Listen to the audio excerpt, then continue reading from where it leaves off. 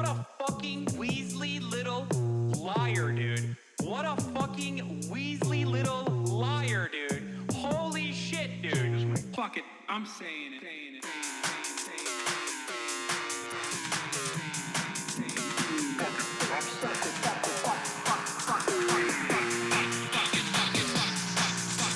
America deserved 9/11.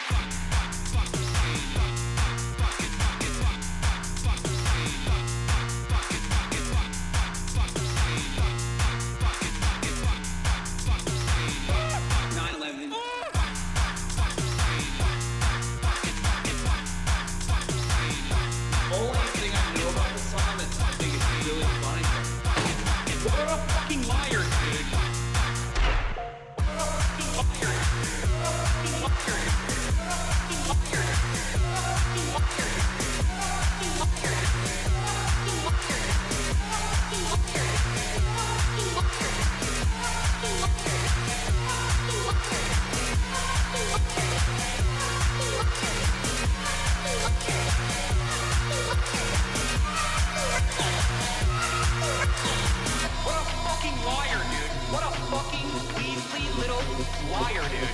What a fucking Weasley little liar, dude. Holy shit, dude.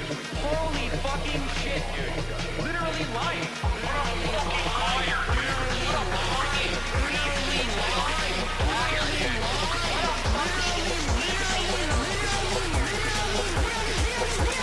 Holy fucking, what the fuck?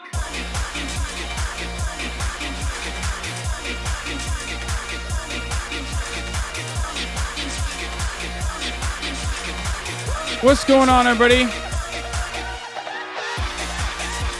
I hope everyone's having a fantastic evening, a fantastic afternoon, a fantastic pre-noon, no matter where you are in the world, except it's not a great day today, so it's going to be a little hard to ask that you have a great day no matter where you are in the world. I'm Hasan Piker, and this is the HasanAbi broadcast coming to you live.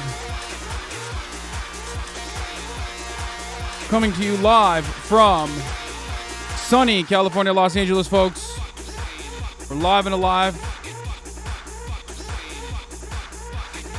We're live and alive, and I hope all the boys, all the girls, and all the MBs are having a fantastic one because it is Friday, June 24th, 2022, 11:15 a.m. Unfortunately, in honor of what is happening, I'm not going to play fucking Mufasa, okay? Normally I would, but there's a lot of Normans in here, and they probably are, like, confused anyway. They're like, what the fuck? This dude started off with, like, a random intro talking about America's deserved 9/11. There's a lot of randoms in here. There's a lot of Normans in here, so be nice today. There's probably a lot of people that are interested in finding out what the fuck's going on in the world in the wealthiest nation on the planet. Now, the wealthiest nation on the planet, the most, the most advanced nation on the planet, supposedly the leader of the free world. Are we any of those things? Are we any of those things, guys? No, we're not. That was a trick question. America is literally the fucking worst. There has never been another country in the history of the entire planet that has had so much and yet has done so little. Or in areas where we have done things, we have done awful things, horrible things, violent things, a way to reinforce our supremacy, a way to undermine any sort of counter ideology, any sort of ideology that undermines the power of capital. And the chickens are coming home to roost domestically. That level of fascism is now overtaken. Yet another aspect of civil liberties that were afforded to people. And, it's the times of trouble. Times of trouble are upon us. No Mufasa today, but this is the part of the broadcast where I tell you a little bit about my personal news, but there isn't too much going on personally in my life. I watched the Anthony Bourdain documentary. It had some interesting components to it. Just remember that a Gawker Review of Architecture, Supreme Court Justice Edition. Wow, that's really interesting. I would like to take a look at that. I would like to see what the Supreme Court houses look like. That could be interesting to find out. Now, maybe we'll take a look at that in a little bit, just to see. Like, I like to know what kind of houses are our justices, our Supreme Court justices, living in. You know what I mean? HasanAbi, motherfuckers know what kind of house I live in. The entire planet knows what kind of fucking house I live in. Fox News did an article on it. Breitbart did an article on it. I want to know. I have no control over anyone's lives. I know a lot of psychos. I know a lot of schizos in the chat probably are like, oh, Hasan, would you like it if I doxed you and fucking came to your house? It's like, bitch, I'm a Twitch streamer. Are you fucking stupid? You think I have any power? I don't. I rushed, sorry, and I didn't even put on my fucking necklaces or any of my jewelry today because I was, those chatters already did. Lamau, Supreme Court house tour. Yeah, we'll do that. Listen, never forget, a lifetime appointment could be whatever you make it. You know what I mean? A lifetime appointment could be whatever you make it. Like, some people live very long lives. Some people don't live very long lives. You get cancer. You know what I'm saying? Like, just think about it like that. That's all I'm saying. Anyway, obviously, no violence, except for, structural violence that ends up harming millions of women by forcing them to carry pregnancies to term. Obviously, that kind of violence is so sick. As a matter of fact, that's the only way I can come. It's the only way I can ever get off anymore. But, like, obviously, the individual violence, as far as, like, saying any number of things like, this is the addresses of the Supreme Court's houses, like, that's violent behavior. That's, like, unacceptable violence. You know what I mean? Acceptable violence versus unacceptable violence. Just want to point out, just so everybody knows what's allowed, what's not allowed, okay? Not trying to get a 7-day vacation here. Are you trying to do a band speed run? No, I am talking about literal political theory, political concepts.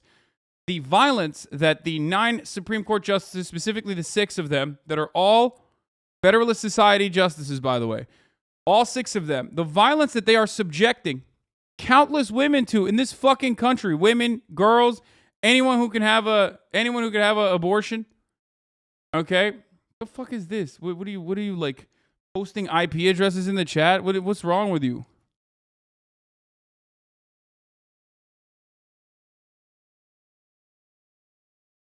Decision was 5-4, not 6-3. Okay, 5. Wait, what?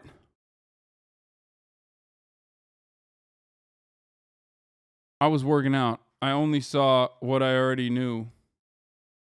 Why'd you say 5-4?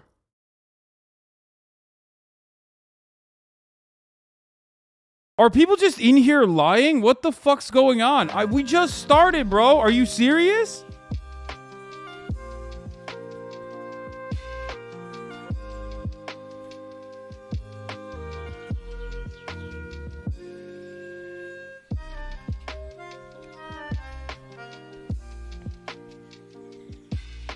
Oh, it's because they're talking about the there were 2 separate votes, chat. That's why. Okay, we'll talk about it in a second. Are you going to talk about why Justice Thomas' opinion is so important? It's just an opinion? No. We're going to talk about everything. We're going to talk about everything. Don't worry. Hold on. Roberts wrote his own special agreement, but it looks like he denied on the report. Yeah.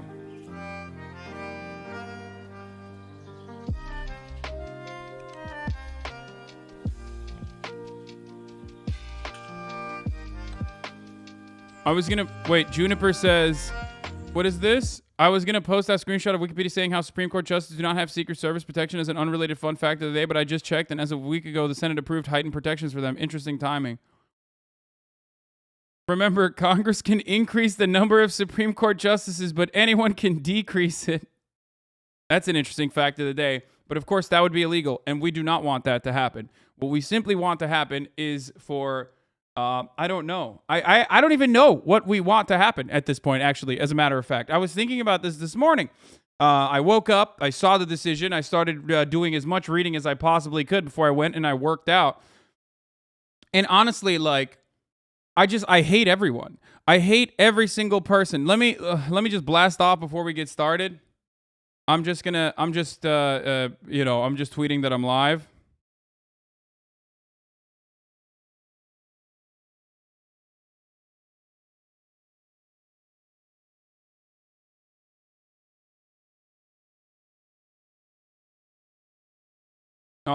Women need to protest. Is that what you said? Yeah, dude, I know. If only women protested harder, like this would not have happened. You know what I mean? They need to protest, and they need to also they need to vote harder. Boys, never forget, the only way that we can fucking defeat these evil Republicans is by voting extra hard and also giving more money to the Democratic Party. I just want to point this out. Does it seem like the Democratic Party is in charge right now? Does it seem like the Democratic Party is actually empowered? Does it seem like they control the White House? They have a slim but still a majority in the Senate and certainly a majority in the House of Representatives. Well, doesn't matter, actually. It's not enough because the Republicans already fucked up the Supreme Court. They already fucking padded the deck.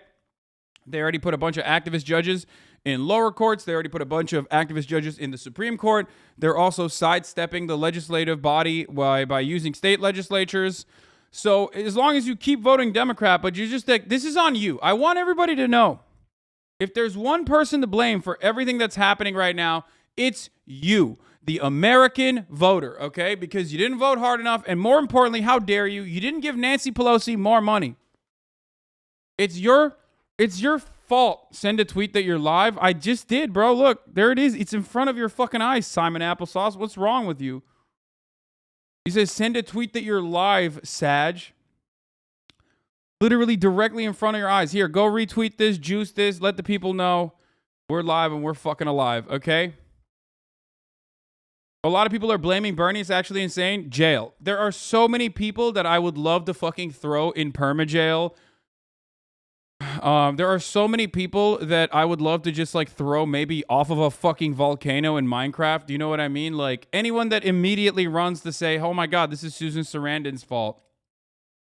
Like if your immediate rush in the aftermath of like Roe v. Wade being overturned, okay, and women's rights being severely restricted, women and anyone that wants to get this medical procedure is now restricted from getting it in multiple states that immediately had trigger laws that were set in place waiting for this very moment.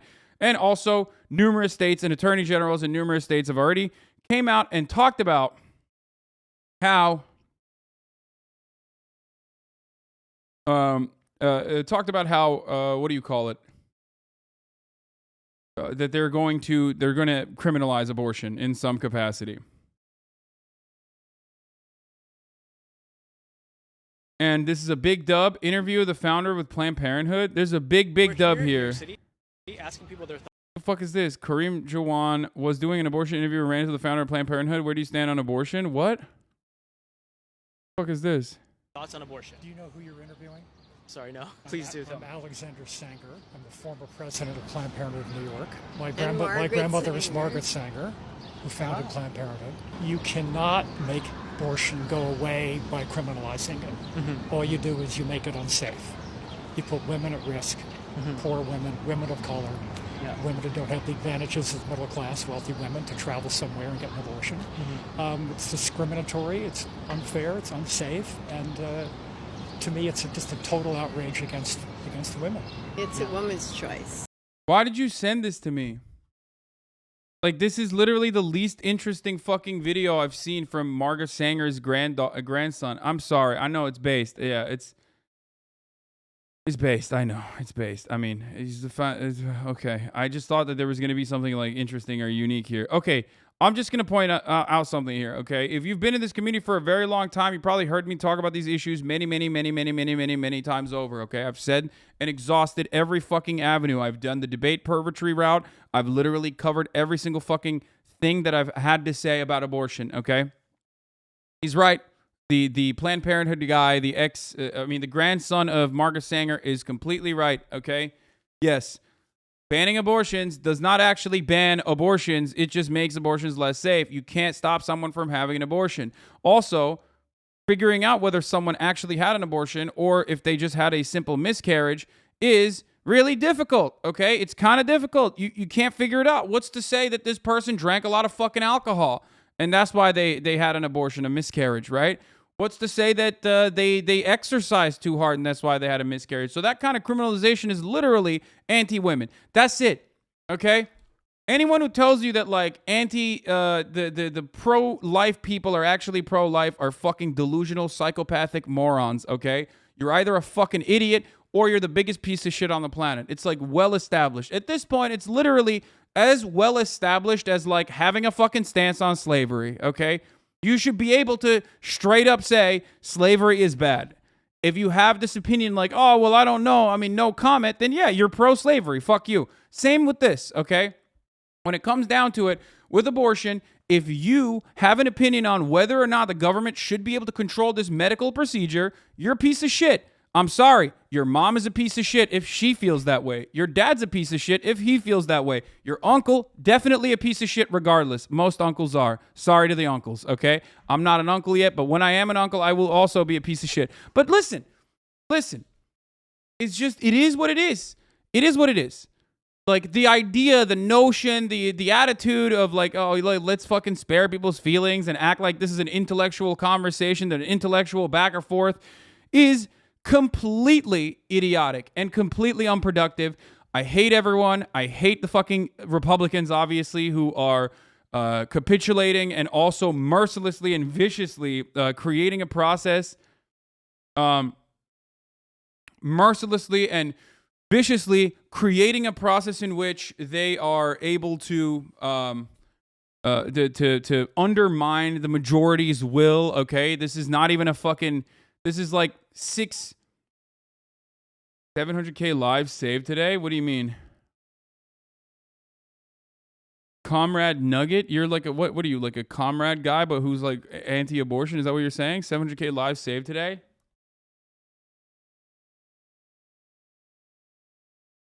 Anyway, motherfuck the Republican Party. The Republican Party, which is operating on just pure spite politics. There's never going to be any material solution for the working class from the Republican Party. Anyway, they're purely on vengeance politics, purely on spite politics. All they do and care about is actually harming the marginalized communities, so that the Republican base feels like they got one on them. You know what I mean? Feels like they're. I might be living in West Virginia and have no teeth and haven't had a job in fucking 25 years because industry failed us and left us behind. But hey, at least the homosexuals are getting what they deserve. You know, that kind of attitude. Republicans are serving brutality on a platter for people like that. The Democrats are feckless and cowardly and also criminally negligent, in my opinion. They don't give a fuck. All they care about is like Republicans being violent and brutal and horrifying so that they can, send me fucking emails like Nancy Pelosi. Stop sending me emails, man. You fucking dumbass. I'm never going to give you money. I hate you, okay? You're such a piece of shit. You're literally making me not want to ever fucking vote Democrat ever again. Jesus Christ, bro. Every time something happens, dude, I swear to God, every Democratic staffer is just like rock hard. Oh my God, did they fucking take away abortion rights from women? I am so fucking hard right now. I could cut a diamond, okay? My nipples are rock hard right now. Holy fuck. Time to do a mass blast of emails. Hey, I know times are tough right now. I know inflation is fucking sky high. But guess what? You should probably give us more money. You should give me, Nancy Pelosi, like 100 millionaire who has the most prolific, best fucking analyst on the entire planet, best stock trader on the entire planet, Paul Pelosi, right at her fucking heel, and you want more money from everybody, dude. Hey, are you bagging groceries right now for $7.25? You should give Nancy Pelosi money. That is the most horrifyingly awful thing to do. It's so disgusting, dude. I fucking hate the Democratic Party as well.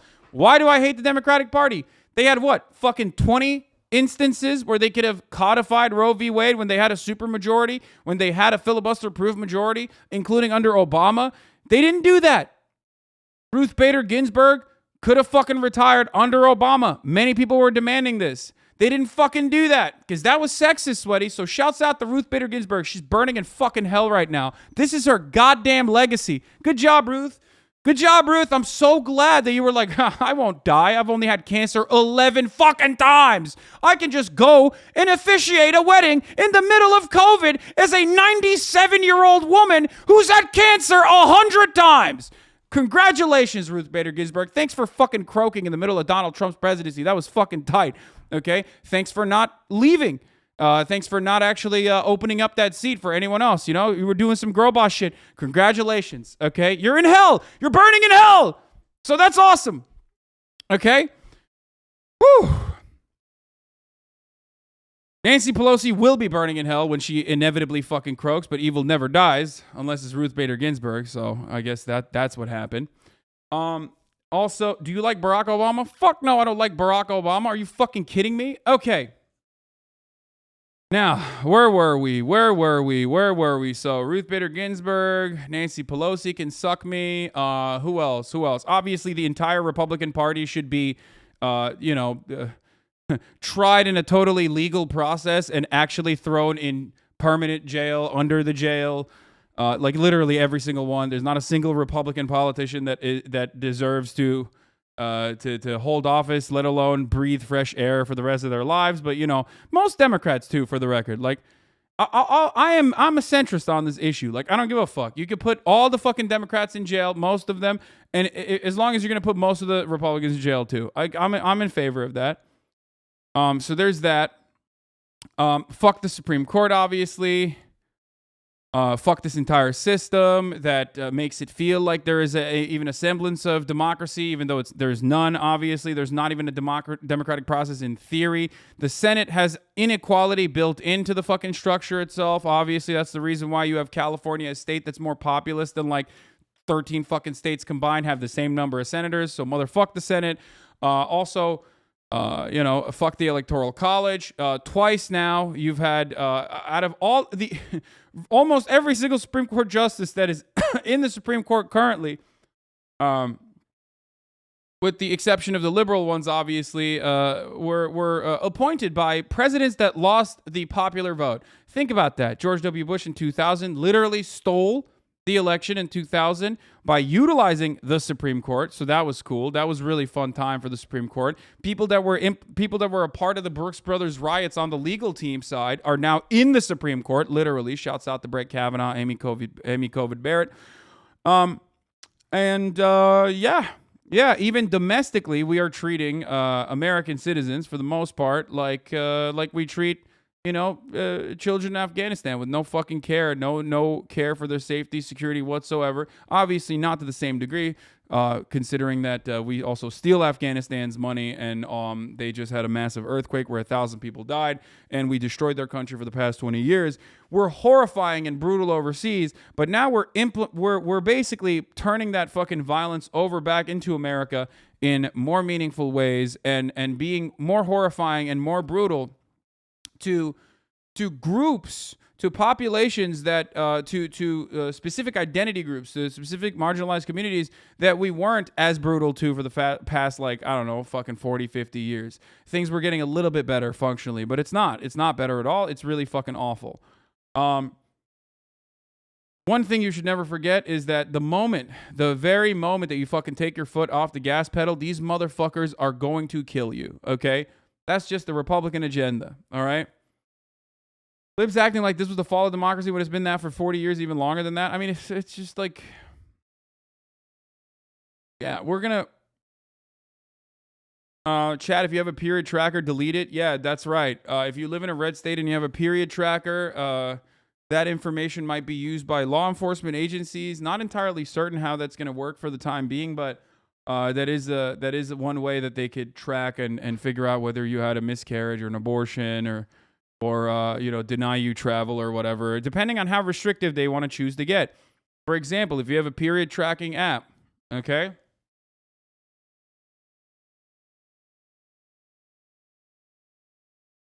If you have a period tracking app and you track that your period is late, like you could have your travel restricted, you know what I mean?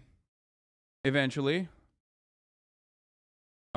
There's some ones that only store data on your device. I don't know. Anyway, hold on. Fuck the Constitution too. Don't forget that. Exactly. Constitution is fucking bullshit. Obviously, kind of hilarious that a bunch of fucking slave-owning pedophile rapists were deciding what to do for the country for forever. You know what I mean? Yeah. Oh my God, there were robust debates about the humanity of black people. No, there weren't. Doesn't matter. Oh, the overwhelming majority of them were pedophiles, slave, or rapists. So who gives a fuck what they have to think? They got owned, dude. A founding father would have a fucking aneurysm and die immediately the moment that they came out of a fucking time capsule if there was such technology. Okay, they would literally start convulsing and kill themselves almost spontaneously when they walk over to fucking Times Square and then see a Tim Pool ad. You know what I mean? They'd be like, what the fuck's going on? They'd be like, oh, black people are walking around. What the fuck is this? Holy shit, things are so bad. Benjamin Franklin would literally be like, what do you mean? Germans are just considered white now? They're not swarthy? What the fuck? This is unacceptable. Okay?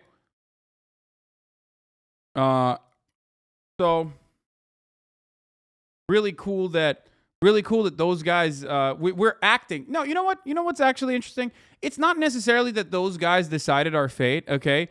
Yeah, they were fucking rapists, pedophiles, slavers, yada yada yada, whatever, right? All that stuff, who cares? I mean, it's like pretty basic at this point. Everybody knows that.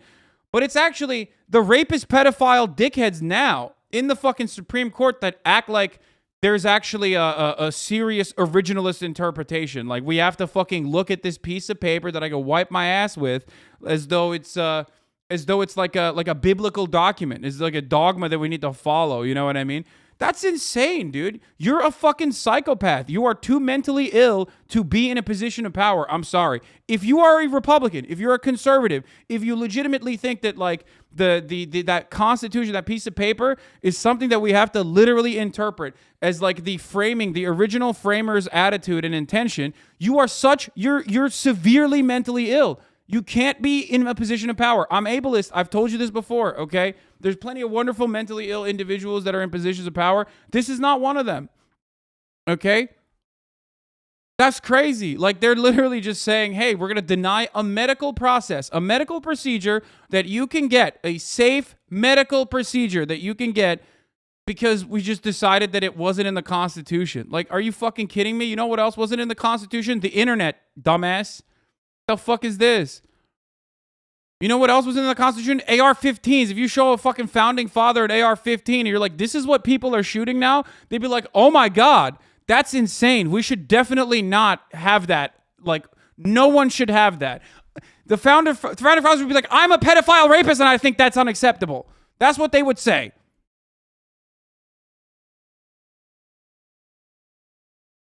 Don't clip that. There's a tweet talking about how it's not just period trackers. They're using unencrypted communications and searches just as much in abortion-related cases. Source, trust me, bro. Can't link anymore.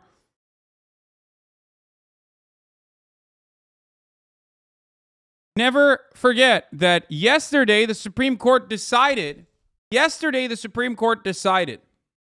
Okay? Yesterday, the United States Supreme Court decided that there were no state rights when it comes to fucking forcing everyone to have a gun. Okay? If you want to have a gun, you can have a gun. Doesn't matter. No states' rights. Okay?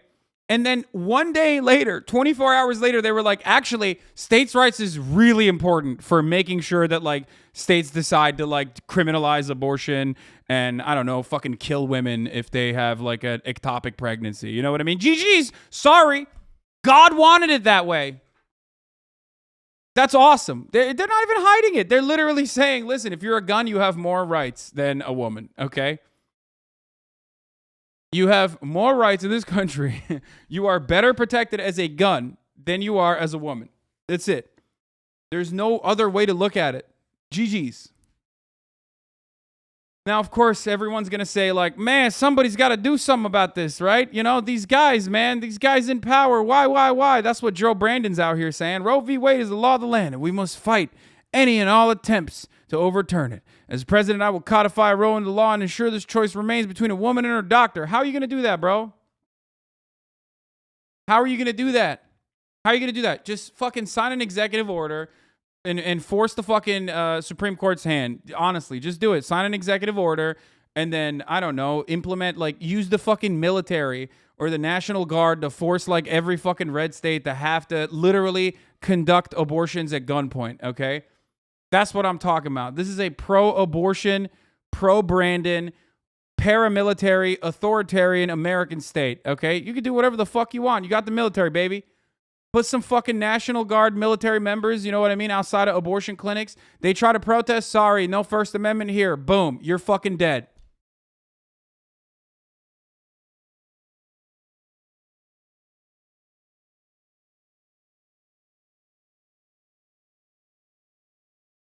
Guns don't kill people. Abortions kill people. Republicans probably. I mean, they literally do think that.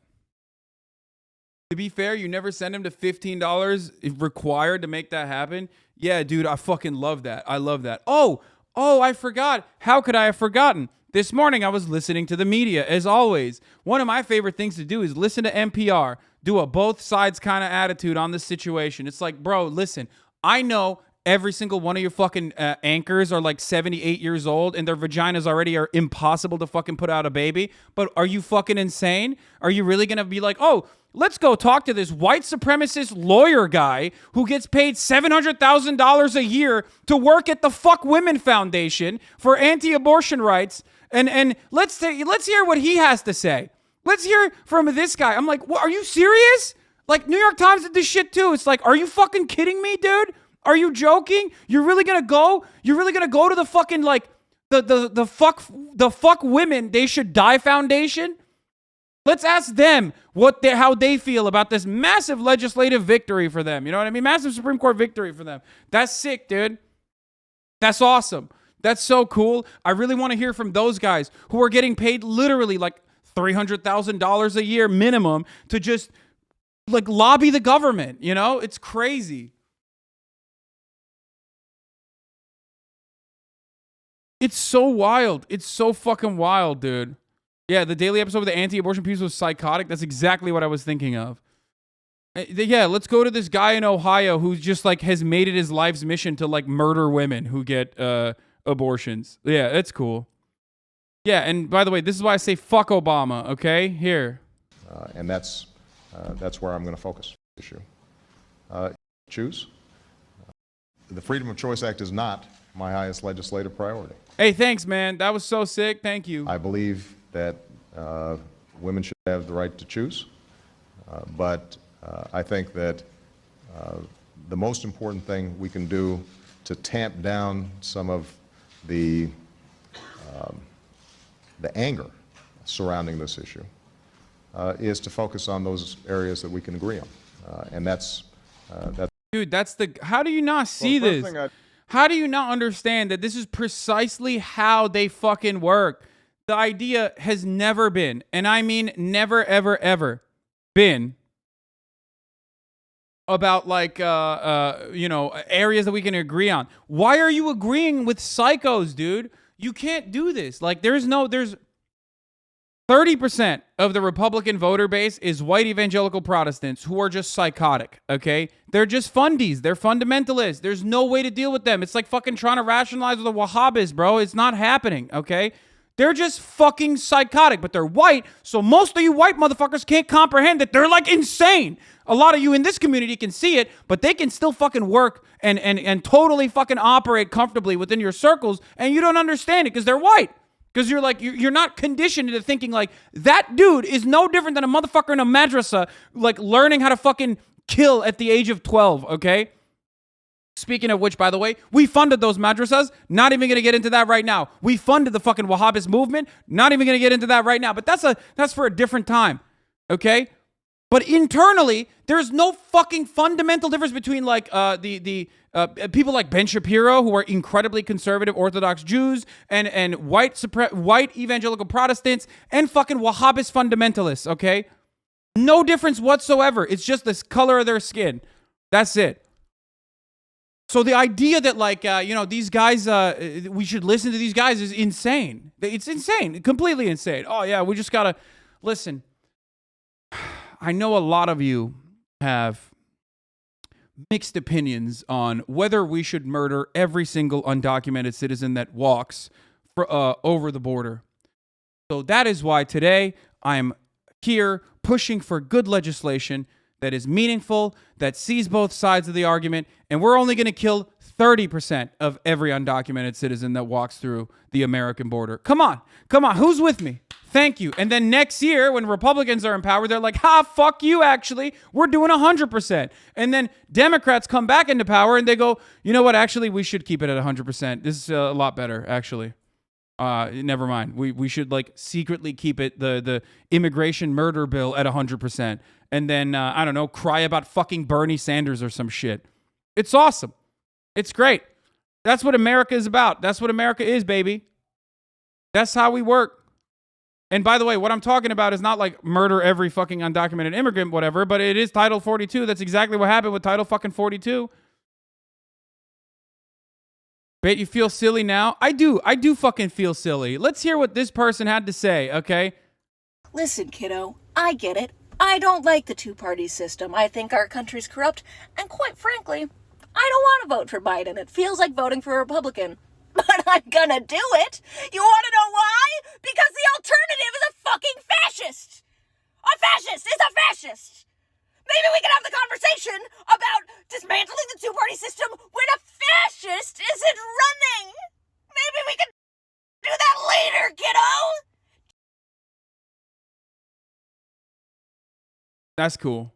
That was tight. I mean, that's real. Remember when we fucking, when we voted out a fascist and like fascism went away? I can't help but wonder if Susan Sarandon is proud of herself. Bro, I swear to God, like these people literally fucking need to, I don't know, I can't say. Okay, redacted. Parody.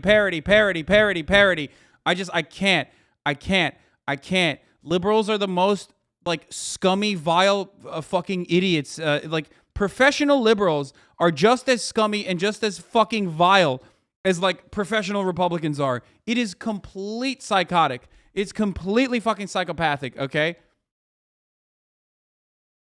Hey, Hasan, just say in a Minecraft, it's an easy out. No, the FBI literally fucking targets people in a Minecraft now. When you say in a video game and in Minecraft. Isn't that the shit heel paid by the DNC? Dude, I can't do it.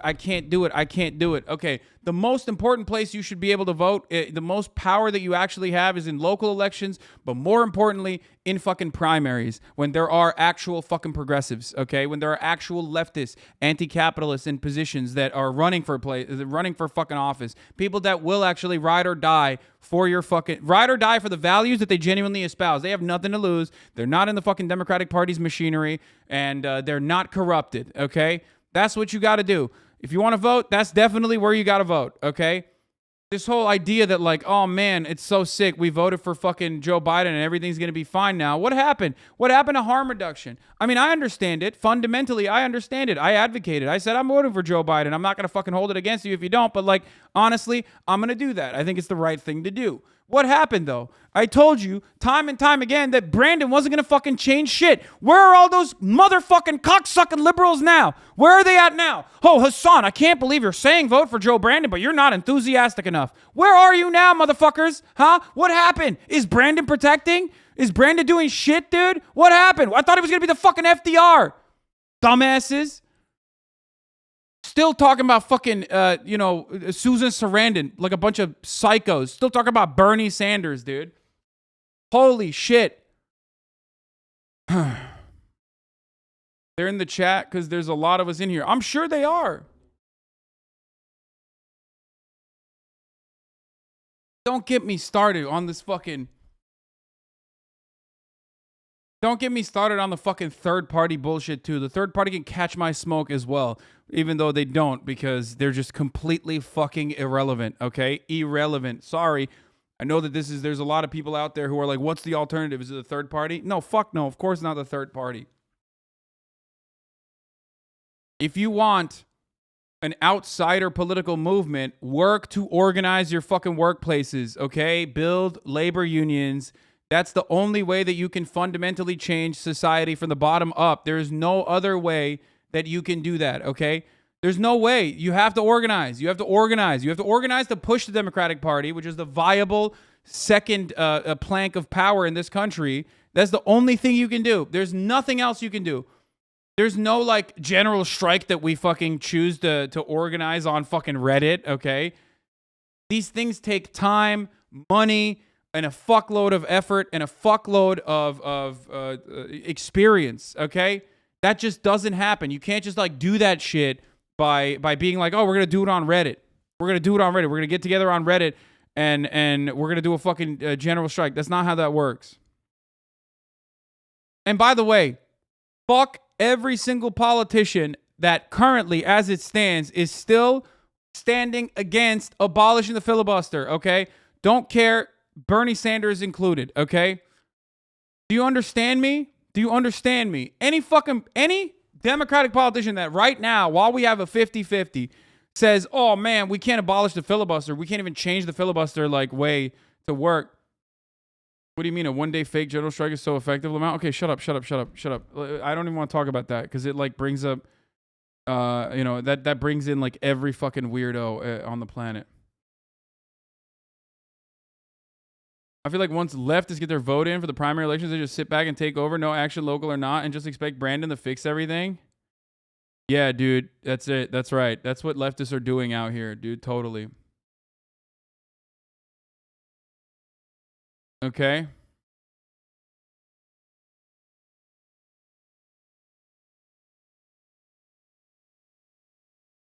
Anyway, Kavanaugh, Gorsuch. I know Bernie had said, we shouldn't touch. Bernie originally had said we shouldn't touch the filibuster, but he changed his tune on that. Democrats must now end the filibuster in the Senate, codify Roe v. Wade, and once again make abortion legal and safe. Straight up, dude. How can one man be so fucking so on it, so based, so awesome? Let me tell you something.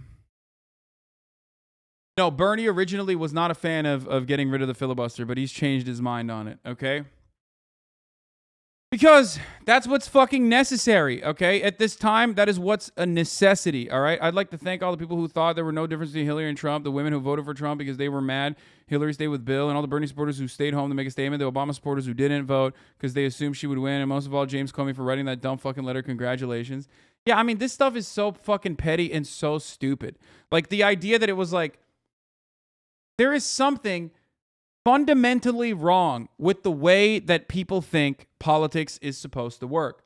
There is something fundamentally wrong with the way liberals think how politics is supposed to work. These people are supposed to win our votes. These people are supposed to fight for our votes, a concept the Republican Party understands, okay? That's why they're doing the abortion shit right now, as a matter of fact. Democrats only rely on the Republicans being fucking evil and literally sit back and just enjoy the show and fundraise off of how vicious Republicans are getting. And until people are like, okay, I can't do this anymore, we got to fucking vote for a Democrat again, they're fine. They're fine in a position where they have no power. It's their favorite thing. Okay? It's their favorite fucking thing. Don't defend them. They are freaks, dude. Do not defend these elites in actual positions of power, okay? You should be just as angry at the fucking Democratic Party for their inaction, for refusing to codify Roe v. Wade, for refusing to do anything but fucking fundraise, dude. Stop. Stop it. I mean, look at this. Here, clear as fucking day, dude. Here you go, man. Here you go. So I just showed you what Obama had to say right here. Well, the first thing I'd do as president is sign the Freedom of Choice Act. That's the first thing. Now, the Freedom of Choice Act is not my highest legislative priority. You know what's fucking awful, too? Like, half the fucking people that were in that room are still in power. But here, this is what they did. This is what the Democrats are doing, bro. Let's go.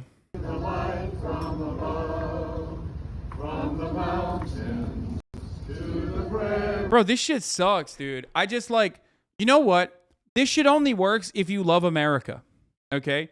This only works. This kind of fucking pandering only works if you truly, genuinely, in your heart, have love for America and have love for the institutions and feel like they defend you. If you have already lost that, if you have lost all hope that the American government is going to take your side on any fucking particular matter, why the fuck would you care about this? You just think like these are a bunch of fucking assholes who are running around singing and shit. Like they're insane. This looks insane to any normal person. Okay? If you're a fucking normal human being, you're like, I've been voting Democrat my whole life. What the fuck has that gotten me? Holy shit, they can't even fucking defend fundamental rights like medical procedures that everyone should be able to get if they choose to. Like, what the fuck? What have they done for me? I don't give a fuck. Like, oh, God bless America. I don't give a fuck about this theater shit, dude. Fuck it. It's lame as hell. The oceans, white with foam. God bless America, my home, sweet home. No, man. No, it's not God bless America, okay? It's motherfuck America. Here, goddamn America, dude. Here's Reverend Wright, Obama's famous preacher that Obama fucking cast aside once he was done taking advantage of his, like, political bona fides and his clout in Chicago. Where governments lie, God does not lie. Where governments change, God does not change. And I'm through now. But let me leave you with one more thing. Governments fail. The government in this text, comprised of Caesar, Quirinius, Pontius Pilate, Pontius Pilate. The Roman government failed. The British government used to rule from east to west. The British government had a Union Jack. She colonized Kenya, Ghana, Nigeria, Jamaica, Barbados, Trinidad, and Hong Kong. Her navies ruled the 7 seas all the way down to the tip of Argentina in the Falklands. But the British government failed. The Russian government failed. The Japanese government failed.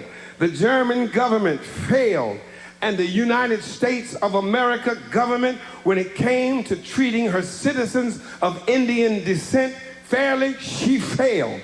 She put them on reservations. When it came to treating her citizens of Japanese descent fairly, she failed. She put them in internment prison camps. When it came to treating the citizens of African descent fairly, America failed. She put them in chains. The government put them on slave quarters, put them on auction blocks, put them in cotton fields, put them in inferior schools, put them in substandard housing, put them in scientific experiments, put them in the lowest paying jobs, put them outside the equal protection of the law, kept them out of their racist bastions of higher education, and locked them into positions of hopelessness and helplessness. The government gives them the drugs, builds bigger prisons, passes a 3-strike law, and then wants us to sing God Bless America? No, no, no. Not God Bless America. God damn America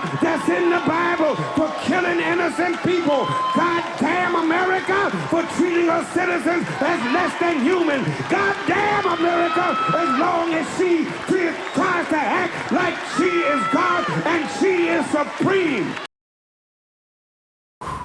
Chills. Fucking goated. Legend. Absolute fucking legend. God damn, dude. What a fucking incredible, incredible take, dude. Holy shit. And it's right, for the record. He is totally fucking right. There's no God bless America, dude. Why? Why God bless America? Why? What is this? What does this do?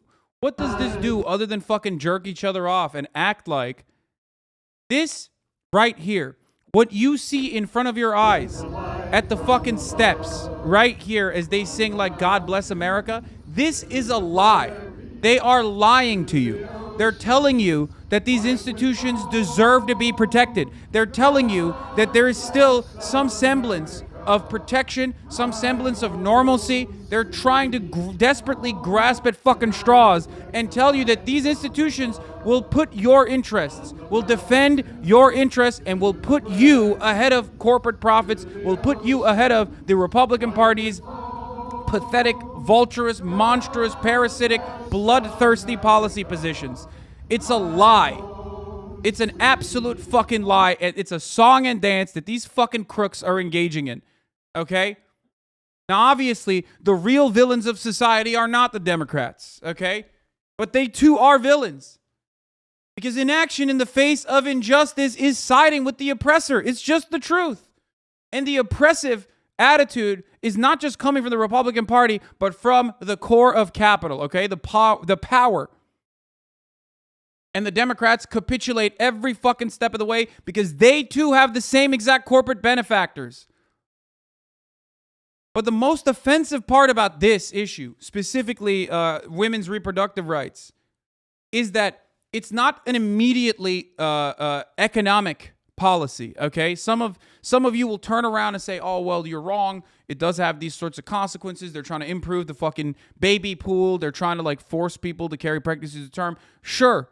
But on its face, this is not as direct as, utilizing white supremacist values through the criminal justice system to ensure that you have a steady fucking prison labor system, a slave labor system in place, and consistently push black people down, consistently use undocumented immigrants as a second-class citizen labor pool that is constantly fucking cycling in as a consequence of all the fucking instability that we caused in their countries and Latin American countries, okay? That all is intertwined with one another. But when it comes to protecting women's reproductive rights, this is a simple wedge issue. 64% of Americans agree that Roe v. Wade should have remained the law of the land. Every single Supreme Court justice that was appointed in the last fucking 10 years has said that they see Roe v. Wade as a super precedent. What does that mean? That means that they believe and understand that this was well established and they were not going to change it. They lied. They lied on Senate hearings and they can get away with it. They can fucking totally get away with it, and they will continue to get away with it. Why? Because these people in positions of power don't care. Rich people are always going to be able to get abortions, okay? Rich Republicans are always going to be able to get abortions for their daughters. They're always going to be able to get abortions for their mistresses. As a matter of fact, they're going to force people to go and get abortions if they have a mistress, as they have done time and time again. This is just to fuck over poor people. But because of that, and because of the fact that there is no like immediate material reason for why this kind of cruelty is happening, Democrats should have solved this. Democrats should have codified this, but instead they fundraise off of it. It's fucking bullshit. I'm sick and tired of it. I'm sick and tired of letting these motherfuckers get away with their inaction, dude. What the fuck? And here it is, boys. This is why we fund the police. This is why we fund the police, boys. This is why we need it, because when society collapses, and it's coming. It's coming. When society collapses, that's the line of defense right there. These motherfuckers look like Warhammer 40K paladins, dude. What the fuck is this? They look like space marines. What is going on here?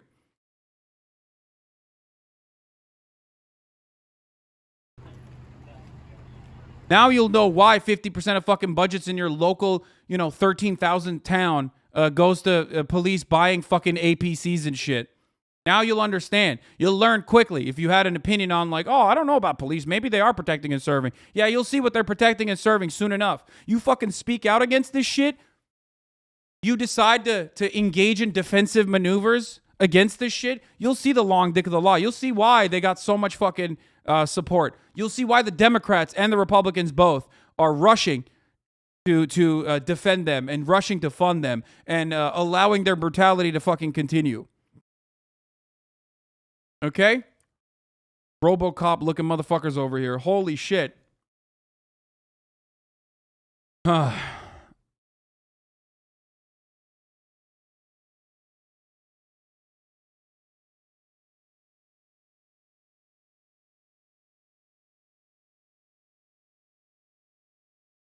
They have more fucking preparation for this than they did for January 6th, boys. Look at that. Look at that, dude. Look at that. I don't know, man. Nancy Pelosi just sent out her first email fundraising off the decision of Roe v. Wade. I need your immediate attention. Trump's Supreme Court just ruled to rip reproductive rights away from every single woman. I don't say this lightly. How we act today, we can either sit back and admit defeat, or we can rise up, meet this once-in-a-generation moment, and marshal a response so historic that we can make every last anti-choice Republican regret what they've done. Please, I've never needed your support more than today. Can you chip in $15 so we can win these midterms and finally codify reproductive rights? Don't worry, Nancy. I don't think you're gonna be able to fucking get an abortion. Okay, you're fine. Here's what Nancy Pelosi's doing though with your $15. Overwhelmed by this decision. From time to time, I quote this poem by Ehud Manor. The thing is, I can't get an abortion either. Okay, but at least like it impacts me. There's plenty of people in my vicinity that have gotten abortions that might need to get abortions in the fucking future. Okay, for her, she's completely removed from that reality. You know what I mean? There's nothing for her. We know she doesn't give a fuck about like poor people living in red states regardless. People, women living in red states, definitely she does not give a shit about them. He did it again, Jabuki. What'd he say? He said, RBG and Reagan Dougieing on charcoal right now. Yeah, fuck Ruth Bader Ginsburg, dude. Fuck Ruth Bader Ginsburg, okay? Motherfuck Ruth Bader Ginsburg. That dumbass. She should have fucking retired, dude. Can you imagine? Oh, it's the same poetry she read on January 6th. Are you fucking joking, dude? Nancy Pelosi just quoted this incredible Israeli poem and song. He's an Israeli poet. I met his wife when I've been in Israel. He says, I have no other country, even though my land is burning. Only a word in Hebrew penetrates my veins, my soul with an... What? Is she... Wait, what is... What is this? This is not about Israel. Is this a poem about Israel? No shot. Only a word in Hebrew penetrates my veins, my soul with an aching body and with a hungry heart. Here is my home. Bro, this is fucked up. I swear to God. Not only is it recycled, but also like, what does this have? What the fuck? Bro, this is like doing a touchdown dance. You know what I mean? She's like, hey, by the way, this is a good opportunity to also reinforce our undying loyalty and support to the apartheid state of Israel. I know they're really going through a tough time right now. They did a little bit of a murder on an American Palestinian journalist recently. Everybody, thoughts and prayers, you know what I'm saying? Like, fuck the Palestinians, obviously, but like, yo, hey, let's do a little touchdown dance, dude. That's sick. What the fuck? Pelosi off the perk? Straight up, dude. She's like, please, also give me $15. I really need it. I'm desperate right now. Shit's not looking too good for me. Can we get some hearts in the chat for Israel, y'all? You know what I mean? From one colonizing nation to the next. Yeah. Okay, sick. Thank you. I will not be silent, for my country has changed her face. My country has changed her face. I shall not give up on her. I shall remind her and sing into her ears until she opens her eyes. What the fuck is happening here? In response to the U.S. Supreme Court's decision on abortion, Nancy Pelosi quoted Israel's poet Ehud Manor's song on the treatment of Israel's soldier in the 1982 Lebanon War. I have no other home, even if my country is burning. Only a word of Hebrew penetrates my veins, my soul. What?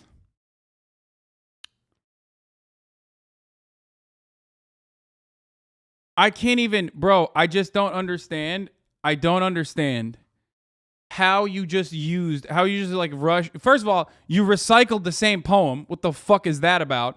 And then secondly, it's like a poem about Zionism. What the fuck? Dude, what is happening in this country? I feel like I'm losing my fucking mind, dude. When I watch the Democratic Party, I literally feel like I am losing my mind. It's not them that have the dementia. I have the dementia. I must be losing it, dude. Like what? There wasn't an American poet that you could have fucking used? You had to like reinforce your opinion on fucking the apartheid state too simultaneously while, I don't know what the fuck's happening, dude. It's like Democrats literally are, what the fuck? In a moment of wildly conflicting emotions of intense anger over horrifying Supreme Court decisions with more to come, mixed with gratitude that I was just able to get help pass the first meaningful gun reform in 3 decades, I turned inward at least for a moment. Asanas with Andy? Bro, this dude is posting feet on the timeline? What the what? Yo, I swear to God, we need to abolish private school. I think we need to fix this problem at its core. If you've been to an Ivy League, I'm sorry. If you're in the chat and you're in an Ivy League, bro, you're done. Okay? Jail. Every single one of these motherfuckers have gone to private school. This is like private school behavior, I think. It has to be. What is happening here, dude? What the fuck is happening? There's snipers on the roof of the Supreme Court. Oh, sick. What are they going to do? Fucking oh, look at that.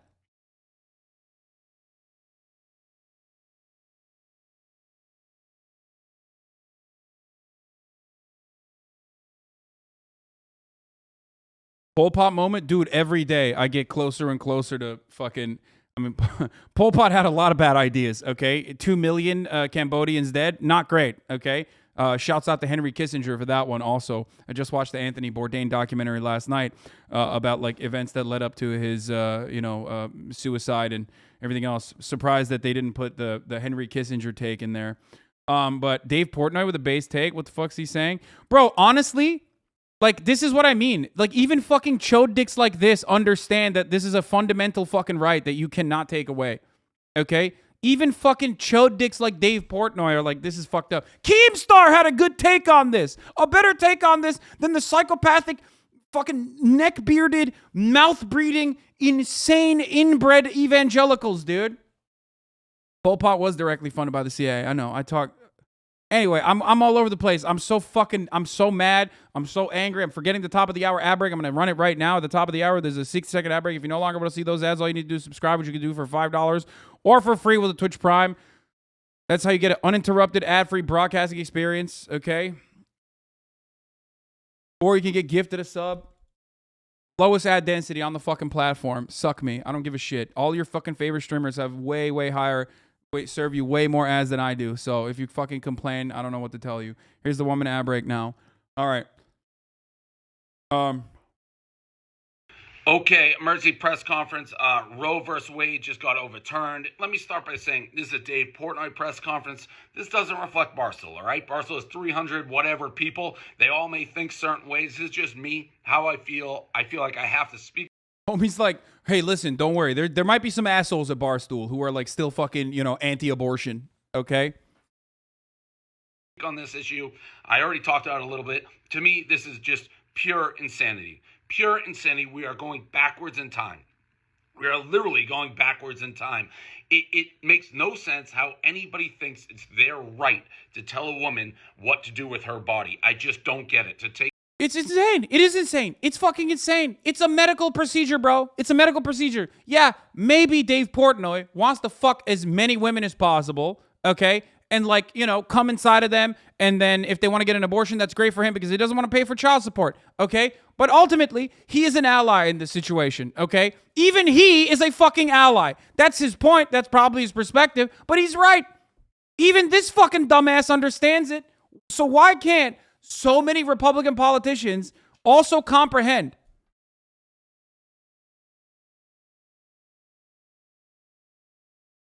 That's crazy, dude. It's like one of those instances where I cannot believe that this was an instance where we're gonna agree with one another. It's fucking crazy.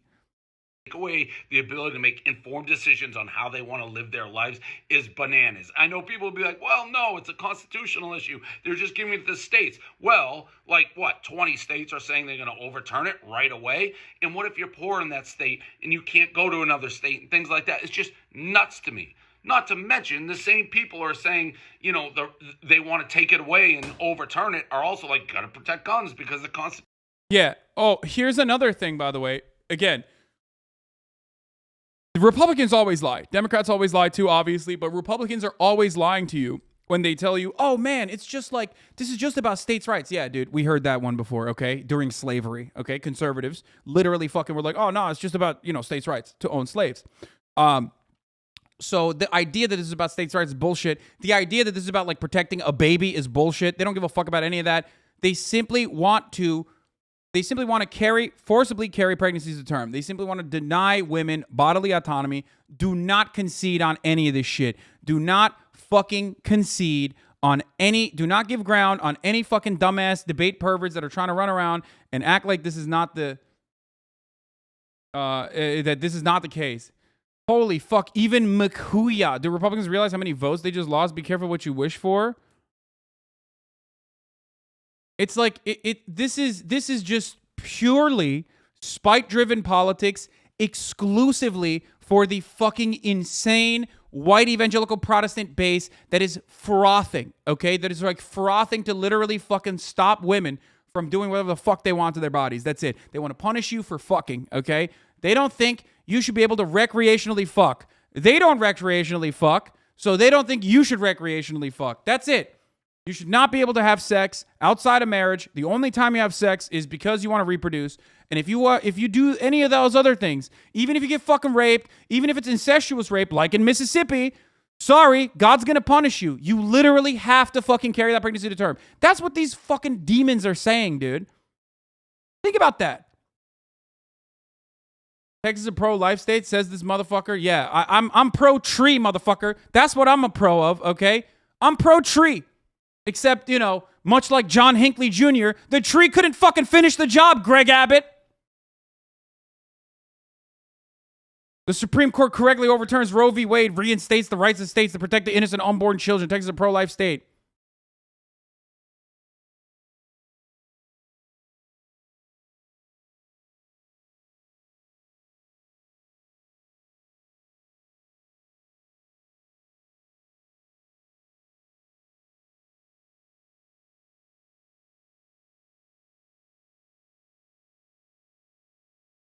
Yeah, Texas is so pro-life, except for, you know, when you send your children to school, in which case they will get ruthlessly and brutally murdered. So that's cool. Dude, I'm not kidding. I do want to get, I do want to fucking try to see if, like, Louisiana would arrest me if I were to send, like, abortion pills to those in need. I want to see if this is, like, enforceable in any meaningful capacity. I do not think that it is enforceable. I do not think that they could do anything. I don't think they could extradite someone in California to fucking Louisiana and like, genuinely arrest them and fucking, you know, hold them in like any sort of, hold them in the court system. I don't think that would happen, but.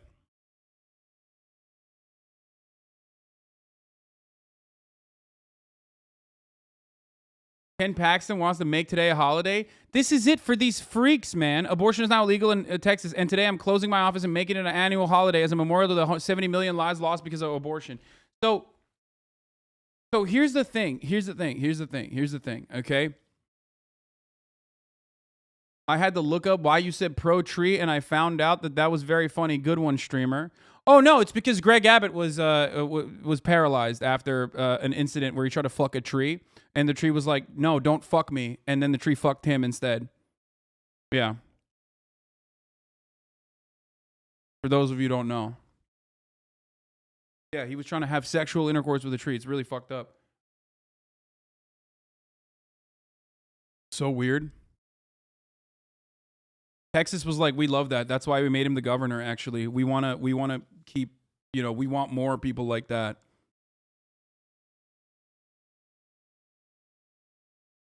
Look at Tate Reeves' response. Absolute unhinged psychopath. Have you watched the new Boys episode? No, I haven't watched the new Boys episode. Yeah.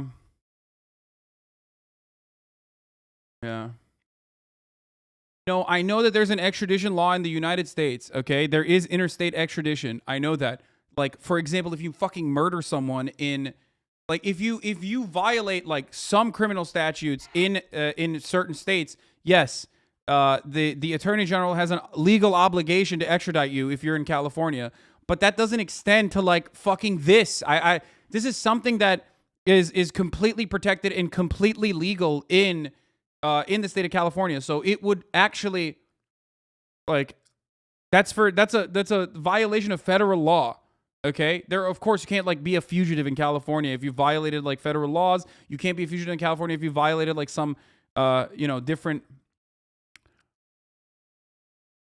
I mean, people are saying Dred Scott, but like that's kind of the point. Yes, that like would it trigger a civil war, like extraditing someone to Louisiana over their support for people that want to get a medical procedure? Do you think that that's enough to trigger an unironic civil war in this country? I think that's insane. I don't think that would happen.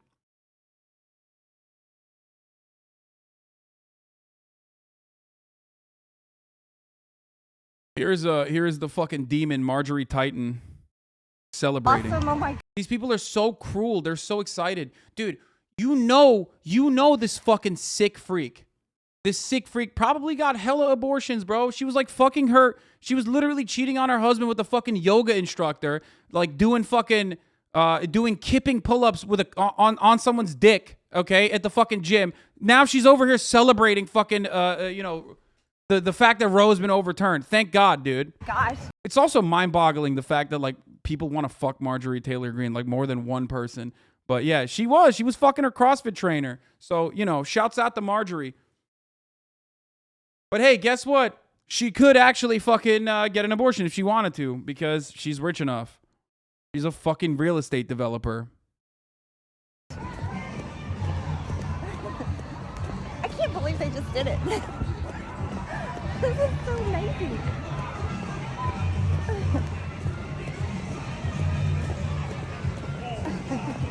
I'm trying not to cry.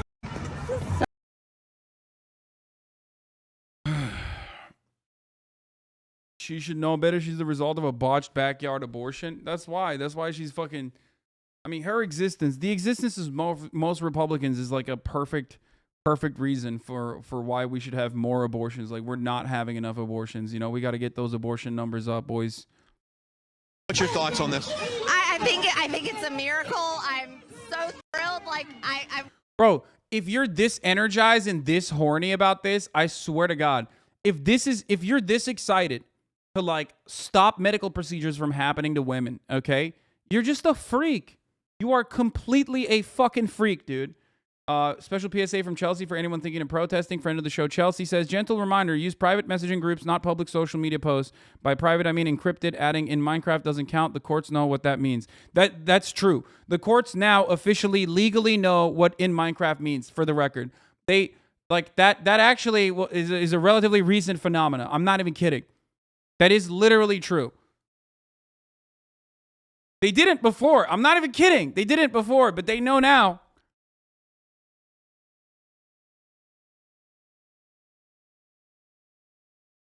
So, here's the thing, all right? Here's the thing. Like, this video perfectly demonstrates what the Republican Party is about. No, you can't say in Roblox, motherfucker. It doesn't matter. Like, they know that too, probably. They understand that people say in a video game to substitute, like, actual things that are happening in the world. You know what I mean? They're just like, oh, in a video game. Like, that's not in real life. Okay.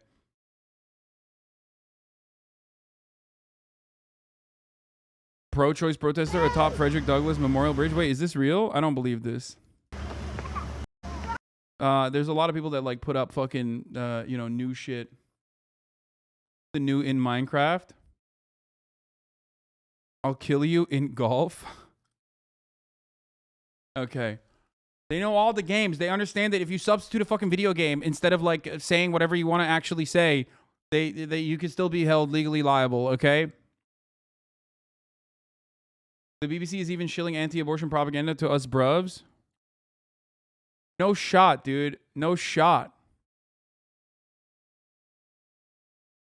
Kamala is live. No offense, but your country is shit.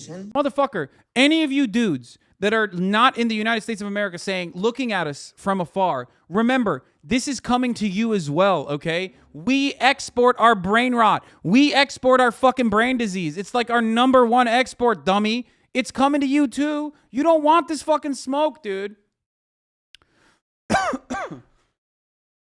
It's literally only a matter of time. It is literally only a fucking matter of time until this shit comes to you as well and fucks you in the ass too. And it's happening, okay? Also, I don't give a fuck what Kamala Harris has to say on abortion, dude. It's gonna suck ass. This is a healthcare crisis. Because understand, millions of women in America will go to bed tonight without access to the health care and reproductive care that they had this morning, without access to the same health care or reproductive health care that their mothers and grandmothers had for 50 years. This is the first time in the history of our nation that a constitutional right has been taken from the people of America. I don't care about this. I can't. She's like, it's like literally fucking tempering. Like people have righteous and justifiable anger in this very moment. The worst thing you could probably do is put someone as dull and as boring as Kamala Harris to on a podium to fucking speak out against this shit, because that's only going to like frustrate people further, but not in the right direction. The directional outrage and frustration will only what? Oh yeah, go ahead here. Cried about this. We prayed about. Everybody Ron's here is here. celebrating, but the Supreme Court had the courage. They had the bravery, overturning Roe versus Wade, giving it back to the states, and hopefully this can be the end, the beginning to the end of abortion. So I think we know God is real, and I think we know that prayer works, and I'm just so overjoyed. And God bless everyone that's worked on it. Yeah, now it's time for people to get the facts as far as it goes back to the states. There's a lot of misinformation out there. To the states. So abortion did not end today. That's not what happened. The Supreme Court overturned, through the Dobbs decision, overturned Roe versus Wade. That means that it goes back to the states, and they have the right to make their own abortion laws, whether they completely outlaw abortion in their state or they allow it to occur at some level. So everyone needs to understand it's not totally over. We have people over here that are screaming, demanding to be able to murder babies, but they still can do it. So what they're demanding is... It's not going to stop. This is not about states' rights, and this is not about pro-life. And the reason why I have to mention this once again, it's just about pure vengeance, pure spite, okay? Your team winning a fucking dub here. What is that dub? Harming other people, harming the opposing team. That's all American politics has turned into. And it's not seen from a fucking lens of class, but instead seen from a lens of you know, different identity groups, okay? Different identity groups, different marginalized communities, and how much harm you can fucking subject them to through the legislative and the judicial bodies, the judicial process, okay? That's it. That's what American politics is about. It's spite-driven as fuck, and it's all team sports, right? So that the reason why I say this, though, is because it's not going to stop here. The main point, for example, with the trans stuff, was never about the sanctity and security of, like, I don't know, fucking swim meets for 12-year-olds, okay? It was never about that. It was never about, like, making sure that there was parity, making sure that there was actual, you know, equality for female sports. It wasn't. And they very quickly, once they got those dubs in states, like in Ohio, for example, where, like, a doctor has to fondle your fucking daughter, okay, to make sure that she has a vagina, right? If she dares fucking play water polo or some shit, and someone says that she's actually trans, that's literally a bill that passed in Ohio. Like, stuff like that. Once those things passed, they immediately switched it to, actually, no doctor should ever fucking do this kind of surgery. No one should do gender confirmation surgeries. That's mutilation. They very quickly jumped on that fucking. They jumped from the idea that, like, you know, it was actually about women's sports to, like, no trans people should exist, like, very quickly, and they will very quickly jump to fucking gay people shouldn't exist either. And they're already doing it. They're already like, oh man, what's up with all these homosexuals in fucking video games and movies and stuff? We should just stop that from being shown too. It's actually, you know, diversity initiatives that are morally abhorrent and whatever. And they are fighting tooth and nail in every space that they can get some kind of retraction, every space that they can regress society. Okay, they're doing that, and they're going to continue doing that. Just like these fucking demons are not going to stop here. They are going to try to federally criminalize abortion by any means necessary. They're going to try to punish people that are helping people in blue states, that are helping people in red states that want to get an abortion. They're going to do that no matter what, okay? So anyone that says, no, this is about protecting, like, the safety and security of people, it's a lie. It is a complete fucking lie. Do not believe these fucking pieces of shit. I know a lot of you don't listen to me when I fucking complain about this all the goddamn time, and you don't want to hear me out, but there is no better proof than this, okay? Every single thing conservatives talk about with respect to what they want to fucking curb back, they will always find the most, like, messaging, the optically adequate way of pushing that message, right? They say all lives matter as a reactionary movement to Black Lives Matter. They say, yeah, I know. We're going to talk about this in a second. Hold on. They say, white power to people saying black power. They don't say it's anti-abortion, or they don't say it's anti-choice when people are running around saying this is a pro-choice movement. They say we're pro-life. We care about life. It's just basic fascist messaging. They always do this. So don't let them fucking dominate the conversation, and don't take them seriously. Okay?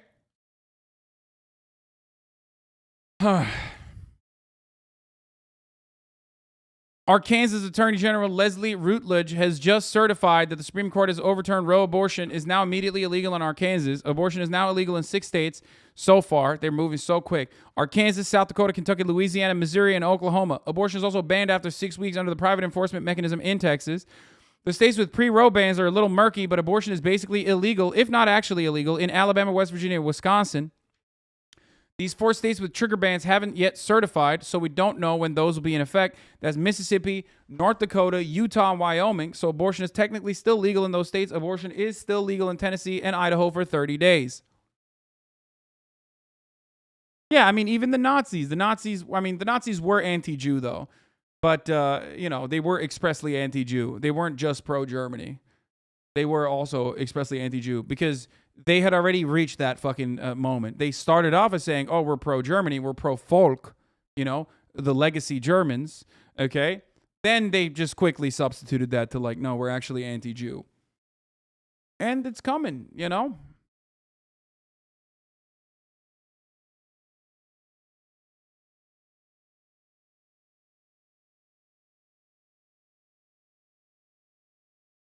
And the criminalization and the enforcement mechanism for this, for the record, is really ruthless. How are you going to distinguish between a miscarriage and an abortion? It's that easy. Okay? It's that fucking easy. You could just have a miscarriage. Okay? Straight up.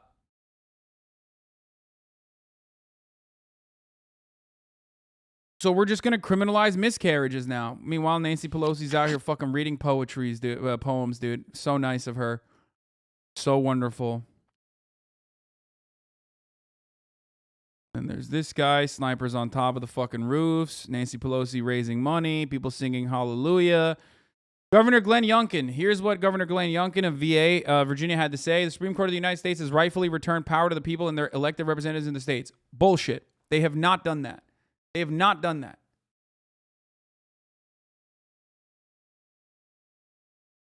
It's bullshit. There is no, they know. You want to know what the worst part about this, they've returned power to the fucking states argument is? You want to know what the worst part about that is? It's just completely fucking false.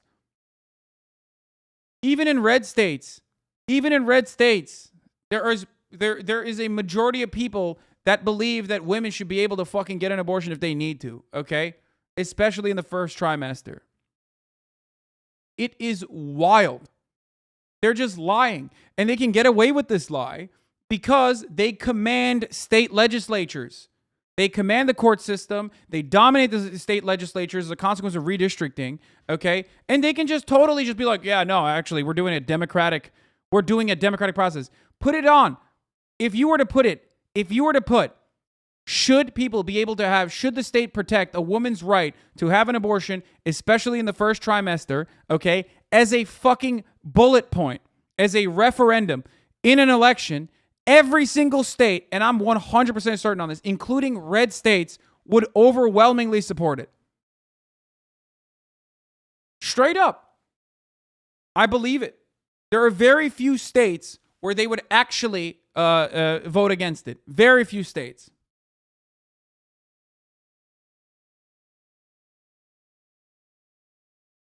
Youngkin to seek 15-week abortion law in Virginia. Dude, what the fuck? Virginia, dude. They're psychotic, dude.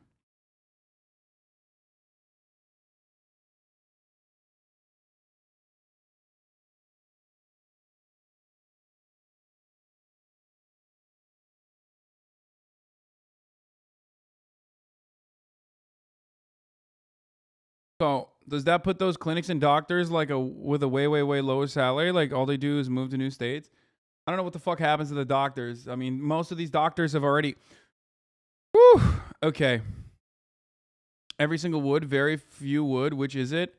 I mean, I'm not 100% certain how the messaging would work in that situation, but right now, if you look at polling results, there is an overwhelming majority support for protecting abortion rights, okay? Protecting the medical procedure that women can get, especially in the first trimester. That is the basis for Roe v. Wade. That's the reason why all these fucking Supreme Court justices had to literally, that's the reason why Supreme Court justices had to straight up fucking lie in their Senate hearings and say they would not overturn Roe v. Wade and that it was a well-established super precedent. There's also a fuckload of Americans that truly believe that it should remain that way. Even if they think abortion is like murder, or even if they think personally they wouldn't get a fucking abortion, right? They still don't believe that the government should fucking manage this situation.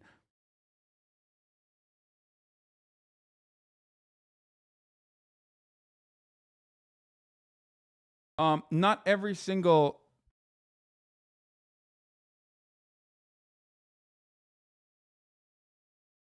I looked at the poem. This guy, I looked at the poem and the poem is the guys who overlooked Sabra and Shatila crying about people calling them baby killers. I just assumed it was some lame Israeli liberal. Nothing more American liberals than Pelosi reading an Israeli poem whining about dirty Arabs standing in Zionism's way while addressing abortion being banned. Yeah, that's the poem that Nancy Pelosi read. It's so funny.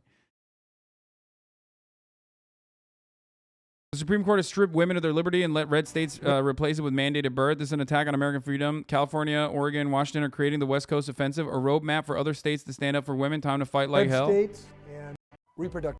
Bro, I swear to God, we're balkanizing America. I'm telling you, dude, the Pacific Northwest will fucking, like, the Pacific Northwest, like, allegiance will fucking dominate. I swear to God. If we balkanize America, PNW gang, dude, I'm telling you, we would, like, West Coast gang would fucking dominate, dude. Straight up. Especially when we have Colorado, or we don't have Colorado in there, but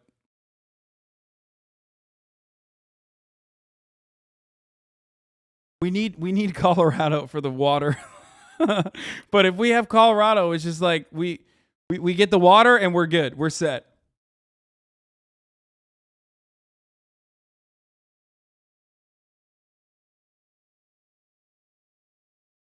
Legendary tweet captured just before it was deleted. Oh, dude, yeah, we watched it already. In a moment of wildly conflicting emotions, yeah, we watched it already. We saw it. Colorado is an island in a sea of red. We're going to talk about Clarence Thomas's fucking opinion on this too, by the way. Senator Joe Manchin says he trusted Justice Gorsuch and Justice Kavanaugh when they testified under oath that they also believe Roe v. Wade was settled legal precedent. And I am alarmed that they chose to reject the stability the ruling has provided for 2 generations of Americans.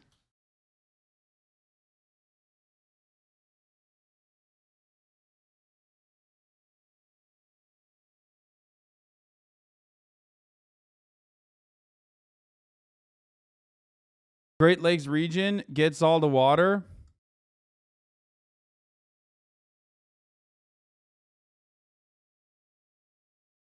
I mean, we would just invade Colorado if need be. I'm just saying. If there was a balkanization happening in America, we would just invade Colorado. And let me tell you something, okay? We would win. This would not be like Serbia, okay? Let me tell you something. In this story, California wins, okay?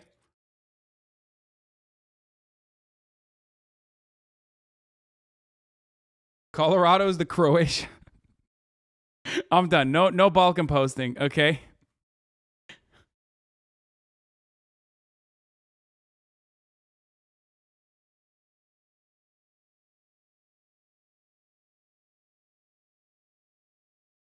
Stop talking shit about Colorado. I'm right here.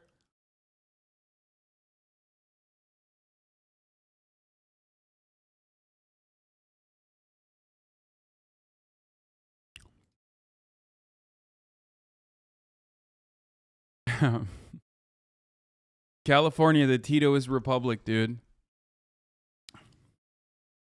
California and Governor under the watchful eye of Governor Gavin Newsom, California will implement Titoist values once again, okay?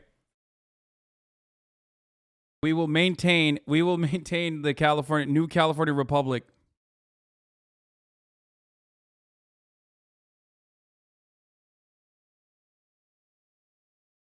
Another banger from the man himself. Yeah, we're going to talk about that. Okay.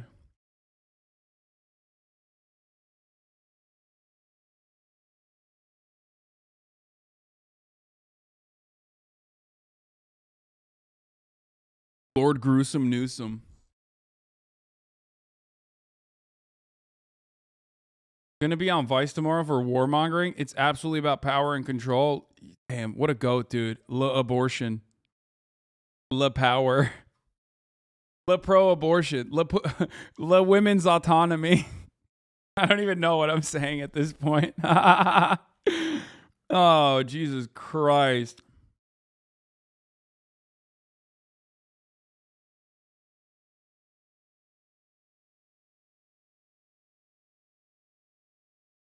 Abortion.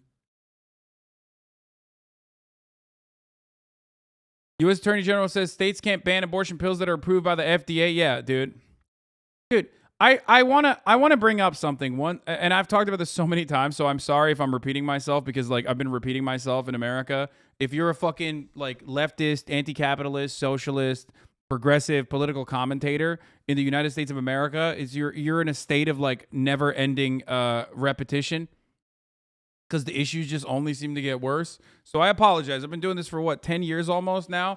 And every fucking year I've been saying the same shit. If you, like, look back at my videos from, like, 2016, 2017, you'll see the exact same fucking arguments that I was making back then.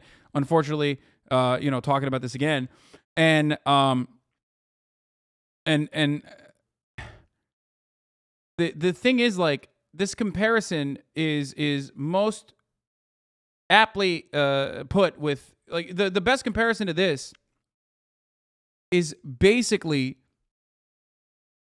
just diabetes medication. You know what I mean? Insulin. Like, it's like saying that you personally fucking believe that diabetes is God's way of killing you, and that you've decided that, like, people don't deserve insulin, and you're just stopping people from getting insulin. There's no other, like, this is the best comparison you can make. It's just like, no, I'm sorry. Actually, you literally cannot fucking get insulin. I'm sorry, you just can't. God wanted you dead, so you have to die. Okay? That's it. And if someone were to make that argument, you'd be like, shut the fuck up. Like, what do you mean? The fuck do you mean I can't get insulin? But of course, when it comes to women and what they can and can't do to their fucking bodies, we do have that argument. They could send out all their goons, even import more from other states, and they still wouldn't be able to stop a militant mass movement from shutting down Washington for as long as necessary to reverse the ruling. I do agree. But also, Mike, I don't know, man. I don't know, Mike. You're a little touch and go there, buddy. You know? Love Mike.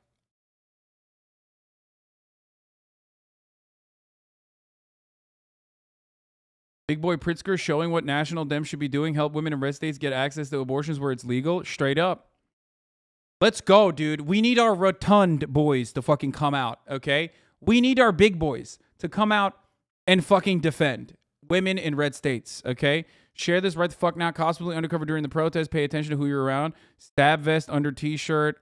Audio wire but no visible headphones. Handcuffs in the back pocket. That could be Chew, though. Blue line wristband. Oh, yeah. Yeah, this does look like an undercover cop. Yeah, look, if you're at a protest and you see a motherfucker wearing like a thin blue line gear, okay, wearing thin blue line gear, here, identify, okay, here. For those of you who don't know, let's say you go to a fucking protest. First of all, always cover your face, okay? Take notice of what you're filming. When you film shit, don't put it immediately on fucking social media. These guys, literally, during the Black Lives Matter protest, combed through hours and hours and hours and hours of social media footage to find people that then they held legally responsible and actually arrested. So if you think that, like, the chuds that stormed the fucking January 6th, like, stormed the Capitol Hill were right, let me tell you, they were wrong. Motherfuckers absolutely 100% got arrested. Way more than January 6th, okay?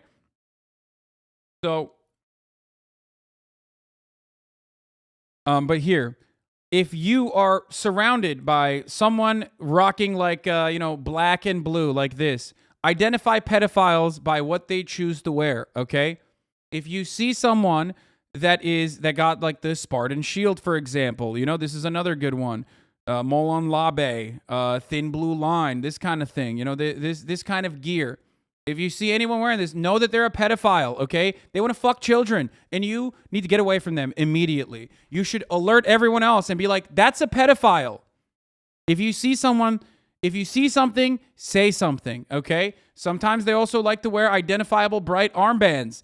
You might see a bunch of them. Yes, Michael is correct. Spartans were certainly into fucking kids. That's why they like the Spartan imagery, okay? Because they are fucking pedophiles. Anytime you see someone with a thin blue line, but that's my uncle, well, there you go. Sorry to break it to you, but your uncle is a pedophile. Watch out. If you see something, say something. Inform people in your vicinity that you are actually around a pedophile person, okay? And that you should watch out and don't do anything weird or wrong or something that could be considered illegal in their vicinity, okay? Straight up. Just remember, if you, like I said, I'm going to run this again. Thin blue line, immediate marker for pedophilia, okay? Immediate marker for pedophilia. Also, possibly a cop. Bring your pocket fent. Just say there might be fentanyl in the vicinity and they will dust, okay? They will turn to fucking dust. Cops have a kryptonite. It's called fentanyl. You don't even need to have fentanyl. You don't need to do anything with that. Fentanyl is obviously illegal to, carry and shit, obviously. But if you, for example, say, hey, officer, there might be a fentanyl here, they will die. They will immediately fall apart. They will fucking spontaneously combust. Cops famously cannot be in the vicinity of fentanyl. If you're an EMT, you're fine. You fucking deal with people. You deal with fentanyl all day, every day. If you're a nurse, you're fine. You deal with fentanyl all day, every day. For some reason, only cops can have this they have this buff in their defenses because the cop class is very powerful, very OP. They have qualified immunity. But for some reason, if they are in the vicinity of fentanyl, they die immediately, or debuff. Yeah. So just remind yourself of that. Can't they fuck you legally for outing an undercover cop at a protest? What? No, what? I mean, they can do whatever the fuck they want to you. They're unaccountable fucking, boots of the state. Whoops, may not be AOC doing goose shit. Now it's time to organize New York as a legal abortion state, but people will need help getting there. We have compiled direct multi-abortion fund link. Wait, yeah, this is what you're supposed to do, by the way. For the record, what AOC is doing is the right thing to do, which is not immediately fucking fund your campaign, but instead fund abortion mutual aid and charities. No, this is the correct thing to do, bro. This is literally what you're supposed to do. Not what fucking Nancy Pelosi's doing, which is immediately be like, hey, I need your help right now more than ever. Give me $15.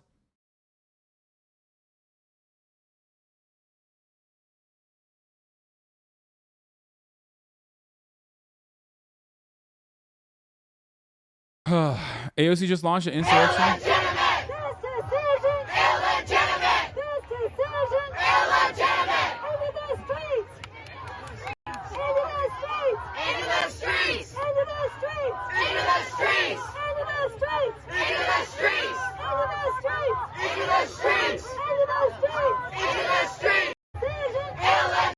Someone in the chat actually had a really good proposition. I hadn't even thought about that, actually. Actually, one thing you could do is capture Ezra Miller and then unleash them upon Washington, D.C. Obviously, clear out the area beforehand and just unleash Ezra Miller upon Washington, D.C. I think, let Ezra sort it out. Straight up. That's one way. That's one way that we could, Ezra Miller nuclear option, basically. But that is one way that we could weaponize Ezra Miller. Ezra Miller has been deployed. Bro, I live in DC. Please don't listen. Sometimes you need to make do. Okay, bro. That like nuke the area. Too much dangerous.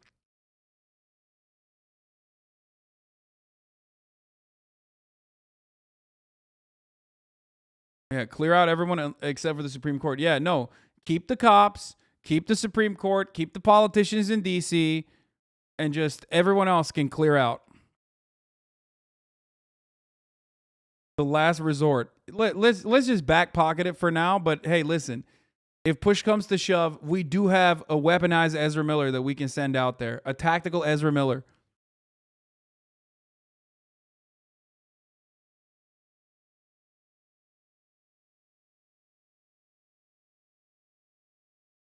We already established yesterday that Ezra Miller is a they-them libertarian, okay? Sir, second Ezra Miller has hit DC. Sir, an Ezra Miller is moving rapidly towards the Pentagon.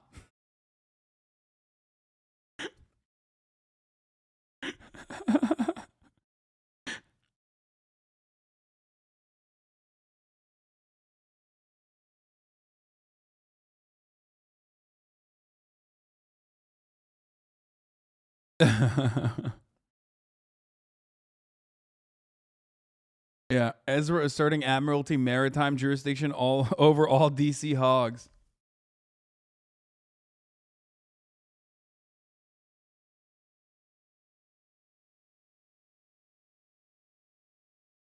A third Ezra Miller has hit the Pentagon. Okay. Based Keith Olbermann. Keith Olbermann sucks, but sometimes he has good takes. Supreme Court is no longer legitimate. Oh, this is what made the Supreme Court no longer legitimate. Got it. This below is the correct response today. My kingdom for a single senator going on an expletive-laden rant on live TV calling the court illegitimate. What do you... Oh, God, I hate liberals, dude. Please don't send me fucking liberals being like, oh, man, my kingdom. Oh, captain, my captain. If only like one liberal politician would come out and be like, oh, man, the Supreme Court is illegitimate. No, dude. No, they should put like fucking coordinates out, okay? That's what they should be doing right now. They should be finding ways of legalizing protesting directly on top of Supreme Court justices or something, okay?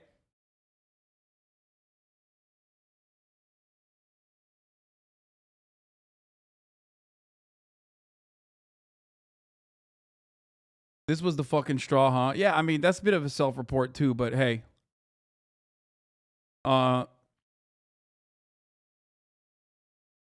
Heard the lady, joke, satire. Wait, what does she say? We need to be really blowing up our elected officials' offices, and we need to be...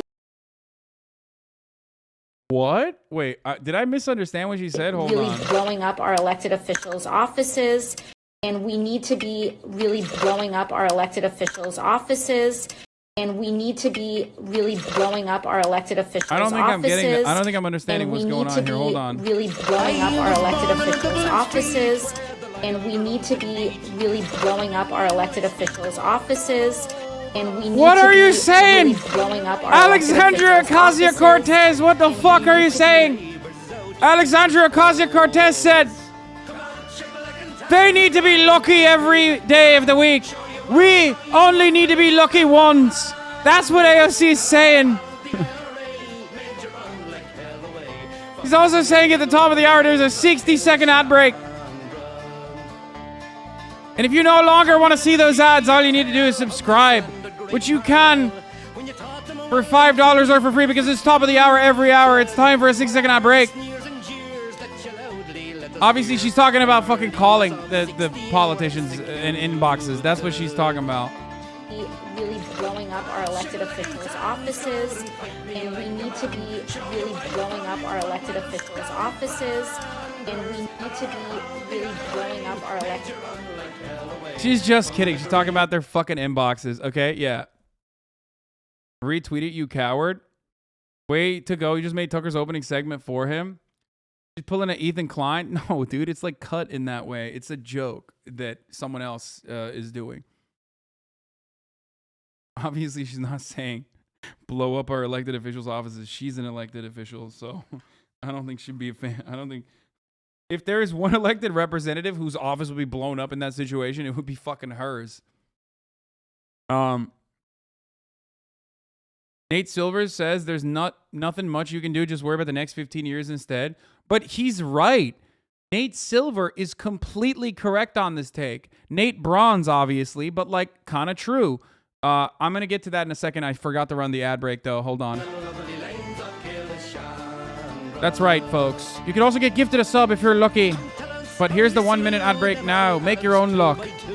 Speaking of luck, like I said, they need to be lucky every day. We only need to be lucky once. Here's the 1 minute ad break now.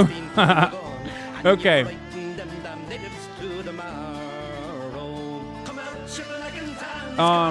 Okay, so here's the thing.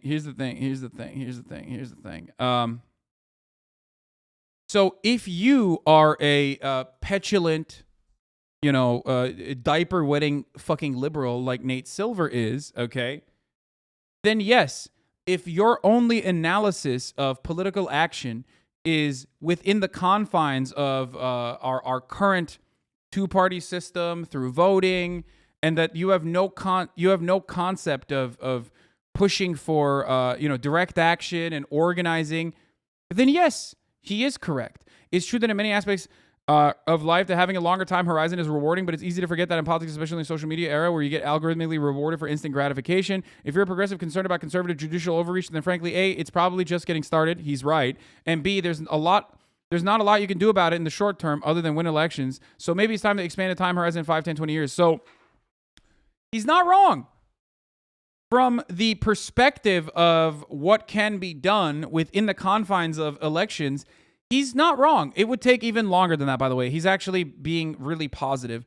Considering the slant and the weight that both the inequality in the Senate works, and how inequality works in state legislatures, and how much more Democrats need to vote in elections in comparison to Republicans, it would take far longer than 20 years. It would take around 50 years to actually genuinely wait out some of these Supreme Court justices, hoping that they fucking die out soon. You know what I mean? Like, it would take a long ass time to change this. You would need to also have a fucking a filibuster-proof majority in the Senate, right? And that's not going to happen. That's just the truth. We're never going to have a filibuster-proof majority in the fucking Senate, so you have to abolish the filibuster. That's just the reality. It would take Democrats 50 fucking years. It would take Democrats 50 years with the way that the Senate works, with the way that, like, you can have 40 more million votes in midterms, and you can have 40 more million votes in the general elections, and still end up fucking losing to Republicans and have more Republicans in the Senate than Democrats. So it would take literally around like 50 fucking years of Democrats owning in every election for them, for us to actually change the weight in favor of a supermajority of Democratic politicians in the Senate. So, I mean, obviously the United States probably, given how it's going, I don't even know if the United States will last for 50 fucking more years of this shit. So I don't know how that works, but that is the reality. Never forget that the state legislatures are in a similar capacity too, because of gerrymandering. Redistricting is devastating in a lot of states, where you can just have like an overwhelming majority of fucking Democratic voters vote in state legislatures and still have a Republican supermajority in the state legislature. Okay? That's how it works. That's how it is. That's literally how it is in like Wisconsin, for example. So if your analysis starts and ends on what can be done through the state machinations, through the Democratic Party and what they can do, then yes, it's not even 20 years, it's 50 years, okay? Wisconsin is a perfect example of this. What's that fucking one tweet thread that I have read before that like perfectly summarizes the situation? Where like in Wisconsin, there's a Republican supermajority in the state legislature, despite the fact that there are more Democratic voters than there are Republican voters in Wisconsin.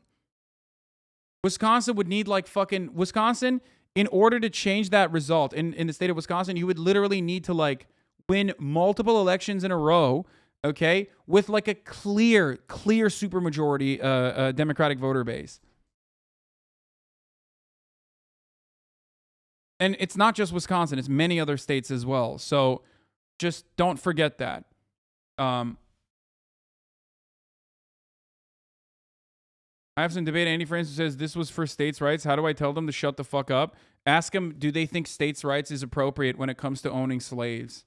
And ask them why, if it was for states' rights, then they are. Actually, just don't have friends that are debate perverts. How about that? You'll have a much clearer mental state. You know what I mean? If their immediate goal is to fucking debate pervert you when like millions of women are losing their fucking right, that already was like really difficult for them to get this medical procedure. If their first inclination is literally like, oh man, well, let me debate you on this issue, then I don't know what to tell you. Like, don't be fucking friends with them, okay? Like, fuck those guys. I am a big time advocate for having friends across the board, across the political spectrum. I don't give a shit. There are plenty of people who don't agree with me, okay? Nice ad hominem, typical leftist. Yeah, dude. Yeah, I ad hominem to your mom last night with my penis, okay? And she loved it. Shut the fuck up. Get fucked. Here's the thing. Okay? You can be friends with people from many different ideologies, but there's you know, if they're fucking constantly trying to fucking debate you, then, you know, it's up to you. Don't be friends with them if you don't want to. I wouldn't. I can't stand fucking debate perverts. Especially because, like, you know, you have to have mutual respect. And I don't have any respect for a motherfucker that looks at a situation like this and goes, how can I make this immediately into an argument with someone else? No respect whatsoever. But that's just me.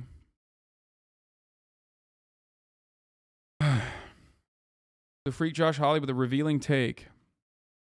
Senator Josh Hawley calls the abortion ruling a watershed moment in American politics. He says he thinks there will be a sorting out in where people live and in voting patterns that he thinks will benefit Republicans with the Electoral College. Ooh, look at that. Look at that. Yeah, there will be a sorting out. Oh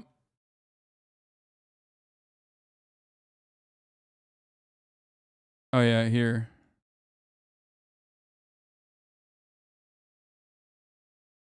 This is the thread, right? Yeah.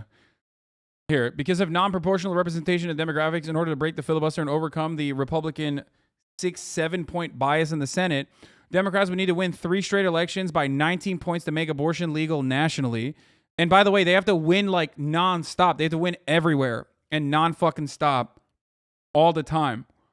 They need to win the national vote several times in a row by 5+ points to have a shot at breaking even. Most forecasters look at the 2024 landscape and don't think there's much of a chance for Democrats to even hold the Senate past the 2024 election. Mitch McConnell has promised that if Republicans regain control of the Senate, that he will not let Biden put any more Supreme Court justices on the bench. He would keep seats open for up to 6 years if he had to. Starting in January 2023, there is probably no meaningful hope for changing the composition of the court. It is estimated that the U.S.'s already sky-high maternal mortality rate will rise by 21% as a result of Dobbs v. Jackson. Most states are so gerrymandered that changing the composition of the state legislature is effectively impossible. That's true. Okay, the GOP has been able to maintain supermajorities in the Wisconsin legislature despite losing elections by up to 10 points. Can you imagine? 10 points. They lose elections by 10 points and they still maintain a supermajority in the state legislature. How is that democratic? It's not. It's never been, okay? Newsflash, this country was built by white supremacist slavers who were rapist pedophiles who literally wanted, straight up, for white land-owning slavers to fucking control the country, okay?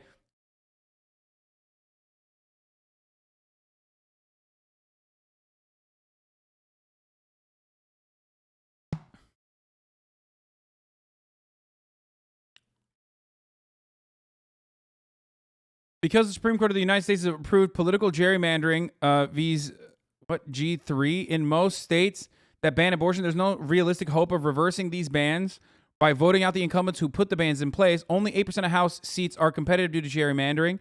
A few states allow voter-initiated ballot initiatives or state constitutional amendments. However, SCOTUS has allowed state legislatures to effectively overturn them. Example, Floridians voted to restore the voting rights to felons overwhelmingly, but the gerrymandered state legislature turned around and passed a law requiring felons to prove that they had paid all court fees. Remember Florida?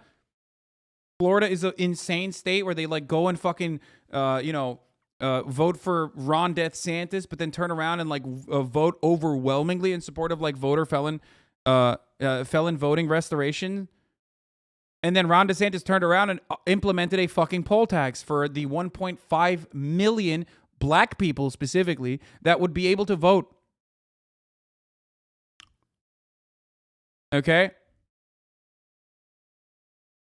Problem is, records in Florida are so sloppy that it's effectively impossible to do so. Okay, the requirement was as fair as the 1950s literacy test to vote, and thus the ballot initiative was thwarted by politicians who cannot be voted out of office, aided and abetted by a SCOTUS put in place by presidents who lost the popular vote. There are very few good options for bringing back abortion rights after Dobbs v. Jackson. The U.S. political and legal system is so broken that it is completely immune to the will of the people. A lot of legal-minded folks can see the writing on the wall. The loss of an implied right to privacy under the Fourth Amendment and the institutionalizing of the Glucksberg test is likely the end of guaranteed access to birth control, same-sex marriage, and the return of sodomy laws throughout the U.S. South, at least in 12 states, which is exactly what Justice Clarence Thomas signaled he was interested in doing. In a solo concurring opinion, okay, this is one of the more damaging aspects of this fucking insane process that we are watching currently. Watching unfold, okay? Not only do 26 states effectively have, trigger laws that immediately fucking ban abortion, criminalize abortion in some capacity, or significantly, significantly reduce the likelihood that you could get this medical service, this medical process. Clarence Thomas, who should be literally impeached, like by every definition of the word, because of a conflict of interest with his psychotic wife, Ginny Thomas, and her actions in the January 6th insurrection, and his very clear-cut conflict of interest on a Supreme Court decision that where he was the single fucking voter, the single no vote on a decision that would allow the January 6th Commission to actually see a documentary with Donald Trump in it, where he literally voted against it. That is a clear-cut example of conflict of interest and a judge not recusing themselves. That would not work in a lower court system where there are clear-cut ethics rules that he's in violation of. But in the Supreme Court, because they only have 9, because they only have fucking 9 justices, they don't abide by those rules. But you could technically make a case to impeach them. Okay. And this motherfucker, instead of being impeached, is literally out here saying that not only should we ban abortions, which is happening, and leave it up to the fucking states or whatever. What is Lavanachin saying? Oh God, I don't want to know. At least a lot of people who would have been happy about this choke to death on a ventilator last year while their wife begged for money on Facebook. Oh, that's such a good one. I'm retweeting that. That's true. Yeah, that's a good take. From Alex, yeah, straight up. That's a retweet. That's a retweetable take. It's not like as bad as I thought his, because sometimes he goes a little too far and I can't retweet it. But that's a good one.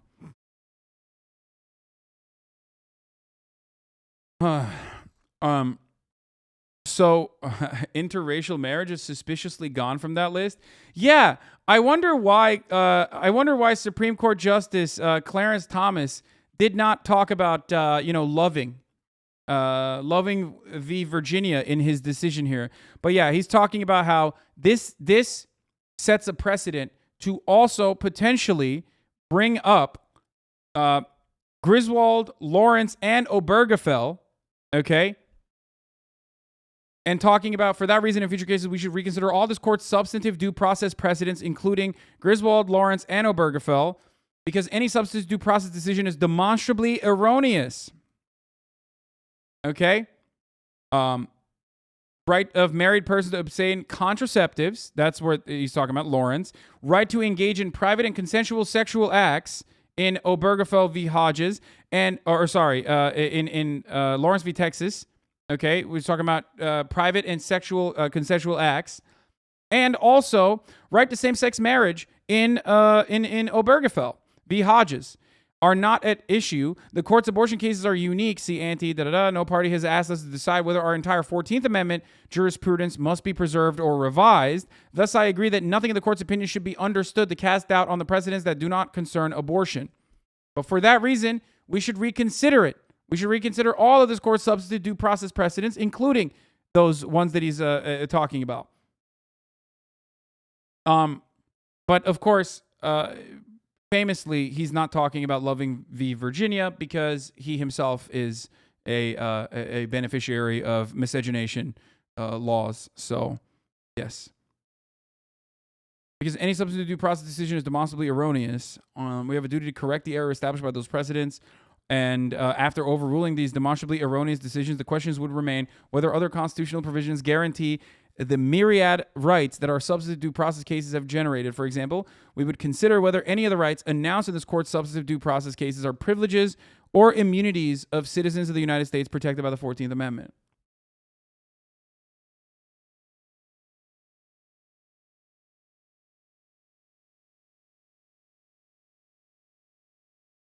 I'm almost certain that Loving and Obergefell have the exact same fucking, exact same decision-making process, for the record. I might be wrong on that, but interesting that he did not put Loving in there. I wonder why. I wonder why he doesn't think that Loving is, again, look at who he quotes, saying, and SCOTUS has said this before. Yeah, he's quoting himself. I know.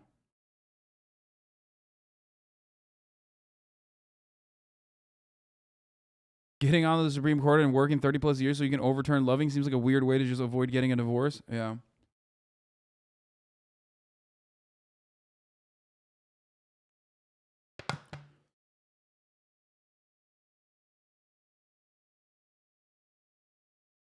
Yeah, justices quote their old decisions regularly. That's normal. So for the record though, as far as all this shit goes, none of it matters. It's all bullshit. The idea that like, oh, Loving is equal protection, not substantive due process, doesn't make him less evil. Okay.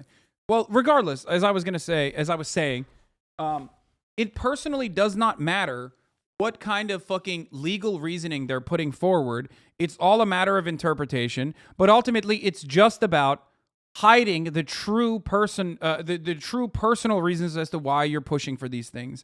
It's because of cruelty. It's because of wanting to punish marginalized people. It has nothing to do, with a genuine interest in analyzing the Constitution in an originalist perspective. There is no such thing. Do not believe people that claim that they are originalists, okay? That is not a real concept. It is a relatively new phenomena in comparison to the hundreds of years of American history, and the only reason it was established was to counter, again, just like every other fucking instance of reactionary movements, a reaction or a countermeasure to the living text attitude that people had, like interpreting the Constitution in a matter that fits the needs of our current contemporary time. Okay? They just made it up. They were just like, hey, man, we got to figure out a way to just like, I don't know, ensure that we don't have any, we have to make sure that we are just fucking abolishing some of these like civil rights gains that were made in the Supreme Court in like the 60s and 70s. That's it. That's all it is. It is a way to mask your reactionary. I'm being serious as a previous subscriber. Are you a grifter? Yes. Yes, I'm a grifter. You caught me. What a serious question. Thank you.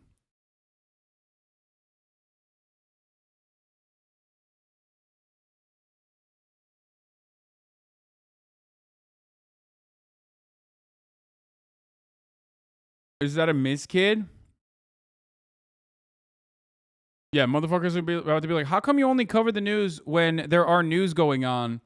And not because like you cover the news every day. I wouldn't know about that because I'm never in here unless like some shit's popping off. In which case, I do come in here, and instead of being like a productive chatter, I decide to use this as an opportunity to highlight a message saying, are you a grifter? Crazy. almost like I'm covering the news nonstop, but you only care about it when shit's like really, really fucking hitting the fan. And you don't even care about it when shit's hitting the fan because you clearly care about their first messages show them simping for cops and Trump. Yeah.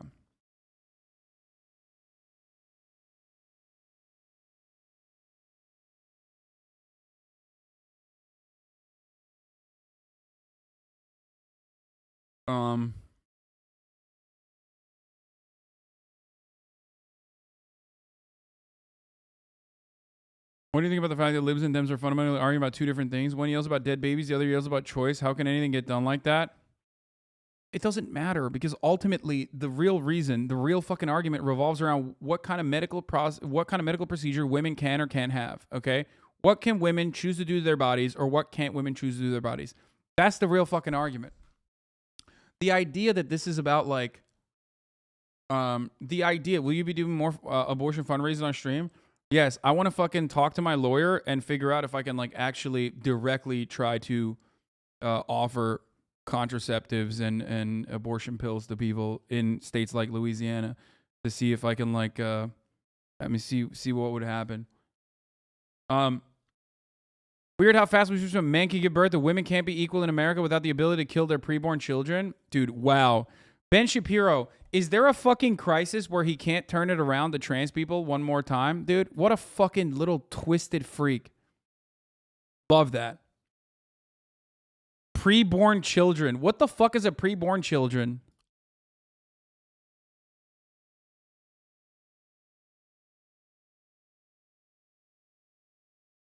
He's got to be a chaser. Yeah, trans people occupy permanent space, a permanent residence in his fucking mind, like literally at all times. Ben Shapiro cares about trans people more than trans people do. Like, dollop of Danny, thank you for the 30 gifted subs. Straight up, dude. Straight up. He's just like, my man is constantly thinking about trans people. Like, President Biden says, if you live in a state that restricts abortion, today's decision does not prevent you from traveling to a state that allows it. If a state or local official tries to interfere with you exercising that basic right, I'll do everything in my power to fight that un-American attack. Oh, thanks, man. Yeah, tell that to like the fucking 14-year-old victim of incestuous rape in Mississippi. Just travel to a different state, Jack. Come on. Look alive. Just leave.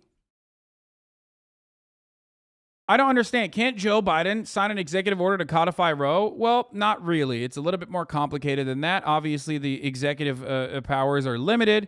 He could technically do it if he wanted to, but also then you would have to take it all the way up to the Supreme Court, and the Supreme Court would clearly not fucking allow that to happen.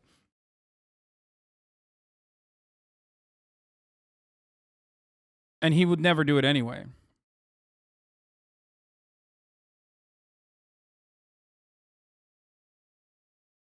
Anyone ever wonder how January 6th was allowed to happen when this is the response to a Supreme Court decision? Makes you think. Yeah. I mean, they saw the rally, heard what they were saying, but just let those people march through the doors of the Capitol. I'm going to take a guess that a hard perimeter will be set around whatever building protests break out this time. To add above, we also know that the FBI knew the guys were planning this, had tons of informants in the groups planning it, and yet, yeah, it's so interesting. Also, the irony here is that Joe Biden said nothing would fundamentally change, but things are fundamentally changing. Like, make no mistake, okay? Things are fundamentally changing in this country. The Republicans certainly, waited for the best opportune time to be able to fucking strike, and this is not a new thing, okay? What is this? Video game industry on the end of row. I'm not proud to be an American. Streamers, game developers, and brands reach millions of people. He crossed his arms and turned to the camera in his desk in Los Angeles. By the way, chat, Roe v. was overturned. Tragic fucking L for America, once again, said Kabani, who boasts more than 7.4 million followers. Friday morning, the Supreme Court overturned the nearly 50-year president. Yeah. Trigger laws are already in effect, like we talked about, and I already covered this, but there's plenty more coming, okay? There's plenty more trigger laws coming. But yeah. Alabama clinic begins turning away patients who had abortion appointments, posted an hour ago. There's a nonprofit pill delivery org called Plan C Pills. Ever heard of them? You can partner with them.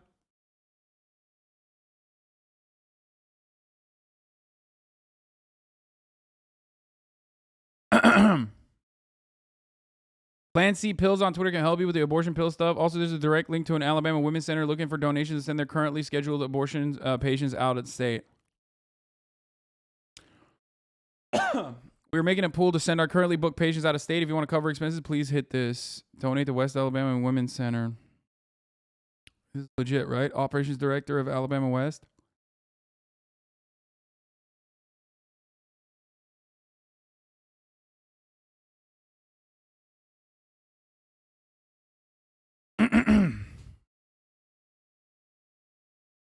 You realize that the court just kneecapped Miranda rights protections right before triggering what will probably be nationwide protests? I'm sure it's just a coincidence.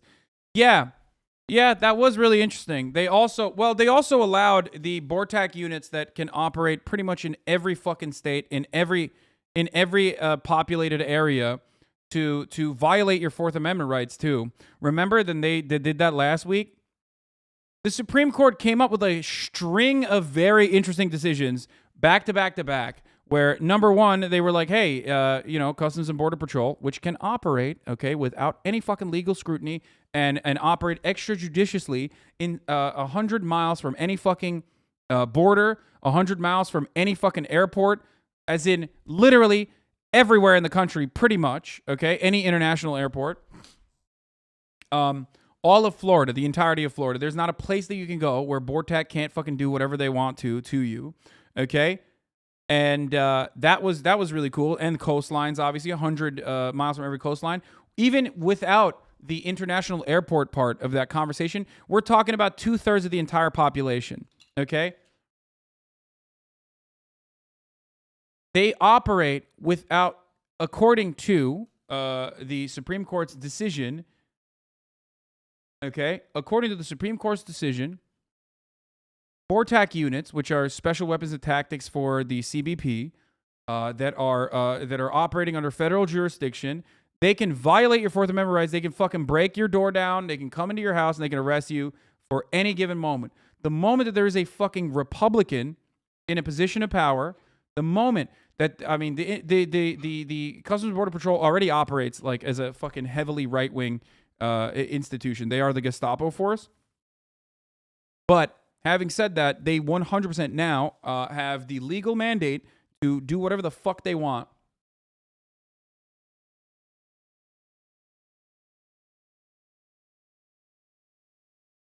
Hutch is off the perk. Dems had a 60-vote filibuster-proof majority in the Senate during Obama's first term for 72 working days, and even then, not every Dem senator was in favor of codifying Roe. Anyone claiming that Obama could have done that, yet still chose not to, is blatantly lying. I don't know, man. Why can't I force my landlord to reduce rent? Why can't I just pay? Wait, this is perfect. He's actually arriving at the truth. Well, why didn't he force every senator to fall in line? I don't know, man. Why can't I force my landlord to reduce rent? Why can't I just pay what I want to fill my tank at the gas pump? No, you're right. The solution to both is actually the same.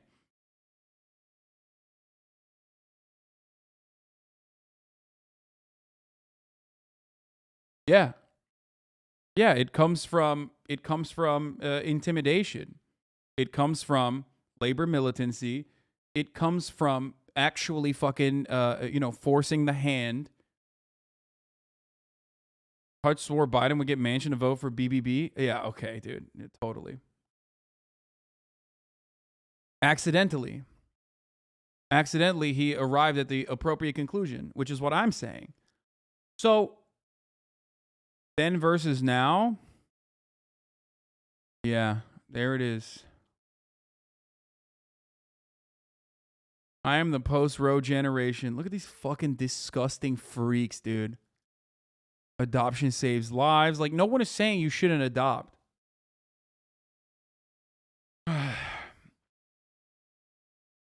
Liberals think they're so smart and wise, but they are still losing. Yeah. How do you cope if you are a feckless institutionalist liberal? How do you cope with the reality that these fucking dumb inbred hogs literally dominate you every fucking day of the week? They fuck you. They fuck you in the ass nonstop. They do whatever the fuck they want, brother. How does that work?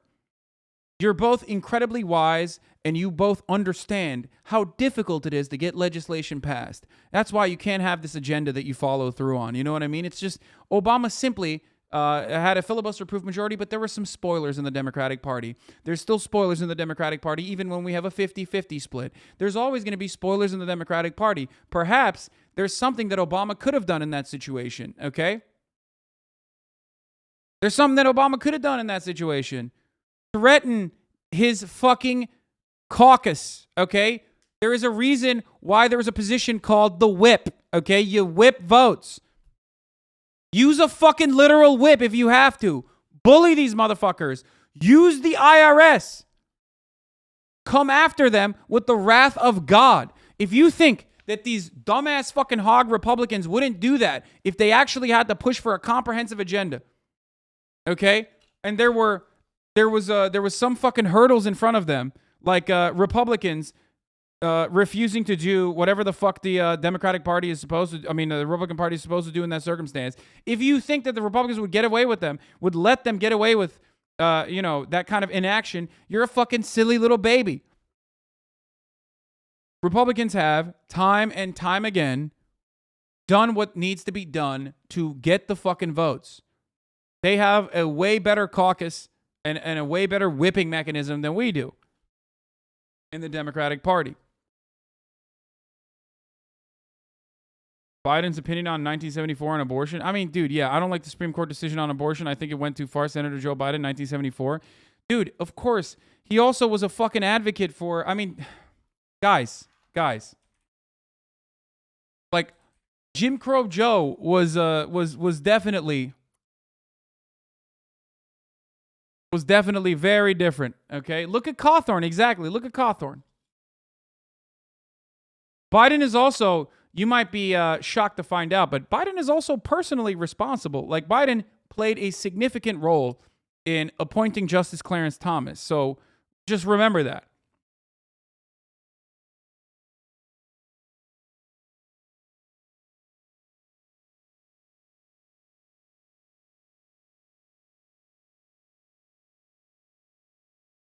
Yeah. So, his opinion is different now, right? But make no mistake, Biden has been in politics for a very fucking long time, and he was there every step of the way. If you think about, our horrifying criminal justice system that criminalizes being black, okay? The 3 strikes law. Jim Crow Joe pushed for the crime bill. The war on drugs, Jim Crow Joe pushed for that alongside fucking actual white supremacist, which he eulogized.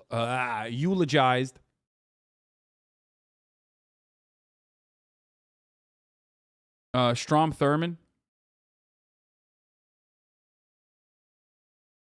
Not clue why Chad was hating on Hutch earlier. He shares a lot of opinions you do. No, Hutch is a fucking liberal, okay? That's why. And unfortunately, when push comes to shove, there is a major difference in our perspective. I think I do not have any faith in our institutions. I've been doing this for a fucking very long time, okay? I've been doing this for a very goddamn long time. They're not pro-life. They're pro-minimizing women's rights. If they were pro-life, we'd have better gun control, universal health care, better support for homeless people and those in need. Don't be fooled by their jargon. Good shit. Respect the Pokemon.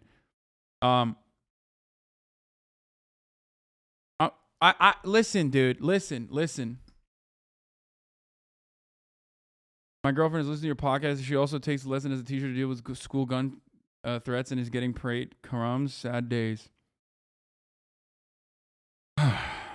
This is so frustrating. Roe v. Wade is the law of the land, and we must fight any attempts to overturn it. As president, I will codify Roe in the law and ensure this choice remains between a woman and a doctor. This is what he said when he was running for election in 2019.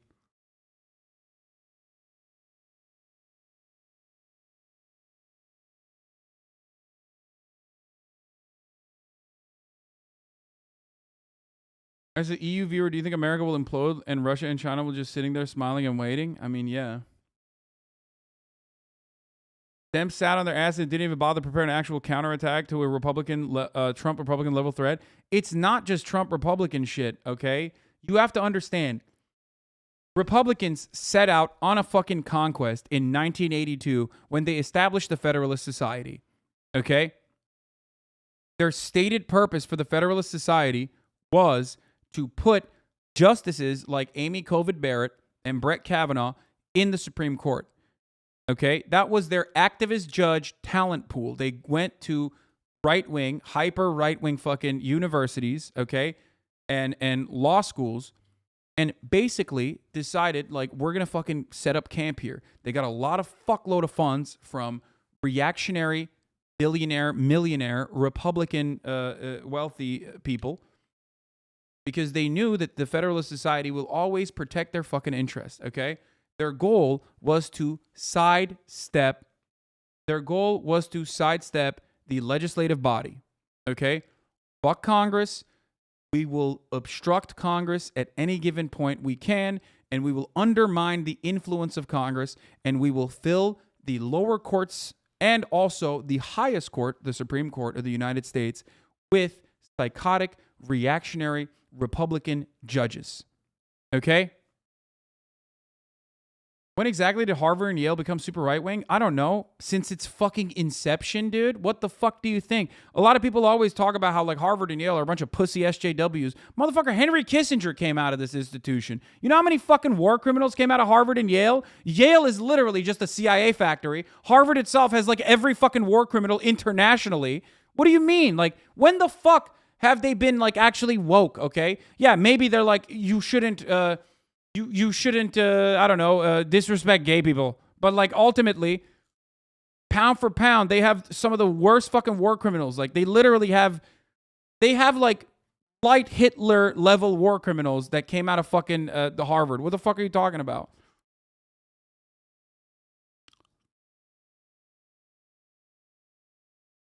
Yeah, George W. Bush came out of Yale. Henry Kissinger came out of fucking Harvard. Come on, boys.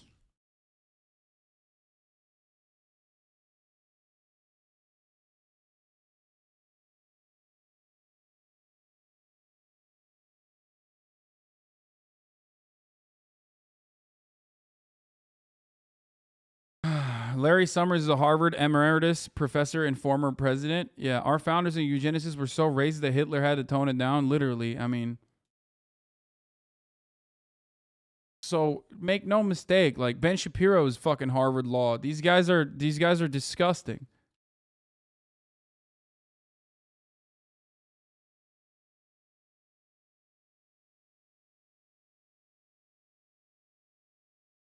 Anyway, we're gonna look at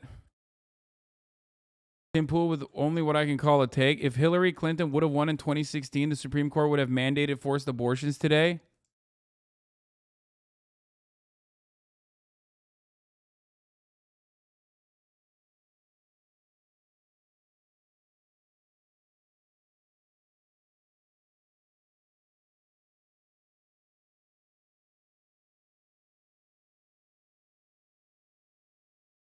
Shit, I should have said, hold on.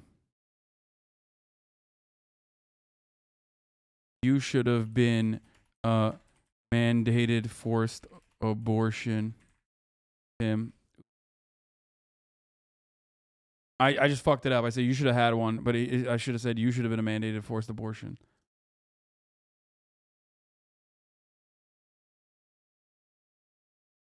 She did win in 2016. What is he talking about?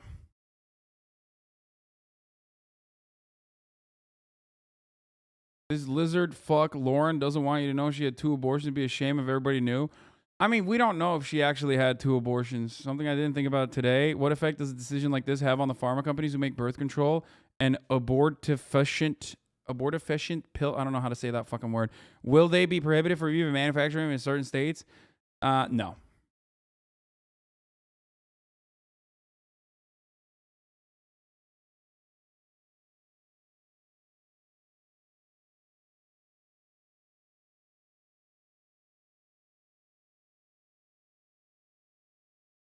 I'm still that justices make more than a year that most people could even at the top of their fields. I can never make that much even as an engineer at the top of my field.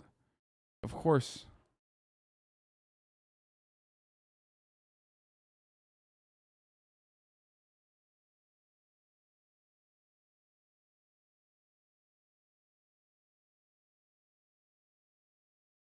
Vatican praises U.S. court decision on abortion, saying it challenges world. What?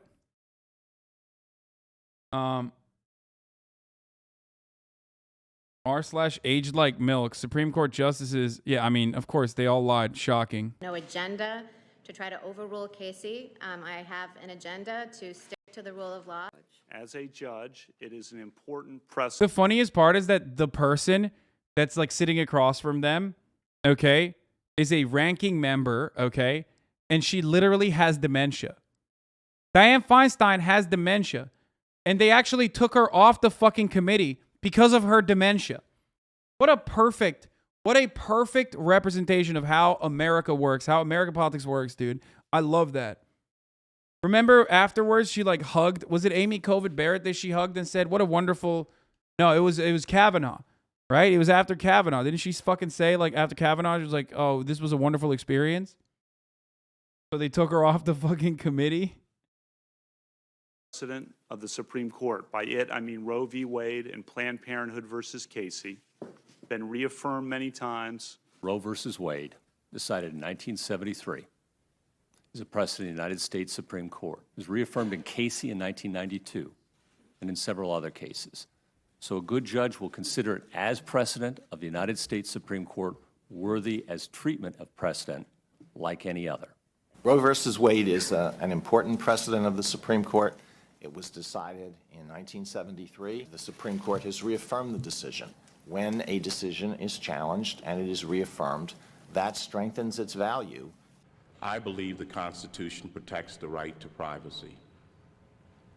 And I have no reason or agenda to prejudge the issue. What would he have done if he'd asked? Senator, I would have walked out the door.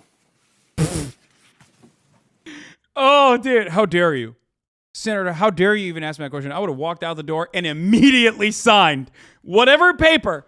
He didn't say, listen, he didn't say what he would do after he walked out the door. He would have walked out the door and signed a piece of paper saying, I'm doing it right now. Okay? Let me tell you something. I would have walked out that door and immediately sucked the president's dick. Okay? It's not what judges do. Wait, let's run that back. To prejudge the issue. What would he have done if he'd asked? Senator, I would have walked out the door. It's not what judges do. Feinstein voted against both Barrett and Kavanaugh. Yeah, but she fucking hugged Lindsey Graham afterwards and said this was a wonderful experience. And it was the fucking literal straw that broke the camel's back within the Democratic Party, where a high-ranking, long-time fucking senator was removed from a fucking committee position that she's been sitting on for like 50 years, okay? That's the reason why that was literally like, this is outwardly unacceptable. Like, they thought, holy fuck, even the optics of this looks horrible. Do you understand? They did that. That is what happened, for the record.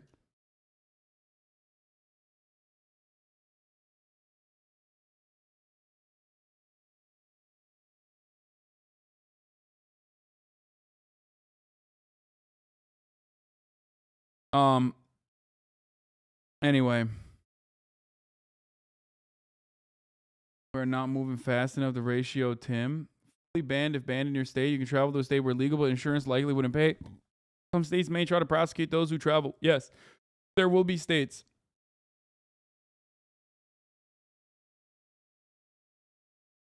Oh, God. It's not what judges do. Well, that's exactly what judges do. So thank you. Okay, we covered this. All right, let's go back to the basics, though. Here is the Supreme Court overturning bans on abortion. Decision in one of the most consequential cases before the Supreme Court in decades. The justices have... Don't speak on women's issues if you're not a woman. What? Profile picture of your mom. Don't speak on women's issues if you're not a woman. Yeah, you're right. Actually, I shouldn't do that. I shouldn't speak on black issues because I'm not black. I shouldn't speak on issues that pertain to working class people, working poor specifically, or homelessness because I'm not homeless, and also I'm financially very secure. You're right. I shouldn't do that. I should just stop doing all of this and instead, let this country fucking rot in the black hole that we're going towards. Straight up. Get ready, gays, you're next, says Bette Midler. This sounds like a threat, but she's actually not. Okay, here. reached a final ruling on the Mississippi abortion law that prohibits nearly all abortions after 15 weeks and directly challenges Roe v. Wade. Let's go right to NBC News Justice correspondent Pete Williams. Pete. Lester, in this historic decision, the Supreme Court has now overturned Roe v. Wade, and the follow-on case called Casey, in which the abortion right was made nationwide. Those two rulings stood for the proposition that states could not ban abortion before the age of viability. They could restrict it during that period up to about 23 weeks, but they couldn't ban it. Now the Supreme Court has taken that guarantee away. Lester, this is the first time the Supreme Court has ever granted a constitutional right, which it did so when Roe was decided in 1973, and then took it away, a popular right that was widely recognized. So the immediate effect of this will be to uphold a Mississippi law that would ban abortion after 15 weeks. But this also now means that in roughly half the country, abortion is, as of now, or soon will be, illegal. 13 states have what are called trigger laws that were intended to make abortion illegal in those states once the Supreme Court reached this decision. In a few of those states, the law takes effect immediately. In some, they have to wait for the state attorney general to certify that this is what the Supreme Court has done. That's 13 states in which abortion will shortly be illegal. And in the rest of the, up to about half the states, they are expected soon to make it illegal. So we're about to become a divided country, Lester, where abortion is legal in about half the states, illegal in half the states. This is a 6-3 decision. It's written by Samuel Alito. We haven't had a chance to track it yet, but you may recall that Justice Alito was the author of the draft opinion that leaked in May that suggested that the Supreme Court was going to overturn Roe v. Wade.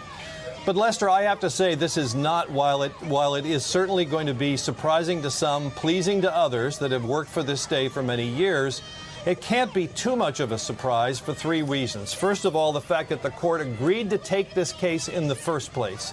This was a decision from lower courts that said, no, you can't strike down abortion that early because it would go against Supreme Court precedents. There was no division among the circuit courts. So why did the Supreme Court take it? The logical conclusion has to be that they took it to overturn Roe. Secondly, what they did in the Texas case when they allowed the Texas law to go into effect that would restrict abortion. And third, the comments that the justices made when the Roe v. Wade case was argued. So Supreme Court overturning Roe. This is one of the most significant historic decisions in modern times, Lester. And now it means that abortion is no longer the law of the land. It's up to the states, and it's about to become illegal in about half of them, Lester.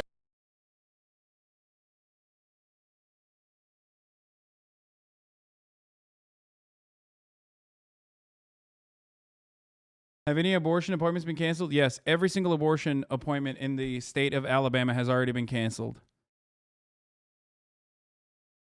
The Onion right now, oh my God. Supreme Court votes 5-4 to take child bride. Supreme Court rules 5-4 to ride Stephen Breyer around like a horse.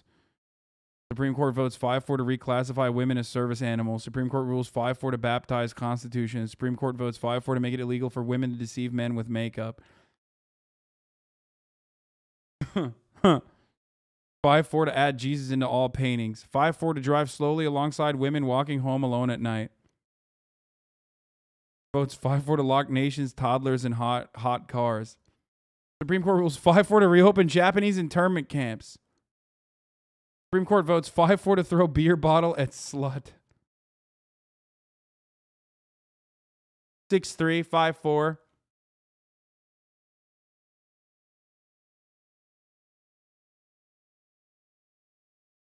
Kavanaugh, Thomas, championing creating better future for next generation of rapists. Yeah, I mean, that's wonderful. It's wonderful that they're doing that. Supreme Court more like supremely bitchless. Oh, straight up. I will explain this to you slowly. Exercising our right to protest is not obstruction of Congress nor an attempt to overturn democracy. If one were heinous enough to do that, they'd likely seek a pardon for it. But only one of us here has done that, and it ain't me. I mean, this is a fucking fun. This is a fun diss, right, from AOC. Good on her for popping off, but like also at the same time,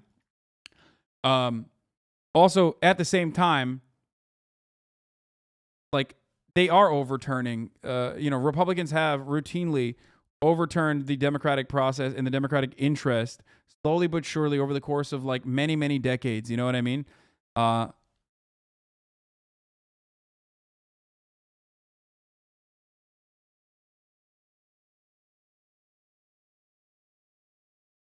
There is no democratic process, and sometimes you have to institute the democratic process and democratic will, the democratic agenda, by force. Reproductive freedoms are under attack.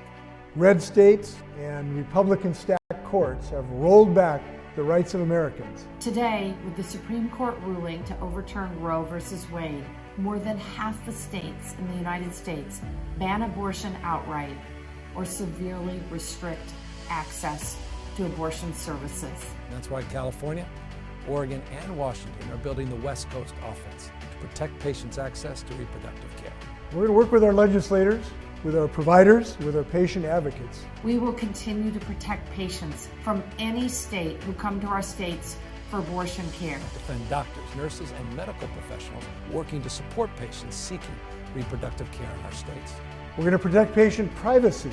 We will resist intrusions by out-of-state prosecutors, law enforcement, or vigilantes trying to investigate patients receiving services in our states. Stop misinformation. And we're going to expand access to abortion services for the people in need. We will not stand on the sidelines. The West Coast United States is going to stand strong. We'll fight like hell to protect your rights and your safety.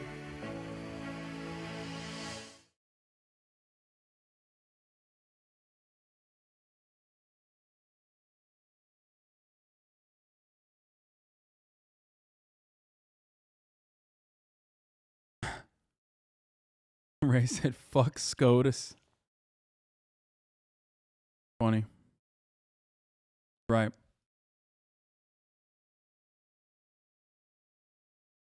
Supreme Court Justice Clarence Thomas says gay rights contraception ruling should be reconsidered after Roe's overturned. Yeah. Jay Inslee was always kind of based and built like a fucking refrigerator. Okay, so I respect Jay Inslee.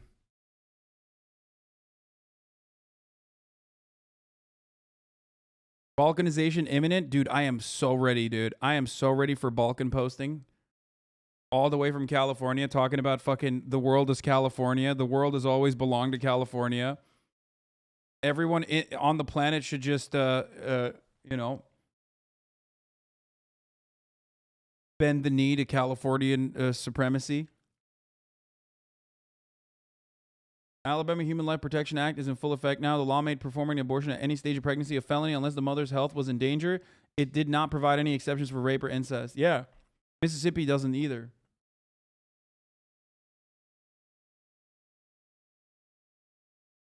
Greg Gavin Mehmet II Newsom will free the greater Western Americas. Baja California, you're PNW now. Let's fucking go. Yeah. What is this? America really moving backwards? Got to get the fuck out of here.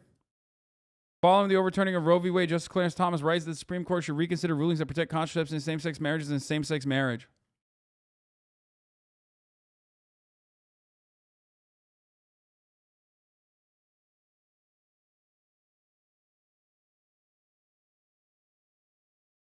Dumb question, but what happens to married gays if marriage equality gets overturned too?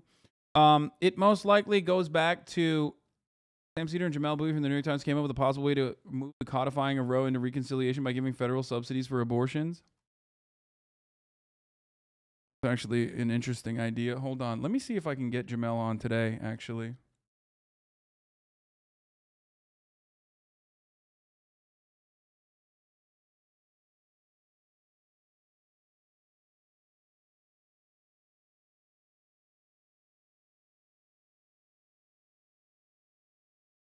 Don't read the replies.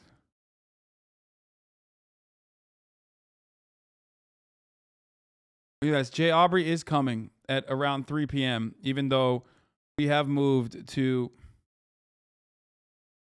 How was a black man doing this as a black person? I'm baffled. What do you mean, dude? It doesn't matter. Like, marginalized people can always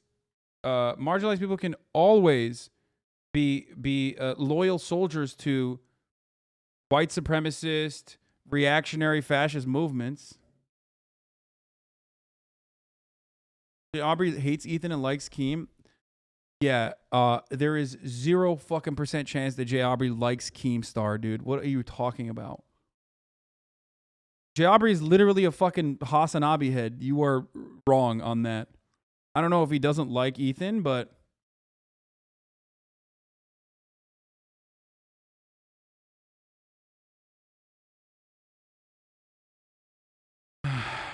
Roe v. Wade just got overturned. Wait, what? Really?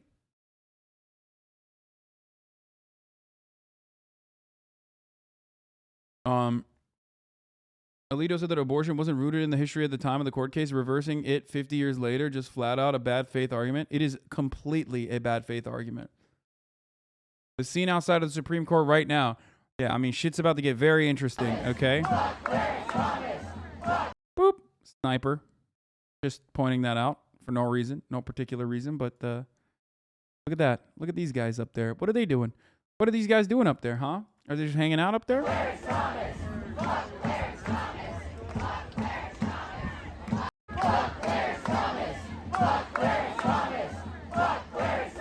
It's wonderful that they have better protection, though, for the Supreme Court than they did at January 6th. Just something I probably will never get over, okay? The idea that, like, there is better protection for the Supreme Court in this justifiable, righteous anger that people are feeling. There is better protection for the Supreme Court than, like, the January 6th insurrection in Capitol Hill. That's pretty sick. Nothing to see here. Nothing weird about that.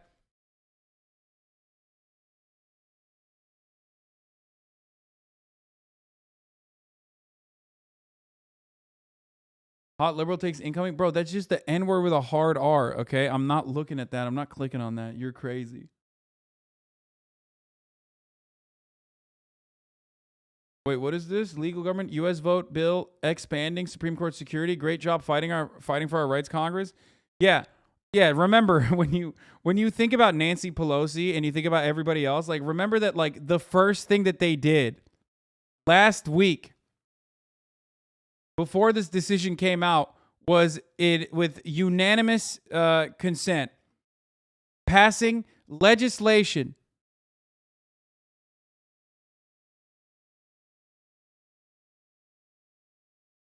they can't find bipartisan compromise when it comes to protecting women getting a medical procedure, but they certainly can find bipartisan compromise for protecting Supreme Court justices from the potential consequences of the overwhelming power that they have over the lives of these women. Millions of women in the United States of America are being harmed by the state now. Okay? This is an act of violence. This is an act of aggression. Okay? The only difference is it is hidden within the rule of law. And therefore, you do not see it as an act of violence or an act of aggression, but it is.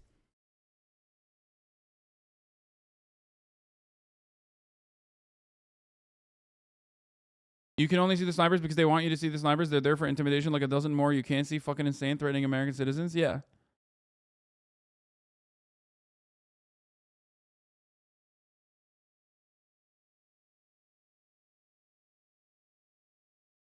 I'm shocked people aren't up in arms about how SCOTUS basically threw the First Amendment in the trash with this ruling.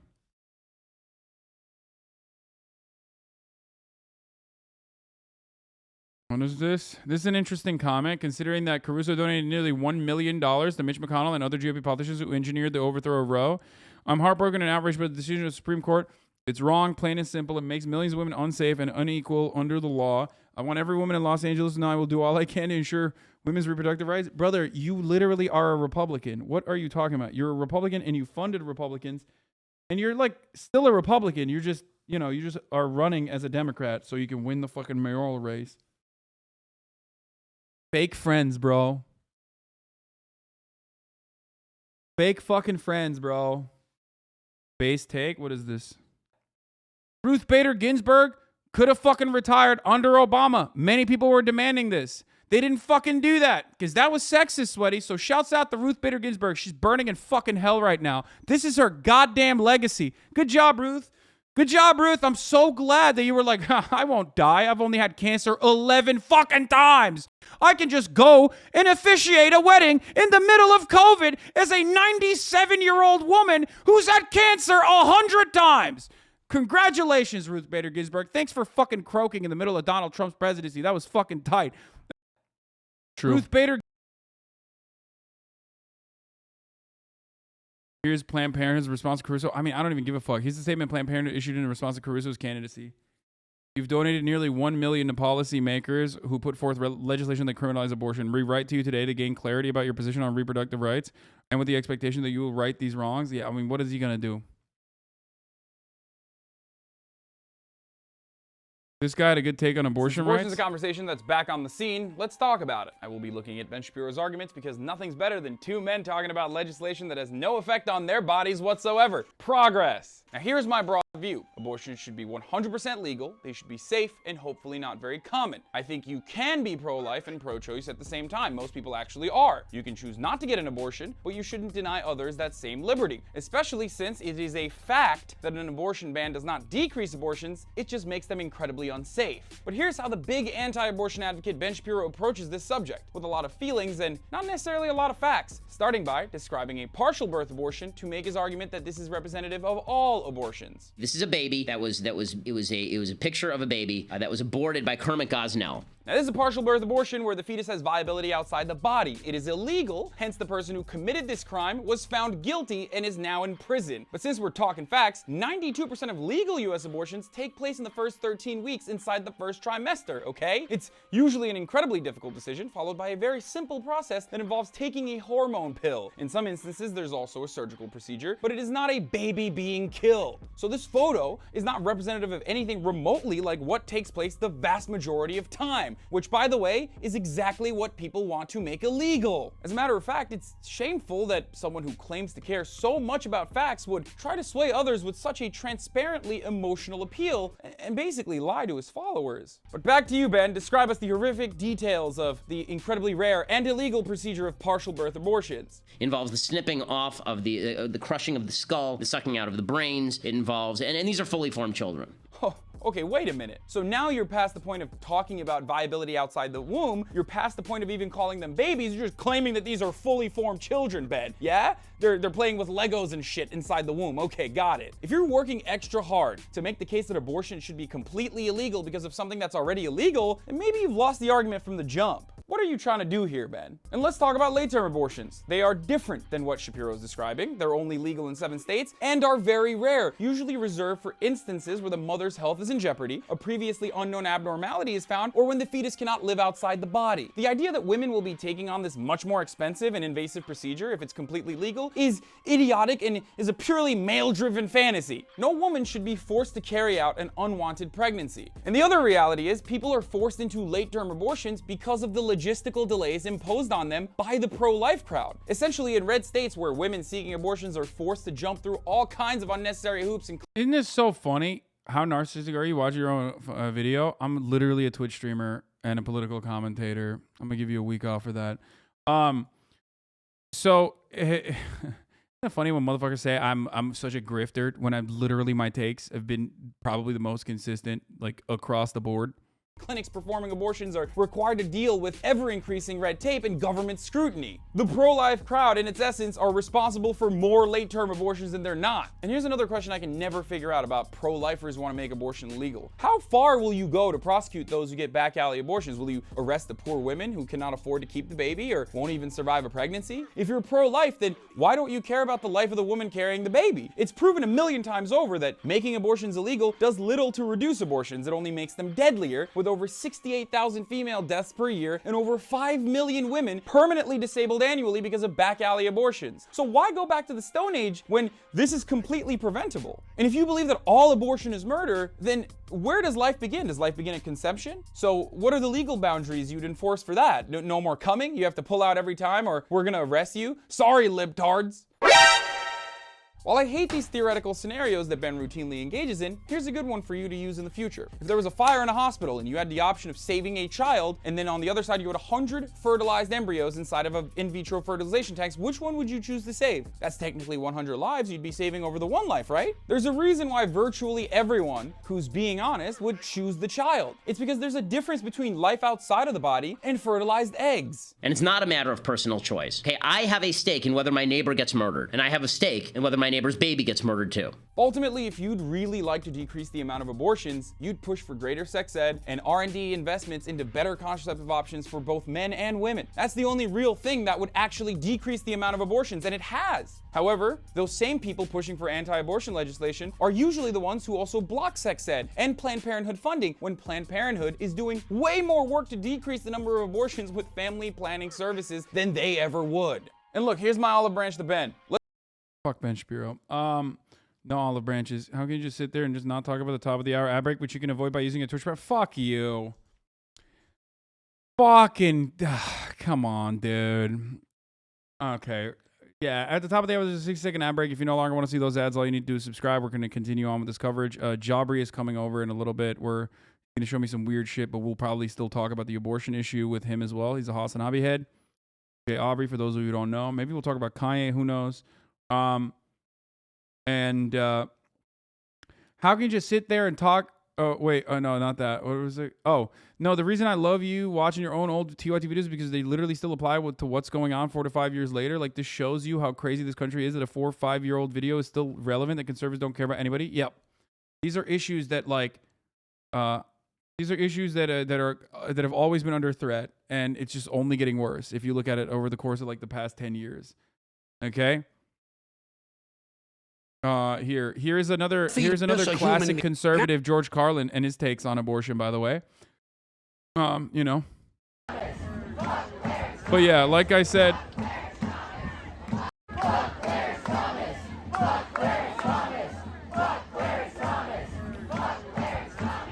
what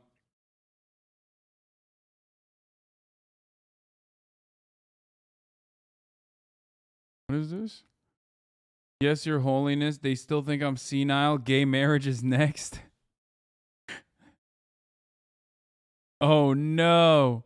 Oh, no. It's Catholic Mac attack, dude. Of course abortion got fucking criminalized under... Of course abortion got criminalized under a Catholic, dude. What the fuck? It was the Irish conspiracy all along. It was the fucking Irish conspiracy all along. It's happening. The Brandon Mac attack is happening. This is the real Dark Brandon. Dude, the patty phobia, the patty conspiracy, dude. It is real.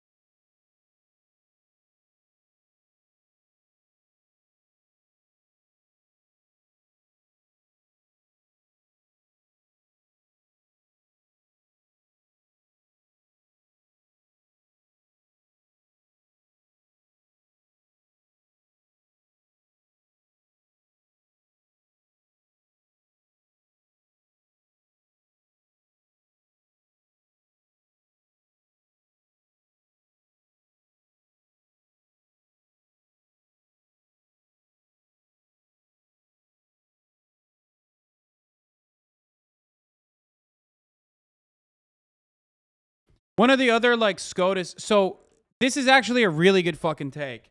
I always forget to bring this up. I don't talk about this that much, but like every single one of those fucking pro-life Supreme Court justices also literally gets their dick hard to execute yet another mentally ill black person in the state of Texas or Florida too. Like they literally will just like, they will take time out of their fucking days to make sure that like there are people on death row that definitely get executed too. So that's another thing.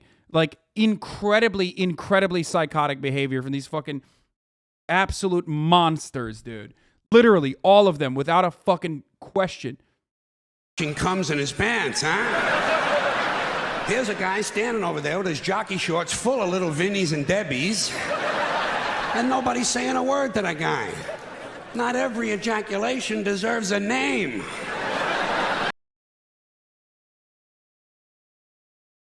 The decision is a blatant desecration of our First Amendment rights too. As a Jew, you have a right to abort a fetus if it causes you bodily harm or if you were raped. I mean, yeah, there are multiple different avenues that you can approach this, by the way. And yes, that is one of them. Barrett was seething in her dissent on the one decision. She wanted a guy executed ASAP. Yeah, there was a decision that they came up with, I think this week, where they granted a person on death row the right to get murdered by a firing squad instead of... Yeah, Georgia approved the death row inmate to be killed by... Yeah, the Supreme Court has ruled in favor of a death row inmate who is challenging Georgia's lethal injection protocol and seeks to die by a firing squad. So, like, remember, like, these guys fucking love murder, okay? They are not pro-life. They are pro-murder way more consistently than they are pro-life. And, the idea that they're pro-life is laughable, but, I guess we got to fucking entertain it all the time because people constantly bring it up. They're like, well, pro-life. This is the comm strategy for ACLU, by the way. So you're getting an abortion in the era of surveillance capitalism. This is really important stuff, unfortunately. How your phone documents your abortion experience and what to do about it. Risk. Recipient for payment for abortion and or travel in your inbox. Alternative. Make an email account just for this purpose and then delete it later. Risk. A period tracking app that shares your data. Alternative. Use a privacy-driven period tracker app like the Yuki app. Risk. Search browsing saved in your phone's browser and with your ISP internet service provider. Alternatives. Use a privacy-driven search engine like DuckDuckGo. Install a paid VPN to hide... Is DuckDuckGo really that good? I don't think so. Install a paid VPN to hide websites you visit from your ISP. Browse with Brave, Tor, or Firefox. Use a private browsing window or delete your browser history. Risk. Payment history for abortion in a banking or payment app. Alternative. Use cash or prepaid gift cards where possible. This is kind of sad. This is kind of sad to fucking engage with, but like, yeah, this is unfortunately something you have to fucking do, okay? If you're in a red state.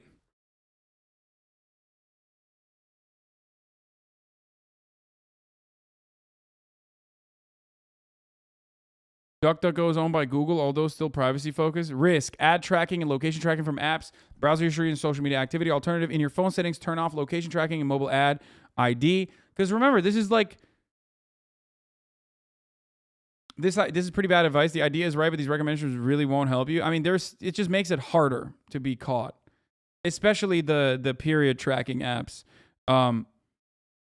There are obviously ways around those measures, especially like the ISPs can be subpoenaed for all that information, and it's virtually impossible, like unless you have a VPN, to hide your to basically hide your fucking interests and things that you're looking up on the internet. But if this is like going to be tried like a criminal case because it's like considered murder or whatever, these are the steps that they will take. They can look through your shit. They can subpoena your records. They can subpoena your ISP for your digital footprint. DuckDuckGo is not owned by Google. Lamau. I don't fucking know why that chatter said that. I don't. Oh, you're not going to read this? Go to DuckDuckGo's website.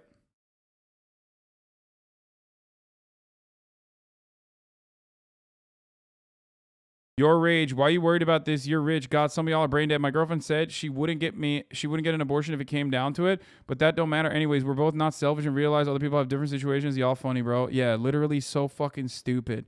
What states y'all in? Abortion access now depends on state laws after the Supreme Court overturned this shit. Dude, what is wrong with people? Like, why is it that the immediate inclination that people have, and this is a very, very strange fucking thing. Why is it that the immediate inclination people have when someone is speaking out against injustices is to be like, well, you're hypocritical because like this doesn't impact you. It's like, what do you want? Him to not fucking have a say in this? Do you want him not to fucking fight?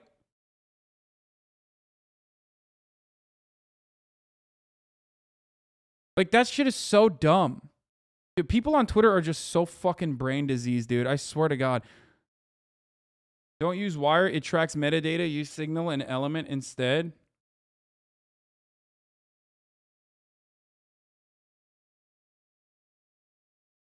I don't know.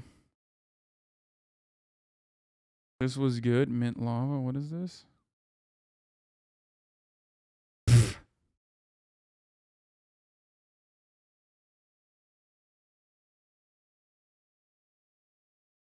Anyway, how will you pay for that abortion without being tracked? Lol, you got me. The whole thing was an ad read for Surfshark VPN. What? Yeah, dude. The ACLU and the Planned Parenthood working alongside fucking... Why can't we be in this kind of timeline?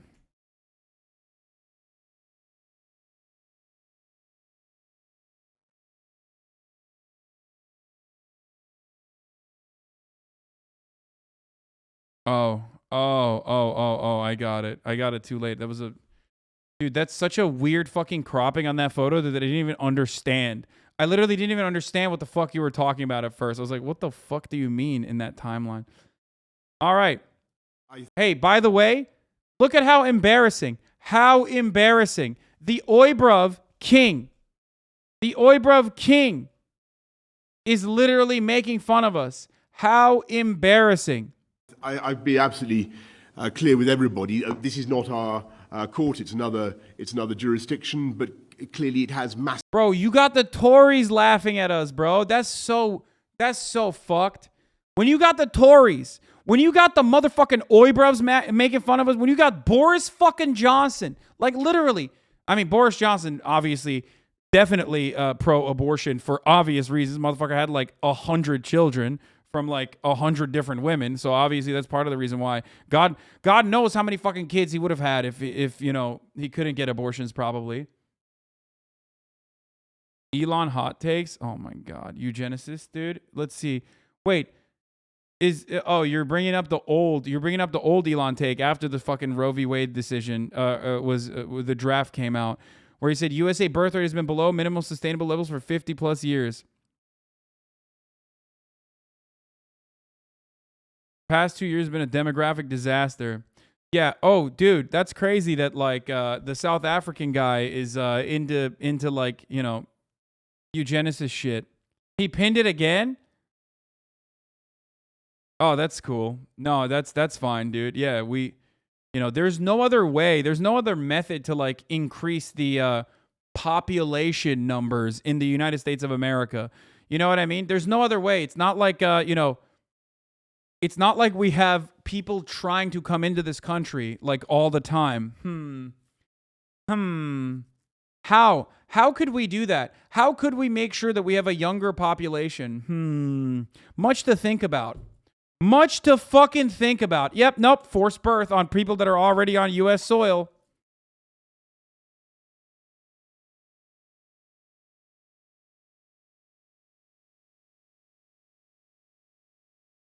Seems real complicated. Yeah, there's just no way to solve this problem of a declining population.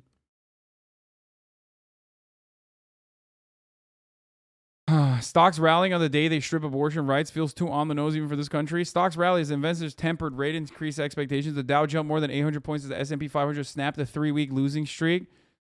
I mean, I think that's part of the reason. That's like just the Fed.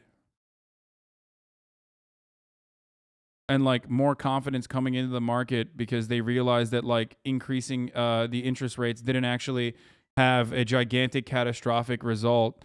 And that it was already fucking baked into the market anyway. It was just rallying after, it was just rallying after heavy losses. That's just normal for it to, it has absolutely nothing to do with abortion, I don't think.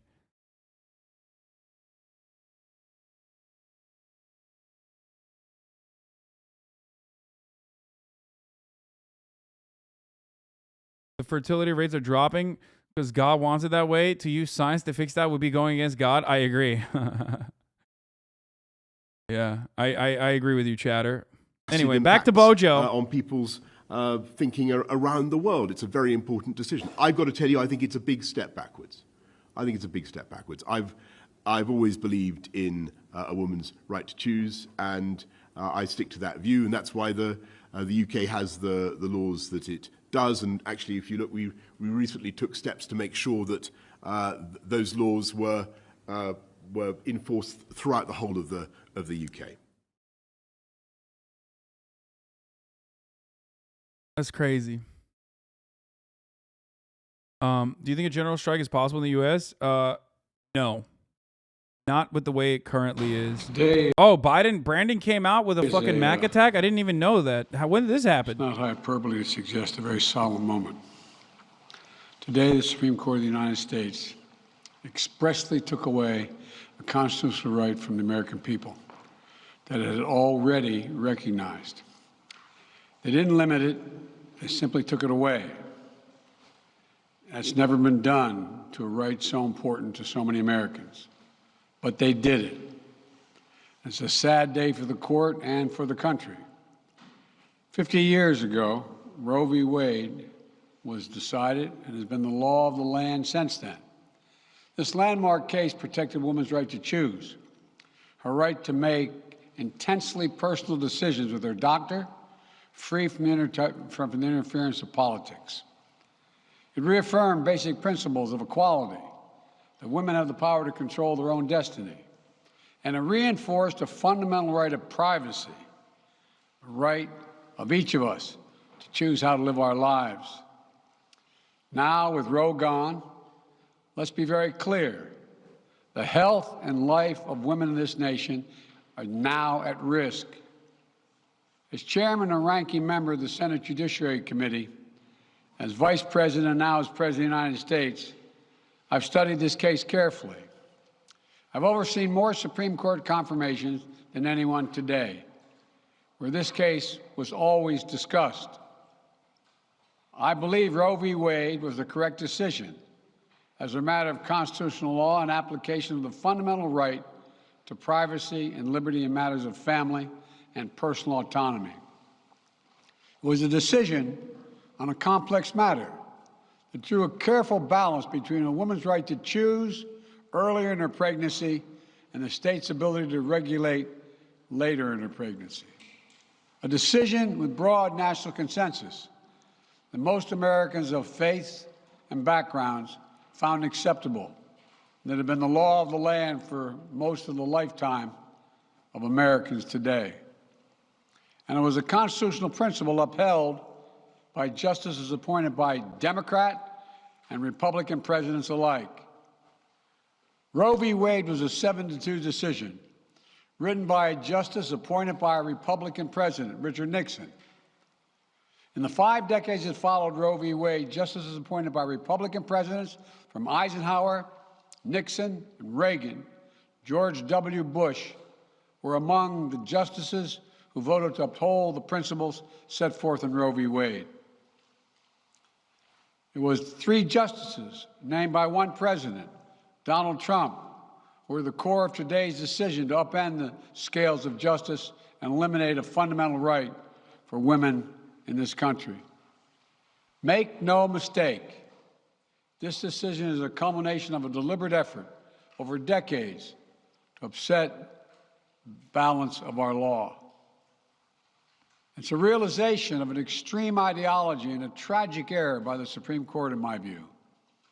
The court has done what it has never done before, expressly take away a constitutional right that is so fundamental to so many Americans that had already been recognized.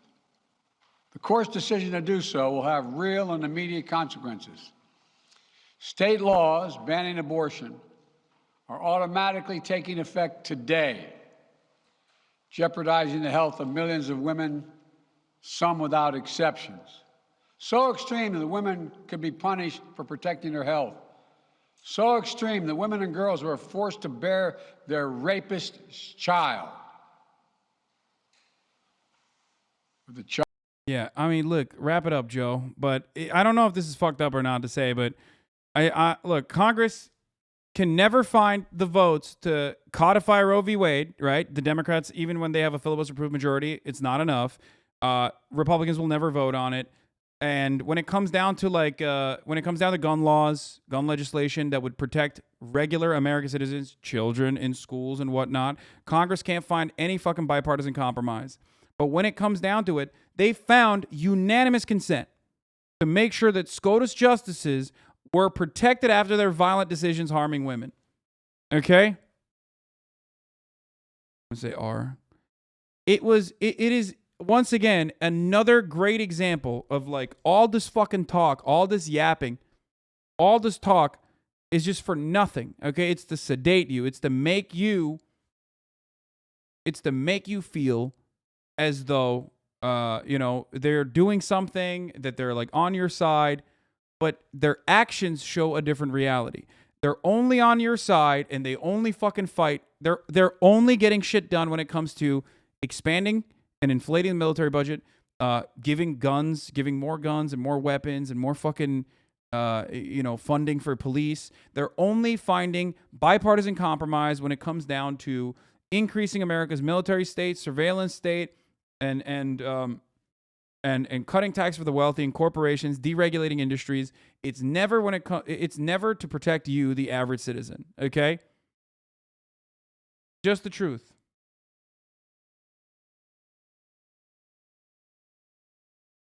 A real post from Donald Trump Jr. on Truth Social. If you're wondering what this is really about, the ex-president's family. Obama making fun of Trump at a dinner in 2011. Roe v. Wade overruled. That's awesome, dude. Fuck around and find out. Donald Trump Jr. is yet another example of someone who should have been fucking aborted. I am surprised he wasn't. Oh, shit. We could get Jay Bouie on right now.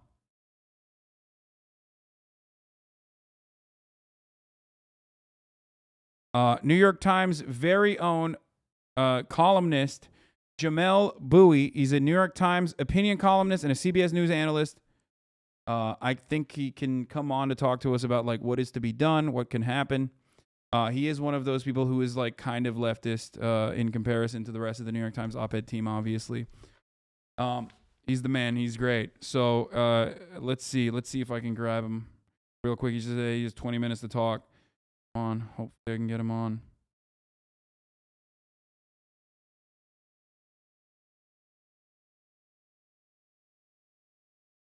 Child of consequence. It just stuns me. So extreme that doctors will be criminalized for fulfilling their duty to care. Imagine having a young woman have to carry the child of incest as a consequence of incest. No option. Too often the case. The poor women are going to be hit the hardest. It's cruel. In fact, the court laid out state laws criminalizing abortion that go back to the 1800s as rationale. Dude, I can't, like, the guy, okay, here's another insane thing to consider. And I've talked about this before, but like, Joe Biden is almost directly responsible for Clarence Thomas, okay? Like, the person whose opinion that we read,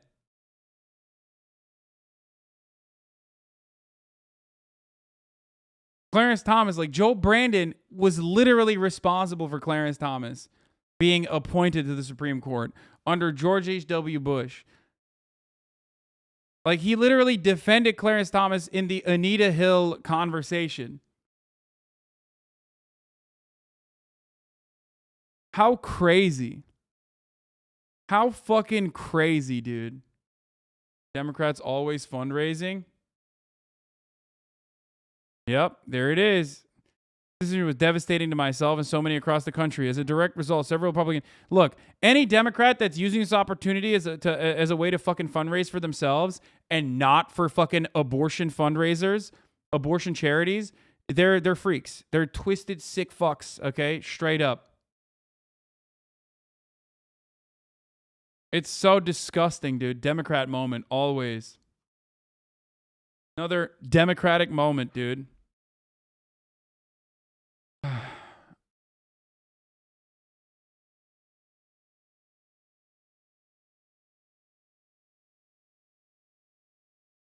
Yeah, I mean, we talked about this already. Yeah. A Senate committee controlled by Democrats has taken Biden's record-setting $800 billion plus proposed defense budget and added another $45 billion. Yeah. He did that. That's bipartisan compromise. The court literally taking America back 150 years. This is a sad day for the country, in my view. But it doesn't mean the fight's over. Let me be very clear and unambiguous. The only way we can secure women's right to choose, the balance that existed, is for Congress to restore the protections of Roe v. Wade as federal law. No executive action from the president can do that. And if Congress, as it appears, lacks the votes to do that now, voters need to make their voices heard. This fall, we must elect more senators and representatives who will codify women's right to choose into federal law once again. Elect more state leaders to protect this right at the local level. We need to restore the protections of Roe as law of the land. We need to elect officials who will do that. This fall, Roe is on the ballot. What? It's already off the ballot. Freedom. It's, what do you mean, dude? Vote harder, Jack. It wasn't enough this time around, but next time we'll get them. Why? Dude, how do you instill confidence in an American voter population that's already like incredibly upset and jaded and doesn't care to fucking vote by telling them like, this time if you vote a little bit fucking harder, like we're really going to do it. He's telling Congress to do it, which is what you said they should do. I just don't understand. First of all, it's not even true. It's literally not even true. There is not enough. Okay. There are not enough fucking votes out there to even get like get the 60 Democrats necessary. In that circumstance, even if you got 60, you would still have spoilers within the Democratic Party. You know, the fucking sharks would come out. Just like, back in the Obama era, when abortion was still incredibly fucking, again, codifying Roe v. Wade was an incredibly popular policy provision, which Obama ran on and then refused to fucking codify. Same with fucking Brandon. He ran on fucking codifying Roe v. Wade as well. I mean, look, yeah, Ginsburg's deaths put Roe v. Wade on the ballot in November. Like, they ran on this shit. Anyway, hold on. I think he's here. Okay, Jamelle is here. 1 second. Let me just deactivate this. Okay. All right, folks. I'm going to start a video call with, like I said, Jamelle Bouie of the New York Times. Hi, can you hear me? Yeah, I can hear you. Oh, damn. You have like an incredible setup. Holy shit, dude. Like, this is like, god damn, this popped out and actually went green. Okay. Well, that works. All right, 1 second. Let me just like fix this up a little bit. Sorry. It's just like I got to do live production and it gets a little tricky when I do that. No problem. Let me lower your audio a little bit as well. How would you how should I hype you up? I said like, you know, one of the few leftist progressive New York Times columnists in New York Times op-ed in the New York Times op-ed section. That works. Is that good? That works. I can't anything more than that. I might be like disparaging my colleagues. And Oh yeah, no, I know. There's like some they don't like that. They really don't. I've gotten in trouble for it before. So yeah, well there you go. That's another marker that you are one of the more progressive. You are one of the more progressive New York Times columnists. There you go. Okay, so let's get right into it. You only have 20 minutes. I just wanted to say thank you for coming on. This is wonderful. It's wonderful to have you. Unfortunately, the circumstances in where you are here are not so great, such as just American politics, though. So I wanted to just quickly get that out of the way and say that you do have a really good setup. What do you? Thank you. Yeah, it's just normally not the case. But yeah.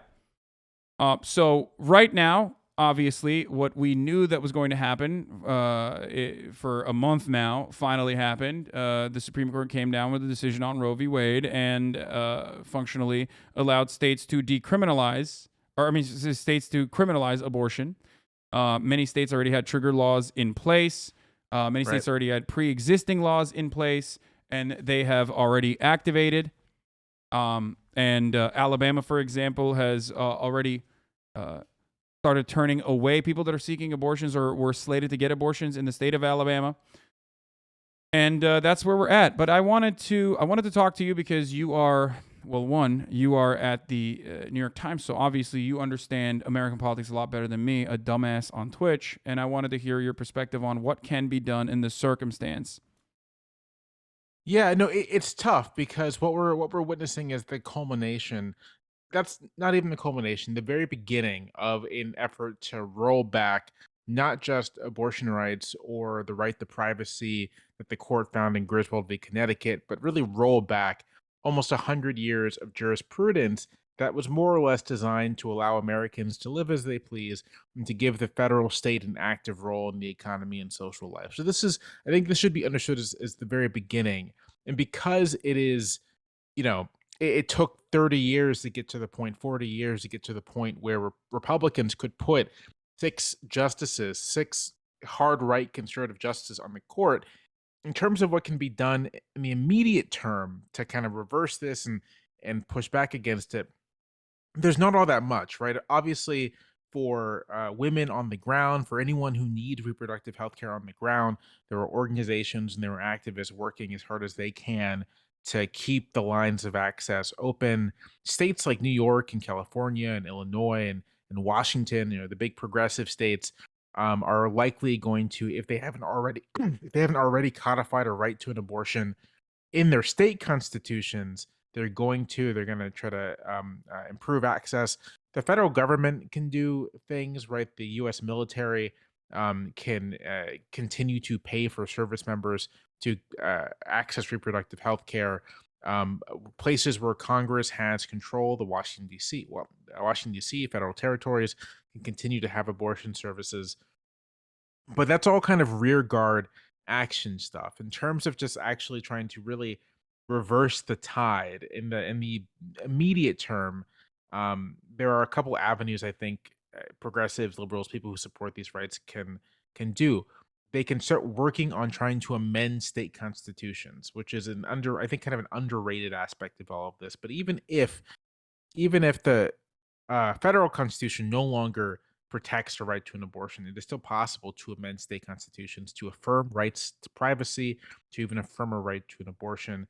And it's unclear to me, at least, how successful or unsuccessful that would be, but I think it's an approach worth taking. There's one thing I want to say. In theory, right, the Supreme Court, the Constitution doesn't actually say all that much about what the Supreme Court can do and what its powers are, and the powers it has are kind of the result of things that's accumulated over time. The Constitution does say that Congress can, create a Supreme Court. Congress can determine its size. Congress can determine its jurisdiction. Congress can determine how actually the court can overrule stuff. And so medium term to long term, I really think it's important for liberals and progressives to be organizing around kind of disciplining and getting a handle on the court. Yeah, there is, unfortunately, as far as I understand, not really anything that is closely resembling the Federalist Society on the liberal side. Even the liberal side itself is a little bit more complicated. There's certainly not one on the workers' side. Even liberal Supreme Court justices that were appointed under liberal Democratic presidents have still oftentimes sided on the side of corporations and really ridiculous decisions. So I don't even know if that's something that we can get to, even if there was interest from like a capitalist but pro-democratic party, pro-civil rights, businesses that funnel their funds together in a similar capacity to these like psychotic reactionary billionaires and millionaires do. And I don't even know, but that's also long-term solutions potentially, and that would take a long time. Obviously, the idea that Democrats have across the board are to fundraise off this and then also turn around, immediately fundraise off of this, which is so disgusting in my opinion, and basically gives the game away.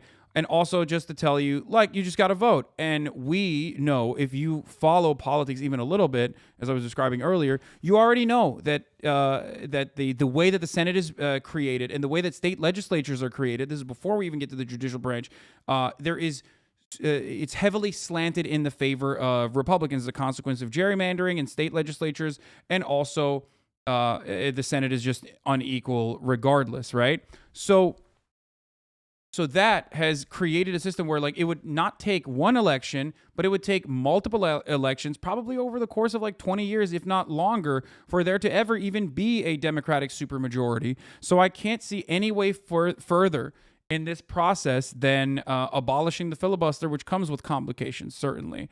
What do you think about that? Yeah, I mean, I think that's right. I mean, in the short term, if you want to maintain like the current rules of the game, then yes, it's going to take forever, if you can even manage it, to get the kind of super majorities and whatever to, reshape the entire judiciary, really begin to push back on things. But if you can in addition to building, broad base from below movements for reproductive rights and really connecting that to existing movements for civil rights, for labor rights, and also use that kind of energy to begin to build a consensus within, the Democratic Party about getting rid of the filibuster, about court reform, then I think in the more medium term, you might be able to make some changes via voting. In terms of this election year, right, I think that the most Democrats could do, like the most that you could do electorally, is basically say to the voting public, and not do the whole like, oh, you got to vote more and come vote for us and we'll protect your rights. It's these vague statements that you can renege on. What you need to do, or what Democrats need to be pressured into saying, is right now Republicans are a threat to your fundamental rights. We are at risk losing the House and the Senate. If you want the federal government to pass a bill protecting the right to an abortion, you need to elect Democrats in these states, and these states, and these states. If you do that, then on the first day of the first session next year, we will pass that bill. And that's it. Just lay it out for voters. If you do X, Y will happen. I'm not saying that's going to work, but I am saying that that's the kind of appeal that might actually reach people. Not sort of broad and vague, we're going to stand up and fight for you, but we need X number of people to do Y thing. Yeah. For whatever reason, Democratic politicians don't like to talk like that. Republicans certainly do. Republicans say, vote for us and we'll do X, Y, and Z. And then they do it. Oh, always. And the pure projection from the Republican Party is also really funny, because they always talk about activist judges, right? But the Federalist Society is literally created with the express purpose of creating activist judges to fill the lower courts all the way up to the Supreme Court, and they're very successful at it. And yet they still are able to project and make it seem like Democrats are doing this, but Democrats are so feckless and cowardly that they can't even actually just like come out and say exactly what they want to do. But ultimately, you're basically still saying that, like, the only path forward is just to vote.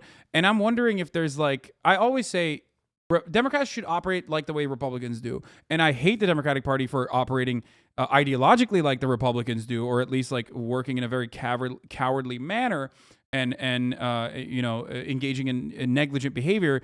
But I mean, like, operate like the Republicans do in the same way that, like, Republicans will whip votes no matter what. They will get things done no matter how unpopular it is. They will sidestep Congress, as they have done. They will revert it back to the state legislatures. They will, move things along the judicial branch, like, and get things done, basically. And and they operate in a very strategic manner and can even undermine something that 75% of Americans or 64% of Americans believe should be the law of the land. Is there nothing that I don't know, is there nothing that the Democrats could do in a theoretical world where they do actually approach the subject like the way that Republicans do? Like, I don't know. I think someone brought up, it might have been you on Sam Cedar, someone was telling me earlier that you said something along the lines of like federal land, basically utilizing federal land, which exists in like every state, as like de facto protected abortion clinics. Open up abortion clinics on federal land in every single state, and then protect it. I feel like that's something that is effective, right? I mean, if congressional Democrats were willing to play hardball, right? Like if the entire caucus were unified in wanting to defend abortion rights and just didn't really care anymore about protecting, whatever norms, then what they would do is on the legislative side, I mean, the whole opening clinics on federal land thing is what you do when you have really no other options. But we don't. But you're asking me kind of blue skying it. And because Democrats can still control Congress, I mean, they still do, then you abolish the filibuster, you pass a bill protecting abortion rights, codifying the status quo under Roe into law. And then because they keep the Supreme Court from doing anything about it, you expand the Supreme Court. You add, there are 9 justices now. There are 13 circuits. Add 4 additional justices, 13 justices, 13 circuits, and the 4 are Democratic appointees. So you have a 7-6 court that's going to uphold your bill. And at that point, no more filibuster, supportive Supreme Court, pass voting rights legislation, do whatever you need to do. That's like the hardball approach to all of this. And that's sort of, in terms of the electoral game, I think the electoral game is trying to shape the Democratic Party to create a consensus for that kind of action. But I don't think the only game in town is the electoral game. I think that as was the case for the initial expansion of these rights in the middle of the 20th century, this is a game of broad-based social movements, right? And I think we should look at the resurgence of the labor movement. We should look at sort of civil rights movements, reproductive rights movements, as sort of moving in tandem to building the kind of power to act on the national government and act on state governments as well. I mean, I think that in the medium to long term, it is not a good idea to depend on a political party. You need to depend on the social movements that can make political parties act. And that's generally been the case for all kinds of large-scale change. That's the case for the reactionaries, right? The reason the Republican Party has been so successful is that there's been a broad-based social movement behind it trying to make this outcome happen. Okay. We absolutely agree on that point, except I don't know. I want to hear your perspective on one part of this subject where I don't think we currently, as it stands, have a mechanism to collectively even push the Democratic Party in the right direction.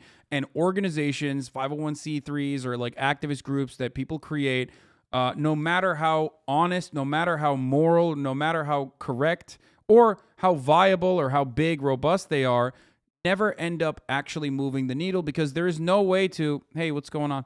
There's no way to actually provide we have no mechanism of actually forcing the hand of the Democratic Party, which is still beholden to the same corporate masters the Republican Party is beholden to. And I think that, I guess what I'm trying to say is, we agree, but I think looking back, for example, to the Black Lives Matter protests that happened all around the country, and the Democratic Party's initial reaction with trying to temper that movement as quickly as possible and squash it by putting forward already concessions, like a concession-prone legislation in the form of 8 can't wait, and then literally even throwing that in the trash immediately after Biden got elected. Looking at that, I realized social movements only go so far, and honestly, the only way to do this is by showcasing some kind of collective power, and that's not going to happen outside of the labor movement, in my opinion. We can't do organized consumer-based activism. I don't think it's as successful. I'm still willing to try, But I think the number one power that we have as like regular American citizens, at least, is through labor unions. I don't disagree with that at all. I think sort of any path to a more progressive country is going to go through a broad-based and resurgent labor movement. What I'll say just to the Democratic Party question is that the way I think about these things is you got to. I think you need to think about it less in terms of what the party is going to allow, and more in terms of what the party system allows. And so, the American party system is like unusual in that there's a Democratic Party, there's the Democratic National Convention Committee, rather there's the Republican Party, there's the Republican National Committee, but like the party committees don't really have the power to discipline anyone. It's all sort of like an agreement, like we're gonna work together. But the parties themselves are very decentralized, are very porous. There's many ways to enter into them, and are very candidate driven and candidate centric. Right? Donald Trump becomes. The I have a Republican lot of good ideas for this part internally. I don't know if you ever. I mean, I don't know how familiar you are with some of my greatest takes, but I would say using a real whip is one of them. The optics on that are, they're not great, but also just putting it out there, I have an idea called the gauntlet, where there's an automatic trigger. If you reach an approval rating that is like below 30%, which is like whatever the congressional average is, you know what I mean? As a politician, whether you're in the Senate or the House of Representatives, you automatically trigger what is known as the gauntlet, where you can have one champion from your state come and fight you, okay, in hand-to-hand combat on the floor of the Senate or the floor of the House of Representatives. I think that would be like a little bit of proletarian violence in that respect. I think would really force politicians to truly recognize that their constituents' interests are more important than the corporate benefactors that line up their pockets. So before I continue, I'll say, back in the 19th century, there used to be all kinds of fighting and brawls on the floor of the House. That was a pretty common thing. People would bring knives, guns, the whole 9 yards. No. So the porousness of the American party system means that if you were to show up, and I live in Virginia, if a bunch of people were to show up over the course of like 2 years and just sort of like methodically win every single position in the state party establishment, there's like nothing the national party could do about it. It's just like, congratulations, you've done it. You've run the state party now. And that's more or less what the hard right did over the course of 25 years, beginning in the mid 60s and sort of really culminating with Reagan's election, kind of state by state, city by city, county by county, taking hold of what had been moribund and sclerotic party organizations and like turning them into something. And I think that option remains available within the Democratic Party, which in many places is moribund and hidebound and basically like unresponsive to anything. It wouldn't take that many people in most places to capture control of a state Democratic Party organization. Okay. That takes that also takes a lot of organizing, but yeah. But I think ultimately what you're stating is correct though, where like that approach of like not being able to correctly and adequately whip your caucuses is, I feel like, always going to be an issue within the Democratic Party, which is why, famously David Axelrod originally gave the game away like a year ago almost now, where or maybe a couple months ago, where he was like, well, we couldn't do this under Obama too. And it was like, well, dude, you had the filibuster majority. So you're basically giving the game away, right? Like Biden can't say his hands are tied because he only has a 50-50, a tiebreaker majority in the Senate, when the guy who oversaw a filibuster-proof majority is openly admitting that even then it didn't work, because there's always a rotating villain and there's always someone who is going to spoil it from within. I am way more vicious and way more aggressive, other than the really good idea that I just presented to you, which you completely avoided even responding to, like the gauntlet.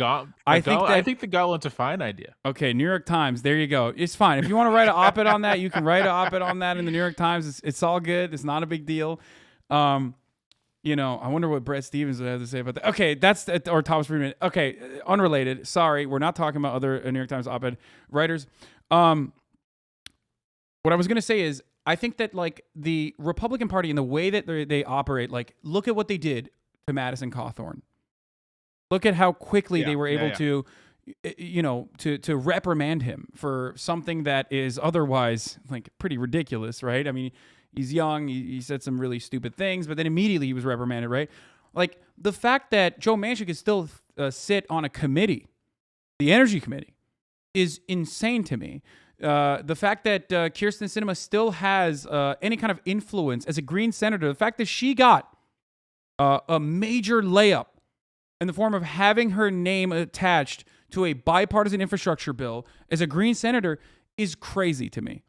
Like we need to punish these. We need to punish our congresspersons harder in the Democratic Party. I think that is one thing that they're not doing. Use the IRS. You know, look for conflicts of interest within Joe Manchin's businesses that are not in a trust, but actually run by his brother or his son, if I'm not mistaken. Like these are people who can be threatened and who can be punished, and yet, and as the Democratic Party refuses to do so, right? Like that to me is another obvious indication. Just like you know, using the Senate parliamentarian as a hurdle against $15 minimum wage, right? That to me is an obvious indication that the Democratic Party is not genuinely interested in progress or genuinely even interested in following on the agenda that they promised to the people that voted for them. I don't think, you know, I do not think that much of that is necessarily wrong. I think that part of the issue, at least with the Congressional Democratic Party, the Democratic Party in Washington, is a culture that's not of trying to fight for partisan gain. Because I think, for me, I don't even necessarily need all these people to be like ideologically on my side. I need these people to have like a need to win. I want them to want to win. Yes. And like achieving partisan outcomes is more likely to lead to things that I want to happen than not. And I think that there's a culture of going along to get along, a culture of sort of like bipartisan fetishizing, and a real culture of corruption that, you know, is pervasive in Washington, that is inhibiting the ability of the Democratic Party to the National Democratic Party, the Democratic Party in Washington, to be as sharp of an edge as it needs to be. I think to the extent that we disagree, it is that I think that the relative openness of the American party system means that these are things that you can sort of like push back against. Like I don't think there's sort of just like permanent parts of how things have to work. But it does require, right, like separate bases of power, which does mean like organized labor, right? It means like a labor movement that isn't so tied in with the Washington establishment, and a labor movement that is willing to, you know, be antagonistic to the Democratic Party when it needs to be, which means a powerful labor movement. I mean, you need these things independent of the parties themselves, but that can press on the parties, not unlike the way the evangelical movement has acted for the Republican Party. I think that with that. I'm sorry. Oh, go ahead.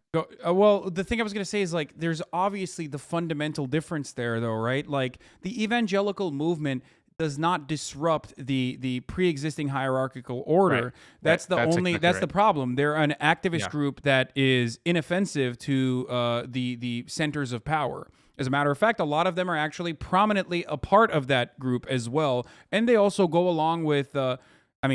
As we both know, they started off with a white supremacist agenda. You know, Brown v. Board of Education was like the main driving force of the evangelical movement. So like they not only are not disrupting the centers of capital with their attitude and trying to like dramatically undermine the way that America's corporate oligarchy operates, but on top of that, They're literally their main operating principle revolves around upholding white supremacy, white supremacist values. So that completely goes along with American history. And I don't know how we can. I just don't know how we can create something similar just through organized groups, especially when even funding said organized groups go completely against the main corporate benefactors that fund both the Democratic and the Republican Party. Yeah. I mean, my I guess my optimistic note is that, we've seen in the past few presidential cycles how it's possible to raise just like enormous amounts of money through small donations, and that there are ways to circumvent corporate funding, and ultimately, I mean, sort of, I think I guess this makes me like a little bit of a Leninist. I think sort of like organized cadres of people working dedicatedly. Dennis Prager was right. Like, there you heard it first, folks. Sorry, organized cadres can affect tremendous change. I mean, even when working against sort of established hierarchies, I think that's a thing that's possible to do. And so, even though the present is sort of a very bad and dark period, I don't necessarily think all avenues for change and for progressive change are closed off. I have to go like make dinner for my kid. No, absolutely. So Thank you so much for coming. Is there anything you want to promote? Anything like that? If you want to read my column, you can read my column. It's New York Times, usually Tuesdays and Fridays, and then I have a podcast on political and military thrillers of the 90s with my friend John Gant called Unclear and Present Danger. So that comes every other Friday. So new episode's actually dropping this evening on the movie Falling Down. Joel Schumacher's Falling Down, starring Michael Douglas. Crazy movie. We had a good conversation about it. Okay, thank you so much for coming on, Jamelle. Hopefully we can have you on. You can just pop in every now and then whenever you want, like this. In the future. And I promise I won't compromise you. Thank you. have a great day. Have a good one. Bye. All right, folks. That was Jamelle Bouie of the New York Times. He also appears on CBS as well. Wonderful person. Not a Marxist-Leninist, okay? So I'm just going to point that out, even though he made a joke about it. I don't want people to take that literally. I also have another guest here in the building right now, literally waiting on the side. That was a good interview. Yeah, it was a quick in and out, But like I said, thank you, Jay Bouie on Twitter. Great to have him. Aubrey is in here. Another J name. Aubrey, YouTube icon, is here right now. We're going to continue talking about abortion and numerous other things. He's a HasanAbi head as well, so he's here for VidCon. So I didn't realize that the Supreme Court was actually going to drop this decision this week. I should have known that it was going to happen this week. But yeah, if I get Jabuki on as well, that's the triple J. Okay. Well, yeah. Here, hold on 1 second. I'll bring him in right now. But yeah, we're gonna talk about the Biden are on the ballot for now. The right to privacy, liberty, equality, they're all on the ballot. Until then, I will do all in my power to protect a woman's right in states where they will face the consequences of today's decision. While the court's decision cast a dark shadow over a large swath of the land, many states in this country still recognize a woman's right to choose. So, if a woman lives in a state that restricts abortion, the Supreme Court's decision does not prevent her from traveling from her home state to the state that allows it. It does not prevent a doctor in that state from treating her. So interesting. As the Attorney General has made clear, women must remain free to travel safely to another state. Okay. This is some sleeper shit, unfortunately, but Brandon is terrible. Sorry. Yeah. Brandon's terrible and not very telegenic. That's what happens when you're like 800 years old. Sleepy Joe Brandon. Hold on, I'm gonna push this over here so you can see. Yeah, this is my setup. Have you ever done a live stream like this before? You got to get close up into the microphone. No, by the I've way. never done this. Is this good? Yeah, that's perfect. Actually, perfect. Good. All right. For those of you who don't know, how would you describe who you are, what you do? I make commentary videos. My channel is J Aubrey. I make video Kanye essays. simp. Yeah, Kanye simp, local Kanye defender. Yeah. I do just like mini documentaries, armchair documentaries on other YouTubers. If somebody's done something bad, I'll make an expose. Or, if there's a celebrity that I've made like documentaries on Kanye and Tyler, the Creator. I don't know. That's pretty much it. I don't really have a huge introduction. But. Okay. I mean, no, we watch a bunch of your videos on stream. Yeah, I Obviously, appreciate I that. love stealing your content. I'm a big fan. No, go for it. It helps me. So yeah, no. Every time I steal your content, I literally, people will be like, "Whose YouTube video is this?" And I'm like, "No, I'm not going to tell you." Yeah, no exposure. No, I don't deserve it. Yeah. No, I appreciate it. Yeah. Oh, he's too loud. Okay. Never mind. Okay. This is like Should I sit this is back? one of the worst. But no. You're doing great. You're doing great. I need to adjust my voice to make sure that it's like we're at the same level. That's it though. Holy shit! I watch the videos all the time. Fuck yeah, dude. These are how do you like? You been to LA before? No, this is my first time in California. This Where is are you from crazy. originally? Don't dox yourself. You don't want Texas. to. Oh, you're from. Oh, I'm sorry to hear that, man. Yeah, I am too. It's unfortunate. Yeah. So this is the first time you've ever been in California. How do you like it? It's been cool so far. I've only been here a few days for VidCon. I've been in Anaheim. I've really enjoyed it. It's the weather is so much nicer. It's so humid in Texas. Yeah, it's fucking awful. I don't want to go back anymore. And also on top of that, it's like they got fucking, the weather is dog shit in Texas, but also like everything's like 45 minutes away. There's like nothing fun to do. Yeah. So it's just terrible. So you're here for VidCon. How do you how do you like it so far? It's been good. It's been weird. I mean, like, cause I'm seeing people that I've known for years, finally meeting them in person. That's been fun. I'm staying in an Airbnb with like 15 other YouTubers. Are you staying with Muda? No, I'm not. I hope to see him though before I leave. I'm staying with The Right Opinion. I think you've reacted to some of his stuff in the past. Oh, okay. Yeah, He's Probably. good. I've reacted to everything, bro. I'm doing fucking 8-10 hours of content every day. Yeah. I respect it. Yeah, I'm sure that there's I don't know. I don't know what the YouTube essay space is like. I feel like the YouTube essay space was like very much dominated by like weirdo, neck bearded, like right wing reactionaries, and then like out of nowhere there was so many awesome people like yourself. Thank you. That just came out of the gate swinging with like, good politics overall, good politics across the board. Like, I don't know. It gives me a lot of confidence for the future of content creation on the platform. Even if the platform still has a lot of issues with white supremacy in general. Yeah, But commentary specifically used to have a pretty big issue with white supremacy, I feel like. But, oh, yeah. I mean, obviously. But now, I mean, you have people like, I don't know, you have people like Drew Gooden, Danny Gonzalez, people like that are kind of the biggest commentators that are actually good. And I'm glad to see it. So yeah. No, absolutely.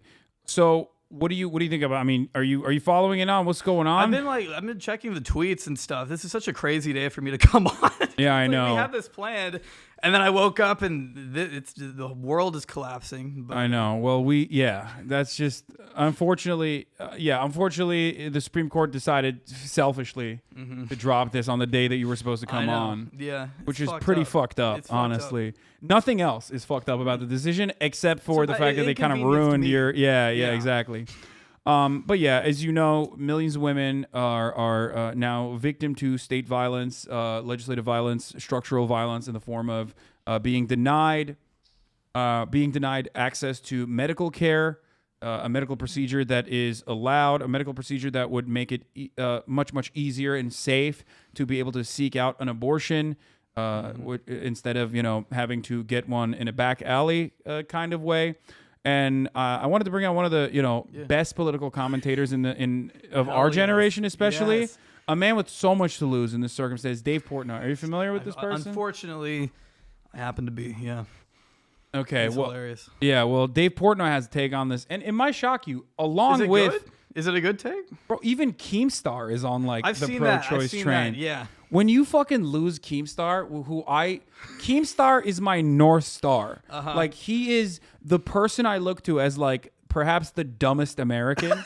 Yeah. But like also like he is like the perfect average, like below average intelligence American that has like all of these different opinions, and he's a Republican, he's a reactionary, but I love looking at people like that to understand like what the everyday dumbasses are thinking. Yeah, he's right? gonna see this clip and he's gonna hate it because he hates me, and so he's gonna watch us together. By the way, people always lie on the internet. It's really funny that you said that because someone in the chat was immediately like, Jay Aubrey hates Ethan and loves Keemstar, right? I was like, there's no fucking That's way. absolutely not. Keemstar fucking hates me. Yeah, there's I no hate shot. Keemstar. It's not a surprise. I literally was like, I don't know what his takes are on Ethan, but I know for a fact that if you've watched any of my streams, which you're you at least said originally when I was watching your stuff that you were, there's no shot you're a Keemstar fan. I hate Keemstar. I'm fine with Ethan. I mean, we had a Twitter back and forth a couple years ago that was kind of heated, but I really don't have anything against him. Yeah. All right, we'll bury the hatchet on that one. Yeah. We'll I haven't spoken to him since then, we'll so repair. I don't know how he feels about me, but I don't really have any like hard stances on him, Yeah. If Keemstar's ever on your side, you're in the wrong. Yes, normally you're absolutely correct. This is one instance where Keemstar is actually on the right side of a political conversation, which kind of showcases exactly how psychotic the Republican Party is by acting out the desires of this incredibly frantic, fundamentalist, right-wing, reactionary, white evangelical, Christian base of support that they have, which is like 30%. So here is again another Keemstar style person. Okay. Oh wait, I can't even look at Dan Bongino because he blocked me because I said what. I think I remember this. I asked him what kind of steroid regimen he's on. I said leak your steroid regimen, King, and he fucking blocked me. Which is fucked up. Yeah, you were asking a question. Is it a Yeah. genuine question? Yeah, I thought he loved free speech. What the fuck do you want? Like, everybody loves free speech until you ask them, like, are they using TRT? Like, what kind of steroids are they on? And then they're like, no free speech. Horrifyingly uninformed of ridiculous take. Embarrassed you would put this out there. That's what he said about Dave Portnoy. All right, enough gassing. Let's hear what the best political commentator of our generation had to say. Okay, emergency press conference. Roe versus Wade just got overturned. Let me start by saying this is a Like, usually he does emergency press conferences for like pizza, I think.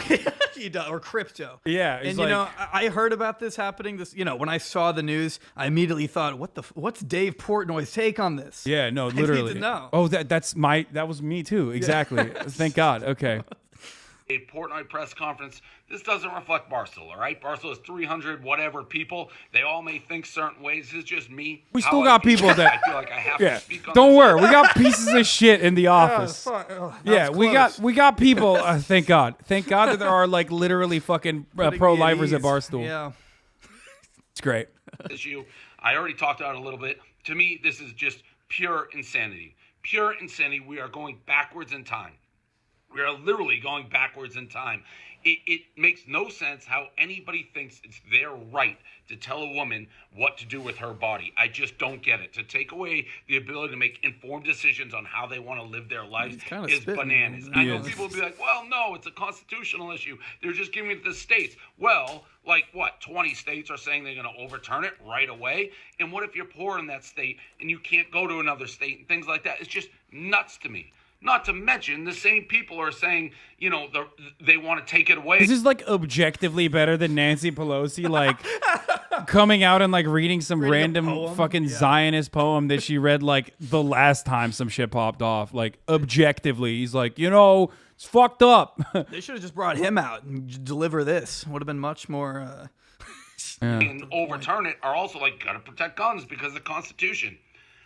At what point do you look at the Constitution and say, hey, this was written by people who had slaves? Maybe not everything is exactly to a T in the... Oh my God. I didn't say... Okay, I only watched like the first 20 seconds.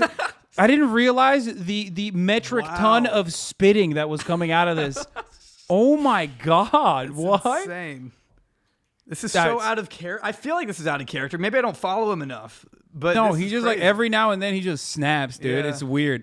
It's crazy that like, I mean, he looks like a German retired guy on vacation. That's the level of sun exposure he has on his fucking face. I don't know if it's alcohol poisoning for many years or that, but You would never expect a guy who sounds like this, looks like this, talks like this, has these kind of opinions to just be fucking coming out with these takes. He verbatim said everything that I said earlier this morning about, like, you know, maybe he didn't call them rapists, pedophiles, our founding fathers, but he did say they were slavers, and it is true objectively. So did what I said, but yeah, true. Yeah. Constitution, like a million years from now, you're going to use the document written in the... It's just nuts. In what world? The world evolves. People evolve. Technology evolves. You got to evolve. You can't stick with this document and look at that and be like, that's the end-all, be-all. It's literally crazy pills. This is coming from somebody who consistently is like, the U.S. is the best country in the world by a mile. I still believe it. But we're going backwards. And the left and the right suck so fucking bad. Like, the left fucking hates me. The woke left, the liberals, they're crazy. They're insane people. Yet, I end up having to vote for a moron like Biden because the right is going to put Supreme Court people in who are just ruining this country and taking basic rights away. I honestly believe 95% of the people in the country think like me. They're like, they're liberally... Dude, we're in bad shape. Dude, okay, to be fair, like, not 95%, but like a lot of people do. A lot of people are infinitely closer to his position than they are to, like, fucking, you know, Nancy Pelosi, who's like a rugged institutionalist, you know what I mean? Who's like, oh, we have to make sure that, like, the worst thing that happened with the Supreme Court decision is that, like, now the institutions are undermined. It's like, bro, nobody gives a fuck about that shit. Like, you could literally burn the White House to the fucking ground, and, like, people will probably be like, ah, whatever. You know what I mean? Like, it just doesn't matter. None of these people care about this. Like, give us something, anything, right? They're socially liberal and they're financially conservative. They like 90% of what Republicans, they don't like the woke culture. They're socially liberal, financially conservative. I have a different opinion on this. I have a reverse take. I think American, like the average American, is more socially conservative than the Democratic Party's like platform. Not what they actually do, because they don't do shit, but infinitely more fiscally progressive than the Democratic Party is. Like, as far as, you know, not endlessly expanding our military budget and instead, you know, using it on social safety nets and shit like that. This craziness. But then you look at what they're doing and it's like you're taking away basic rights. What's next? Same-sex marriage? He's fiscally conservative, by the way, because, you know, he's fucking rich. He's rich as shit. You know. I of course, am also wealthy, except, you know, I'm a fucking idiot and a grifter. And you know, that's why. Forget, I love grifting by fucking asking to be taxed more and stuff. It's like, what is next? It's insane. That's why we have to vote for the morons like Biden, who's borderline incompetent, because it's too dangerous to vote Republican. Like, what the fuck are we doing? Wake up. Okay, emergency press conference. Wait, what the fuck is this? Doug Ducey, I'm proud that Arizona has been ranked the most pro-life state in the country. First of all, I'm proud and Arizona should never be in the same sentence, okay? Unless you're talking about Arizona iced tea prices being 99 cents, okay? Other than that, you have nothing to be proud of, motherfucker. Shut the fuck up, Doug Ducey. Dumbass. Oh, I'm proud. I'm proud of Arizona. It's the most pro-life state in the country. Here we will continue to cherish life and protect it in every way possible. And then this person says, your son made me take Plan B after we hooked up, but carry on. That's so good. I don't know if this is real or not, but I want it to be real. It's got 70,000 likes. Let's just assume it is. If it's got, exactly. If it's got 70,000 likes, it has to be real. Yeah. Well, that's good. To be fair, though, wait, isn't Doug Ducey was the one whose entire family ran against him, right? What? What happened? Was it Doug Ducey whose entire family campaigned against him and were like, please don't vote for Doug? Oh no, that was Gozar. That was Paul Gozar. That wasn't Douchey. That was Gozar. Did you know that? Okay, I didn't know that. Were they Republicans too? Paul Gozar is the based like meme Republican. I've seen him. Yeah, he's always like doing Groyper memes and shit, even though he's like 75. Awesome. That's cool. Yeah. And his entire family basically fucking said, like, do not vote for Paul Gozar. Like, I am Paul Gozar's brother. I'm Paul Gozar's sister. Like, they just do not vote for him. Like, he's just a shitty guy. That's so funny. That's like taking it to the next level. Because, like, Ted Cruz's kids probably hate him. You know, if they're not out here campaigning against him. That's a good level. No, Ted Cruz's daughters 100%. I know for a fact they're like dream stands. Yeah, but the tweet that he put out. Yeah. I remember that. Yeah, no, they're like they like love Carl Jacobs and like Dream and stuff. Like they're actually you know. Yeah.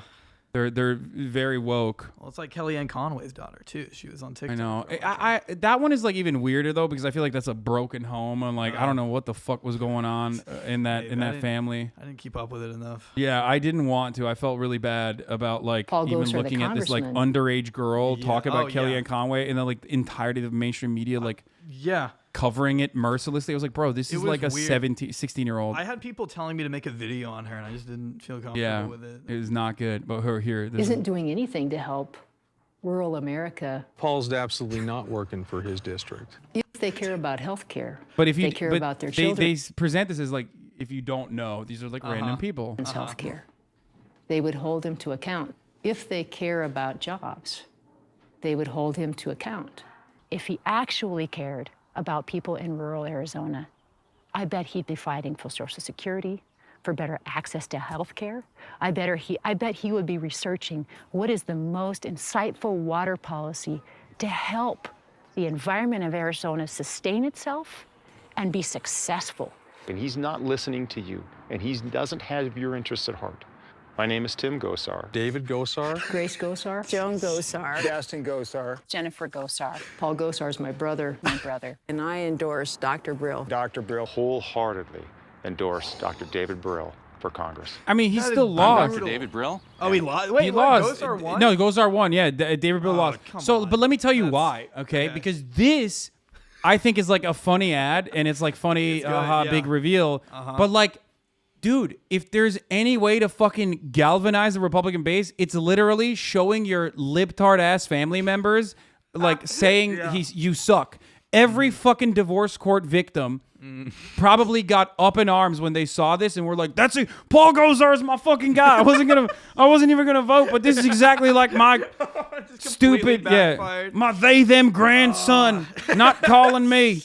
That's a really good point. I didn't even You know what I mean? That's like half of their fucking politics revolves around like being banned on Facebook. Yeah, no, you're completely right. And their relatives not calling them and Yeah, shit. dude, I went on Truth Social just to see what it was like, and it was a sad state of events. There were a lot of people over there that were like, "Yeah, my family doesn't talk to me anymore because they've been blue pilled." Yeah. It's like, bro, you're literally 68 years old. You should not know what blue pilled and red pilled is, okay? Like, what the fuck? But Paul Gosar is a perfect example of a person who is like way too old to be like fucking memeing endlessly, and that's it. This is not the Arizona representation I wanted. Yeah, get fucked, Arizonans. Okay, you start getting me talking about Arizona. I'm gonna start leaking the secrets. Okay. But yeah. So that's where we're at. That's the state of affairs right now. Joe Brandon his speeches are fucking awful, but Craig says threats are not speech, has threatening energy. President Brandon says, here, let's see what he had to say after this like incredibly boring fucking speech that put me to sleep multiple times over. He looks asleep. Yeah. On everyone, no matter. God, he sucks so bad, dude. It's just like so whack. It's just why. I mean, he's just not even entertaining, and he has the capacity to be. Yeah. Just let him out. Let him out of his shell. Like when he fell from that bike, like it was a human moment, you know? No matter how deeply they care about this decision, to keep all protests peaceful. At a time when like there's so much momentum around like this completely horrific, unjustifiable, monstrous action from the fucking Republican Party and all of its like institutions and all its organizations that have been like waiting for this moment. I love that the first thing you think of is like, hey, make sure you're not getting crazy out there, Jack. Don't get too wild. Yeah. Peaceful, peaceful, peaceful. No intimidation. Violence is never acceptable. Threats and intimidation are not speech. We must stand against violence in any form. It's so funny because they just know. They know how fucked up this is. Okay? They know how incredibly fucked up this is. They know what kind of retaliation is going to happen. So that's also part of the reason why they're like, beefing up the fucking riot cops all over DC. And it's great. It's wonderful that like their first thing is like, oh my God, please don't do anything violent. Okay, please. Why? Because they just want you to, they just want you to fucking shut the fuck up and take it down and, take it sitting. They can, because what is the Supreme Court's action in this circumstance if not violent? And that's the fundamental problem that I try to describe to people all the fucking time. And yet, for some reason, it's impossible to get it through people's heads that, like, violence is a constant state of politics. As a matter of fact, one could say that a big chunk of politics is about who gets to do the violence. When the state gets to do the violence, it's totally seen as appropriate. That's why in protests, for example, when cops brutalize protesters and like kick a fucking, throw tear gas canisters at protesters, that's not considered violent action. That's just the police doing what their job is supposed to be. Yeah. But when you kick the can back at the cops or when you leaf blow at the cops, then it's considered violent action. This is exactly what happened during the Black Lives Matter protests all around the country, where they criminally charged people for using a leaf blower to blow the tear gas back at the cops. They were like, this is lethal gas. It's like, motherfucker, what do you mean? What the? I didn't even know about that. That's insane. And that is the main difference here. Is like politics is all about who gets to have access to the resources, resource distribution, who gets to make those decisions, and who gets to be violent. And so this Supreme Court decision is inherently a violent one. There is no other way to describe it other than this is extremely and profoundly violent, considering that you are denying someone a medical right, a medical procedure that they should be able to get, right? Yeah. So any kind of retaliation in that respect, of course, is going to do their law enforcement. You should respect them. I love it, dude. I don't just respect them. I suck them off. Every time. The only time I take a knee is when I'm sucking off a hero cop. That's what fuck the police means. I think. Yeah. Fuck and suck the police. That's me. Anyway, so it is really frustrating that they're genuinely fearful. Yeah. Regardless of your rationale, I call on everyone, no matter. I love this immediately. Or when they use bricks to break windows and steal, it's like, yeah, dude. When a cop does civil assets forfeiture, okay, when a cop stops you under the suspicion, very little probable cause is necessary anyway. When they stop you and say, oh, well, I think you're smoking weed. Oh, you're not going to let me into your car? I'm going to fucking bring the canine unit here and jam you up for the whole fucking day. Don't matter if you're going to work. When a cop does a routine stop like that and takes the fucking money out of your pockets, that's not considered theft. Because again, cops are supposed to do that. That's their job. It's within their legal purview. It's completely acceptable. But when you do that, when you are, or wage theft is another great example of that, actually, as a matter of fact. Your wages, you are owed wages. There's billions of dollars in wage theft that occur every fucking year in this country. Corporations are collectively engaging in such actions. That's not considered to be theft. That's not considered to be stealing. That's normal, because there's no one is fucking punishing. No one is punishing these people. And the irony there is, again, that's not seen as like theft. It's only theft if you do it individually. Yeah. Fucked up. Anyway, so that's where we're at with Roe v. Wade and Joe Brandon. Let's see what else is going on. This is how it will talk about actually how this affects affect you, no matter how or where you are watching right now. 13 states have these so-called trigger laws in place for this very circumstance of Roe being overturned, meaning laws that go into effect very quickly now to ban abortion, according to the abortion rights group, the Guttmacher Institute. For example, in Kentucky, Louisiana, and South Dakota, it happens immediately, meaning if you had an appointment this morning at 8 for this procedure, you could go through with it. From here on out, no, you cannot, according to what their law has planned there. Then we move to a second group, the next level, abortion bans to be enforced 30 days after Roe is overturned. That includes Idaho, Texas, and Tennessee. And then come a half dozen states where officials would need to certify their legislation is legally valid before their bans will kick in. That includes North Dakota, Wyoming, Utah, Missouri, Oklahoma, Arkansas, and Mississippi. Now, this could be incredibly quick, or it could take maybe a few days, according to Guttmacher, so they could, in effect, be immediate or a couple of days. And finally, we add in the states that have old, unenforced abortion bans, which could now be enforced, and those that passed bans under Roe, which were blocked by courts. Altogether, you get a whopping 26 states certain or likely to ban abortion, and that's compared to just 16 states and D.C. with laws to protect abortion rights, states which even now are preparing for an influx of patients crossing state lines like seeking care. And you can New Mexico's sitting between Arizona and Texas. So New Mexico is like gearing up for potentially like an onslaught of people that are seeking this, this medical procedure. Yeah. And it's just so fucked up, dude. It is so chaotic. Everybody trying to like, and it's just, But- it shouldn't.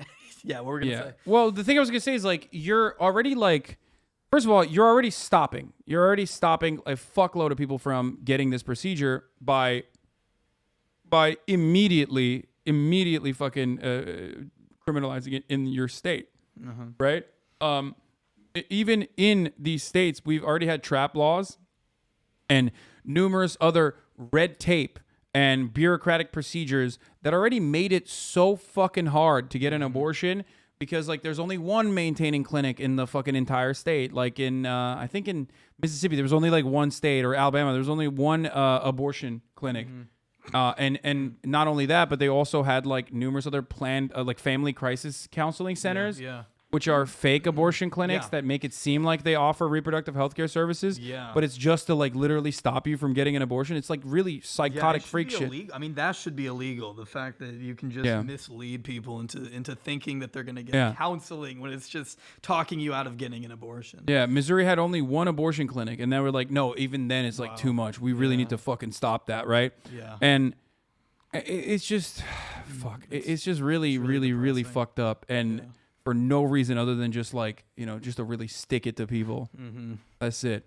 Imagine what it will be like in Illinois, where it's surrounded on all sides with states that that either have already or very quickly will ban abortion. So what is the severity of these bans? What are we looking at here?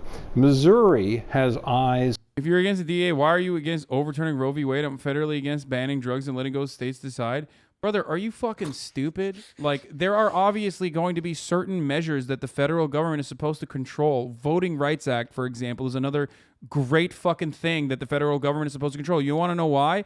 Because these dumb motherfuckers in red states, the dumb politicians in red states act up, okay? They can't fucking hold themselves. They can't. They can't stop themselves from being racist as fuck. They can't stop themselves from harming women with their fucking policies. They can't stop themselves from harming marginalized people with their fucking policies. So the federal government has to kick in. Obviously, decriminalization should occur, and as a matter of fact, it should be at the federal level and not led to the goddamn states. But this is psychotic. You would never feel this way about any other medical procedure. You would never turn around and be like, you know what? I think states should be able to decide whether or not people who have diabetes should get insulin. You know what I mean? That's not something that's ever going to happen. You can't fucking do that. That would be insane, right? I mean, of course, we already ration insulin by who can pay for it. Yeah. But outside of that, I mean. Yeah. And yet, but because this comes down to like mostly women being impacted, we can make these kinds of decisions because no one gives a shit. Or at least the people that are in positions of power don't give a shit enough. Yeah. Is on targeting even non-residents. If you were to pass through and conceive a child, they would continue on that with if you got an abortion elsewhere. So the laws are very severe, big steps out here that affect every community. So Elliot, I want to read. Dude, this is my favorite. Look at the duality of chat. Hold on. Where is it? Someone immediately, when I said mostly women, someone immediately chimed in and said, mostly women, you should say people who can have abortion, people with uteruses, not just women. Okay, I already said mostly women. Yeah. And then this is the person that said mostly and highlighted it. Like both of these people, okay, this person is pro-trans, this person is anti-trans, okay? Okay. Both of those people are operating at the same wavelength though. They're both narcissistic and they both just want to fucking derail the conversation and center it around themselves, okay? It's so fucking stupid.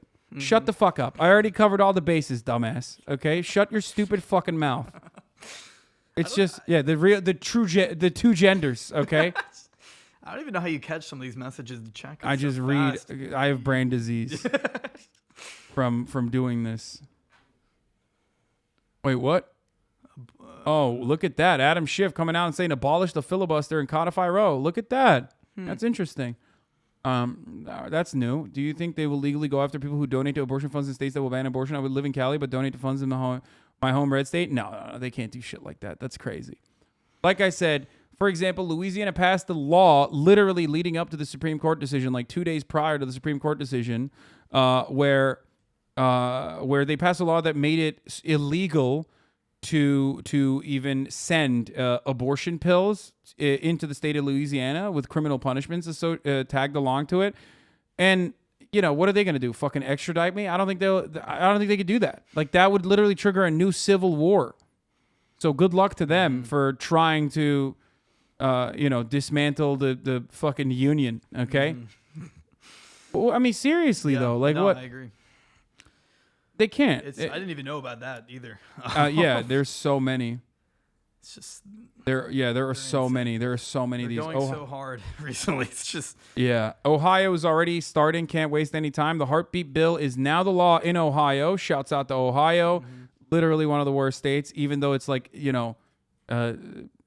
even though there are plenty of other horrible states right there. Ohio desperately trying to be the #1 worst state.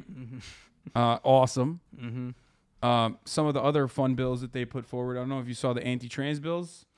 What was it? Like, what did it in the state of Ohio, if you say that any young girl playing a sport at like up to the collegiate level is trans, I saw this. The genitals thing. Yeah, I saw that. They have to undergo like blood work, blood testing to figure out like what their chromosome testing, and also doctors to fondle their genitals. It's like, this is the party that's like so concerned about the left grooming their children to be trans, and it's like so they're fighting it with grooming. It's like it doesn't. Yeah, add no, up. it's just psychotic, completely psychotic, but not surprising, Ohio. But yeah, now the heartbeat bill is now the law in Ohio, so that's great. Kansas votes August 2nd. Vote no would make it where abortion stays in the state. I'm surprised that they would even hold it up for a referendum. What do you mean? Guess mic is low. Okay, he has to yell. He's already all the way at the top. Yeah, That's get good. close and just yell into it. All right. I mean, yeah. Speaking of grooming, Jim Jordan famously, looked the other way when like one of his wrestling coach, when he was the athletic director at Ohio, was raping. In Ohio, of course. Yeah, was raping the students. Well, I never knew about that either. Yeah. Well, I mean, Matt Gaetz is an actual, Yeah, Matt Gaetz, exactly. Whatever happened to that, by the way? Did that just fall off? People stopped talking about it pretty quick. I don't know why the FBI... I don't know where the FBI investigation went. It's kind of weird to see, like, after so much information coming out, like, Matt Gaetz basically... Matt Gaetz basically was, like, fucking writing on Venmo, like, here, this is for child fucking, like, in his payments. And yet, for some reason, the FBI was like, oh, I don't know. I don't know what that's about. What? Like, he literally was just like, the FBI is really incompetent when they want to be. I've noticed. I don't know. We'll see what happens. I mean, they're great when it comes to, like, finding, like, fucking autistic Muslim kids on the internet to be like, hey, you should find some Tenorite right here and blow up blow up City Hall, and then they catch them, and then they're like, oh man, I guess we can't really do anything because like we kind of facilitated this entire terror threat. They're really good at that. But yeah, the FBI is now supplying him with CP and children directly. Yeah, they're flipping him, dude. They're trying to make him into a white hat pedophile. Yeah. Shit on the other states, Hasan. Make fun of the Dakotas. Dude, the Dakotas are so irrelevant. I don't even shit on them. Like, they just shit on themselves by virtue of existing. This? Here is, so this was when Brandon was personally responsible for, basically getting Clarence Thomas the appointment as Supreme Court Justice. Yeah, when he was leading the Judicial Committee. Yeah. I guess one really does have to understand something about the nature of sexual harassment. It is very difficult for people to come forward with these things. I've got to determine what your motivation might be. Are you a scorned woman? Do you have a militant attitude relative to the area of civil rights? Do you have a martyr complex? The issue of fantasy has arisen. Are you interested in writing a book? It is appropriate to ask Professor Hill anything any member wishes to ask her to plumb the depths of her credibility. You are not now. Interesting. That's cool. Wow, that is. Yeah. He's looking rough back then too. By the way. Yeah, he got hair plugs in Yeah. and looked a little bit better, but like I mean he's like 900 years old. He You know looks what like I a mean? different guy now. Yeah.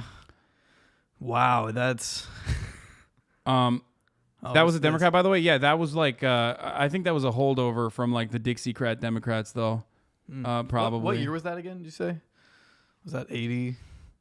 This 80, this yeah. is 91. 1991. That's not even that long ago. Yeah, no, this is like when Wow. Brandon is leading the. I think he was like heading the judicial committee in Mhm. the Senate, like where they do the theater basically of Mhm. trying to figure out whether or not an appointment should go through, but like it's bullshit. Here it is.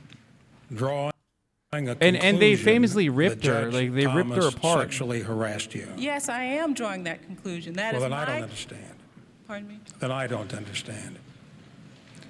Do you have anything to gain by coming here? Has anybody promised you anything by coming forth with this story now? The witness did not say anything to the FBI about the described size of his penis, the description of the movie Long Dong Silver, about the pubic hair in the Coke. I did think that Senator Specter pointed out some inconsistencies.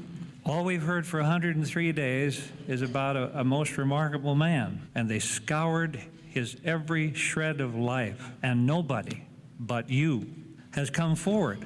If what you say this man said to you.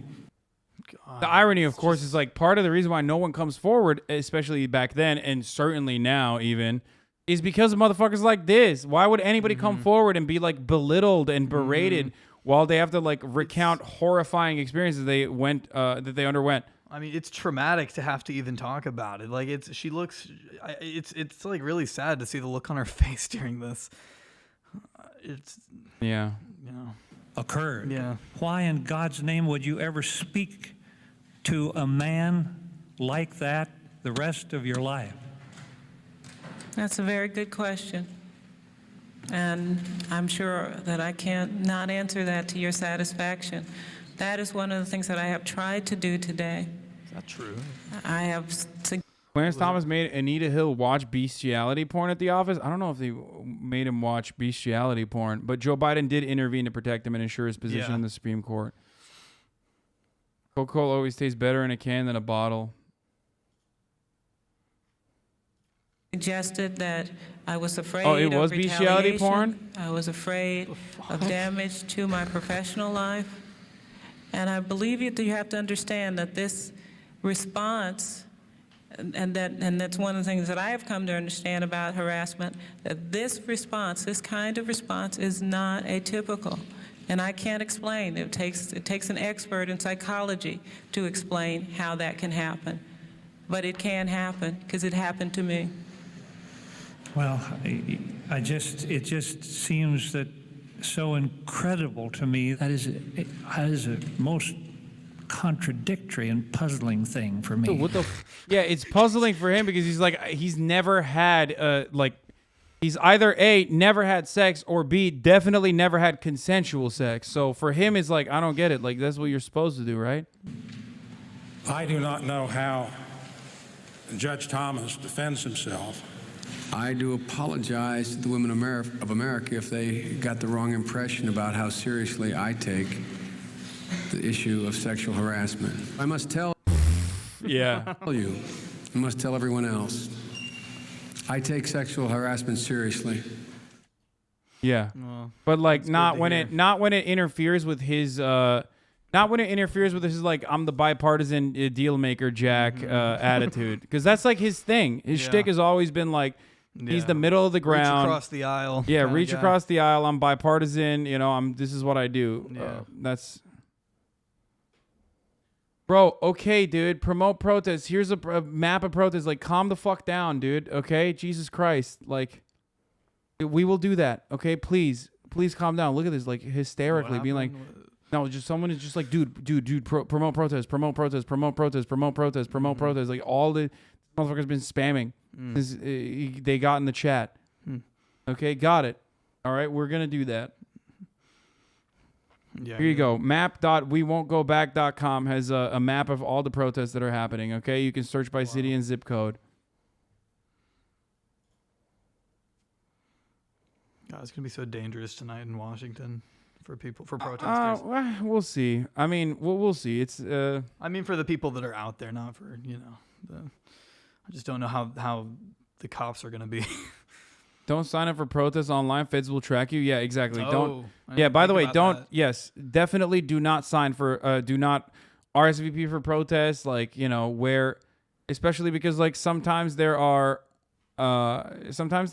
going to be instances where there's shit popping off that is maybe illegal. Okay, and cops will. But monitor. I actually need you to actually organize around this right now.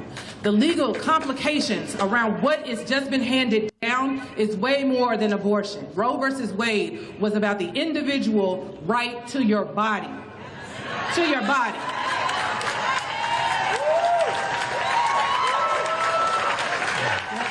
Written in that decision was every last one of you, male, female, trans, non-binary, whether or not you can decide what you need for your body. For your body. Abortion is the only medical procedure where we have people interrupt that every day. Every time somebody goes to get that medical procedure, it is interrupted by people who call themselves Christians. By people who praise Jesus. Come on now. He gave bread to people who were hungry. You can't even feed babies who can't get fucking milk.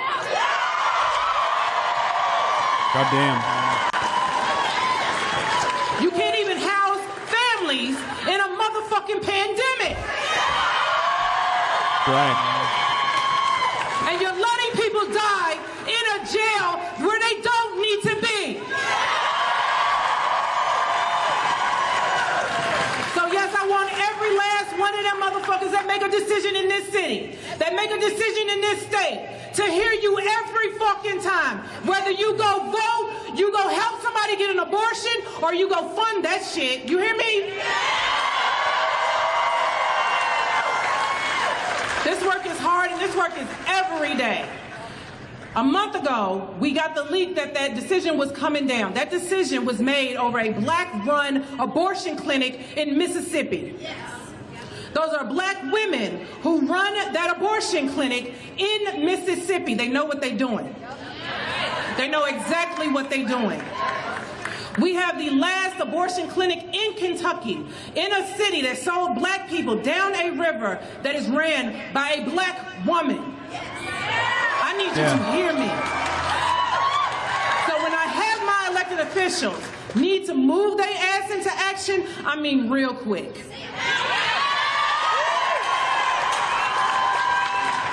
There shouldn't be a thought around what it is that I need to do. You need to do the right fucking thing. Just compare that to what Pelosi was saying earlier. I didn't watch it, but I saw she read a poem. Very, very fucking hard. I'm not even gonna lie. Yeah. Like, we're tired as hell.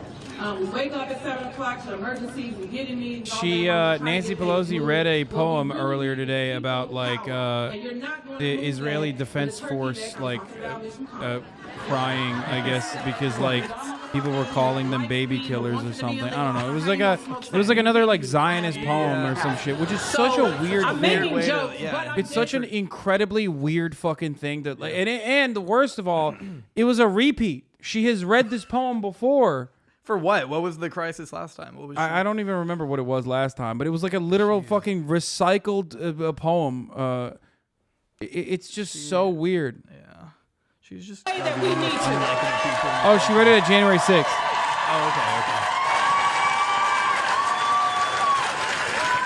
I not only want you to find somebody to help them vote because, yes, people are going to be very shocked when they see the back of that ballot in November, whenever it is, when they see the back of that ballot and it asks them about abortion and they think, oh yeah, let me go ahead and vote on this. I need you to tell them the implications of what is happening right now. Kentucky has a ballot measure abortion on not protecting legal at, abortion, Kentucky right? is one of the brightest colors on there. And people are not highlighting how much oppression is taking place in this state. We are not only looking at the ban of you making a decision for your body, we are looking at the ban of so much more. Right. So much more. In a country that we fucking work for as working class people. Yeah. We pay their salary. You gonna hear what the fuck we got to say.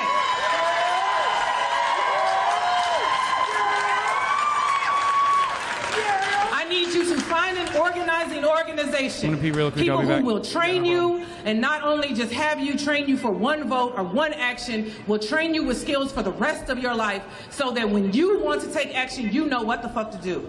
So when you want to hit the streets, you know how to do that safely and make sure your people go home. When you get ready to take action to support somebody that wants to have an abortion, that wants to find housing, that wants to go to the doctor, that's what we're looking at. Who can and who cannot go to a doctor right now? That is a natural fucking right. That's not governed by law. I want you to have those skills.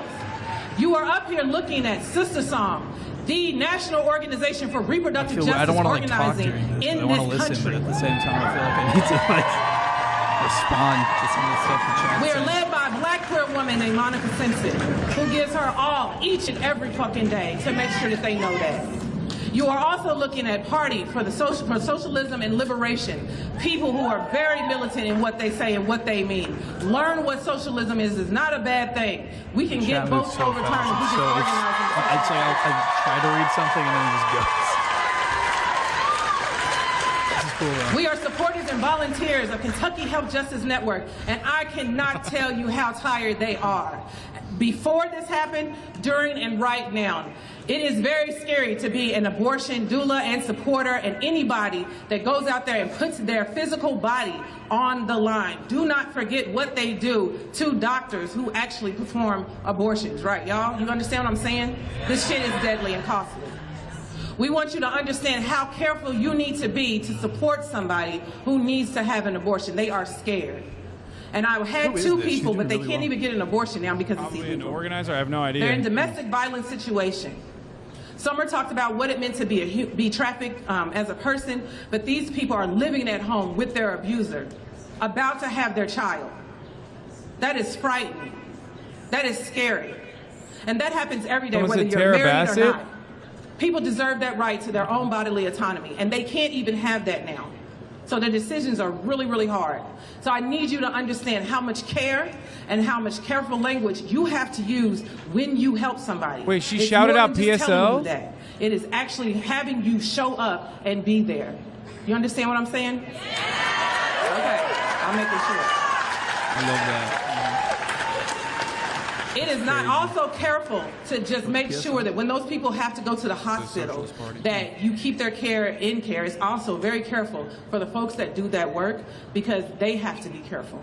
So everybody can't do this. You understand what I'm saying? It is not an easy fucking job, trust me.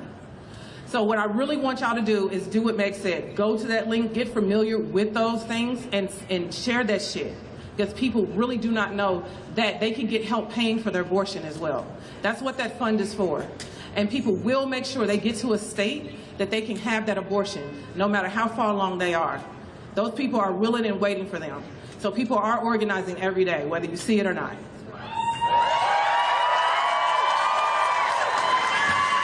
But I want you to see it, so I want you to get organized. There will be trainings, there will be awareness campaigns. Marching and fucking protests are not the only answer. We do this shit when we mad. We do this shit when they done fucked up. And they have absolutely fucked up right now.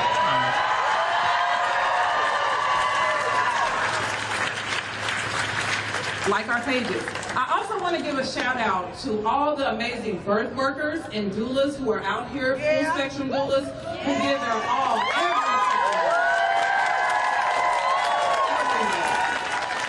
who stand next to people who never never thought that they could have children, to people who have had many children, to people who are just scared and just need that comfort and support of somebody who is there not only to rub their back, but to check their babies and to make sure after they have that baby that they are taken care of. Those women are going to work right now. They are not lying about maternal health being dangerous for black and brown women right now. We are dying. It is at a crisis. And they have not passed that at all. So every legislative session starts in January. It may end in March. It may end in April. If you see them say, get your ass to Frankfurt, bring your ass to Frankfurt. Fuck them. That's not their capital. That's our shit. We built that shit. Whose bodies are bodies? Whose bodies? Whose bodies? Okay, let's watch. This is from Vice The on Post-Row unprecedented leak America. of a draft opinion signaled the court's intention to overturn all We covered or part this. of Roe v. We Wade. covered this before, but on the stream. But it's most likely going to talk about like what people can do as far as like getting abortion pills, for example. Because like at this stage, right now, as it stands, you can still order abortion pills in the mail, have it sent to you securely and safely. And it's pretty much impossible for the government to your state governments to like stop you, if I'm not mistaken. So you can't really stock the fuck up though, because they do go bad. And bring her back. Her speech is over. Okay. And we got to move on a little bit, and a little bit from Justice and Samuel talk Alito. about He the says, "We hold that analysis Roe here. and Casey, But which was the 1992 decision, must be overruled. The Constitution makes no reference to abortion, and no such right is implicitly protected by any." Dude, I think like, oh my god, dude, is when it? I have fucking like random people in here, like whenever I have like random people in here, and when there's like political shit happening, like there's so many backseat motherfuckers who are like, dude, Constitutional provision. Don't try to including stockpile abortion the one pills. on which the defenders of Roe and Casey now chiefly rely, due process clause of the 14th Amendment.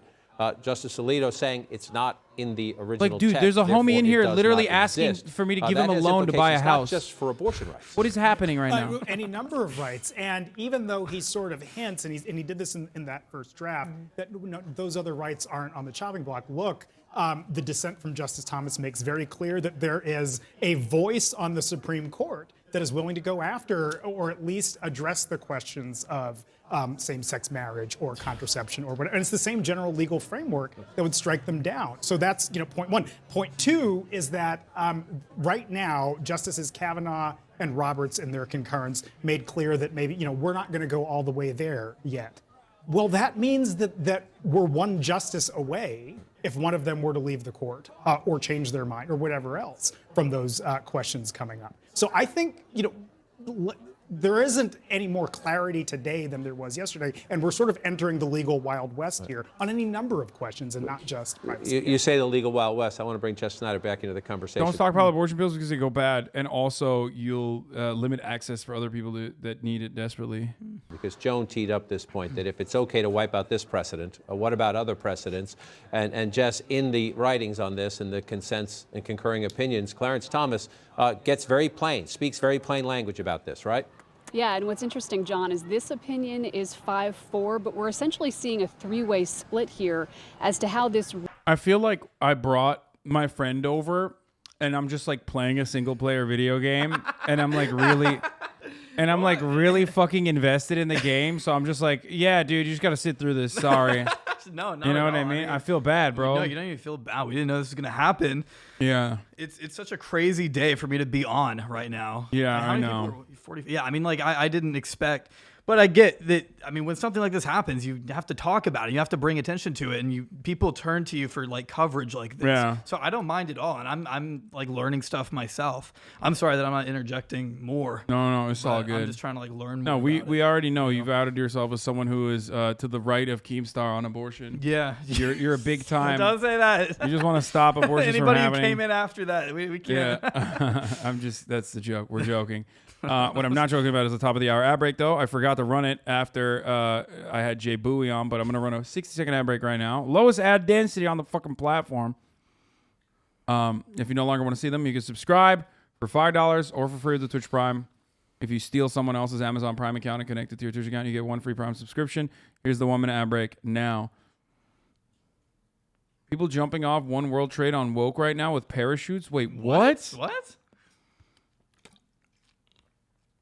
Where? Marriage equality, the law of the land. You just fucking lied? No justice. No justice. Okay, dude. That was just a straight up lie, dude. What a It's just not there. yeah. New SCOTUS decision. Okay, I'm not clicking that. That's a meme for sure. Okay. But what we were originally going to do when like the original intention was having you here, and then I mean you're like a deep dive guy. Yeah. You know? You're a big deep dive guy. Yeah, they lied to me so I can watch woke again. People just love woke. I don't know why. So I what mean, is just like a bunch of like it's an aggregator, and they're great. I mean, they do great work. I watch them all the time That's cool. during protests. It's just like there's like ride or die fans in here. I think of I get woke that. that want me to like tune into it. It's very informative, but Yeah. We need you in Arkansas. Please come to the Capitol tomorrow. If you live anywhere near, whisper for loading. What? Bro, seriously, you need to use your power right now to push us onto the streets. Please shout out our protests individually. Blocky, thank you for the take of the subs. Okay. I can't tell if this is like feds or like someone who doesn't realize like the way that they're posting in the chat makes them seem like they're feds. But yes, look up local protests. Obviously, there's protests most likely happening in every part of the country at this moment. But yeah, originally what we were going to do if it wasn't for this was you're a YouTube essay guy. For those of you who don't know. Do like big deep dives, right? Yeah. You're doing all this stuff, and I wanted to you know, do a little bit of a deeper investigation into something that you're into. And you told me there's a family. There's a family. Oh, I've been looking into family channels lately because I've done a few videos on them and how they can just be so horrible for the kids that are actually like having to be in front of the camera all the time. Like the fucking LaBrant family. The LaBrant family. Which Shouts out to abortion. I was about to mention them because that was my most recent video.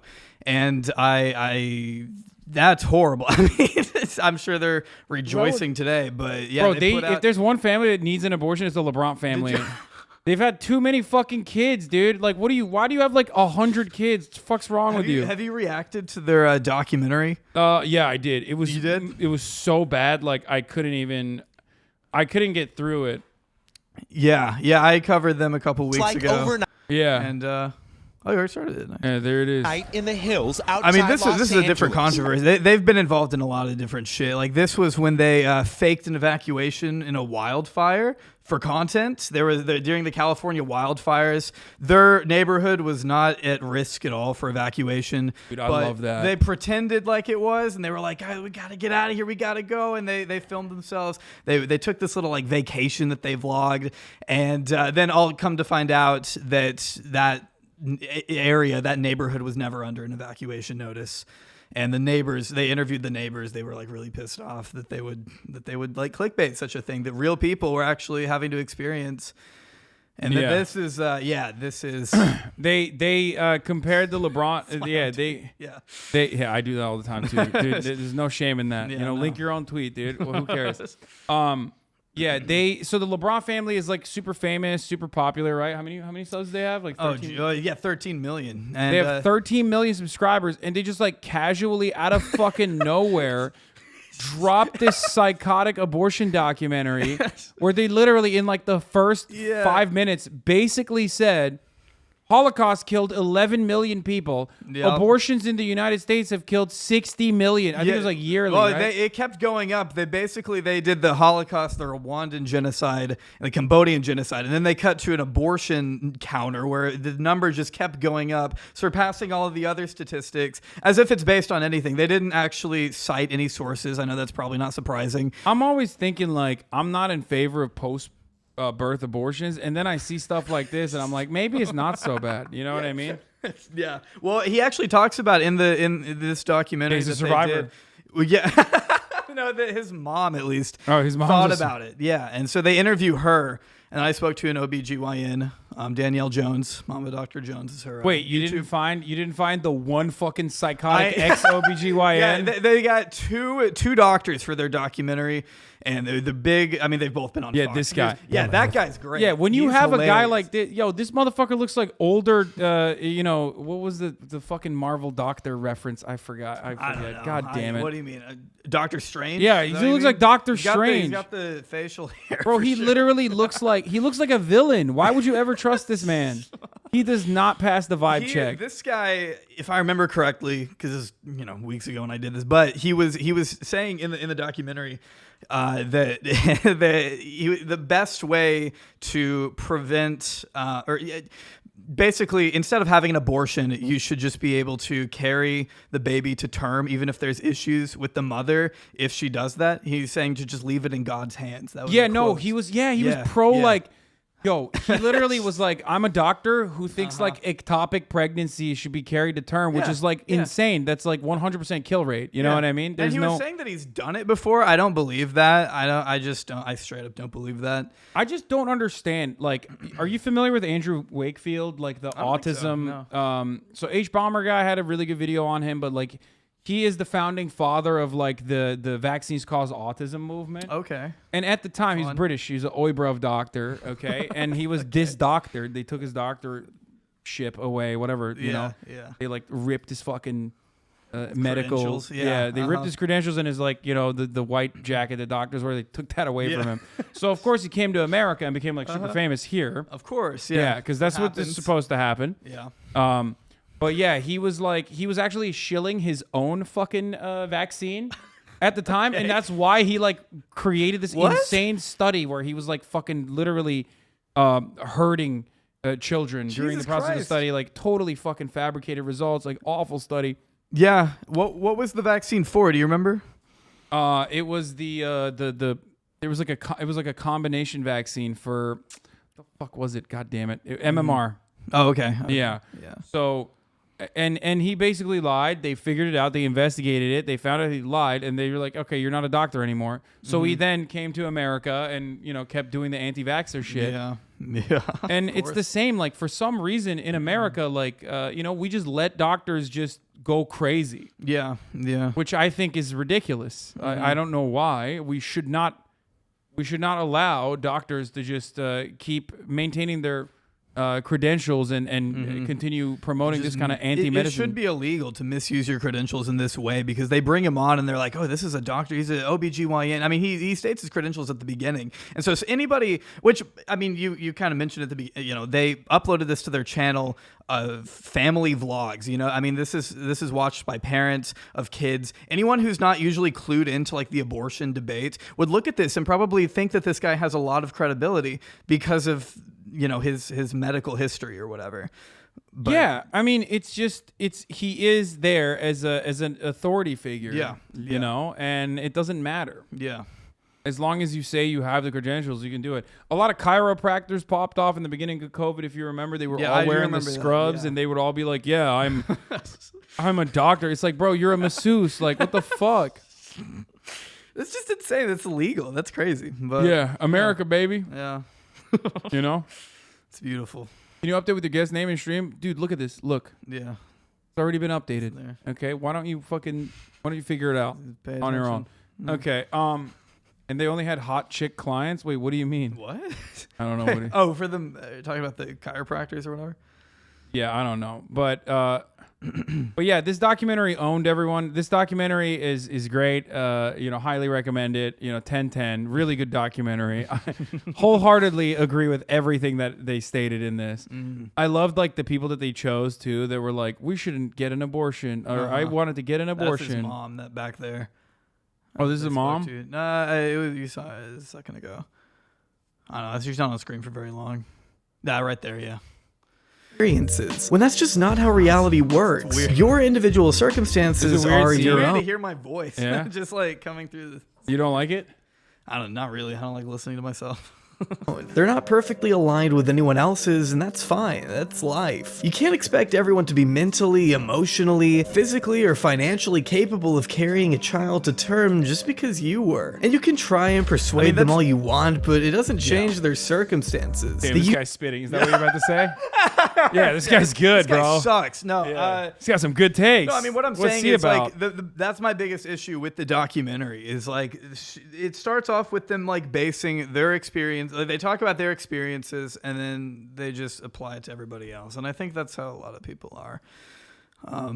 Yeah, it's selfish. I mean, but it's like fucked up because there's a lot of misinformation in the process. Sure. Like, yeah, absolutely. They're trying to arm people. Well, to, that's some of the misinformation. I mean, one of the doctors they spoke to is a woman who I can't remember the name of, but she basically goes into detail explaining how graphic abortions are and how it's just it can be this really that's my favorite dangerous, thing. Violent procedure, and then but it's like most of the time it's a pill. And she was describing one specific kind of abortion, which is like one of the the least common uses. Yeah, and then they use this imagery again on a family channel. It's bizarre. So here's two things to mention on this, and you can use this as a counter whenever someone tries to do that to you. Transphobes love doing this, where they routinely describe how like gross the procedure is. You know what I mean? How scary it is. Yeah. It's like, bro, that's every medical procedure. Yeah. You're literally chopping someone up with a fucking knife, okay? Yeah. That's straight. You're drilling holes in people's brains and shit. Like, of course, every medical procedure you describe is going to be like that. But you would never advocate against open heart surgery because of how gross it sounds to you, a dumbass, okay? Like, yeah. It's just so fucking ridiculous. It's like they don't talk about the how graphic cesarean sections can be. C-sections are. It's just, we should make that illegal too. Which, Yeah. by the way, in this broadcast, if you ever make a joke about some shit like that, it will become real. So, unfortunately, really? Okay. yes. Well, then we shouldn't. C-sections are now literally fucking. They're banned now. Jesus Christ. Yeah. Yeah. You got to take it. You got to push it out the right way. The right way. Yeah. God's the way way. God Yeah. intended. Wow. It's so fucking insane. And yeah, like you correctly pointed out, this procedure is incredibly uncommon and is only done for people where they like literally want to carry, in most of the circumstances, want to carry that pregnancy to term. And it's a horrifying, like traumatic experience for them. Yeah, it's not. It's a wanted pregnancy. They're not wanting to terminate it, and that's what makes it even more. I don't know. It's just so gross to like represent it in this way, because she's not like. I mean, I don't know. It's just she leaves out that context, and then it looks so much worse than it is. So before we get into, this is a little spicy. I don't know if you want to be here for that. Oh, I don't care. Okay. Well, so Gawker put together. Any drinks, by the way? I do have Mountain Dew. Do you want a Diet Mountain Dew? Do you have like? I just saw you drinking Mountain Dew. Do you have? No, anything I have else? a dude. Just go to the fridge and rip whatever you want. There's so many beverages. This is a bev house. That's nice. I'll be right back. So, what I'm going to be looking at here, though, is Gawker did a review of the architecture of the Supreme Court homes. The 9 justices have wonderful homes. So, what Gawker wanted to do was basically, take a look at what kind of homes they live in for no reason other than the fact that, interesting to see what their homes look like, the architecture. I don't know, just to get a better understanding of like what wonderful homes these guys live in for no reason. Also, you can still protest outside of their homes, by the way. I mean, they're safe and secure regardless. But yeah, so we're going to be doing a Gawker insider look on the Supreme Court homes, like a MTV Cribs. Oh my! We're just going to take a look. We're just going to take a look at like what kind of wonderful homes they live in. Oh shit! Okay. Yeah. So they obviously, they are indifferent to the right of privacy. The legal protection upheld by the 1965 Griswold v. Connecticut first laid out in a 1980 paper, the right to be let alone.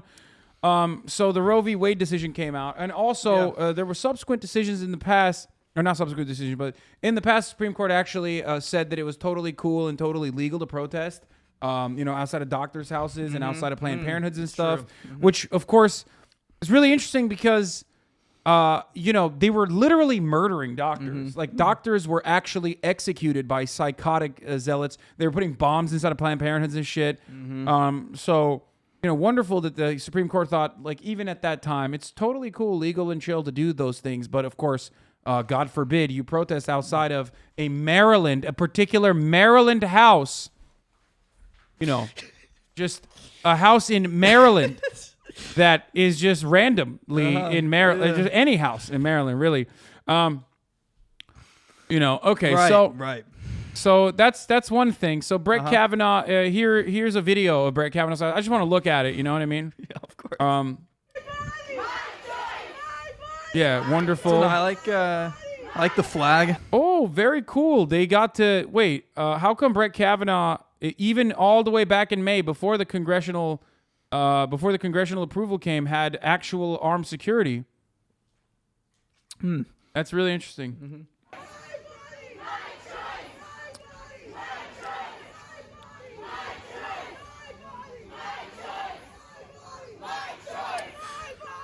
Seems like a lot of people know where he lives. Huh. Wow. Yeah, it looks like I'm no geoguesser wizard, but it does look like the Chevy Chase area in Maryland. I'm not a wizard. I'm not a geoguesser nerd. But if I were to speculate, I would say the Chevy Chase area, like nice neighborhood. You know what I mean? Also, for the record, fun fact about the Brett Kavanaugh thing. So people asked, or I think someone asked the neighbors. They were like, oh, or someone that was like a counter protester basically was like, how would you feel? Like, what do you think about the fucking neighbors? Like, you're protesting in this like nice neighborhood. Like, what about the neighbors? You're not thinking about the neighbors. And the neighbors were like, oh no, we actually set the protest up. Really? Are you serious? So, yes. Wait, do you remember who this was? So Brett Kavanaugh. This is Brett Kavanaugh. Brett Kavanaugh's neighbors organized the protest that we are looking at right now in the Chevy Chase neighborhood in Maryland. Okay. So there's that. There's a bunch of sick freaks in here who are like, well, what if I came to your house? It's like, bro, I am not a Supreme Court justice, okay? If you think I have a fraction of the power that the Supreme Court justice has over your life, I don't know what to fucking tell you. You're a psycho, okay? Yeah. You remember Brett, friend of Squee and Timmy, who signed the majority draft opinion that would strip America of abortion rights? He lives in the sleepy D.C. suburb of Chevy Chase, Maryland, inside this lemon chiffon number that he and his wife Ashley bought for $1.6 million in 2006. Now, the property value skyrocketed since then. My man's sitting on a fat stack here. Of course, he does have a lot of gambling debt, which we, for some fucking weird reason, did not investigate. Remember, in order to get a security clearance in this country, you can't really have gambling debt. That's like a blackmail opportunity. And yet, for some reason, we conveniently forgot about Brett Kavanaugh's incredible vast amounts of gambling debt. And also the confusing way that gambling debt was paid off. I don't know how that hawpened, but I'm sure that's not a big deal. Yeah, it's cute, though. One might think it looks slightly expensive given that in 2016, Kavanaugh... Oh, there it is. Gawker talking about it. Kavanaugh just goes up to $200,000 in debt for, among other things, home improvements. But in fairness to him, some of that debt went to buying Washington Nationals baseball tickets over the past decade. He's spending on experience, and who can blame him for that? Now, we have... Coming up next, we have Samuel Alito, the hard-right George W. Bush appointed judge who authored the Dobbs draft, which, by the way... once again, George W. Bush also did not win the popular vote. Another incredible mark of democracy for American democracy. Here he is.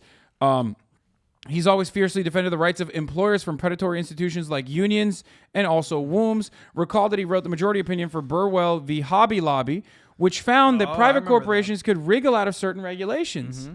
That's like fine. paying for That's insurance cool. to cover contraception. Yeah, it's convenient. Yeah, and under the Religious Freedom Restoration Act. Oh, also Janus, who could forget Janus v. AFSCME, which financially kneecapped organized labor by preventing the only fucking robust and viable labor unions, public sector labor unions, from collecting dues from non-members, even though they benefit from union negotiated contracts. That was a really, really, really good one for the public sector. Really kicked it into high gear. It might follow that his home is in Alexandria, Virginia, would not look like a predatory institution in itself. But this is not the case. Alito's big, brick, newish build resembles the austere cave where an unstable financial planner might find refuge after stabbing his family. Yeah. Wow. Here it is. Look at that. Also, Once again, unsurprisingly, cops are still outside of his house. So there is that as well. Wonderful that, did we even really need to fund the Secret Service to cover? Right. What's Morant doing out there, bro? Chill. I what that was. Morant. Okay. Do we really need to fund the Secret Service when the police are willingly doing the job of the Secret Service? So that's interesting. Okay. Up next is Neil Gorsuch. After Anthony Scalia banged his first gavel in hell and Trump nominated Neil Gorsuch to replace him. Put it. Yeah. Yeah. I mean, I know. You know that motherfucker's in hell. And not because he's an Italian, chat. I'm not saying that because he's an Italian. I mean, that didn't help. But yeah. One of the reasons. Not the most important reason, but only one of the reasons. But the rigid originalist put his Boulder, Colorado home on the market for $1.7 million. The listing described it as horse lover's paradise. So presumably Neil rode the ponies after a hard day of defending the Bush administration's torture practices. Technically, he bought the house 2 years later for $1.3 million in 2007, but let's not get in the weeds. Here are some of the amenities of the house. The country-style property is a 4-bedroom, 5-bath home in Northeast Boulder. It includes an orchard and 3-stall barn and paddocks. The 3-acre property features professionally landscaped gardens and a heated swimming pool. Nice. I have one, too. Shouts out to Neil. Good taste. Good taste for Neil Gorsuch. Who could forget? Neil Gorsuch also famously said, I would never... if Donald Trump, directly, they asked Neil Gorsuch, hey, if Donald Trump asked you to overturn Roe v. Wade, what would you do? And he looked incredibly offended in that moment and literally said, I would walk right out of that room. I remember How that. dare you? Yeah, didn't Kavanaugh have a similar response? I think he was asked that too. HasanAbi hater, radicals threatening SCOTUS judges. I love the Supreme Court. I want to suck their dicks for all the brave hard work that they're doing. I want to suck all 80-year-old cocks of the Supreme Court justices. How dare you say such a thing? Okay? How fucking dare you? It is quite disgusting that you would even say something like that. HasanAbi hater. Disgusting, okay? That's not what I'm trying to do at all. Okay? What is this? Oh, this is not an actual hater. Oh. This is a person that's like... Oh, they were. Yeah, he just. A joke. Yeah, they linked titty sommelier. I like that. Yeah. Help us, Gravedigger. You're our only hope. Oh wow, what the fuck is this? Yeah, he said. Yeah, he basically said I would walk right out of that room after Trump said that and draft up the ruling. Yeah. Get right to work. Yeah, if anybody said anything about harming them, I would walk right out of that room, dude. You understand me? I would walk right out of that room. Okay? So at the time, Town and Country did a full interior spread. The same cannot be said for Gorsuch's current residence, which is not visible online. Okay. His horse farm is for sale. That's so wonderful. Oh, God. Look at all the leather-bound books you could put in this wonderful library. Cool. Okay, let's continue. Let's see what other beautiful homes these Supreme Court justices live in. Fucking links. Okay. Chief Justice John Roberts. Now, John Roberts is a fun one because, he's really, really conflicted. He's supposed to be the moderate, the tempered guy who is who's an institutionalist to the core. He really loves the Supreme Court and loves the Supreme Court and he loves what the Supreme Court represents. And of course, he was very, very, very sad, like so incredibly sad when the draft leak happened. Because he was like, it's not that we are lying about undermining we're not undermining the institution of the Supreme Court of the United States by like lying about whether or not we're going to fucking overturn Roe v. Wade in every appointment hearing. But it's actually, or it's not the fact that like we're going against the actual like will of the people in the least democratic way possible, right? What's really bad is the draft being leaked, right? I mean, it's that's so the fucked up part. That's I really can't fucked get up over part. that. Yeah. Yeah, so I couldn't sleep after that. Yeah, and well, wouldn't you know it? I mean, if you're taking a trip down Chevy Chase, you know, you can knock out not one but two. Well, not knock out, but like you can. Well, hey, that's you can literally. you could I'm saying see. like you could visit and sightsee. You could look out the window of your car. Yeah, I don't mean like obviously knockout in any like obviously I It's a abhor violence. metaphorical sense. I meant like you could literally see the wonderful sights that it has to offer. Where Chief Justice also lives in Chevy Chase, Maryland, much like Brett Kavanaugh, and his Supreme Court predecessor Sandra Day O'Connor. You know, if you want to see like old school, Roberts has gone to great, if largely cynical and calculated lengths to show that he cares about the appearance of the Supreme Court and specifically its supposed neutrality. You know, neutrality, of course, only means when there is like unanimous agreement on issues like fucking, I don't know, Nestle using slaves or whatever. Of course. Oh, you know, yeah, wonderful yeah. decisions like that. So there's that too. It's just a tour bus thing. You know how they Right, do the right. Hollywood sightseeing? Like Yeah, that's yeah. kind of like that. It's kind of like that. You know what I mean? So yeah, he cares about the supposed neutrality of the Supreme Court. Appropriately, he lives in this very neutral-appearing white brick colonial number that probably belies some deeply conservative decor. According to Underneath Their Robes, it was worth $1.3 million in 2005, and those rumors that Robert illegally trimmed his trees were not true. Oh, okay. That would have been bad.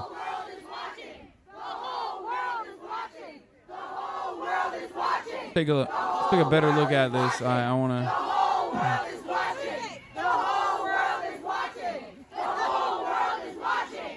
Oh, interesting. Also, once again, cops, of course, stationed outside of their homes. It's wild that they just happen to be there. They just happen to show up. Yeah, it's just so cool when that sort of stuff happens. I mean, it's really interesting. Like I know I pointed this out earlier, but it does bear repeating that you know, the same fucking Congress that can never find bipartisan compromise or any sort of like unanimous decision when it comes down to like, I don't know, protecting average citizens by implementing common sense gun legislation in the immediate aftermath of the Uvalde shooting that happened where 19 children were brutally massacred. They just can't do anything about that. I mean, that'd be crazy. It's just hard.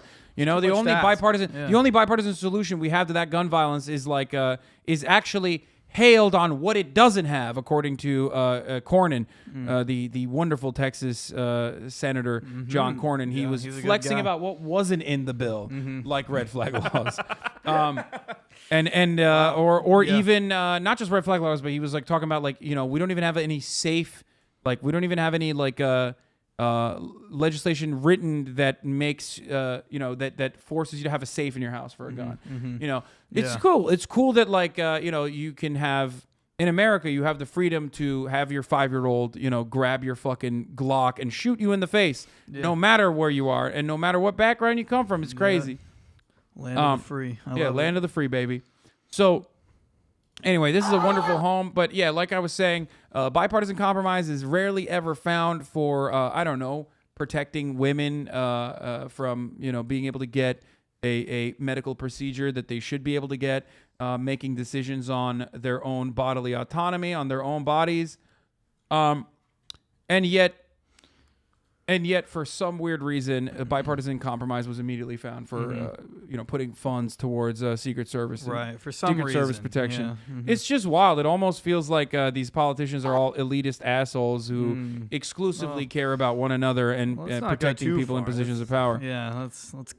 Yeah, Roberts also has a vacation home on Hupper Island off the coast of St. George Peninsula in Maine. And according to Bangor Daily News, it was formerly owned by Stephen Thomas, who hosted the home improvement show This Old House. Okay. Which justice has the classiest digs? Let us know at Tips at Gawker. Pictures and details, welcome. Wow. Yeah. All nice homes, I'd say. Skipped all the ones in the middle? Wait, what do you mean? Oh. We did, yeah. Oh, yeah, we did. Amy Barrett. How did you skip Amy?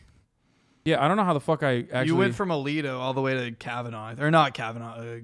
Yeah, that's crazy. Gorsuch, yeah. Sonia Sotomayor's home, much like her impact on the conservative majority court, is understated. According to D.C., the justice paid $600,000 in 2012 for a 2-bedroom condo in what Above the Law reader described variously as a sad building that looks ultra modern, like something out of a Tim Burton movie, and very cartoony, with a lobby that belongs in a nursing home. Wow. In any case, yeah, that's cool. In any case, Sotomayor's unit is apparently much nicer. It's near the hip U Street neighborhood in D.C. Unclear if the photo below is her actual condo or just a photo of the unit. Either way, always nice to have a breakfast bar. At the time, she also owned a smaller condo in Greenwich Village, which she brought back in 1998. Good for her. A 2013 Times article noted that in her office, the justice kept a bag of overflowing characters from Sesame Street, where she has been known to dispense advice. Perhaps she has more merch squirreled away off camera. Okay. Oh my God, my friend rents a condo in that building in D.C. How could we skip Clarence? Yeah, I know. For a second, I was, I didn't realize why Clarence Thomas was not making an appearance here. Clarence Thomas, famous for, writing a concurring opinion in the prior decision that we just read about all day, where basically he said, gay rights are up next on the chopping block. We should also eliminate contraceptives. Also on the chopping block. Clarence Thomas is famous for also being handsy, showing apparently bestiality porn, among numerous other kinds of porn, to Anita Hill, and also being best friends with Joe Brandon. They weren't best friends, but Joe Brandon did also facilitate his appointment because, he's that kind of, Joe Biden is that kind of a moderate. Anyway, the handsy justice sucks in every way imaginable. I mean, he really is. He is a fucking awful demon. All right. His decisions, his wife, Ginny Thomas, who in a just world should lead to the impeachment of Clarence Thomas. Are you familiar with this drama? No, I'm not. So Ginny Thomas is a psycho. Okay. Straight up QAnon. Okay, really? Yeah, Okay. yeah. She's an absolute psychopath. And during the January 6th insurrection, she was petitioning the president or the White House staff to try and do something to protect the insurrectionists. And of course, she played a role. Yeah. And for some weird reason, Supreme Court looks at a number of different cases and a number of different issues. They pretty much look at everything, right? Mm-hmm. And one of the things that the Supreme Court looked at was during the January 6th insurrection committee hearings, the commission. They wanted to look at a Trump-backed documentary that specifically has footage from. Yeah, she contacted 29 Arizona lawmakers demanding they replace their electors. Oh, wow. In 2010, Ginny Thomas left this voicemail for Anita Hill asking her to apologize to Clarence Thomas. What? She's a real freak. She sounds like Anita Hill, it's Ginny Thomas. And I just wanted to reach across the airwaves and the years and ask you to consider something. I would love you to consider an apology sometime and some full explanation of why you did what you did with my husband. So give it some thought. I certainly pray about this and hope that one day you'll help us understand why you did what you did. I don't think she's drunk. I think she's probably taking benzos or some other kind of drug. White ladies love their benzos, I mean, who knows? Maybe he's wine drunk. Incredibly that's passive-aggressive unhinged. suburban white woman voice. Yes, absolutely. So, yeah, she's off the perk. Okay. For sure. White lady off the Ambien.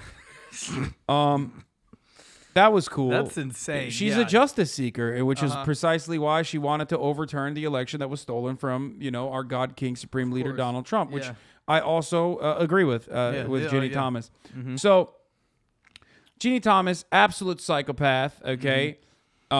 Anyway, there was a clear conflict of interest because Ginny Thomas was also being investigated by the January 6th Commission. Oh, I and see. Clarence Thomas still obviously had maintained his decision-making powers over whether or not the January 6th Commission should be able to see this January 6th documentary footage that Trump was putting out that they wanted to hide from the January 6th Commission. He was the only no voter. Oh, yeah, which is weird because normally in a situation where you have a clear-cut conflict of interest in lower courts, for example, in that circumstance you have to recuse yourself, or else you will be disbarred. You will no longer be a judge. But when you're in the Supreme Court, you have a lifetime appointment, and there's not a lot of judges out there. There's only 9 of them, so you know, you just got to take it. You just got to keep it. You can do whatever the fuck you want because you're God King. Awesome. It's great. Wonderful. Anyway, what's more wonderful is, of course, Clarence Thomas's ugly ass house. But yeah, it's like a gingerbread house. Yeah, it is in Fairfax Station, Virginia, according to BigWigDigs.com, a town that was named for a railroad station and has very little else of note. There are likely some nice TVs inside, according to Jane Meyer, who has written extensively about Thomas. He spent much of his law school years watching football during lectures, but it does seem hard to heat. All that brick and all those windows seems bound to have some leaks. Let's see what Jane Meyer wrote about it. We need to talk about Ginny. Oh, Jane Meyer wrote about. What is this? Do you listen to? It's a podcast. I guess, yeah. Okay. Oh, is that her? I've never seen her. The crazy, but not the crazy either, by the Supreme Court leaker. Oh, Wait, they think it's possibly. They think it was her?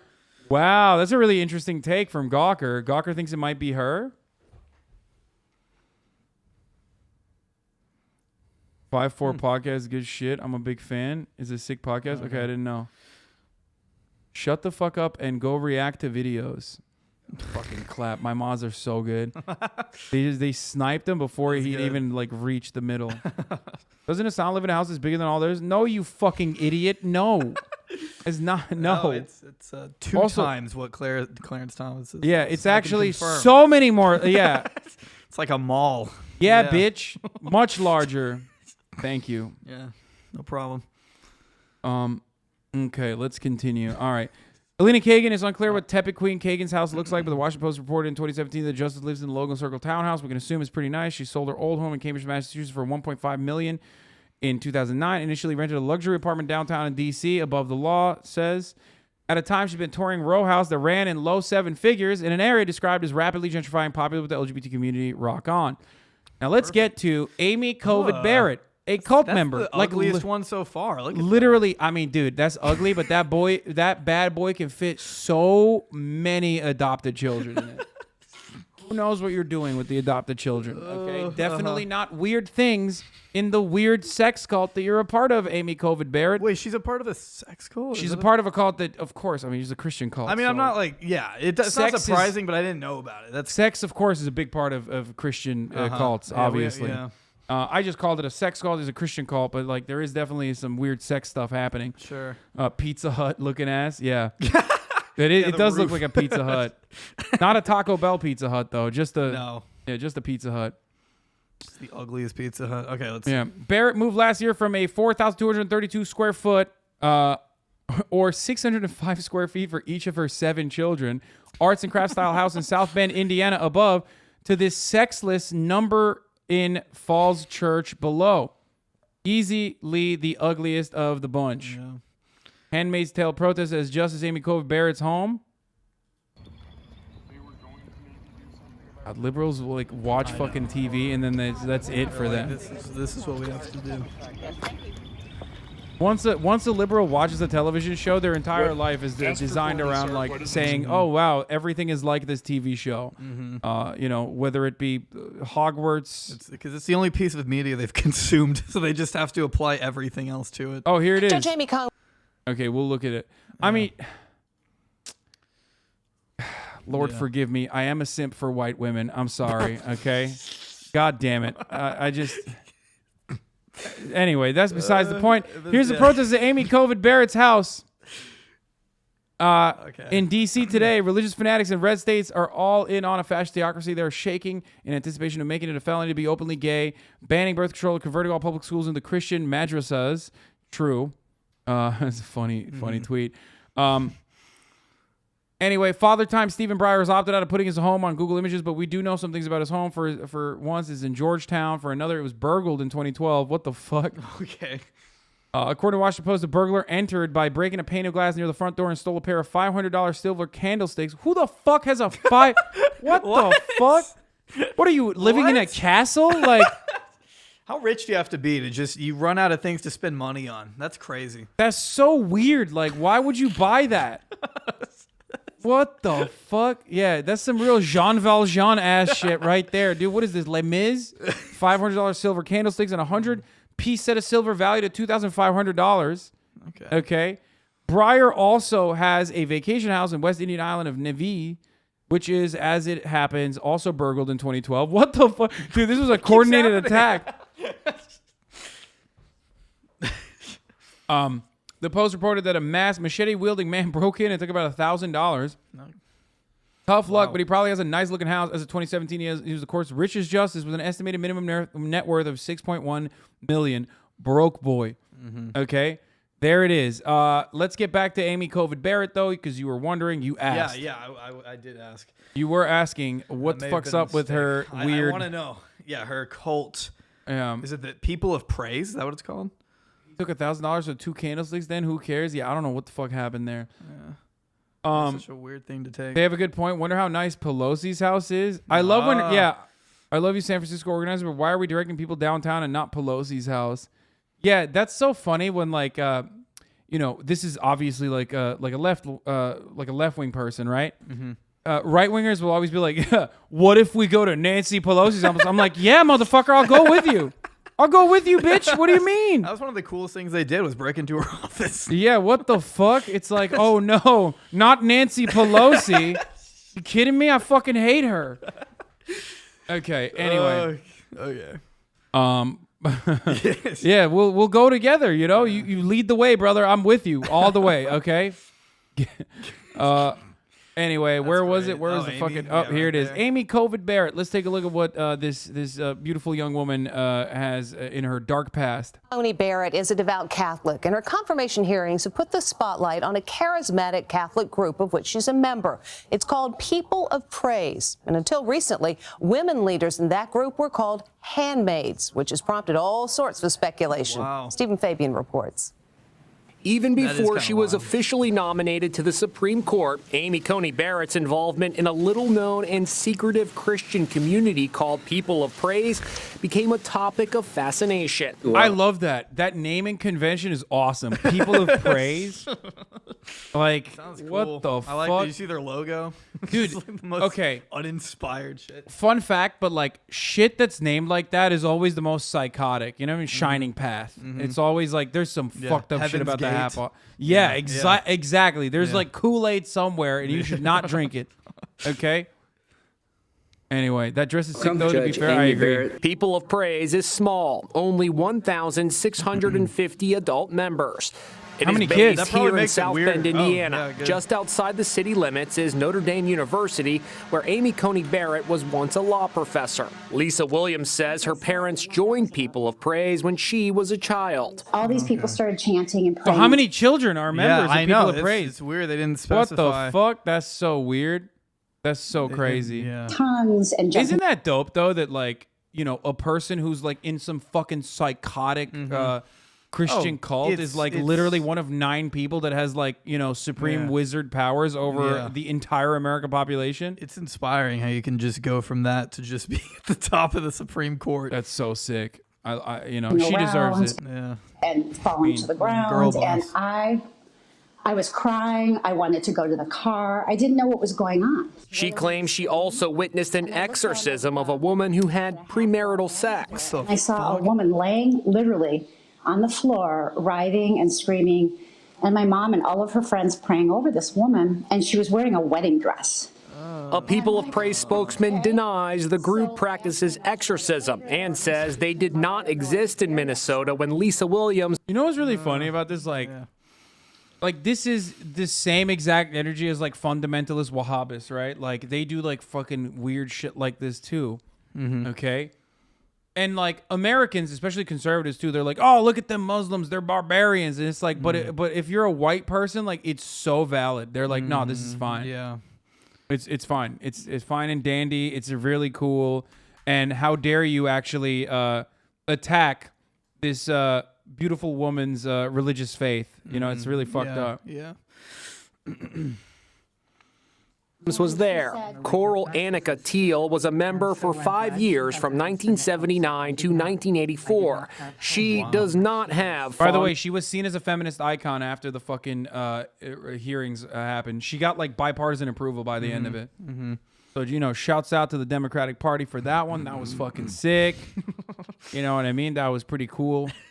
Memories. The doctrine of the people of praise is that women are to be absolutely obedient to their husbands. The People of Praise released this statement to Inside Edition. We believe no one should be either domineering or servile in their relationships with other people, including in marriage. Marriages should be marked by mutual love and cooperation between spouses. Okay, that's like weirdly a good, that's not. Yeah, but I don't think that's what they mean, it's like. It just, that seems like a good message. I'm not simping. It does. Many people are saying I'm simping. I'm not.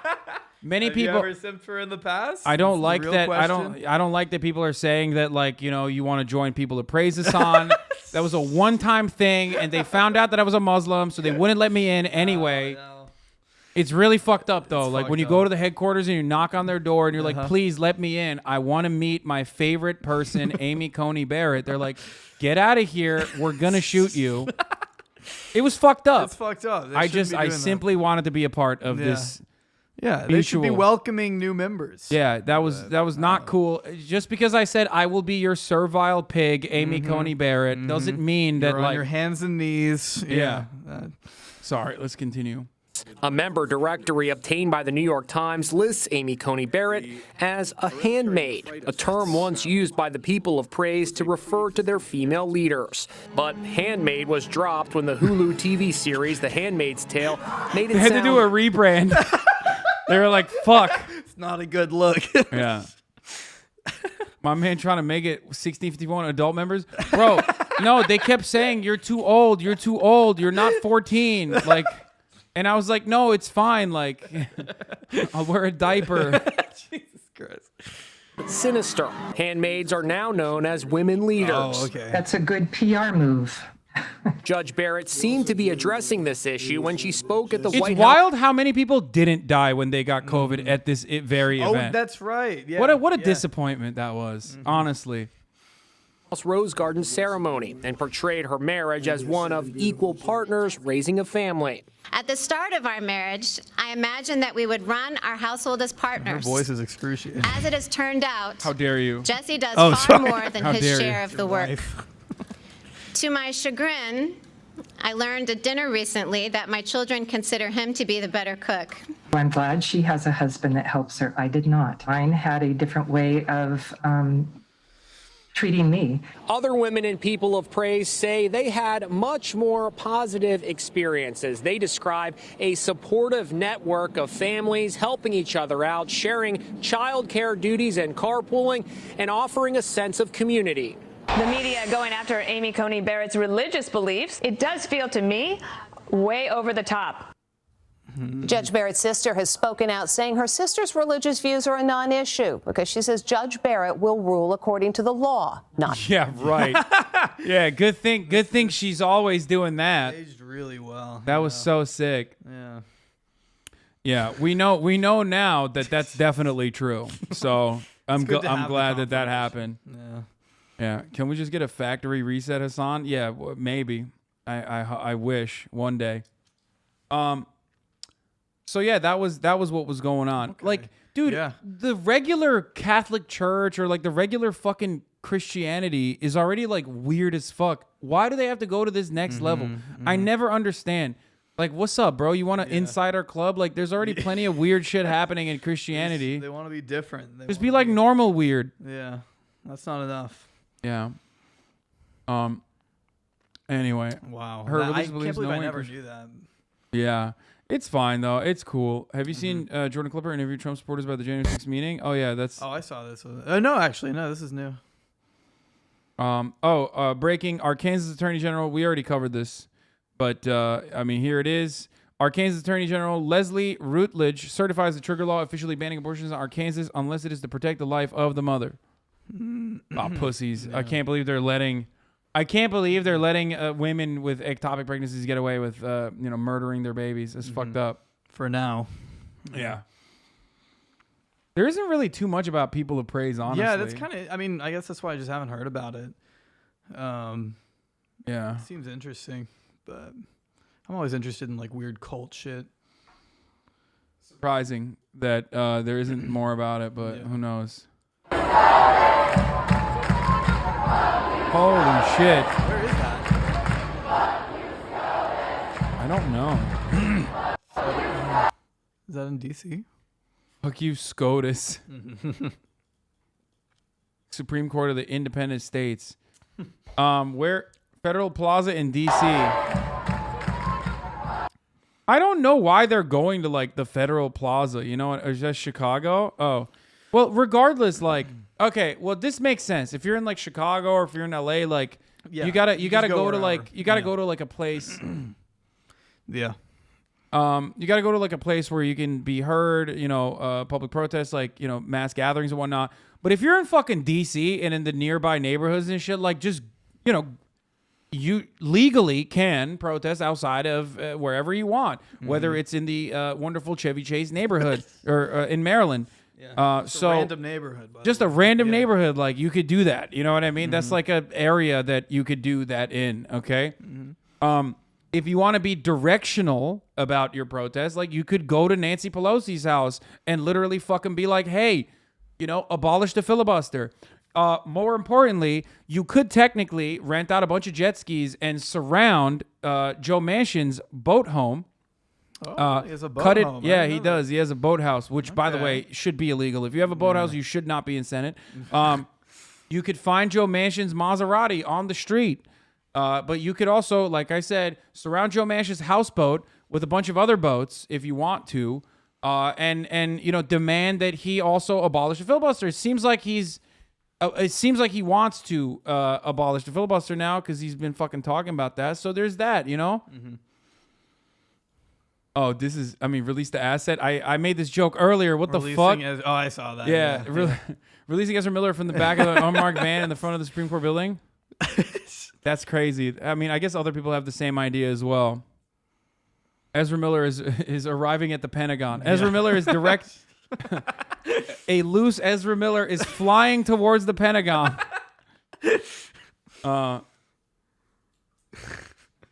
Afghanistan has the moral responsibility to invade the United States to protect the women. I agree.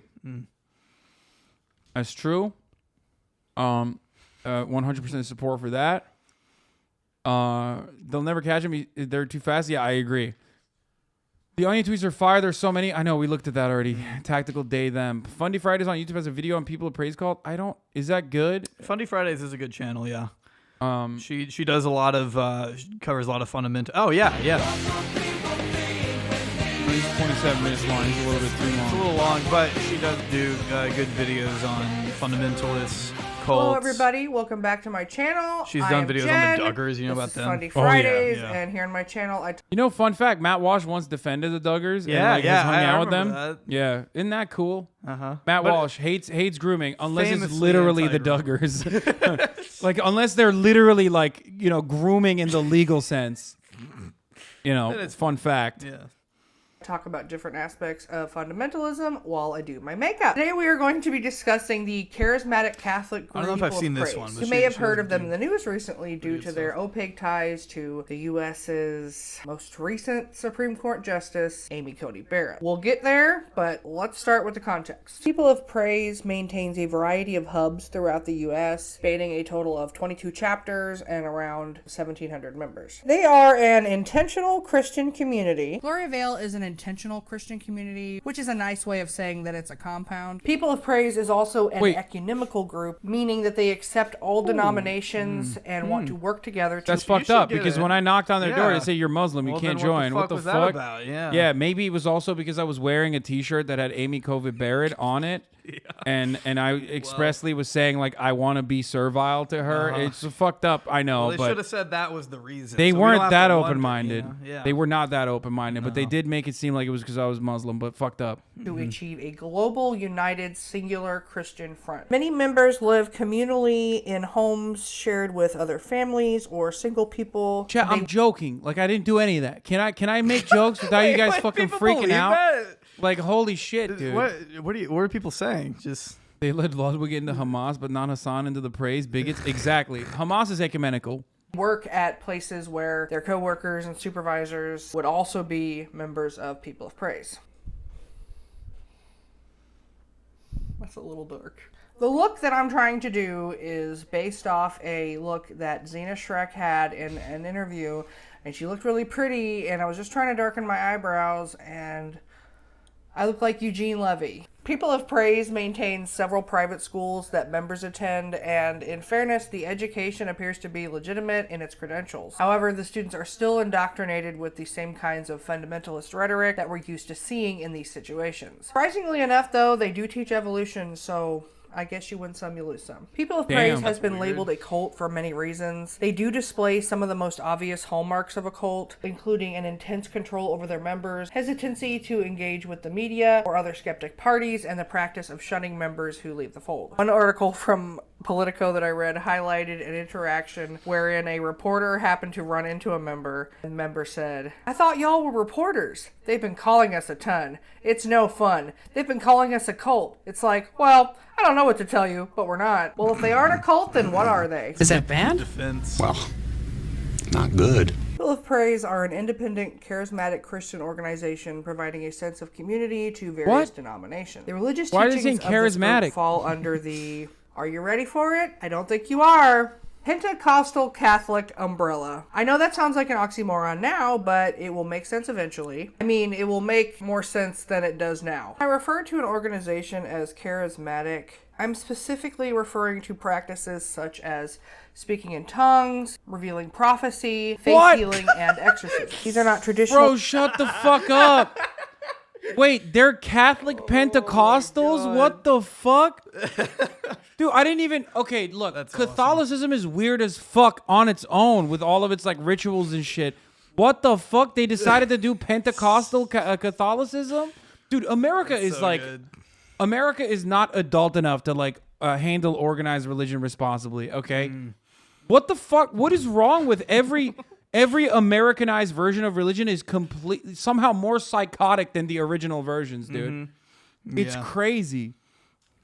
I didn't even know about this. This is awesome. Catholic practices, and in many Christian denominations, these spiritual gifts are seen as blasphemous and distracting, or as I would call it, bad for the brand. The reason why People of Praise gets away with these traditionally un-Catholic practices is since they aren't technically a church, they aren't subject to the same degree of restrictions. People of Praise operates as a network of lay Christian intentional communities. People of Praise may be open to all denominations, but they are majority Catholic. According to Wikipedia, Ralph Martin, president of Renewal Ministries, stated in the National Catholic Register that People of Praise is part of the papally approved mainstream of the Catholic charismatic renewal, which has been encouraged by every pope since Vatican II, none more strongly than Pope Francis. People of Praise is led by an 11-member all-male board of governors, the chairman of which is the overall coordinator. The board's responsibilities include electing the overall coordinator, establishing new branches, determining official teachings, approving the budget, and approving appointments made by the overall coordinator. Board members serve for 6 terms and cannot serve more than 2 consecutive terms. The People of Praise website... Maybe they should let the Supreme Court have a little bit of that, too.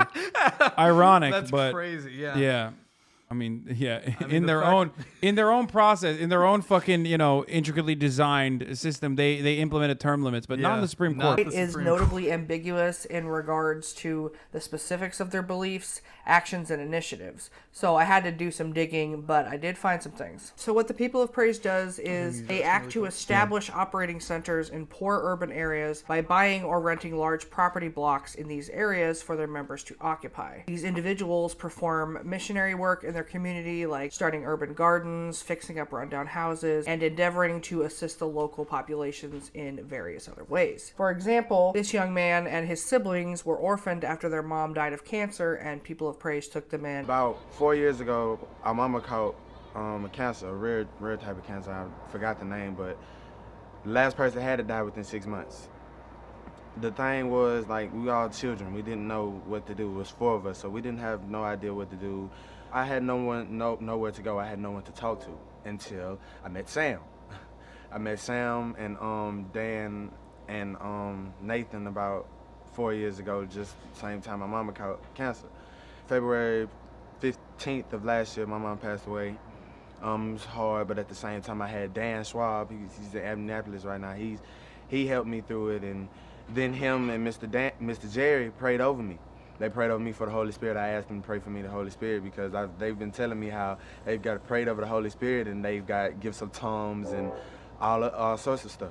During camp, we have 5-minute prayer times, and so I sit down and I listen. It's just more of a listen, more of a God talk to me, tell me what you want me to say, and I could just be sitting there and then, you know, I hear his voice. When the people of praise showed up, it kind of smoothed things out with everybody. The kids that I didn't like, now they're my best friends because we went to camp together. Now they're my best friends. Helping your neighbor is wonderfully Christ-like, and I won't take away these positive actions from people of praise. But make no mistake, there is a dark side here. Former members have spoken about the suffocating control exerted by the people of praise. All activities and socializing is filtered through the group. For example, all faculty working in their sanctioned Trinity schools are people of praise members. As a student, one is always watched closely by staff. Education, small groups, and other religious activities are segregated by gender, and young people are not allowed to have romantic relationships with each other. You are expected to be obedient, full stop, and without exception. People of praise also engages in some particularly dramatic, overbearing public demonstrations. These include dramatic public prayer healings in the middle of the street and excessive fasting. For the record, starvation would likely leave one more susceptible to thought control due to lack of proper nutrition, further identifying these processes as a kind of indoctrination.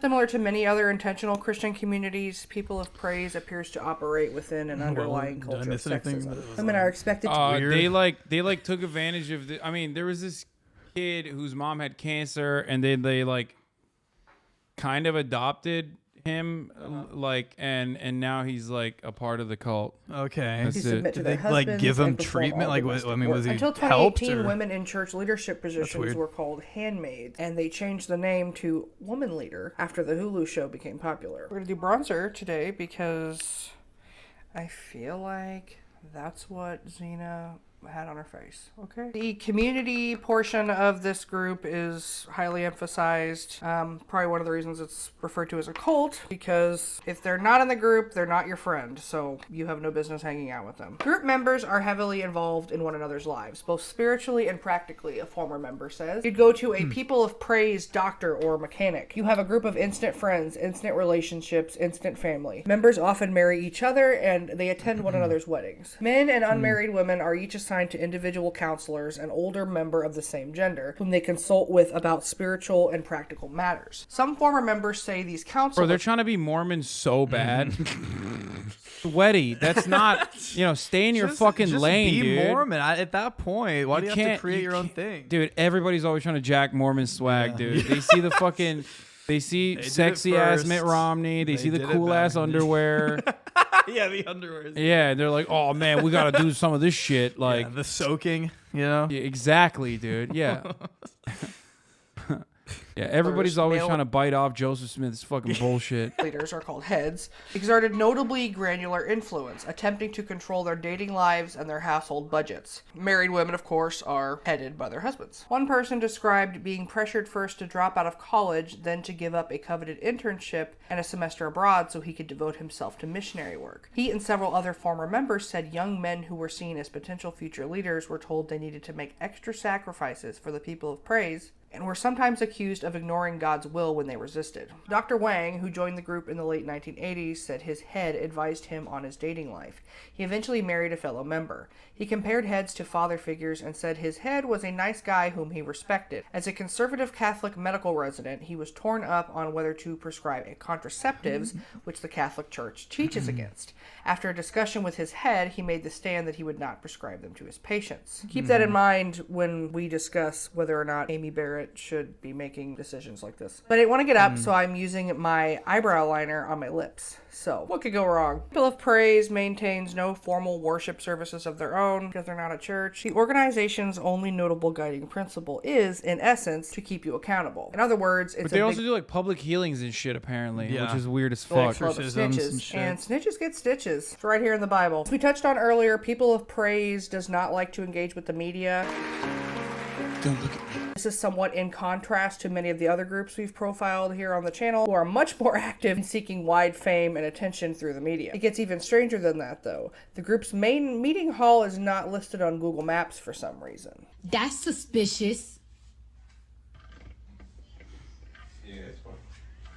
That's weird. Being a member requires commitment to a wide range of extracurricular activities, presumably to keep you busy since idle hands are the devil's fleshlights. On top of these commitments, a member is still expected to follow the regular rules of Christianity and Catholicism, like abstaining from sex until marriage and a significant tithing. True. People of Praise's finances are particularly obfuscated, even while members are required to hand over 5% of their paychecks. So rank and file members are not notified of. Wait, who is this? Representative Jim McGovern from Massachusetts on the justices on the Supreme Court says you have 6 justices, 5 of them who are appointed by Republican presidents who didn't win a majority of votes in the country. You have 2 of them who face credible sexual assault accusations. 1 of them is married to a woman who actively participated in the activities to overthrow the U.S. government. The other one is in a cult. Okay, and they're telling women they no longer have the right to choose. He said, I mean, give me a goddamn break. That's pretty good. That's good. Respect. That's a good take. I like it. It seems like fake lip bait. I mean, it's true though. Fucking true. Mm-hmm. Oh God, this every time, bro. This. Yeah. Every fucking liberals are so cringe. Yay. Of who controls the mandatory contributions or how the money is being used. This financial aspect can be especially burdensome if members are living communally and are already carrying a split portion of the Pay 5% of your paycheck. Also, tax is bad. I don't know what that means. communal expenses. I swear, reading about these people exhausts me, and I can't even imagine being a member. People of Praise maintains a 2-tiered member hierarchy, where members who undergo the group's covenant are positioned above. I'm gonna be those who honest. are Like, I not. feel like they're too insulated because of their small number of like active participants, active adults in the cult. Yeah. And for that reason, it's like the information that's out there about them is not that much. Like, Yeah, I thought it was gonna be like way crazier. Yeah, I didn't know what to expect at all, but I guess when you have that few members, there can only be so much about them. Yeah. So.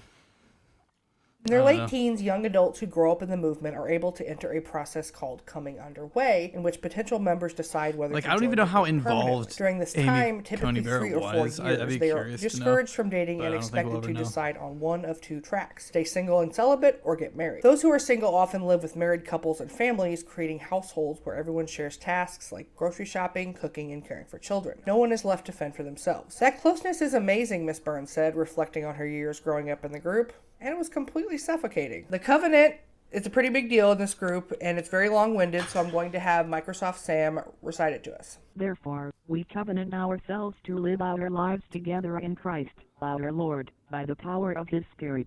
We agree to be a basic Christian community, to find within our life in the Spirit, in worship and the sacraments, spiritual and moral guidance, really loud. service, and apostolic activity. We accept the order of this community, which the Lord is establishing with all the... Okay, it's kind of boring. All right, get to the juicy shit. Is there? I don't know if there.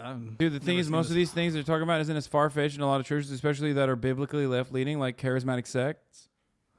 Are there biblically left-leaning charismatic sects though? There is obviously plenty of like. Yeah, there's plenty of right-wing left-leaning Christians out there, but.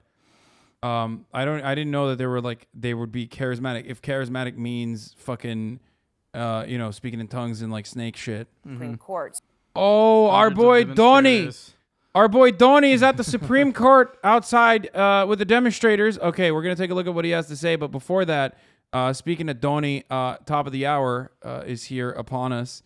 And if you no longer want to see that 6-second ad break I'm about to serve you, then all you need to do is subscribe, which you can do for $5 or for free with the Twitch Prime. By connecting your Amazon Prime account to your Twitch account. Ben Shapiro's done craziest leftist reactions already. To the Rowan Nancy Casey. Pelosi. Oh, God. What a God. fucking piece of shit. I'm so excited. He's doing a fucking touchdown dance on this.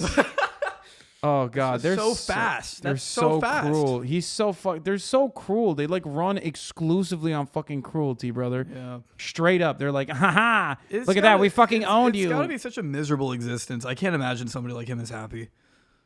Yeah. Yeah. 100%. Dude, I'm Are you hungry? Yeah, a little bit. Do you want Chipotle? I just ordered some, but I'm gonna order more right now. It'll come quick. You like Chipotle? I'm fine. I don't really eat Chipotle that much. What else? Okay, is what do you around want? What kind of food do you want? here? What else is? You want around fried here? chicken? Yeah, that sounds good. Okay, I'll get you some bomb ass fried chicken. Do you Nice, eat? yeah, that'd be cool. You eat spicy? Yeah. You're good with spice? Yeah, I like spice. Okay, have you ever had Dave's Hot Chicken? No. About to fucking. Is it only here? No, they've grown a lot. Okay. Okay. Yeah, I haven't heard of them. Smoking Kid, thank you for the 5 get the subs. Nate's Minifigs, thank you for the 5 get the subs. Allowing 10 people to no longer see the ads as well. You too can also avoid them if you subscribe for $5 or for free with the Twitch Prime. Here's the 1 minute ad break now. No, it's in Texas as well. Yeah, no, it's like it's now common. Yes, it is now way more common. Yeah, you're gonna fucking love the chicken, Yeah, dude. I'd love to try. That sounds perfect. Thank you. Yeah. Sliders or just like straight tendies? Tendies would be good. Yeah. Okay, 2 tenders with fries. That looks good. Yeah, I'd love to try that. Okay, spice, light, mild, medium, hot, extra hot, Reaper. Yeah, medium, I think, just to kind of Medium's see good. what it's like. Okay, medium. All right, that's it. Looks good. Yeah, thank you. No problem. Do you want like something to drink? I've got. Yeah, we got hella ginger stuff. ale, Yeah, Kale you slaw. got a lot of bevs in there, huh? Yeah, kale slaw or fucking shake. No, I'm good. I don't need. Well, maybe a shake actually. Yeah. What do you want? Yeah. What do they have? Vanilla, strawberry. I'll just do vanilla. That kind of sounds good. Vanilla? Yeah, I like vanilla. Vanilla's fine. Small or large? Large, I guess. Okay, there you go. You're like, oh, I don't know. Okay, I guess. I know. large. I was thinking about it. I'm like, Okay. Thank you. Problem. So kind. Okay, this shit's gonna fucking destroy you, dude, in a good way. You're gonna love it. Okay. Except for the vanilla excited. shake. Who the fuck orders vanilla What's when wrong with strawberry's right there? I don't want strawberry. If it was chocolate, I get that. But All right, let's see what Donnie's doing. Friend of the show, Donnie O'Sullivan, is outside of SCOTUS right now. Court. So, Donnie, what are you seeing there? I know you're right in the middle of it right now. Hey, Aaron. Yeah, we've been here all day with demonstrators. In the morning, there were the anti-abortion rights demonstrators who are here celebrating. That's pretty much given way now all to demonstrators who are in favor of access to abortion rights. There have been hundreds of people outside the Supreme Court all day, and in just the last few minutes, hundreds more have marched from Union Station, which is nearby here in Washington, D.C. So it should be a very, very long night here outside the Supreme Court. What we have been hearing from people is there's a mixture of people, activists who have worked on this issue, but we've also spoken to many tourists, people who are visiting Washington, D.C. at the moment, some of whom are from states like Missouri, where there are trigger laws, and they are coming here just in shock, really, expressing not just concern about the issue of abortion, but what it means for what might come next, whether it is on the issue of same-sex marriage. No, I did run the ad. Or other issues like that. So a lot of fear here, a lot of worry, and a lot of concern. I did run it. Mm-hmm. All right. Well, he's not talking to fucking weirdos, so I don't know. Is that what he normally does? Yeah, Kinda that's like what his Andrew? thing is. He's like very good at. He's like he's the Andrew Callahan of CNN. Yeah, that's cool. Okay. So what? I did run the ad, man. Maybe it didn't fucking get served. Okay, it happens sometimes. Chill. All right. What was that headline? He keeps. Oh, in private, Trump keeps shitting all over the end of Roe v. Wade. I don't think he's enjoying the moment as much as many of his supporters are. This is Nikki. Oh, nice. Nikki Ramirez. Look at that. Nikki Ramirez, friend of the show, that she just actually joined the Rolling Stones. So congratulations to Nikki. Nice. Great piece by her. Let's see. Republicans met Friday celebrating the end of Roe v. Wade and praising Donald Trump for making it happen. Donald Trump himself also had a statement, actually. Where the fuck is it? Where's the Donald Trump statement? I thought Donald Trump himself actually released like a Truth Social or like a regular statement. Anyway. Oh, yeah, he did. Oh, what the fuck? I'm so stupid. Trump takes credit for the end of Roe v. Wade after 3 Supreme Court justice picks voted to avoid abortion rights. Yeah, he flexed on him. Yeah. He flexed on all the haters. Like, literally, he was like, I did it. I'm the best. Look at me. But apparently, in private, he is a little bit more conflicted. Okay, so let's take a look. But privately, the former president is anxious about what the end of Roe and the flood of extreme Republican state-level anti-abortion laws will unleash. and what it might mean for GOP's electoral prospects and his own. So this is something that I've seen from a bunch of populist people, partially because like they do think that this is a bit of a misstep because of how aggressive it is and how egregious it is. Yeah. And what the overall approval is for protecting abortion. And I think like that's the problem. It's like, that's why I used to be one of those people who thought that the Roe v. Wade would never be overturned, because like it kind of doesn't make strategic sense for the Republican Party to actually overturn Roe v. Wade. Yeah. When you can dangle it in front of like your base as a carrot. You know what I mean? Yeah, I totally get that. So I never really thought like, I mean, in all honesty, I talked about this before. Like I was shocked as well when they actually followed through on it, because it kind of doesn't make sense to like, it kind of doesn't make sense to actually completely eviscerate Roe v. Wade, because one, you could dangle as a carrot, and two, red states already had such restrictive abortion laws with like slap laws and whatnot that already made it so that abortion was functionally banned in the states. You know what I mean? It was like really, really, really hard to get an abortion in a lot of fucking states. So it was strange. Maybe that's part of the reason. They don't need to dangle anything for Trump supporters, though. It mobilizes a lot of people, though. Now, I mean, I guess they will just continue to mobilize them by making it worse. They're going to do same-sex marriage next. Yeah, they will try to go for a federal ban, for sure. He keeps shitting all over his greatest accomplishment when we speak to him. It's the response of someone fearing the backlash and fearing the politics of what happens when conservatives actually get what they want on abortion, says one source who has talked to Trump about this in the weeks following the SCOTUS draft opinion leak. I do not think he's enjoying the moment as much as many of his supporters are, to be honest with you.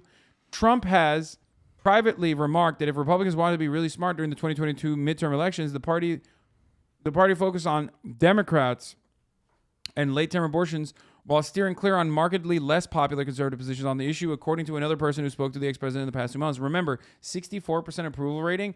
That's high, man. That's more popular than fucking literal Republicans. That's more popular than Trump. Way more popular than most politicians. Republicans have recently passed laws to seek to ban abortion nearly in all cases, including some that lack exceptions for women who were raped or victims of incest. Trump has been skeptical of the political wisdom of that strategy since at least the middle of his presidency. So I guess he's like frustrated by it. You know? Yeah. I guess it makes sense. But I mean, he'll put his ear to the ground and what do you mean? Was being dumb just an act? Trump has always been really, really smart at reading the room. That's kind of his whole appeal. That's the reason why he got this successful. I think that's what it is. Like but if the tides turn and people are actually positive, for the next hour, if you show me proof you just donated at least $50 for an abortion, I will send you a 30-second long video of calling your friend gay or saying he's a little penis. Let's use the world's dumbest platform for good, gang. Respect. That's good. Okay, Stavi. Doing the most. I'll break yet another fucking watermelon if we raise more. We're gonna raise more money for abortions in the upcoming days. Don't worry. All right, but let's see what this fucking dildo has to say. Is sounding off, saying that she's having a bad morning. Well, for the rest of the country, Nancy Pelosi having a bad morning is actually quite a good morning. Here is the Speaker of the House of Representatives. No, this is like one issue where it's like, yeah, you're a fucking nerd and you're riled up because you think it's a political W, but like, I think most people look at this and go, nah, y'all are fucking weird. Like, this is some weird shit. No one wants this. It's not the consensus of most people. Yeah. The people are not like normal Republicans are not like ride or die for fucking abortions in this way. Representatives, but not for long. There's no point in saying good morning, because it certainly is not one. This morning, the radical Supreme Court is eviscerating Americans' rights and endangering their health and safety. But the Congress will continue to act to overcome this extremism and protect the American people. Today, the Republican-controlled Supreme Court has achieved their dark, extreme goal of ripping away a woman's right to make why is she like acting like she's just now learning about this? That's also okay. I mean, weird. She forgot. the language. The radicals. It's a dark day. Congress will now have to vote. Wait, aren't you the Speaker of the House? Like over here, aren't you? Aren't you like the head of the House of Representatives? And you're decrying the ability that you now have the ability to vote on an issue you didn't have the ability to vote on yesterday. I've never heard of such a thing. So the Supreme Court says, guys, not our purview. Legislature, have at it. Nancy Pelosi's like, you. Yeah, because the legislature is also famously very effective in like getting shit done and not totally fucking riddled with obstructionist policies like the filibuster, for example, and how it's being weaponized against like any kind of meaningful provision. You can't give us that responsibility. It's so funny. He just like can't have fun. Like, look at him. He sucks. Even in all this he's pain, so like mad. you could supposed crack to be us. celebrating. Yeah, you know? he can't even celebrate. Be He's like, happy. Yeah. Dark and terrible. We don't want. We will His face act moves today. in a I mean, we weird way. won't. But we'll Yeah. say we It's hard to will, watch. but we won't. But maybe, but we won't. The pathetic nature of a legislature decrying the fact that the Supreme Court just said that they can now legislate on an issue that's nuts to me. It's just nuts to me. It's crazy. Nuts to me. Meanwhile, you have the irrepressibly stupid Alexandria Ocasio-Cortez. She went down to the Supreme Court doing what she does best, yelling and agitating, and with no actual remedy in mind. I wonder why Ben didn't mention the Zionist poem. I'm sure he would be really fond of that. Like, it's a beautiful poem. Otherwise, it's a beautiful poem about the plight of the Israeli occupying force being called baby killers. It's fucked up that Nancy would tarnish the reputation of such a beautiful poem by using it for abortion, which is only acceptable when an IDF sniper does it.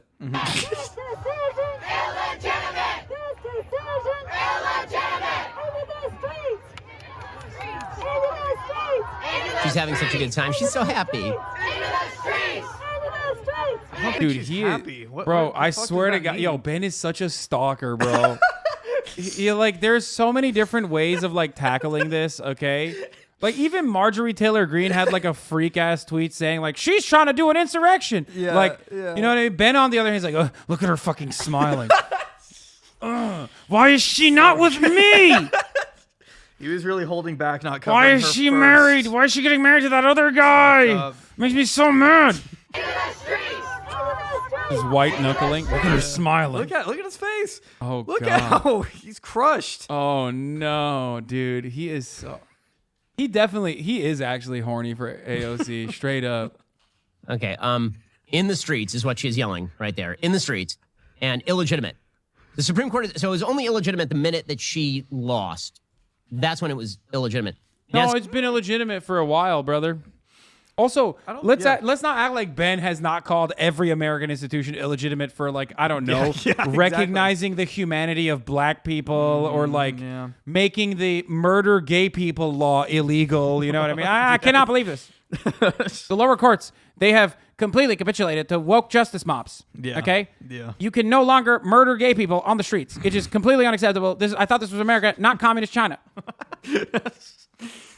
It's interesting how he changes, depending on the issue. Or being against the Civil Rights Act. Yeah, literally. I Yeah. mean, he has said before that the Civil Rights Act is like bad. What?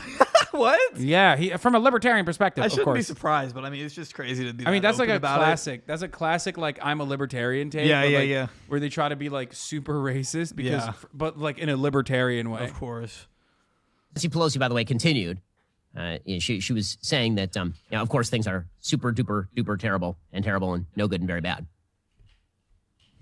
Okay. Also, the reactions are pouring in fast and furious, and we are sort of reacting in real time to them. Again, to me, the most astonishing. Damn, this bitch can't do fucking live streaming, brother. I swear to God. Bro, people think what I'm doing is so easy, bro. Look at this. It's hard. Look at this. This is the #1 political commentator on the right. He can't even do a single fucking live react, dude. React harder, Ben. Where are the YouTube essays about fucking Ben Shabibo not reacting hard enough? Reaction here is from Merrick Garland.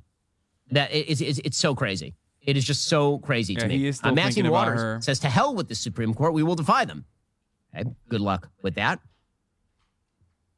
Meanwhile, Rob Bonta, the Attorney General in the state of California, he correctly points out, I want you to know the SCOTUS ruling does not change your rights in California. Abortion remains fully legal in our state. Yeah, so this is why, by the way, all of the heat that is being generated is going to dissipate pretty quickly. Because if you want to go to abortion Disneyland, you can head on over to Los Angeles anytime you damn well please. Right? That is still, unfortunately, the ability of the of people who wish to kill the unborn Unfortunately, in this country. the ability. Yeah. So that's all solid stuff happening. Bette Midler said, "Get ready, gays. You're next." I don't. Okay. Damn, this is mid. Yeah, I mean, this is mid, brother. Yo, this is surprising. He's like mad. I thought he was gonna be like celebrating, happy about this. What a fucking annoying little nerd Ben is. He's just like, Bette Midler said the gays are next. Hasan 350Z, thank you for the 10 gifted subs.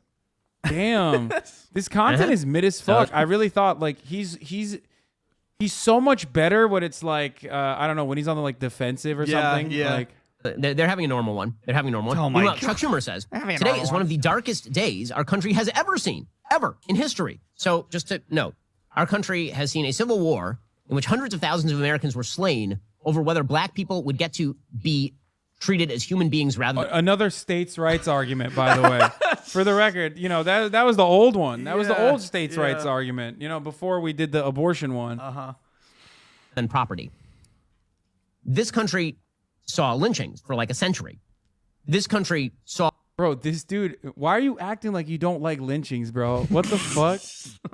Like, there hasn't been a lynching that you haven't supported, brother, as long as the police is doing it. You know what I mean? Yeah, yeah. Like, why is he acting like he's on the other side on this issue? Thousands of lynchings have happened in this country, which I also thought was really good. But now I'm pretending to care about and hate. Japanese rounded up and interned during World War II.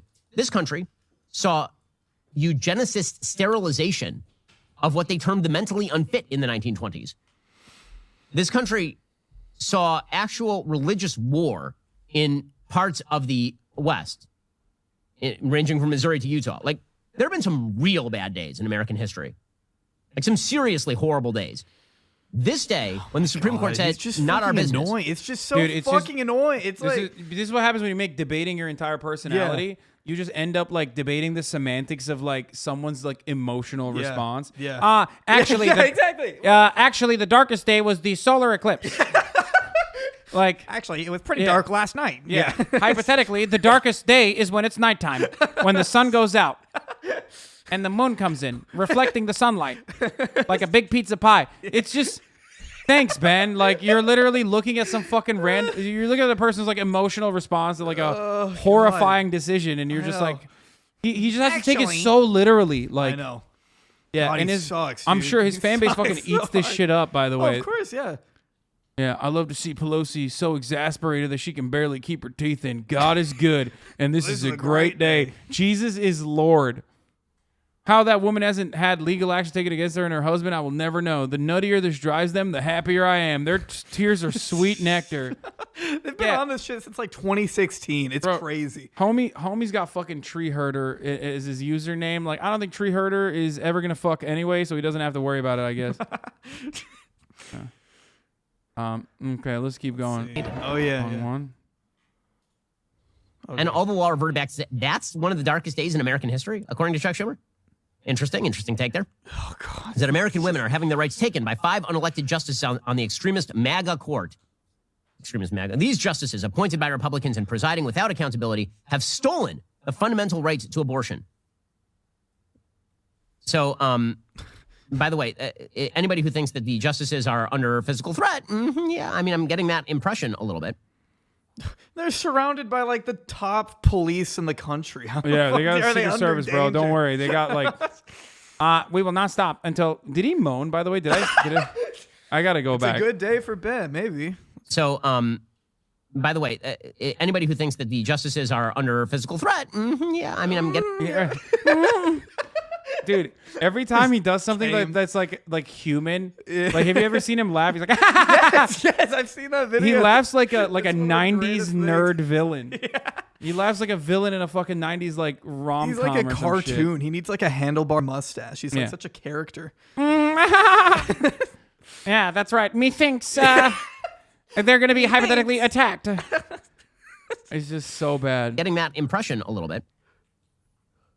Pretty amazing. Okay, so here is Nancy Pelosi extending her comments on what a horrible and dark day it is. I mean, it's even worse than the time that her husband drove drunk and almost killed somebody. Come on, you gotta have better ones than that, That's bro. so easy. That's Dude, just- I've been shitting on Nancy Pelosi all morning. Like, I literally have shat. You know what's funny? This dumbass, like, he can't even do that right. Like, she sucks, dude. You could, yeah. Like, that's so lame. I know. There's so much he could go off of. And that's like what the he drunk takes. driving thing is fucking hilarious. He's like 84 years old. Like, Oh, it was. Now I remember. yeah. It just happened. Fucking Nancy Pelosi's husband like drunk drove and was arrested for awesome. drunk That's driving fun. and like getting in a vehicular accident. Like, just come on, dude. Give me something better than this. Right now, they're saying in states that they can arrest doctors and all the rest. What is happening here? What is happening here? A woman's fundamental health decisions are her own to make in consultation with her doctor, her faith, her family, not some right-wing politicians that Donald Trump and Mitch McConnell packed the court with. While Republicans seek to punish and control women, Democrats will keep fighting ferociously to enshrine To make Roe v. sure that we're getting as much money as possible off this. We're going to be fundraising that motherfucker off this. Once I'm done, $15 is all I need, folks. Okay? Wade into the law of the land. Okay. She's a very religious Catholic, by the way. You should know it. How dare you challenge her Catholicism? Also, kill as many babies as possible, man. Yeah, you got to do that. So, again, what does this break down into? It's going to break down into some pure screaming at the sky. It's going to the media is going to lose it because this is what the media do. So NBC's Pete Williams, Bro, who says, you're the media. What the fuck? I mean, you do this too. What does he mean? It's just no we're about to become a divided country. Oh, we weren't before? You mean you didn't notice? Pete, welcome to the ballgame, sir. 13 states have what are called trigger laws that were intended to make Roe abortion. One of the funniest parts about this is like the entire time, Ben and like all these other fucking weirdo, Ben and all these other fucking weirdo. This is a 275K like This tweet is the best take I've seen today. I saw this on my timeline. Do you want me to just die, dude? Why are you showing me this? I hate this shit. This would only be cool if he was choking HW, okay? Kind of looks like he is. Yeah, Obama, if he was like, yeah, a little snug there. Yeah. Oh, God. 275,000 likes. Oh, my God. Borrow the picture. replies. Hope you don't mind. This This is my America. Mine too. I'm just sad this isn't my kid's America. Oh, keep the faith. We can bring it back. Like, yeah. Remember let's when bring it things were back. so good, when we were just like ruthlessly murdering brown children and like, still doing literally all of the things that you're complaining about right now, but just like it was more in a. They were nice about it. They were just like friendly. They liked each other. Yeah. But it's just funny because like they were setting all this shit up. It's not like Donald Trump single-handedly did this. You know what I mean? Like yesterday. This has been going on for a while. What do you think the Republican project is, you fucking idiotic liberals? Oh my God. I hate this sparkle resist. Okay. Sparkle than just a bunch of random numbers. Yeah, when racism was gone, no racism here. Like every single person in here is a fucking war criminal. What the fuck? Anyway, now this is my okay, dude. I want to move away from that. Illegal in those states once the Supreme Court reached this decision. In a few of those states, the law takes effect immediately. In some, they have to wait for the state attorney general to certify that this is what the Supreme Court has done. That's 13 states in which abortion will shortly be illegal. And in the rest of the, up to about half the states, they are expected soon to make it illegal. So we're about to become a divided country, Lester, where abortion is legal in about half the states, illegal in half the states. Okay, this is what is called federalism. There are a bunch of laws. Oh yeah, it's called states laws. Which, by the way, remember, the civil right, the Civil War, not that bad. Okay, worst state in America, but also fought over states' rights. Yeah. Thank you. You know, a lot of our imports come from other countries. What? It's called federalism. Get wrecked, liberals. Laws that vary from state to state. I mean, we McCain, a war criminal, brother. Brother, what do you mean? McCain literally fucking said bomb Iran, like on the campaign that was trail. one of the Like classics. He was like celebrating. Also, to be fair though, McCain giveth and McCain taketh. You know what I mean? No one is as revolutionary as John McCain. After all, he did drop 6 fucking fighter jets in his duration as he was a fighter pilot. So how many fucking American fighter jets did you drop, Sweaty? I would say he was Ho Chi Minh's greatest warrior for a very long time. So there's that. That is true. Well, not 6 down. He didn't down 6 jets. He downed 6 planes total, but I think 4 of them were fighter jets. He may have pretended that federalism doesn't exist in the United States. It does. Now, again, would I prefer that there is federal legislation protecting the lives of the unborn? Sure. Would I prefer there was a constitutional amendment, which is what I think it really would take in order to protect the lives of the unborn? Absolutely. And the constitutional amendment, by the way, on a legal level, is the proper response here. A constitutional amendment protecting federally the lives of the unborn is what the right should seek. They should seek state-level legislation locally. You know, going just to Congress and saying we want to protect the lives of the unborn by passing, some sort of broad abortion act. The problem with that is that it lasts for about 5 minutes, and it's unclear what the scope of Congress's actual authority is in regulating intrastate issues like criminal law, for example. Now, I understand that we've completely obliterated the sort of restrictions on what the federal government can do. The federal government can now regulate how many gallons of water you use in your shower every day. But from a sort of classical constitutional point of view, this was the purview of the state. So if you wish to do this federally, really we should be seeking a constitutional amendment. But I'm absolutely flabbergasted by members of the Democratic Congress saying, how dare you kick this issue back to us where we can argue it? See, here's the thing. The left doesn't like arguments. They don't like arguments. They're not interested in arguments. Bro, wait, that's it? That's where the video ends? That kind of that was mid. That was really mid. This is fucking wild. Wait, what? They sent the wrong thing. I don't care. It's just chicken sandwich. That's so weird. What the fuck? I think they might have straight up sent the absolute wrong order. Wait, what does it say on the receipt? Let me see the receipt. Okay. Yeah, bro, they sent someone else's order. Whatever. I'll still eat it. I don't care. It's mild, which sucks. I wish it was medium. No, that's good. Do they have sauces? You're supposed to have sauces and honey in there. And I think it's just the same thing. That's fine. It's fine. Yeah, I was on the fence before, but Ben's reacts are so mid on pro-choice. Yeah. It's just it's so strange. Like, this conversation has never been about fucking more democracy. It's such a weird framing for it. They're just like, they're trying. Yeah. Wait, what the fuck? A man in a truck just ran down 2 protesters at the pro-abortion rally? Okay, chill. Whoa. It's breaking news. We need to fucking wait for more details, okay?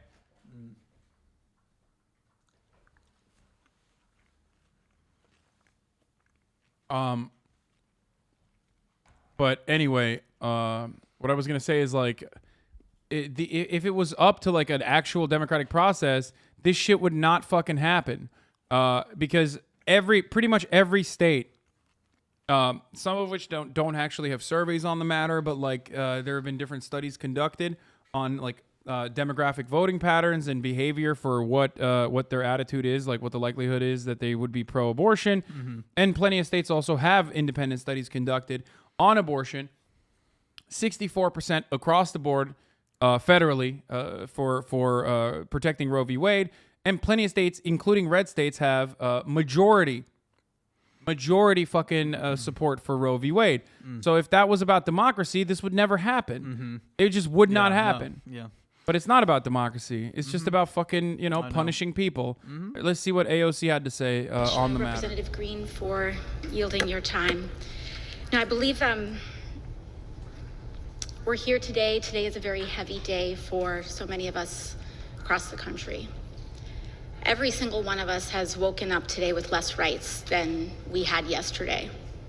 And pregnant people in particular are in more danger in the United States today than we were yesterday as a result of the Supreme Court's decision to overturn Roe v. Wade. I think what we're experiencing here, it's important to tell the truth of what's going on. And with so many individuals out here, I think it's important for us to also tackle this myth that this is somehow about babies or children or life. Because the same individuals who purport I don't know what to claim say. I'm trying to listen to her. protecting Again, life. I don't know what to do. Fight against universal health care. Do they believe in universal child care? Do they believe in life after birth? From their policy positions, I assure you, the evidence is lacking. React harder. A life that claims to be protecting the lives of children, or rather a party and individuals who claim to protect the lives of children just weeks after over a dozen children died in Texas, now claim to support their life, the lives of the young. Who are we protecting? Who does this protect? Meat Prison, thank you for the 10 get the subs. No one. Damn, they're saying you're not reacting hard enough. I didn't know what to say. I didn't know if I should like talk over You can her. pause it. Puts Oh, really? every I'll do that next single one of us in danger. And what I think many of our colleagues perhaps haven't quite, or perhaps they have fully understood, is that this also undermines the right to privacy in the United States of America. But we are here to solve this issue. Our job is to develop a path forward. And in that, we know that this House has passed and is willing to codify Roe. But what we also need is answers from our colleagues in the United States Senate. So to those senators who voted for these justices under the claim and the guise that this would not happen, this decision falls on them. What will they do? As they were lied to. What will they do as a consequence of this decision? Whether that be Republican or Democrat. But we cannot allow this to go on unanswered. We are talking about a court with the majority of justices appointed by a party that has not won a popular presidential election more than once in 30 years. Ruling against the majority of Americans. We have a Senate that is controlled by minority rule. And we have a House suffering from the impacts of gerrymandering that amplifies and undermines our democracy. We are in a very dangerous moment, not just for women, not just for LGBT communities, not just for Los Angeles Times already pushing comms that Brett Kavanaugh says there's no intention to stop people from crossing state lines to get an abortion. They have goldfish brains. Bro, that's so funny. Wait, what the fuck? Why did he... Can you make it out to Hasan the hum by Vorlo? If it wasn't for him, I wouldn't hold the position I hold today on this subject. Your buddy Vorlo wants you to know.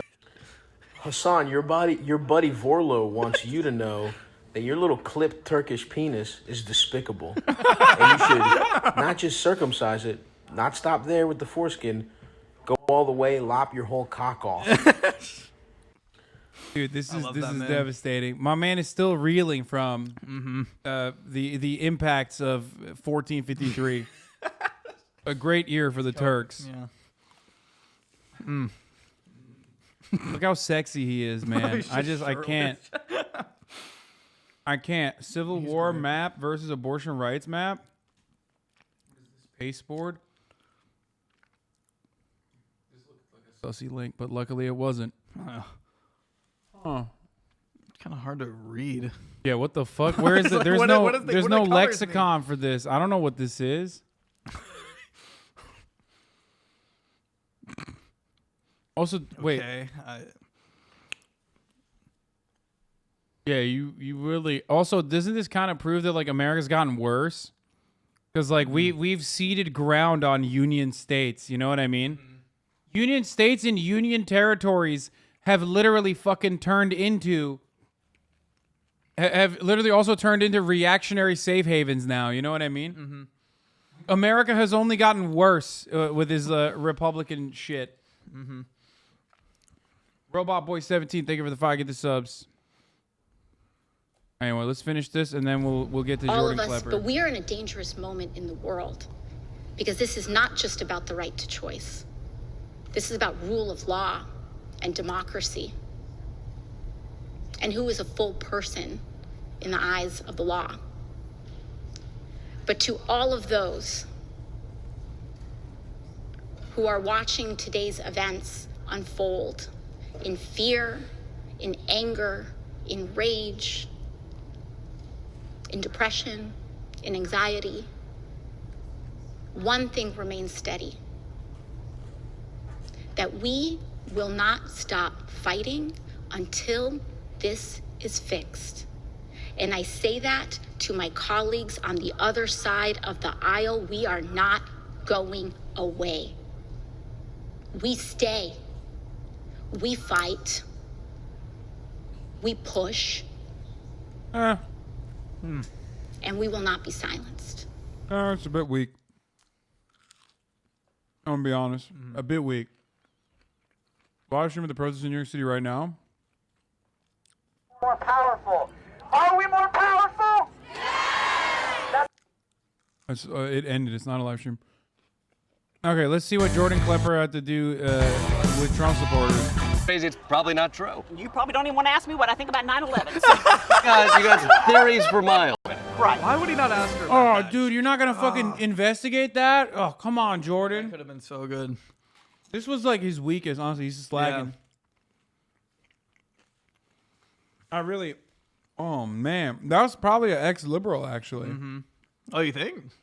Bro, liberals used to be the original 9/11 conspiracists, like conspiracy theorists. Really? You know what I mean? Yeah. Wow. Liberals fucking hated George W. Bush. And like, oh shit, yeah. Liberals hated George W. Bush and like 100% believed in like 9/11 conspiracies. Like, what, loose change? Yeah, Bush did 9/11. And crazy. and I'm maintaining that proud tradition of liberalism on this broadcast. Yeah, I'm a Bush era liberal.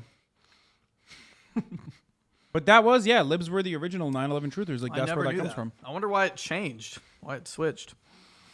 I think post 9/11, the attitude towards like American imperialism became so norm, like it became the normative position that like a lot of liberals who fucking despised George W. Bush, who despised war, like they were basically pushed away. Like we don't really have any like anti-war libs now. That's not like a real thing. You don't have like anti-war rallies. Like we used to have gigantic anti-war rallies, but after like 20 years of successfully beating into the heads of Americans that like, no, we have to be in Afghanistan. No, we have to be in Iraq. Yeah. We have to do this over and over again. Like I think people just like kind of gave up. Yeah. I guess that makes sense. Yeah. We used to be a proper country. Yeah, exactly. Well,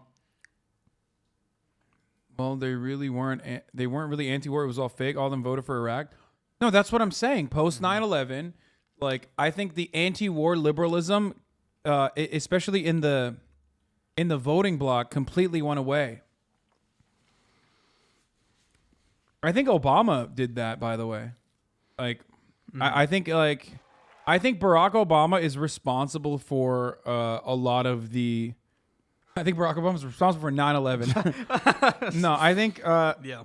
But I think Barack Obama sanitized like America's imperialist actions. Like he ran as an anti-war candidate. He was very like, I mean, he literally said he was gonna like close Guantanamo Bay.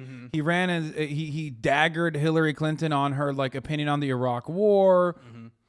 And then he fucking turned around and became the drone king. You know what I mean? He got a Nobel Peace Prize immediately after he was elected, and then did horrific things. Did not close Guantanamo Bay. Straight up fucking increased like drone strikes dramatically. extrajudiciously killed an American citizen. Yeah. I mean, I was too young during that era to I wasn't paying attention to it at the time, but I know that a lot of people were really like excited that he was actually going to make a difference, and then he gets in and he's like just as bad, pretty much. Yeah, no, he famously one of the first things he did, he also gave gigantic. I mean, he gave bailouts to corporations and not the people that were shafted by predatory lenders. Mm-hmm. His attorney general refused to prosecute any of the financial criminals that were responsible for the 2008 housing market crash. Yeah. He was really hard on whistleblowers. Exactly. He went on Hope and Change, and then hope you collab with Ray again soon so she can bully you into fixing your fucking exposure. Holy shit, my eyes are burning. Okay, shut the fuck up, dude. Okay. Yeah, my exposure is bad. What else? What else was I gonna fucking say? Yeah, I mean, he bombed a hospital in Kunduz. He expanded the surveillance state. He did a lot of really fucked up shit that, but while he was a charismatic person for the most part, he right? Had decorum, and to a lot of people's minds and liberals' minds, that's all that matters. You just have to present yourself as an authoritative figure, and then you're fine. So yeah, he did militarize the police further. So he did a lot of stuff. Yeah. And liberals kind of followed him along as the charismatic figure that they loved, and basically decided this is our life now. This is our position as well. And that's I think how Constitution. What the fuck is this? Why did you send this to me? It only has 300 likes. What is this? I don't know. I think this is usually when people in my community send me their own TikToks. Oh, okay. I see. Yeah.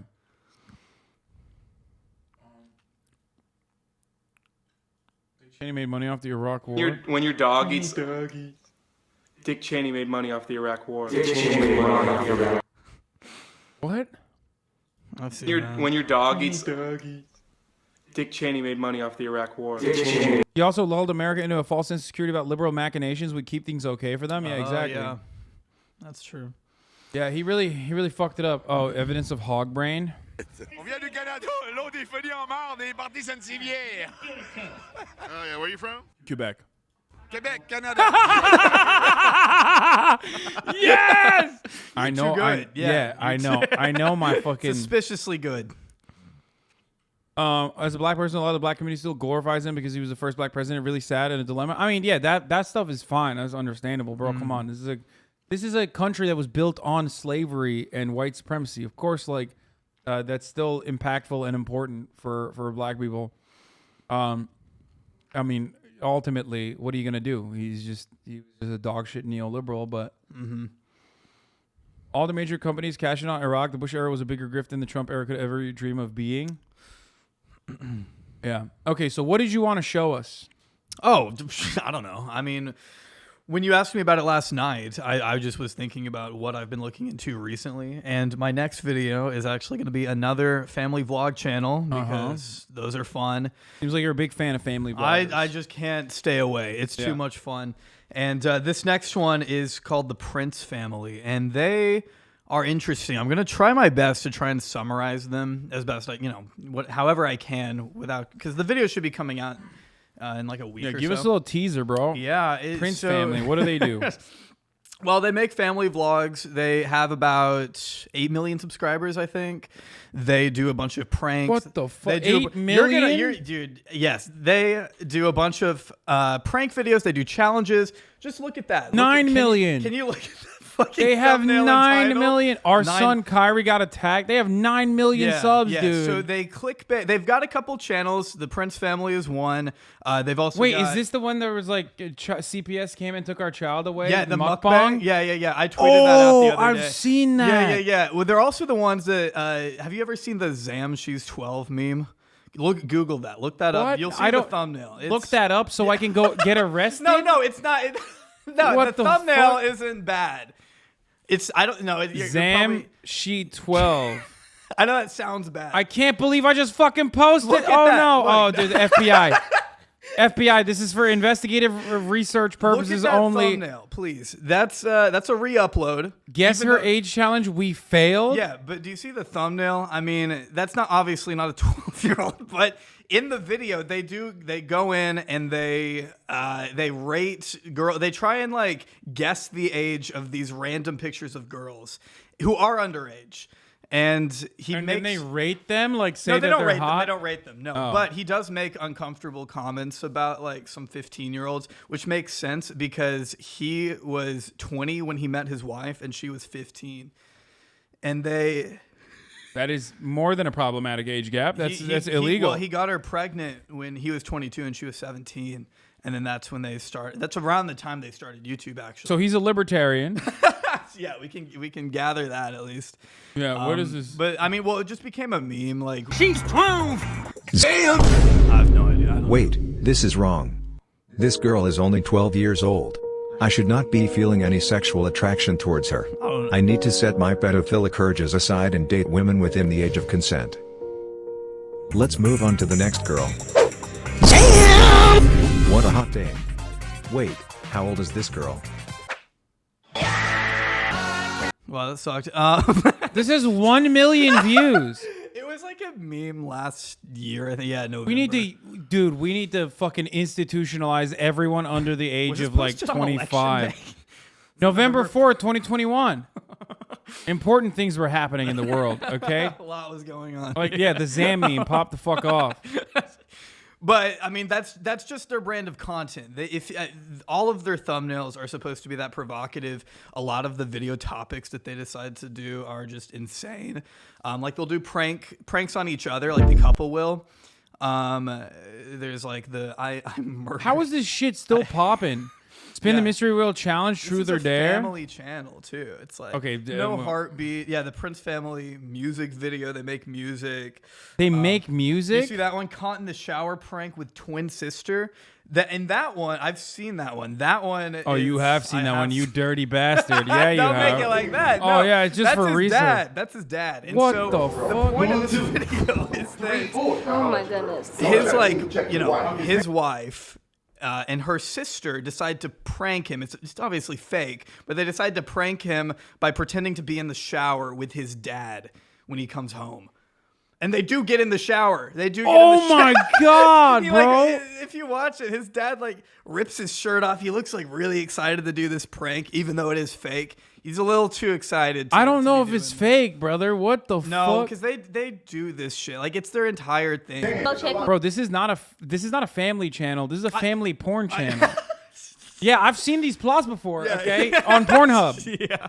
That's what's going on. I know, but they at the same time they'll market other content on the same channel to children. I don't know who would actually be interested in watching any of this besides, like, I mean, I don't know. Who Besides this is for. me Besides and you. 40,000 people in here right now. What do you mean, dude? This is fucking fire. This is a good. This is. But see, that's because you don't pay attention. It gets really. You're busy on that phone. That's his dad. That you don't know. And But then you will he soon like find out. picks up You a put chair on in a the phone, second. you slap you with towels. You lucky I don't press charges on you. And you can smile all you want. I don't see a damn thing funny. You guys. Wait, why is his dad mad? Why is his dad mad, bro? It doesn't make sense. Bro, you fucked his wife and the twin sister. Yeah. Why are you upset? I know, it doesn't make sense. Like he just comes in. That's Jack, by around the way. like, yeah. Remarkable shape. Hard to deny. But around the 2-minute mark, 2 or 3 minutes, he comes in, and then the rest of the video they just spend it arguing with each other. And it doesn't make sense. Like it's hard to even like tell what's going on.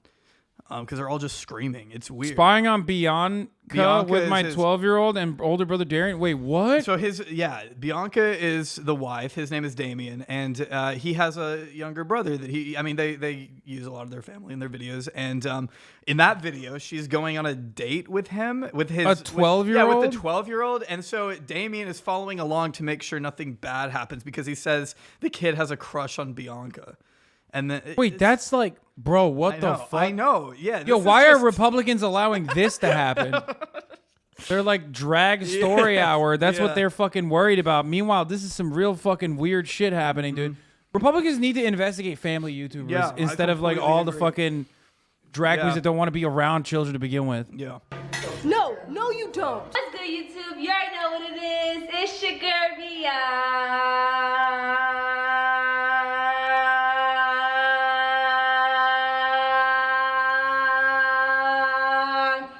That's how they introduce everything. Once again, guys, with another prank video.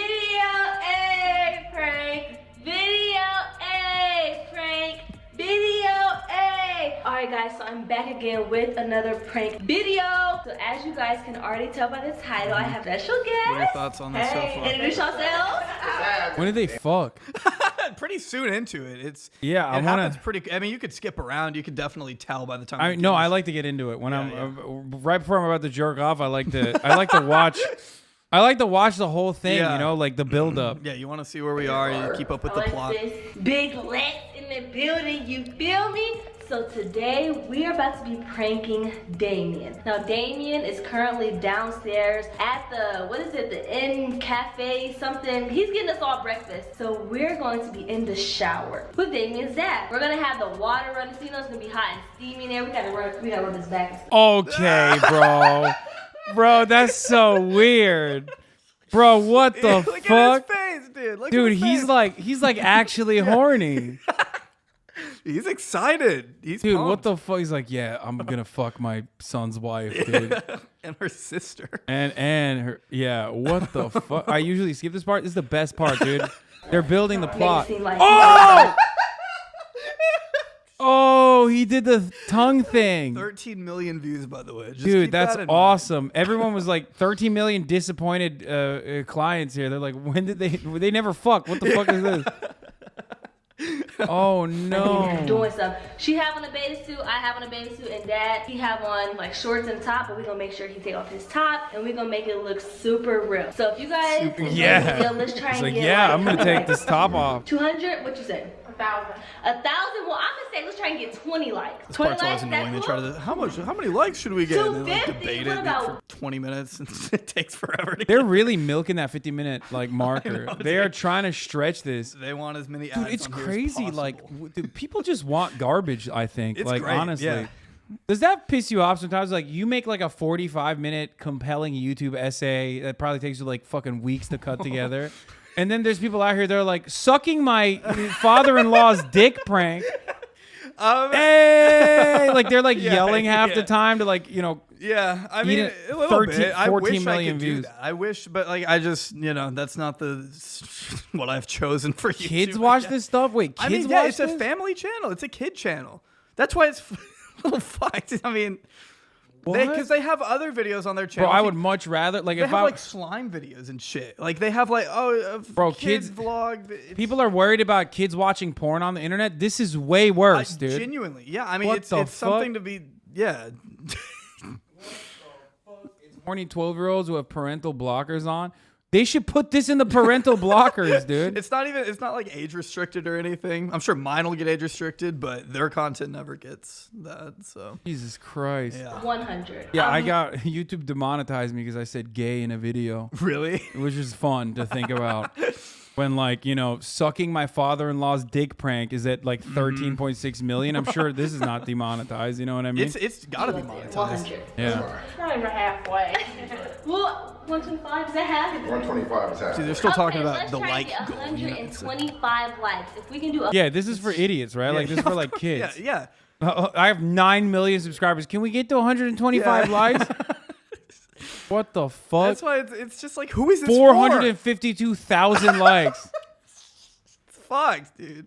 Oh my god. 125 likes, then we will prank him again. If you guys are new here, make sure you guys subscribe right now and join the family because we are dropping them bangers back to back all 2019. Also, guys, we are doing notification shouts at the end. It takes 2 of minutes every to get through the vlog, intro. so you guys don't have a chance to get shout out. Oh my god. Post Here you go. Oh!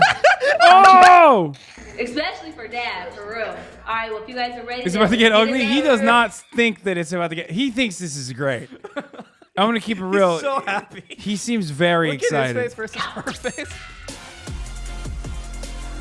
That's sick. All right, you guys, so right now I'm going to call Damien to see where he's at. Listen. What? That's your father-in-law. He's talking about fucking you. What a fucking prank, dude. Yo, we are officially in the prank zone, boys. hell Okay. Oh, he's ripping his shirt off. He rips it off. Coming up the elevator right now. What's good? Right now? You in the elevator? Yeah, that's Okay, bye. Okay, you guys, so he's coming. Why did you rip his shirt? We have to hurry up. Put the water on.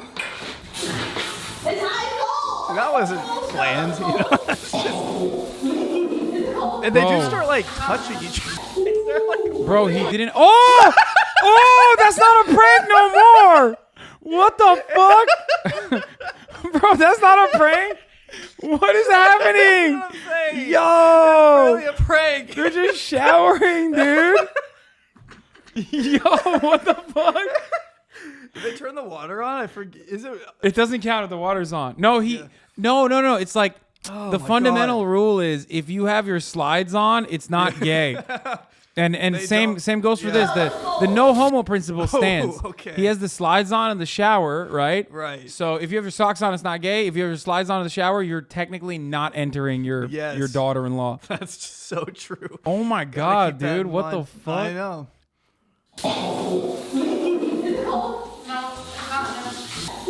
Okay, he took the slides on. He took the slides off. He took the slides. Okay, alert! He took the slides off. It's no longer a prank. Oh fuck! It's no longer not a prank anymore. How is this allowed on YouTube, dude? I don't fucking know. It has 13 million views. Black Twitter gonna hate you now, lol. Wait, what, dude? Black Twitter's not looking at this and going, "Wow, this is like totally good content." Like, what do you mean? They're probably fucking clowning on these dudes. What do you mean?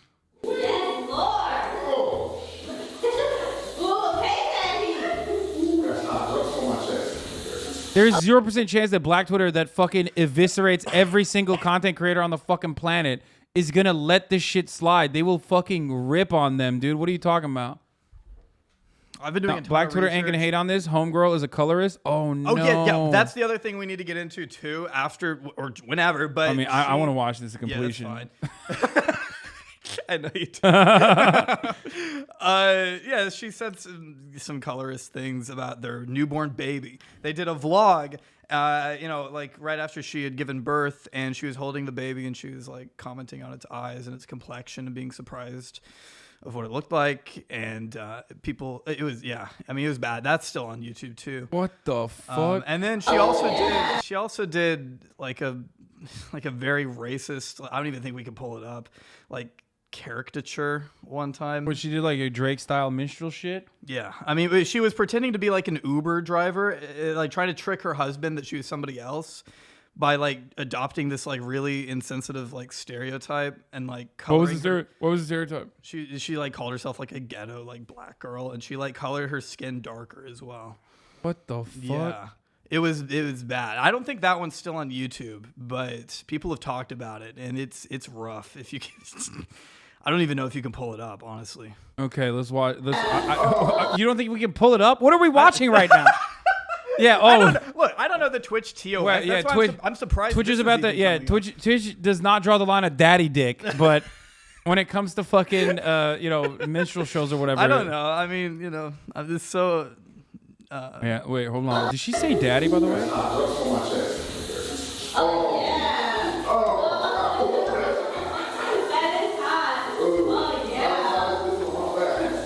Bro, she said that is hot. Oh yeah. What the fuck, bro? What the fuck, yeah. Damien, run away. Yo, you know he's bricked up. There is no shot. There's no shot. He's like, yeah, get my chest too. That's what he said. You delete. I know, he turned around. Bro, this is not a kid's channel, I hope. I mean, you could see some of their other content. They feature their kids very heavily in some of their other stuff. Damn. Oh, what the fuck?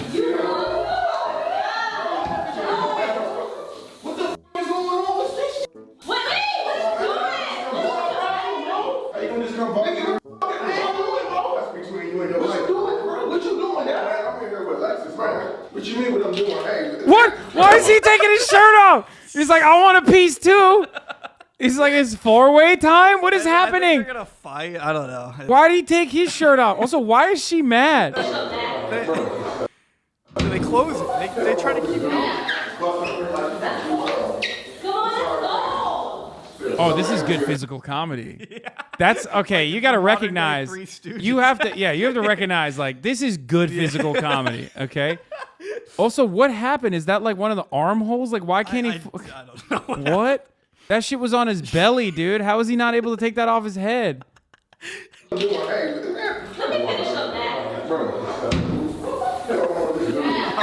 Come on, bro. That's actually, dude. That is. He was in on it, plant content. Oh wow, man. You think? Fuck, was he? I don't know. Wait, you really think this was a real? Shit. Yeah. Huh? Wait, That really? was sarcastic. Oh, okay. I thought you were like a truther. You're like, no, this is real, bro. I would love if it. You're like a real. You're a Prince head. No, no, I was being sarcastic. It's like, no, dude. This of course is real. What the fuck? Did she say I need to finish your dad? Yeah, she did. Oh, I didn't even hear that. Come on, let's go. Good, bro. What are you doing? Turn it hard. Do it. Wait, what? Why would he be opposed to getting water on his head and body? He's already showering. Yeah. That's what he did? In the shower. Uh-oh, dude. What we're failing to recognize is he took the slides off, which means now we're approaching gay territory. He's about to be gay with his dad. I'm just saying, watch out.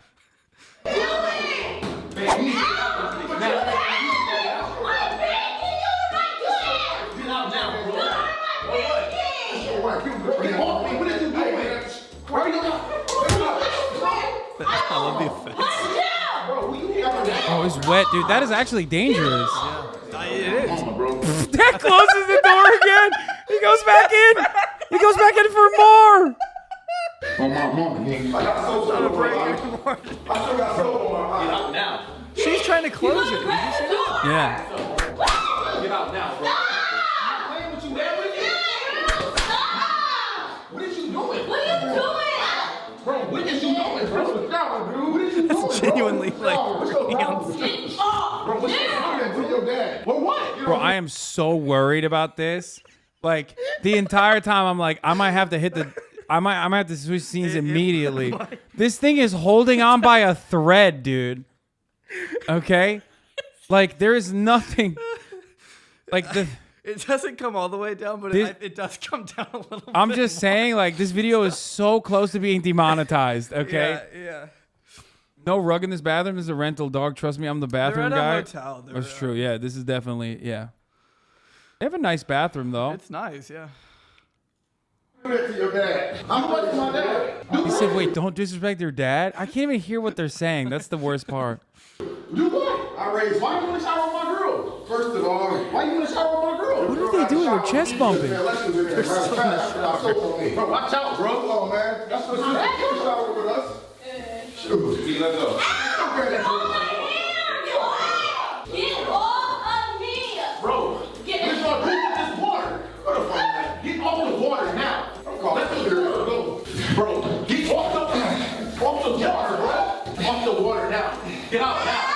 Get out Get now. off of me now! Get off! Get out now. I think he was just jealous because he wanted to fuck his sister-in-law. Yeah, He's like, how probably. come my dad gets to hit? That's bullshit. You okay? B, get over there now. Oh! Bro, what's your... Wait, dad almost saved him, though. Like, he just remembered. His paternal instinct kicked in. He's like, I know I'm fucking my, I know I'm fucking my daughter-in-law, but this is my son. Oh! What the fuck? What was that? No way. Wait, did he pull his pants I off? don't think so. It looks like. Oh, it did look like it. He didn't actually. No, he just fell. Bro, how did his pants not fall? I don't know. How are they still hanging on? You know he's holding it up with Oh, yeah. he's just I don't understand how the pants haven't fallen off. This is very unsafe. Okay, yeah. aside from like the family fucking angle, which is like weird on a family channel, like you should not be teaching children to like play around in a slippery surface like this. Yeah. And I think that for that reason alone, this is really bad. Yeah, only that reason. That's the only one. Yeah, no, the other stuff is like whatever. That's passable. Yeah. Yeah.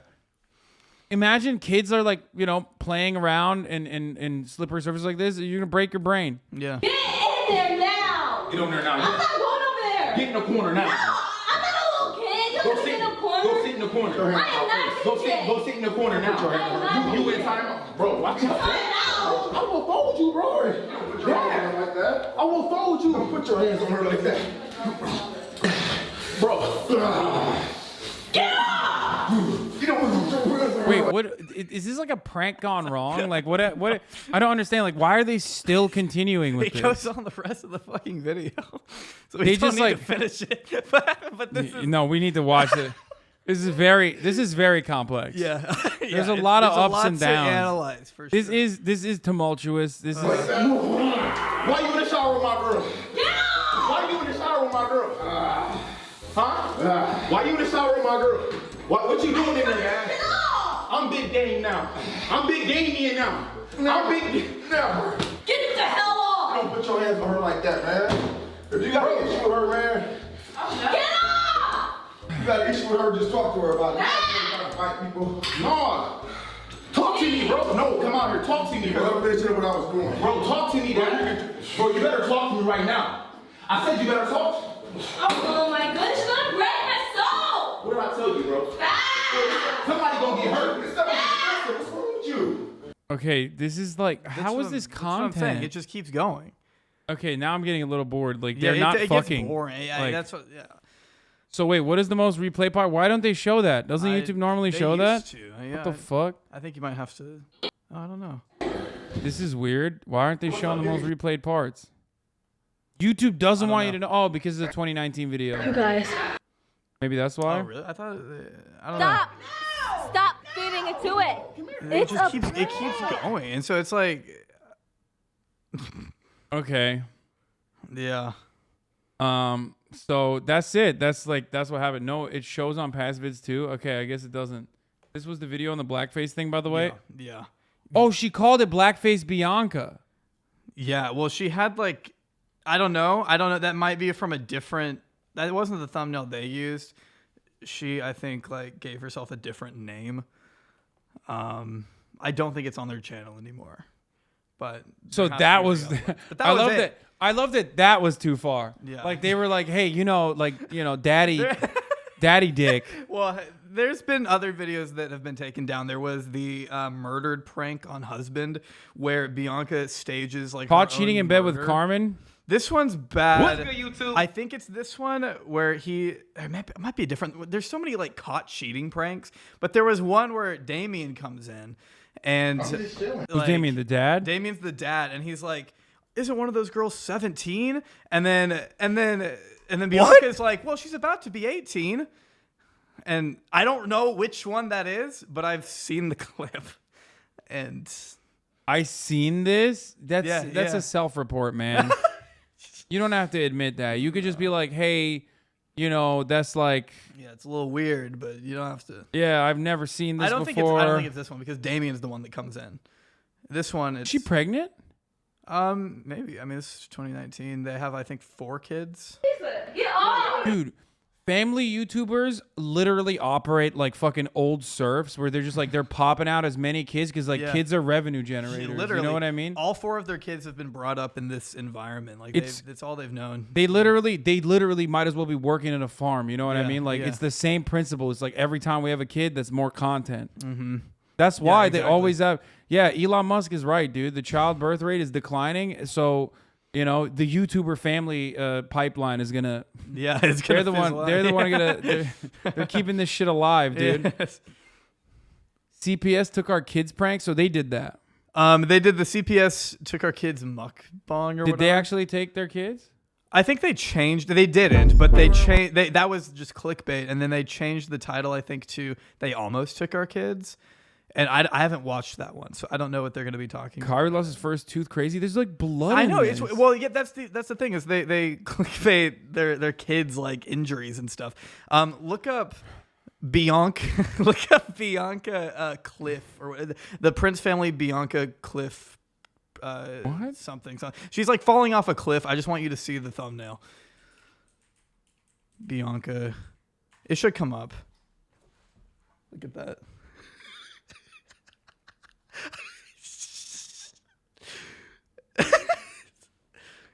What? Help me. Help me. She's saying, help me. That's great. It's perfect. It's good. You know what's crazy is like but like they made this so much steamier. What the fuck? I know. Look at it. Whoa, what happened? Oh, I didn't know it did that. That's crazy.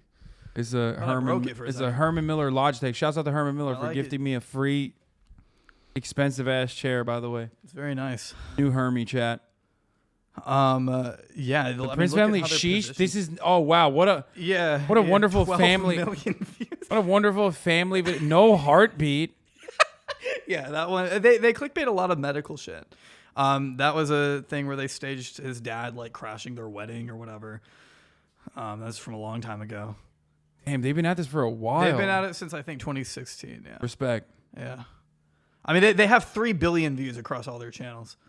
Wow, they deserve it. Yeah. I'd say so. She wants her ex back. Did you cheat on me? No. Lie. Yeah.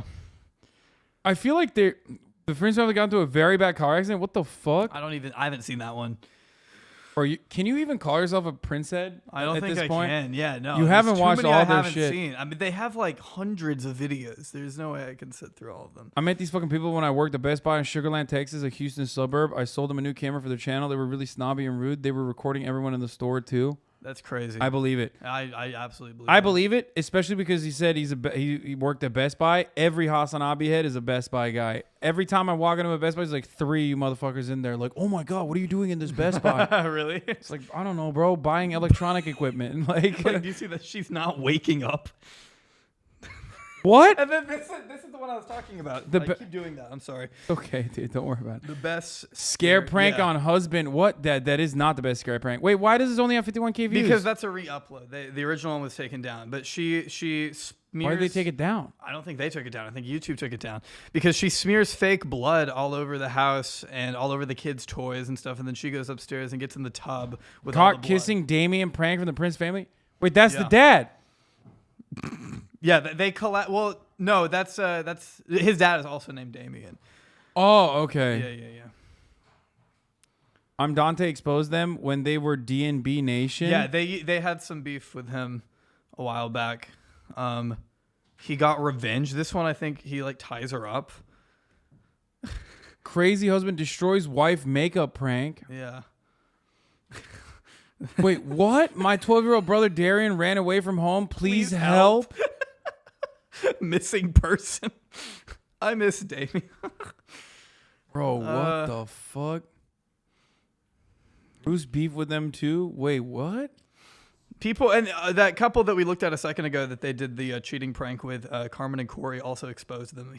Damien was trying to hit on Carmen, I believe, even though they're both married. I really don't know who the target audience for this is. That's what I'm saying, is because if you look at their videos across their channel, they do have videos that you would think would be like aimed towards kids. That are like slime videos and like stupid like vlogs or whatever that only kids would watch.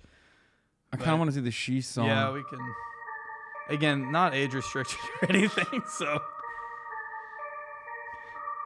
But they do make music.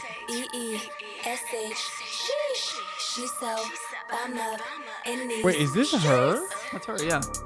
I just put a buddy cause I slayed all these bitches. Did it hella savage, but I'm still dripping saucy. Zoom, hit a billion plays on these bitches. Vroom, vroom, get up out my way cause I ain't yielding. Body smash, makeup on fleek. Brother God, have mercy on me. I hate I had to do it, but they pushed me. Balenciaga, heels, Louis, and Gucci. Yeah. Wait, I see. What's this? CT says Black Lives Matters is worse than Ku Klux Klan. What is this? Wait, what is this? Who's CT? Who is fucking CT? What's your take on this troll? Is he a troll, a grifter? I can't begin to understand what's going on. Wait, what? Bro, this has 29 views, bro. If you have a take on a guy with 29 views, like, you should just keep it to yourself, brother. What is that, your best friend? The fuck? He just brought this dude up in front of 34,000 people. Like, oh, man. What do you, hey, man, what do you think about this guy? He's not my friend or anything. Like, what the fuck? They know I'm that I'm that sheesh. When I'm in the streets, secure the bag. I actually haven't heard this. Kind of good. Apply Exactly. pressure all on these hoes niggas. I'm that sheesh. I'm that sheesh. I'm that sheesh. Don't run up in these streets. 'Cause I'm that sheesh. I'm that sheesh. I'm that sheesh. You know that girl that sheesh. I'm a lit bitch hotter than summer. Running up a bag, no fumble. Ass fat, make a nigga mumble. And my diamonds hit like a Royal Rumble. Wait, what'd she say? I can't repeat it. But also, she just said her ass clap makes people fumble, but or mumble. But how is this? This is not a family channel. 12 million official music video on Mother's Day. I mean, bro, this is crazy. This is actually it's insane. That's sick. Thank you for showing me this. This is Of course, absolutely. really fucked my day up, dude. That's what I try to do. They were a small reaction channel back in 2013. I kind of feel proud how huge they got. I don't. You have been this is an old I don't know head. if that's true. Because they didn't meet until 2015. Or sorry, no, they did meet in 2012, but they didn't start YouTube until like 2015. She's Turkish, yeah. This is a family song. It's not you just don't understand because you haven't built a family yet. That's probably true too. I mean, like the whole family angle just like bothers me because like even the family channels that are wholesome are still like not wholesome. Yeah, any family channel is gonna be bad. To some Yeah, it's extent. just like weird. It's better if it's not a family channel. You know what I mean? Yeah. But then again, I don't know. I mean, is it a family channel? Is it not a family channel? That guy created an account just to follow you? What?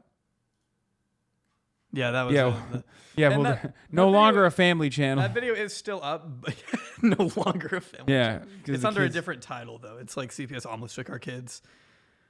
It's just wild. It's insane. And the murder prank is so strange. There's also beating my pregnant wife in public prank, which has been taken down from their channel too, where he pretends to beat her up and people around them like react and then he just like gets mad at them for trying to help her.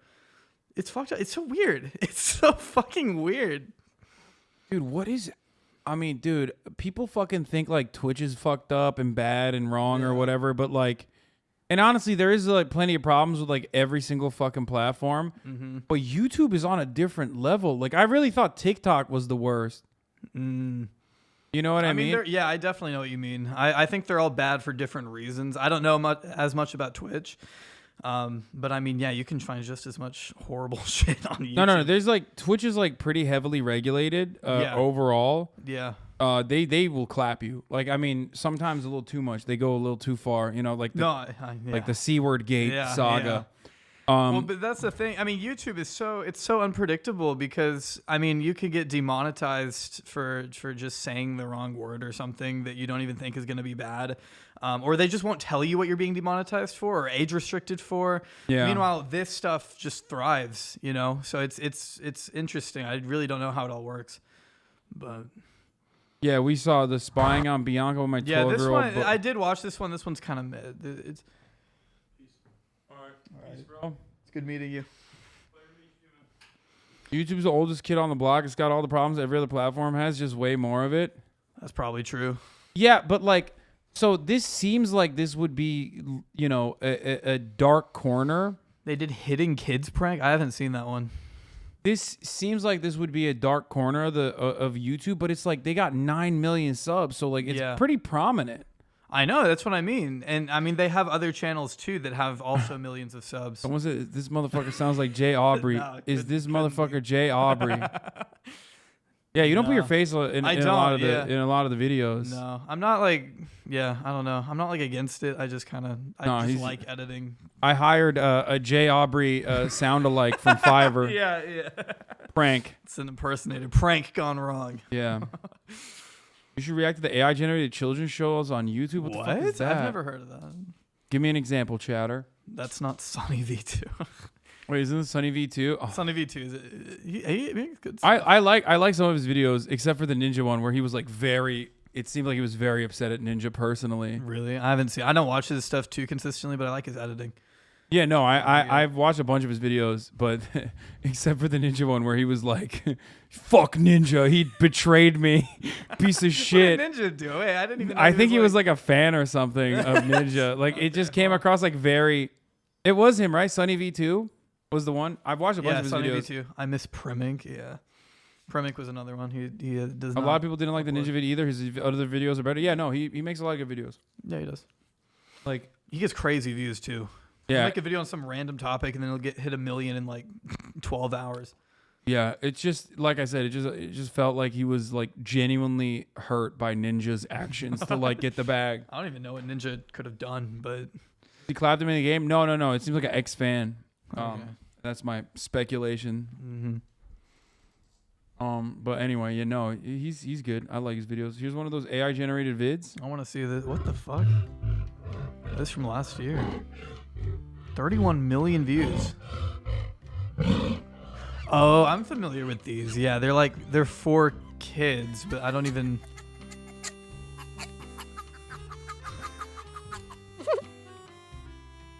Not really a whole lot to react to. It's just kind of. Woo! What's going on here? I know. This is. Oh, they're playing hide and seek. These channels will like mass produce these videos to get tens of millions of views that kids just will like accidentally click on, because it'll be on the YouTube Kids app. So, What is that? wait, what? Who said that? Wow. Okay, this has got good vibes. Oh. Uh-oh. This is better overall than the Prince family. Yeah. I would prefer my kids watch this versus the Prince family. Kids click on these, then fall asleep to this shit. Yeah, that's why it gets so many views. Well, that one doesn't have a lot, but if you were to go on there, What is it, like kid hypnosis? Like, what the fuck? Kids are constantly falling asleep. Unregulated access to the internet. They're gonna just stumble on this shit.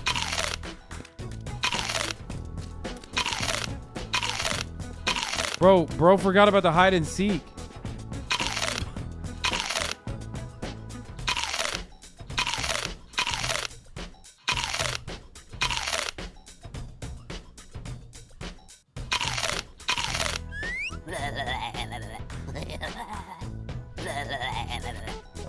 iPad babies who watch them on autoplay. Yeah.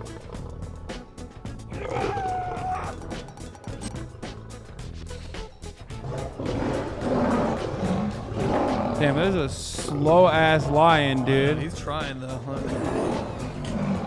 This monkey lapped him.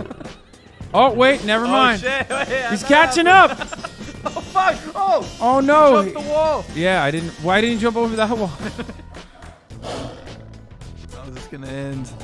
Why does the monkey have like a fuck boy? I mean, not the monkey. The lion has a fuck boy beard. Look, like he's got. Look at that jawline too. He took like all of his beard and like tied it up. Yeah. Yeah. We gotta see how this ends.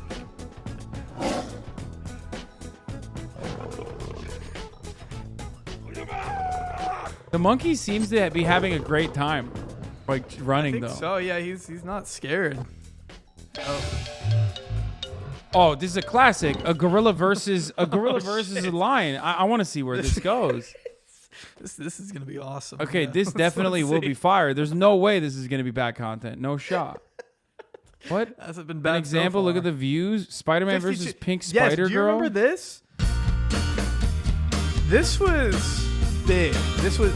These videos were huge back in the day. Spider-Man, Elsa, like Hulk. They would take all these characters and then just without like talking, they would just like put music over this footage, have there be a plot. But there were a lot of really What the sexual fuck? ones. What? That is the most European ass looking cheese. What is happening? This is not in America. Okay, what is it? Come si prepara il club sandwich al americano. Where is this in Spain or something? Where they're Brazilian? Oh! Oh! Oh no! Why do you put ketchup on that sandwich? It's fucked up. Yo, dude, don't come to Brazil. This is fucked up. This is Elsa Gate. Wait, there's a Wikipedia page for yeah, this? it was a huge thing. I mean, I'm not going to do a very good job of explaining it because I don't remember it that well, but... Is it neologism refer to the controversy surrounding YouTube and YouTube Kids that are categorized as child-friendly but contain themes that are inappropriate for children? Most videos under notable for children, graphic violence, sexual situations, fetishes, obscene language. Wait, what? Mm-hmm. Yeah, and they Were would they get... doing they this would get, deliberately? Yeah, they would get... Because they would get views. They would get like 50 to 100 million views per video. Yeah, those are some of the thumbnails. Like, look at this tongue thing, like, or the eyes, like it's bizarre. What they did these? Wait, I can't believe you didn't know about this. Yeah, but like, why were they doing it? Did they want to like fuck views. kids up? No, they just wanted money. I mean, it made great money. Videos often feature popular characters from family-oriented media. That's why they would do it. They were live action or crude animation. Despite YouTube's age restriction policies, they were tagged in a way to circumvent it. 2007 to 2017. Oh, they were at it for a while. Yeah. I didn't know it went all the way back to 2007, but it started to fall apart 2016, 2017. New York Times published a thing about it. This is why they have YouTube Kids right now. But like YouTube Kids now is like what? Prince Family? Prince Family's not YouTube Kids, is it? I don't think so. I mean, I don't have YouTube Kids, but no shot is a Prince Family YouTube Kids because that is like I don't think so. I'm gonna guess not, but that's like Elsa Gate level. You know what I mean? Oh, for sure. Yeah, that's crazy. It's insane. The AI thing is called Elsa Gate. It's videos and scripts generated by AI with children media characters. Like off the top of my head, the video would be like Spider-Man injects poo into pregnant Elsa with syringe. Yeah, those would be the titles. What is this, Rainbot? Rainbot. This would be a good video on it. Merchandise or candy. Now, of course, the standard toy videos usually focus. What? Yeah, well, they take like a syringe and. Hello, nice room for the QB. Smell my fine gear. Smell my. Have you never seen this? No. Really? Ethan used to make videos on this shit. Bro, I don't watch any of this stuff. I don't watch like a lot of. I don't watch a lot of the like essays. I don't have time for it usually unless it's like directly related. Well, it was years ago. It was like 2017. Oh yeah, back then I never did any of that. Yeah. Like before I was on Twitch, I never watched YouTube, and then once I got on Twitch, I started watching YouTube. But like usually, within the realm of like whatever I'm covering. You know what I mean? Yeah, I guess it's just like when I was in high school at the time, and kids that I knew like would. Watch videos about it, like Ethan's videos, or I think PewDiePie may have talked Folding about it. Ideas did a video about this? What the fuck? A Folding Ideas video that's not 3 hours long. This is dark as hell. I want to see more of this. I wonder if Pete Rat has a brain. I wonder if Pete Rat has a brain. Let's find out you. Could him open. It's so wild watching like you may find have out about already this for heard the of first these time. two channels in particular from H3H3 Production. From H3H3 Production. You may have heard these two channels in particular from Ethan and Ela reaction videos covering them, but needless to say, they aren't the only ones who are completely confused. What the fuck? Bad baby doll and Spider-Man learn colors in bath time. He's like pooping. Baby doll potty training. Look at the views. Before we go 32 any million. further, I know that some of you are going to go in the comments and complain about how this isn't horror or this topic doesn't fit the channel, but remember, this series also focuses on online anomalies, to say the very least. I'm not saying that these videos are necessarily dangerous or that they shouldn't exist. No, they are. But the fact and that they shouldn't. Yeah. Dude, this is 2017, so They every were wrong. content Yeah. creator has to be like, oh, I'm free speech advocate. Please don't think I'm a pussy. Please. Like every content creator in this era has to be like, no. I swear I'm not a SJW, okay? I swear. You're No, right. like they should not exist. These videos literally They're should not bad. exist. They're obviously bad. What And the it's not fuck? hard to say that now, but you're completely right about how back are then. seemingly different aimed mindset. at children should help demonstrate the fact that you should be monitoring your kids' online activity, especially since these channels are able to bypass YouTube's restricted mode and things like it. And if you're a parent who hasn't already figured this out, then, well, I don't want to call you stupid, but welcome to the internet. Now, based off the stuff I just showed you, you may be thinking that it's not all that bad. But oh boy, does it get better. There's a ton of kids-themed channels with a dark twist, and it isn't just limited to toys. There are even live-action channels with grown-ass adults dressed up as Spider-Man and Elsa doing some rather questionable things at times. Hidden crying baby silicone baby doll prank his mommy on balcony. I feel like an AI wrote this title. Spider-Man and Joker at school learning body parts with teacher frozen Elsa. What? Yeah, Joker would be a big character in this too. I mean, Is this why there's an entire generation of people who are like, I'm the Joker? Yeah, probably. I think this is what their did brains it. were broken. Subconsciously. Yeah. Every Midwestern white good guy theory. watched these channels. And I think we've all seen these at some point by now, so they're probably old news. Rising above all these strange channels is YouTube's newest juggernaut. Something bigger than fidget spinners, Minecraft channels, and even the dreaded red-hot knife trend of yesterday. Yes, I am, of course, talking about... You know, actually, I'm not entirely sure if... Oh, this is, Mickey Mouse and Minnie Mouse love story? Okay, dude, hentai is where I draw the fucking line, okay? The other shit was already weird, but like fucking Mickey and Minnie Mouse hentai? Why did Disney allow this to happen? I'm guessing it's not going on anymore. These motherfuckers are the most like, you know, aggressive, litigious company on the planet. Yeah. You have all these patent laws. How are you going to let them get away with this? There's even a name for that. Yeah, Western hentai, worse than hentai. But what I'm talking about are those weird animation parody channels that usually follow some sort of messed up storyline. You've seen them before, I'm sure. They sort of resemble those cheap online Disney ripoff games, only they're full-on animated shorts on YouTube. I just spent a couple hours sifting through them, and holy shit, are they weird. 5 minutes in, and I already found videos on numerous different channels with themes surrounding My Little Pony MLP Equestria Girl transforms into witches with animation love story real 668,000 views. The channel's called Happy Kids Love. Like, okay, the people that made these videos need to be lobotomized, dude. Like, what the fuck? Like, they are such freaks. Infidelity, sexual harassment and assault, pregnancy, death, and... You just killed him. Fecal matter. And one episode in particular showed a character being chloroformed, and another one, I was going to explain it. I had it written down, but I'll just show you instead. Whoa! Whoa!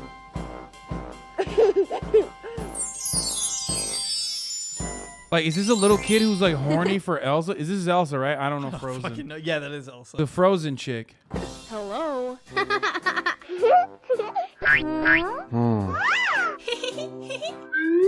Whoa! What the fuck? Yo! Bro, the FBI is really slacking, dude. What the fuck? Why'd you pause it on that? Bro, I know, sorry. Oh my god, he's saying like Elsa's... He said Elsa's flat-chested. Insane. Oh my lord, what the fuck is happening, dude? Oh no. And yes, that video has over 25 million views. Did you hear what I just said? And not only that, it was posted in April, which is not that long ago. And of These course, are libertarians, bro. That's what it is. numbers like these are not at all uncommon amongst these channels. 71 million As I said, views they're in a definitely month. YouTube's newest juggernaut in terms of views. It's honestly pretty impressive. These channels somehow manage to upload on a near daily basis, and that's not easy considering the medium in which they operate. Animation is not something easy to just pump out, even on a basic level. What's even more bizarre here is that a lot of these channels are on fairly old accounts that predate the whole explosion of the genre, yet many of them seem to have only began posting a few months ago, or for some reason choose to remove videos as they begin to age. Why? Honestly, I have no clue, and I'm normally the person you go to for answers. On top of all this, if you go to these channels' homepages, then you'll notice that a lot of them have each other on their featured channels section. I mean, do they all know each other? Are they working together somehow? Is there some kind of weird cartoon fetish convention that the rest of us just don't know about? Or perhaps a sweatshop that allows them to post such frequent content? I can only hope that my fanbase knows me well enough to know when I'm not serious. Anyway, of course, everyone's wondering why. Why do these channels exist, and exactly why are they so crude? Why is everyone's favorite question. It is time to take off your tinfoil hats because no, this isn't necessarily some sick fetish porn put out there by creeps in their mother's basement hoping to brainwash children. Now, I can't exactly tell you who they are, but the why here is pretty obvious. Money. It makes a ton of cash. And yes, I know, that's everyone's explanation to everything, including why people think I came back to YouTube, but hear me out this time. Kids are naturally curious. I don't think I need to cite any sources when I say that. Kids also love things like Disney, Elsa, Spider-Man, and other things they've seen on TV or on the big screen. Now, kids will also pretty much click on anything, including what we adults call clickbait, even though we totally fall for it ourselves anyway. That's one half of this Not me. equation. No. The target audience being dude. young Fuck and that. shocking material to keep them coming back and as active as possible. So what's the other half of this equation, you ask? Well, you guessed it. It's YouTube and their broken-ass system that has no idea what context is. The thing is, these channels are specifically designed to exploit YouTube's flaws. They take seemingly advertiser-friendly content and push out as much of it as possible while knowing fully that their target demographic isn't smart enough to figure out what they're doing. What the fuck and is yes, that? This includes parents as well. These channels seem completely innocent on the surface. I don't even know what that claiming is. to be educational in innocent on the nature in some surface. cases, with no mention of being either parody or satire. Ignorant parents who don't actually watch the videos and what goes on in them leave their kids clicking away haphazardly, allowing these channels to rake in views and AdSense dollars, all while being able to bypass $4 million a year, bro. What the fuck? monetization and even YouTube's There she goes again, ranting and raving about YouTube demonetization. Ooh. Nobody gives a shit. 2017 was a weird time for YouTube. Fuck, where's the toilet paper? LJ, where's the toilet paper?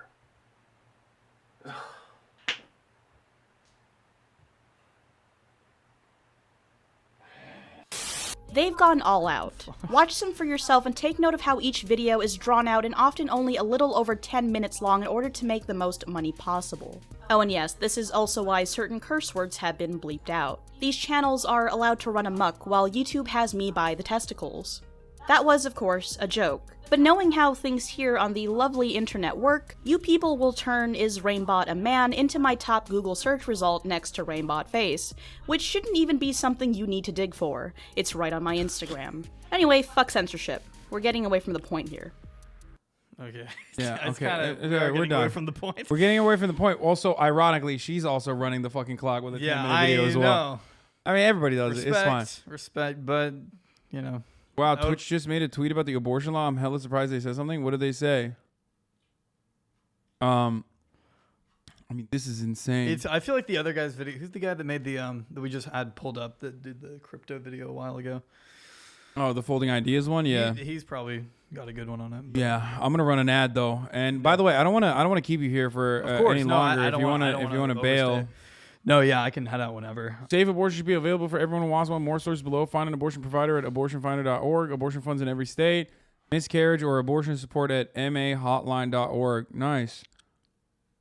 That's cool that Twitch came out and fucking made a statement, you know? Mm-hmm. Good for them. EA might have the worst corporate tweet today. Oh, we didn't even look at the corporate tweets. Our support is unwavering for our people. We're committed to expanding our benefits for U.S. employees and their eligible dependents. Our aim is to provide the care, support, and services for health and well-being of our people. What the fuck does that mean? They're like, hey. Is that Twitch? No, that's EA. Oh. Electronic Arts is like, hey, Okay, well. if you're in the southern states and you want to get an abortion and you can't, well, fuck you. But at least we'll give you like child credits. Well, maybe we'll give you paid leave. You know. Okay. All right. Well, Aubrey. Yeah. Thank you so much for coming on. Of course. Thank you so much for having me. This has been great. This was a wonderful experience. You got to break my brain a little bit. Sorry for ruining your day with the Prince family. No, that was awesome. Hopefully. I'm actually trying to get you to leave so I can like start watching Prince Family on my own. Yeah, just It was even just like off stream. awkward. Yeah, it was awkward. Yeah, you don't want me to judge it. I get that. Yeah. I might take this honestly. There's Yeah, just take it, bro. There's some good food. Dude, you didn't even have the fucking. I didn't have the sauce or whatever. You didn't have the sauce, and you didn't have the fucking honey. You're supposed to put the honey on there too. I'll see you next time. It was really good chicken though. I appreciate it. I work for an enormous company, and they're straight paying travel expenses to have an abortion. Yeah, some of the companies are doing that. But in any case, thank you, Aubrey, for coming on and enlightening people about your stance on how you want no abortions to happen. Yeah. That was crazy. No, did not say that. Clarify. But yeah, it's been great. I appreciate you having me. This has been good. Have fun with the How did you like your? Have you been on a Twitch stream before? Have you Twitch streamed before? I streamed with Keffels recently. But Oh, you did? I've never streamed with somebody in person. Oh, okay. Yeah. How did you like it? It was great. It was fun. All right. It was really cool being here. But yeah. All right. Well, thank you, man. Of course. Take care. Yeah, it was fun. Get your tag out there. Oh yeah, I'll get it. Why not? They won't let you return. I know. That'd be bad. All right. All right. You have fun. All right. You too, man. All right, ladies and gentlemen, that was Jay Aubrey, YouTube essayist, content connoisseur. Hope you guys enjoyed that. We've watched some of his videos, and we'll continue watching a lot of his videos, obviously, on stream. You know, because I love stealing content from people. It's my favorite thing. I want to see who wins, monkey or lion. Oh shit, where'd they go? Okay, here, bro. I don't think they're gonna fight, brother. I'm gonna be honest with you.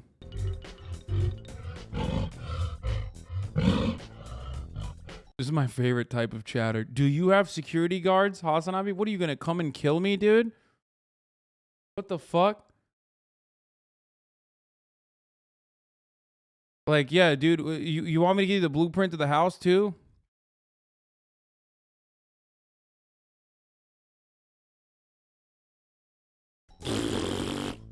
Oh, he just farted.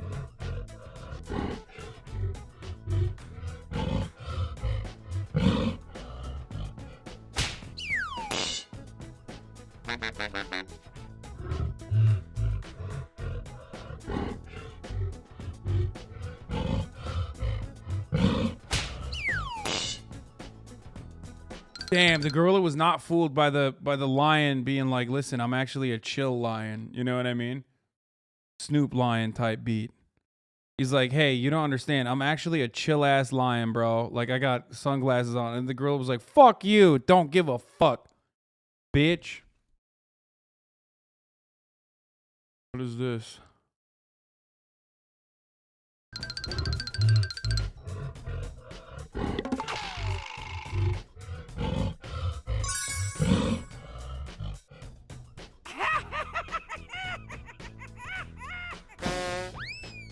Damn, you are out of content, my dude. Brother, are you fucking kidding me? There's so much to talk about today still. But what is this? Play me, Hasan. Wait, what? Is that the fucking alien? Is that what the alien looks like? Wait, is that a flamethrower? I get to have a flamethrower too? Would you auction off that shirt? Why? I'm wearing it right now. Why the fuck would I auction the shirt off? Okay, why? Yeah, you guys just spoiled me. In the past war against our common oppressors, the capital's past will dictate. Bro, you know what's wild? Every time we check into the protesters, they're like talking about capitalism. Isn't that crazy? It's like, I mean, activist circles have always had people that are anti-capitalist, like anti-capitalist slants. But it is kind of wild that so many people are just like straight up like, fuck capitalism. Right now. We must organize and mobilize thousands to take to the streets as we have today and show the ruling class that when they try to take our reproductive rights away. What the fuck? Oh, Jesus Christ. I just got off the plane from DC, just got off the flight from DC. We must start right now to be relentless to restore and guarantee all of our rights here in the United States of America. Period. I want to take a moment and honor the spirit of this space in telling stories. Until about 4 years ago, I was a waitress right here at this corner, right here, at what is now that Chase Bank. It used to be coffee shop. I worked there for years. Right next to that coffee shop, 2 doors down, there was a free family health center. I took friends and I supported friends through abortions. When I had friends that were sexually assaulted right after getting off of work. I myself, when I was about 22 or 23 years old, was raped while I was living here in New York City. I was completely alone. I felt completely alone. In fact, I felt so alone that I had to take a pregnancy test in a public bathroom in Midtown Manhattan. And when I sat there waiting for what the result would be, all I could think was, thank God I have at least a choice. Thank God I could at least have the freedom to choose my destiny. I didn't know then, as I was waiting, that it would come up negative. Bro, what kind of freak, dude? Where is it? What kind of freak fucking says, I think one of the mods clapped him already. Never mind.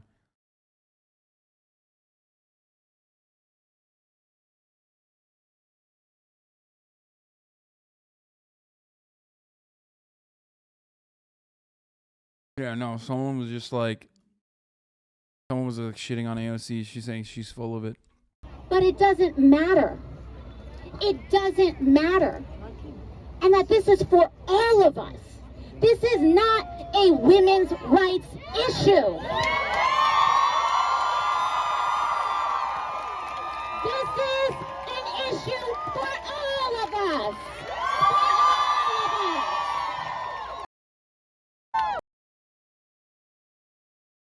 And I think one of the things that we know too is that there are also actions at President Biden's disposal that he can mobilize. Bro, look at that, dude. Abortion clinics on federal land, boys. Make it happen. Aren't there? I'll start with the babyest of the babyest of the baby steps. Open abortion clinics on federal lands in red states right now. Right now. Where? And I think one of the things that we know too. Damn, look at that. Let's go.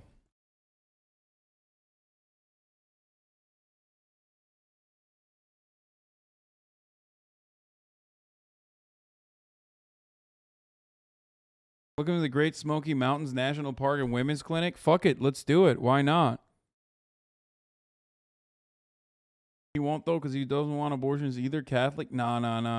That's not how that works. Yeah, military bases can do it. VA can do it.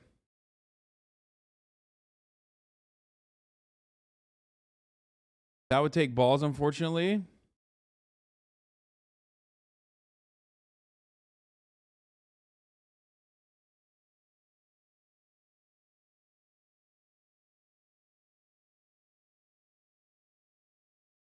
I don't know, man. I see enough fucking land here. I see enough federal land here, dude. I see plenty of federal land where you can, it's looking real good.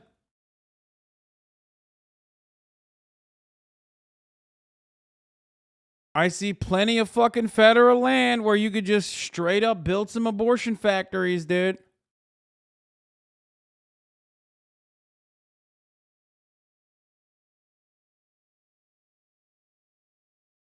Iowa is fucked. There's still some federal land in Iowa.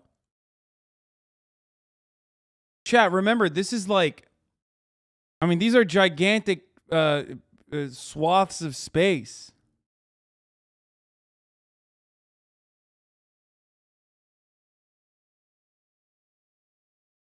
To be honest, having abortion centers on military bases is a great idea just because of how much sexual assault happens on military bases.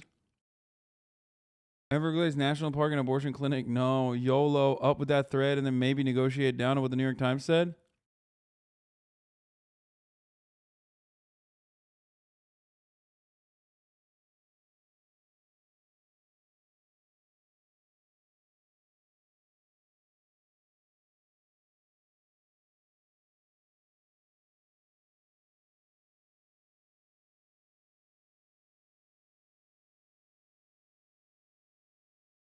How does this work? So they're asking me because I'm excited. I've been trying to think of how I can help.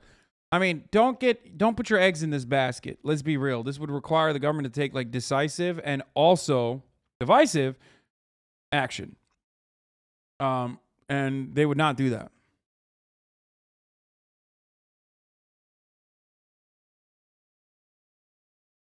No, stop negotiating. No more negotiating. It just waste time when they're going to change their mind at the last minutes. What do you mean negotiating? Who are you speaking to? There is no negotiations on this.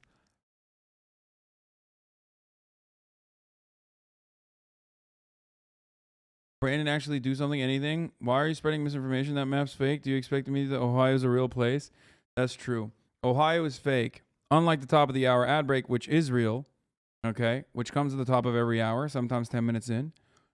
And if you no longer want to see the top of the hour ad breaks, and if you think like top of the hour ad breaks are fake, actually, you're probably a subscriber. Subscribers think the top of the hour ad break is fake because they never see them.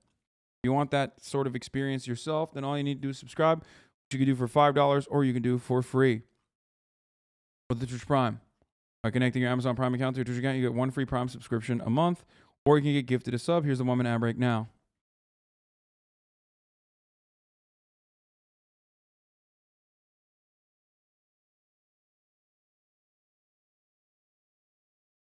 I have $45 in my bank account, but I sub. Bro, are you fucking stupid? Do not subscribe to me if you have only $45 in your bank account. Seriously, don't ever subscribe to me again. What the fuck's wrong with you, dude? What the fuck? Just literally use beep or use a beep. You don't have to fucking, you don't have to subscribe at all. You know what the beeps are. I used to say it. I can't anymore, but you know what it is. You can fill up the fucking blanks and the beeps, okay? Wow, poor chatters aren't good enough for this stream, huh? Yes. Quite literally, there is no reason. Crying Shames, thank you for the 5 gifted subs. What Gatsby did, thank you for the 10 gifted subs.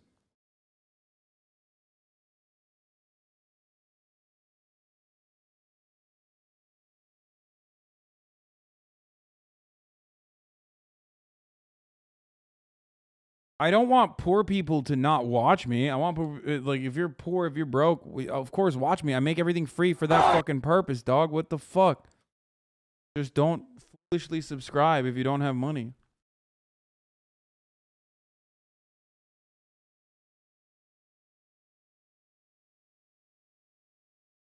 Start the clock. 30 days from today, it will be a first-degree felony punishable by life in prison for a Texas doctor to perform an abortion for a woman raped and impregnated by a family member. This is what the Supreme Court has done.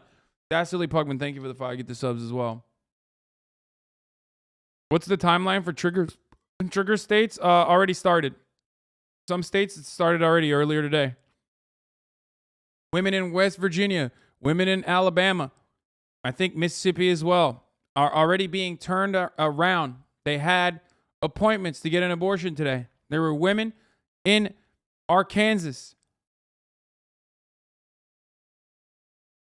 There were women that already had appointments today that were turned around.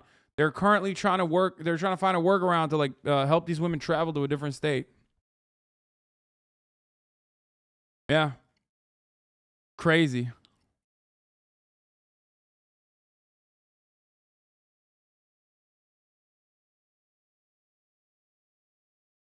Talking about Native American land.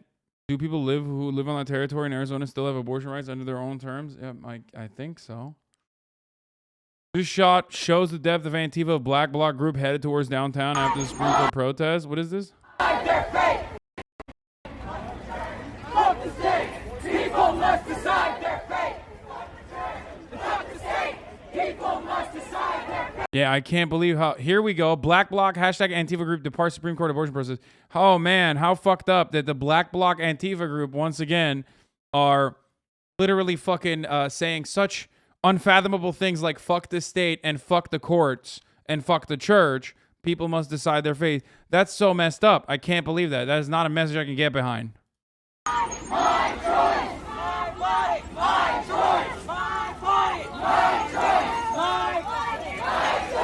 My body. My choice. My body. My choice. My body. My choice. My choice. My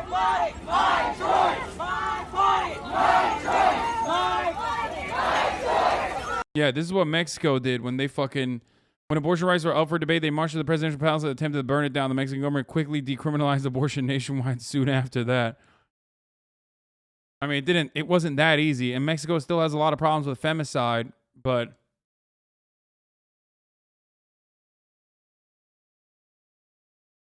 Do people understand what fascism means? I mean, dude, listen. It doesn't have to be like old school Nazi fascism, but like this is pretty fucking fascist. It's pretty reactionary for the government to just straight up be like, hey, you know, these 9 unelected fucking god kings have decided your fucking fate. Also, there's nothing you can do about it. You didn't vote for them. You can't touch them. You can't say anything. There's no way to like get back the civil liberties that were afforded. They just decided you don't have it anymore. What do you do? What do you do in that situation? Oh, I guess fuck it. I mean, all right. I guess the Supreme Court did it already. Do you think that this is a ploy to increase the Republican voter base population for future through indirect eugenics? What? Shadow forgets that abortion bans means black people, people of color, indigenous people, poor women are going to die. It's violence against people of color disproportionately. Smells like fascism. Yeah, I mean.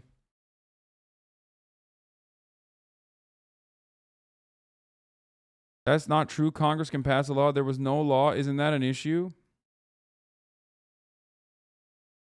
Yeah, dude.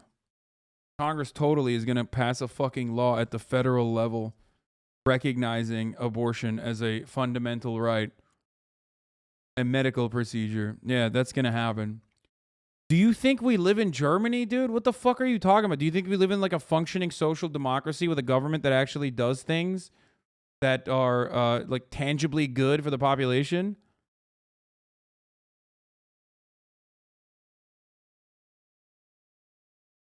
Sweaty, no one cares what you think. We must trust in the judgment of Thomas Jefferson. Yeah.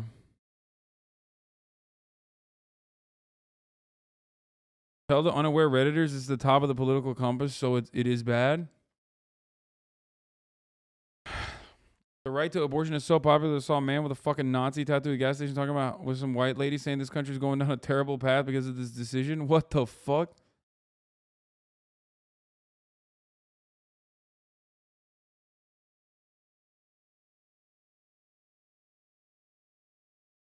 You should have Jamelle Bouie back again because he knows the shit regarding the history of the SCOTUS. Yeah. Jamelle was great, right? You guys think that was annoying that I asked him about the gauntlet? I don't think it was annoying, right? I mean, I think it was funny. I think he appreciated it. It's always like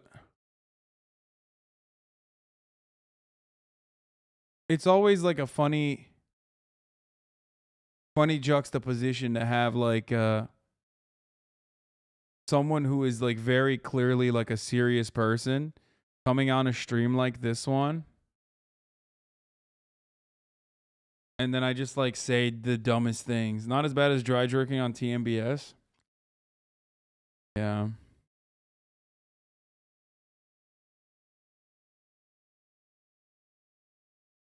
Technically, he agreed that it's historically accurate. Newer updates, but yeah, this happened. You do that to everyone though, brother.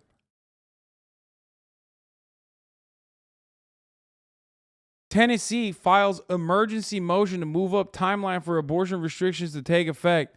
Dude, Tennessee was like, we got to be pieces of shit like right now. We can't even have like 30 days. And I was in the NICU all month.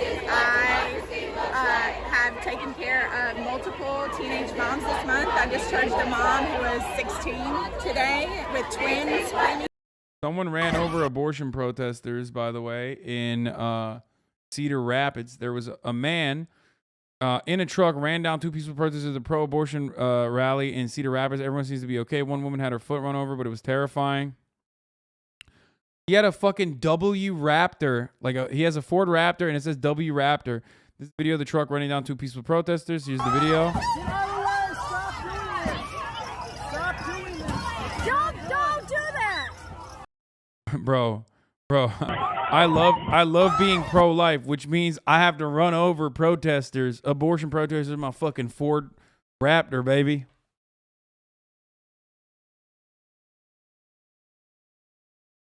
This dude has a vanity plate, and they already found the construction business it belongs to. Of course, it was a man.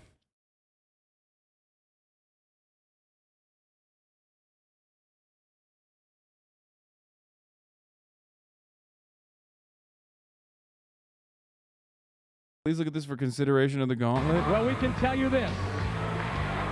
He holds the record in the gauntlet. He has flown through this thing in 9 seconds. And that was with 5 gladiators. We changed the rules this year. Now there are only 4. We need high-speed film. Abortion rights protesters are now taking over the freeway. We need to stay in the streets and keep disrupting.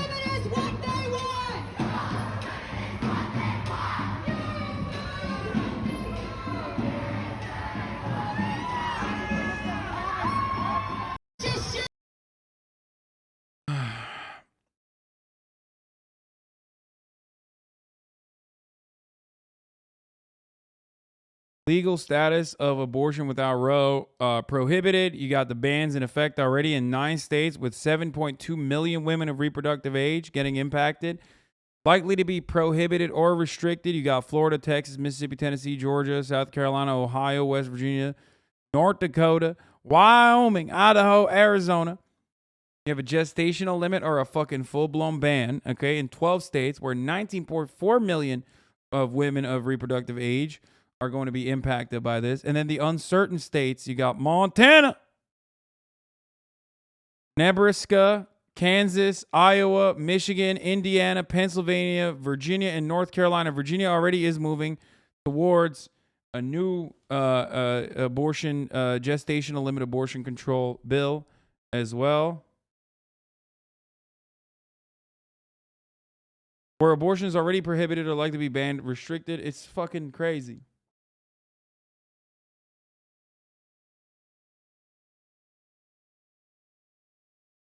I believe Kentucky is one of those places where they actually have it up for a ballot measure. Have you ever looked at this on stream? The world's abortion laws? No, I don't think I've ever looked at this on stream. Prohibited altogether. Hey, what's that? Oh, that's right. In Turkey, abortion is available on request.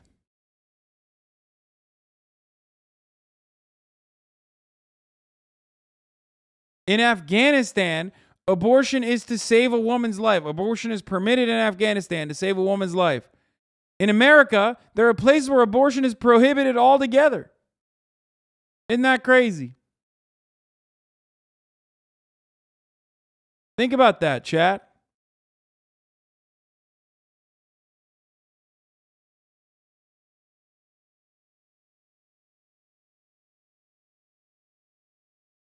Didn't Mexico change now?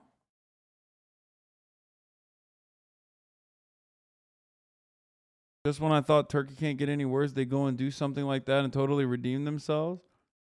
I mean, I've talked about this before. Wait till you find out that the government actually fucking funds public health care, which means the government is technically funding abortions. Like, you can get it for fucking free.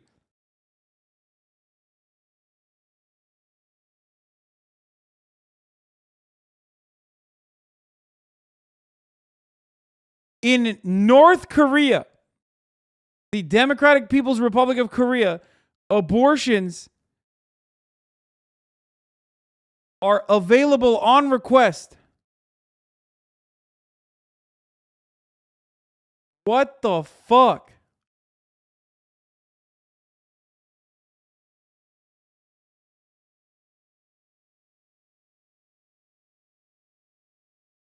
Gestational limits are calculated from the first day of the menstrual period, which is considered to occur 2 weeks prior to conception, where law-specified gestational age limits are calculated.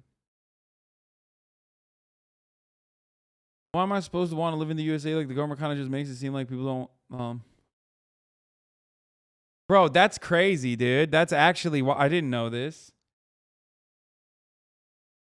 They killed a mother, too. It doesn't count. Good one, bro. God damn, dude. This shit is crazy, dude. Broad social or economic grounds? What does that mean? Permitted in cases of rape, permitted in cases of fetal impairment, parental authorization and notification is required. Wait. So India has, again, less restrictive abortion laws than Mississippi, so that's cool.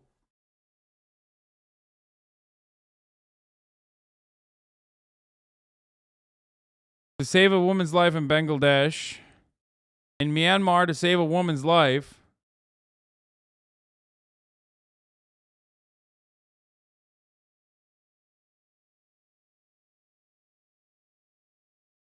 Iran only permitted in cases of fetal impairment. Iraq prohibited altogether. Dude, it seems like anywhere America touches, abortions become completely illegal, dude. America came in and touched Iraq, and boom, Iraq's...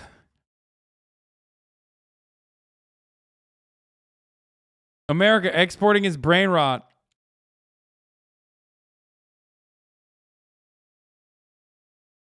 What the fuck? Saudi Arabia. Spousal authorization required, parental authorization notification required, and you can do it to preserve health.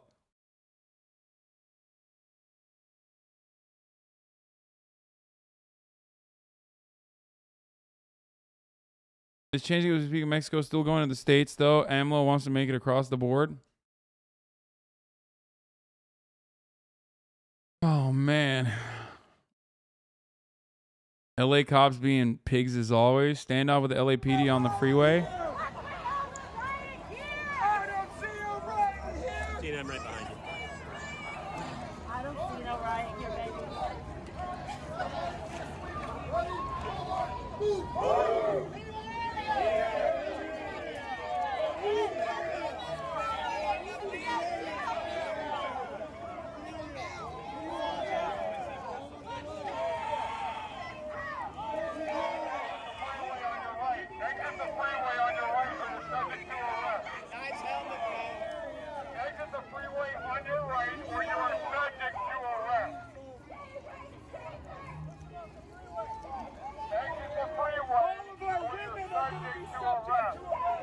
How you feel about that? Your sister, your mom, your daughter, they're all gonna... I pay for all these motherfuckers overtime, bro. Every time I see these fucking these potato bag sacks of shit, I get so triggered. It's like my tax dollars, literally.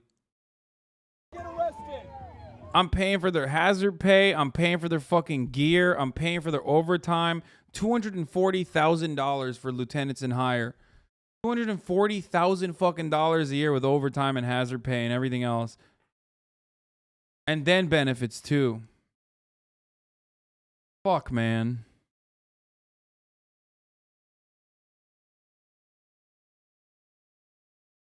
We're just walking on the street. They're just trying to live their lives. Get the fuck out of here with your fake authority.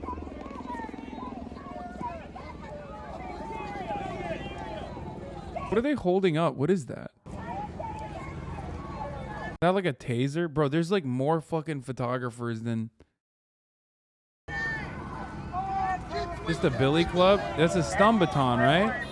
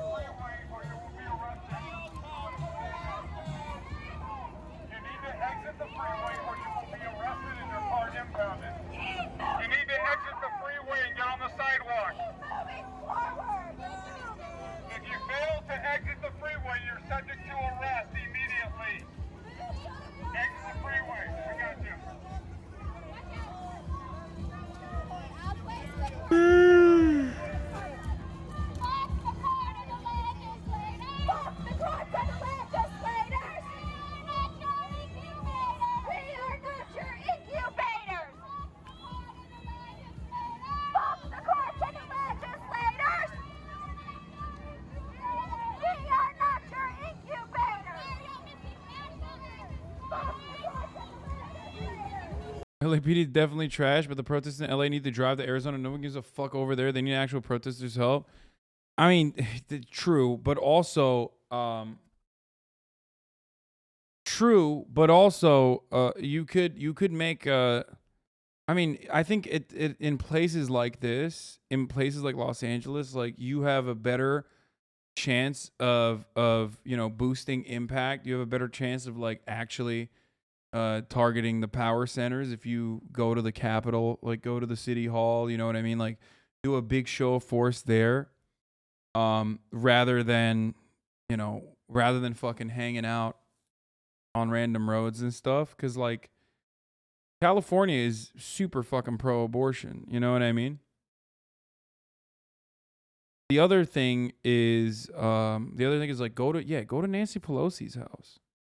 Like Nancy Pelosi's house is 100% more effective. Go to Nancy Pelosi's house with like directions on what you want from Nancy Pelosi. I mean, she's not gonna be there, but you know what I mean. Like, go to a place where they are talking about. Bro, we already covered this like 8 times today here. Be really blowing up our elected officials' offices. And we need to be really blowing up our elected officials' offices. They will come harder after rights to sterilization after this. Dude, what do you mean rights to sterilization? That shit is a GG's. You can't even get fucking sterilized if you want to in half the places.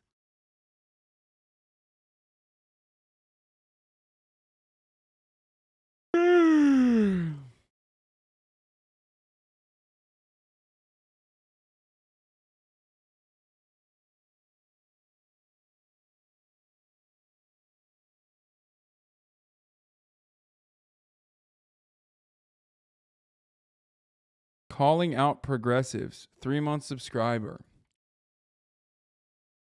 He has Lenin in his PFP. He says, what do you think of Roe v. Wade being overturned? Why is Tim Pool libertarian? Wasn't he a Bernie supporter? AOC is fake. So is Bernie.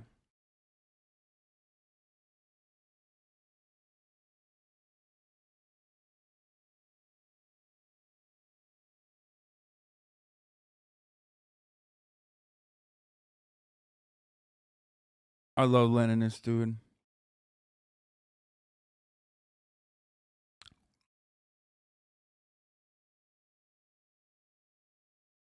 Yeah, I'm not banning him.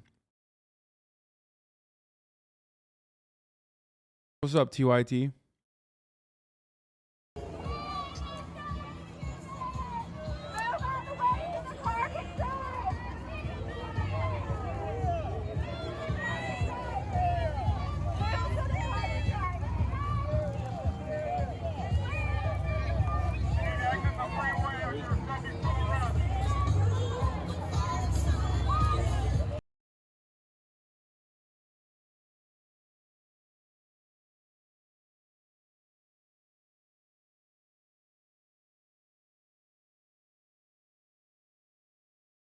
He literally mentioned China.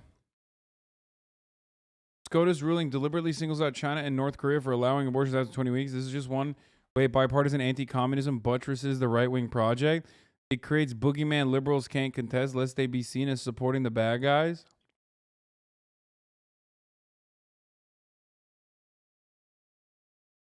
Bro, that's crazy. But like also kind of cool. I guess maybe they're like making an argument that the PRK is not so bad. It literally feels like they're saying like, listen, boys, like DPRK China, not so bad, okay? Hey, you guys might have thought they're bad, but also they offer more liberty and autonomy to their women than we do here in America.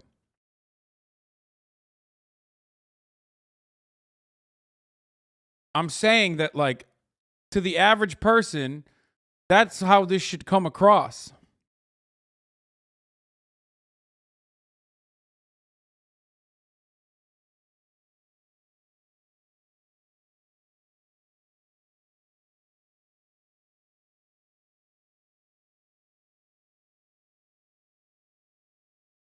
A good take. Why do old people get to decide anything when their number one enemy is the stairs? That's funny. Voting age cap, just install stairs at polling stations. New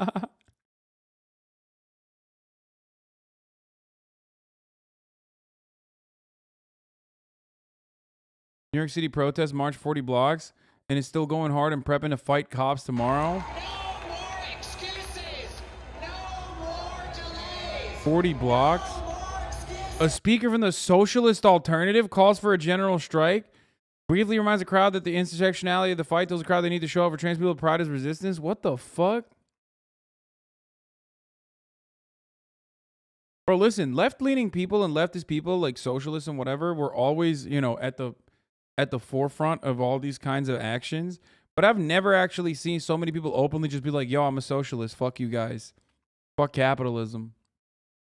Now, of course, Socialist Alternative in and of itself, you know, whatever, dude. It's okay. It's fine. You know what I mean? It's all good. It's chill.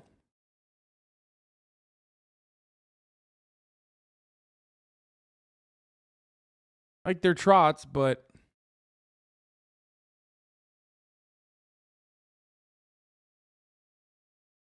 better than a capitalist.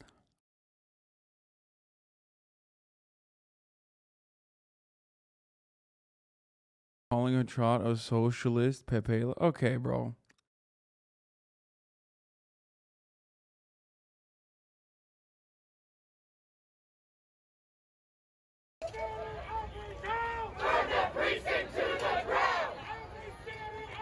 Like, other than RevCom people, like, it's usually all right. Who cares? DHS in LA, what the fuck? Yeah, they always pop off, dude. I don't know why. Why is the Department of Homeland Security always doing crowd control, dude? What's up with that? This is like the second time I've seen these motherfuckers do crowd control in LA. It's very weird, bro. I thought the last time they were there was maybe because, like, the president was around. You know what I'm saying? Like, why? Why are they always in fucking...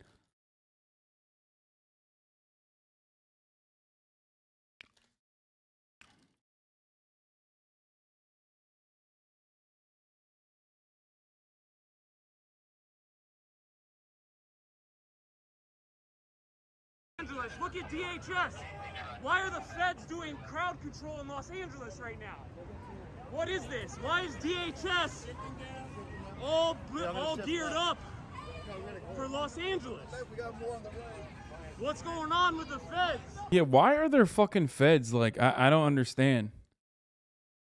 Has anyone figured this out since the last time we asked this question? Border exclusion zone, martial law training. They are ready to violate your constitutional rights if they need to. Is really obvious. I mean, California is the worst place you could do that.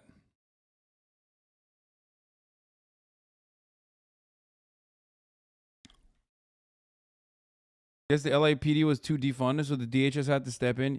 Yeah, man. You know, when you're burning through $8 million and like randomly fucking flying a helicopter around for no fucking reason other than the fact that you can, you sometimes get a little caught up doing dumb shit. So you need to call in the Department of Homeland Security.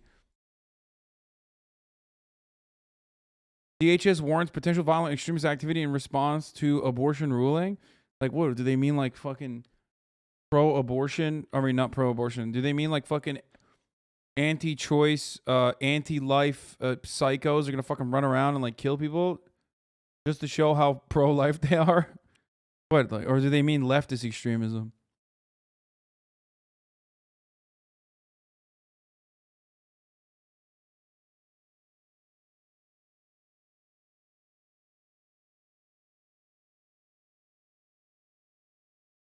Biden slipped up and asked for Jack boots instead of Jack. Every single time Brandon has talked about Jack, he was talking about the Jack boot. They're practicing for the caravans when the climate gets worse.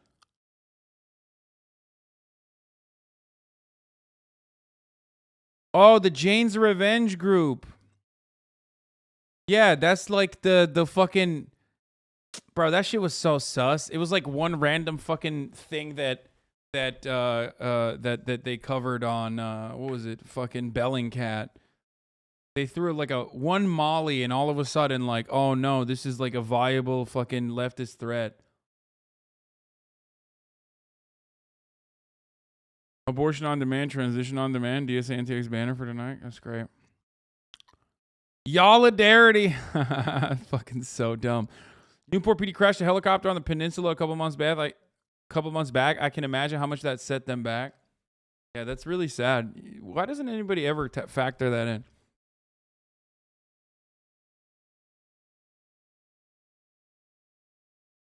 Jane's Revenge has hit so many places. Wait, really?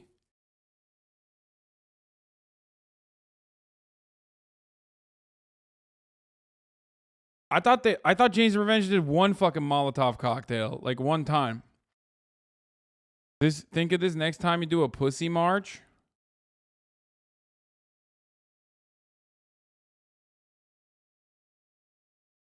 Bro, this is pure spite driven, by the way. I mean, it's again another fucking incredible example that this is nothing but spite driven politics for this fucking pussyless piece of shit, dude.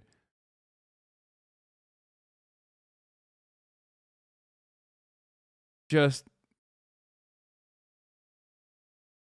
finally, people are getting it. The only way to protect our rights for us to protect each other's rights. What do you mean finally? That's the DSA. They've always gotten it. It's like their fucking founding principle, dude.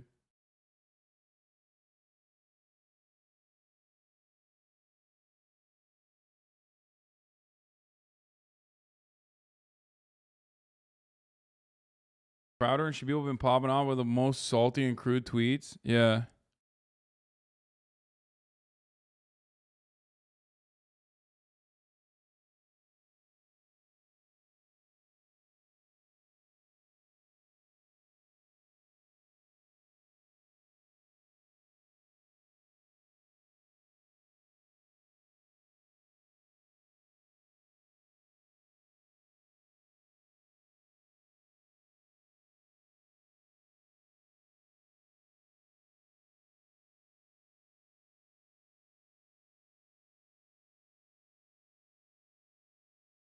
As long as I've been able to vote, Democrats have used the Supreme Court card to lecture progressives about the need to support them. Voters have been told for decades that every election could come down to a woman's right to choose. This gun to the heads of the left demands we conform and comply for the sake of protecting these sacred rights, telling them, if you don't like the Democratic Party nominee, too bad. You're not really voting for the next president. You're voting for the Supreme Court. Look, we need to stop thinking of the Democrats as helpless kittens that are just outsmarted in battle time and again. They simply don't. Holy fuck, timelines of Jane's Revenge attacks? What the fuck? Jane's Revenge is an American militant organization that has carried out attacks in support of abortion rights beginning in May 2022. What? Oh my god. They've been firebombing? Wait, what? Property destruction and vandalism. Okay, listen. Psh, okay, bro. What did they do? Did they fucking rip a sign off the wall in one of these, dude? Firebombing, a little bit different. Arson, a little bit different. But more than, like, the majority of these are property destruction and vandalism. Like, that's bullshit. They probably fucking graffitied. You know what I mean? That's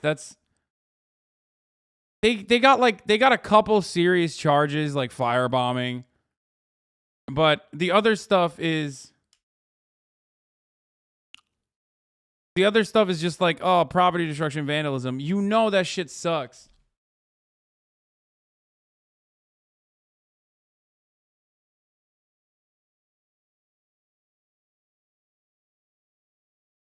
Man, real terrible what they're doing, by the way. Oh, man, I hate that.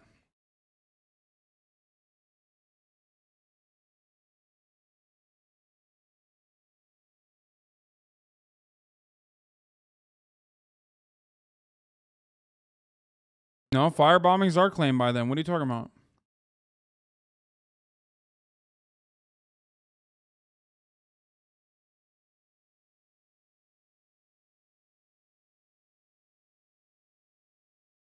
Their website? Dude, what? They have a website, dude? Get the fuck out of here. If abortion isn't safe, neither are you.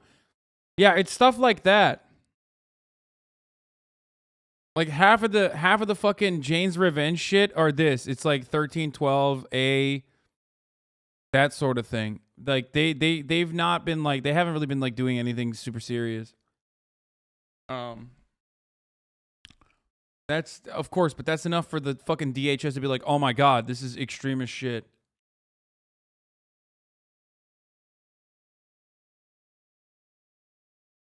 Abortion is murder is the size of Mike and Ike LaMount is true. Actually true. Literally like a fucking gummy bear, dude. Don't care about us. They didn't fight for us because they don't want to fight for us. Remember when Obama had a supermajority in the House and Senate the first 2 years in office and only managed to get us Romney care? Then he let the GOP block his moderate Supreme Court. That'd be so cool. Pick Merrick Garland because it was too divisive during an election. This gave Trump 3 vacancies to ram judges through.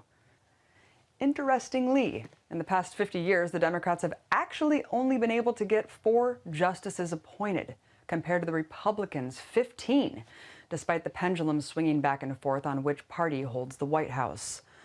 But let's take a step back for a moment.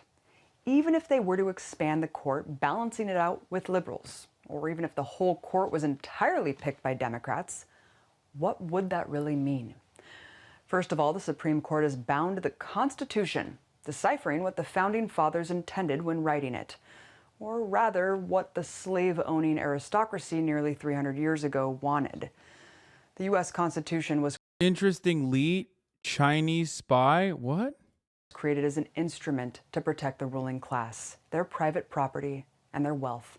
First, the slaveocracy, it's since been modified to fit the needs of the capitalist class.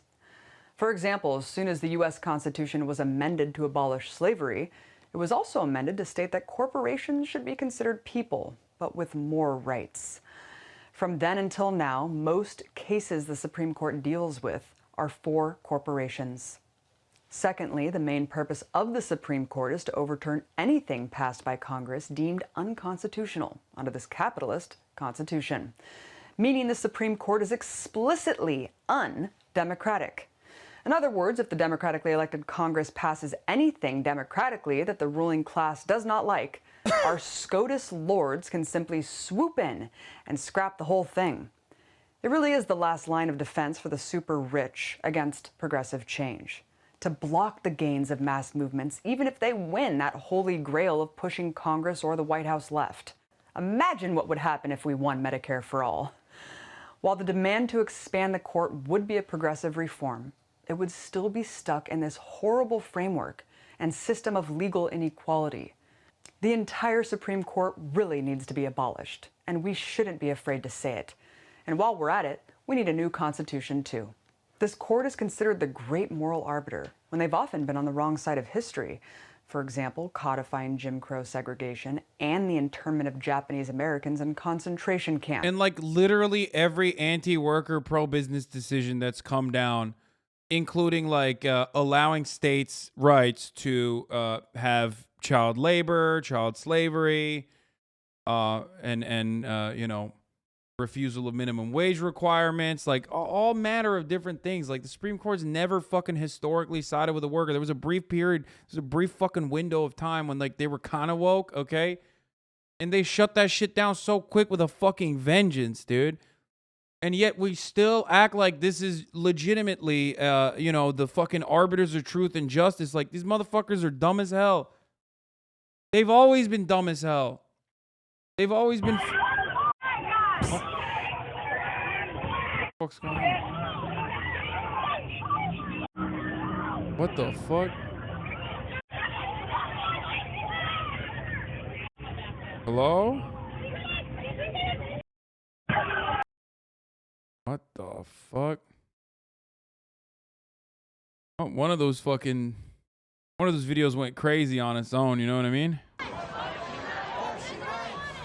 Shit's about to get like, look, we all know what's about to happen, okay? Nighttime is gonna come, and when the nighttime comes, curfews start being implemented. When curfews start being implemented, police start bopping heads. They've been horny as fuck for a very long time. Not enough action, not enough shit popping off for them.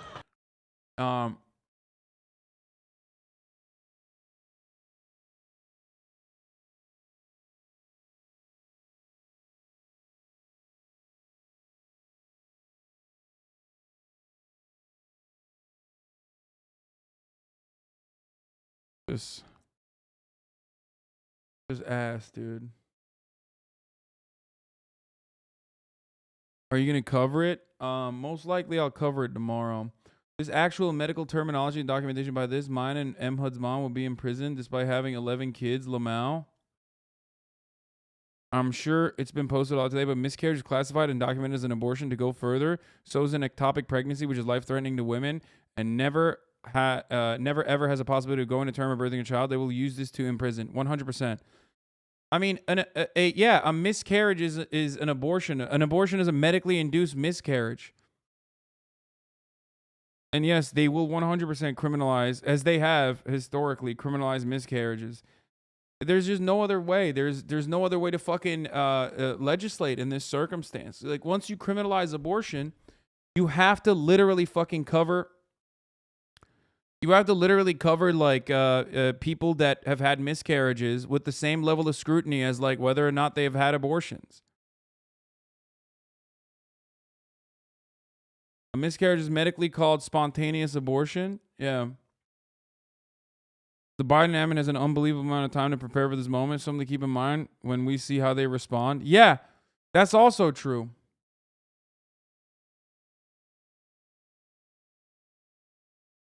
Oh, for the record, for those of you, I mean, look, this is really fucked up. This is really, really, really fucked up. But like, here, I'll explain this side of it too.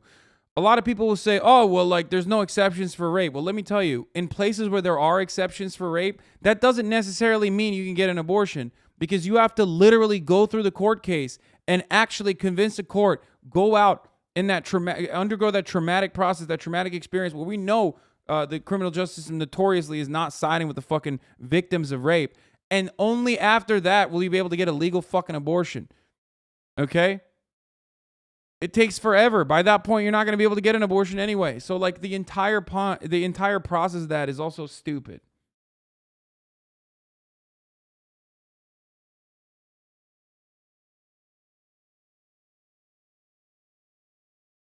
But ultimately, obviously, no exceptions for rape or incest. Yeah, I don't care about Q posting again, dude. I don't care. This motherfucker wants attention so bad. Yeah, Ron Watkins, dude. He's fucking bored and he wants attention. Fuck him. Who gives a shit? That's good, though, ultimately. What? The audio is out of sync with the video. Your cam audio is fine? Majority in the House and Senate the first 2 years in office and only... Wait, what the fuck? That's not how it looked like on my end. The audio is out of sync with the video. Your cam audio is fine, but the on-screen video is affected. It's been out of sync for a couple days now. It's always looked like this?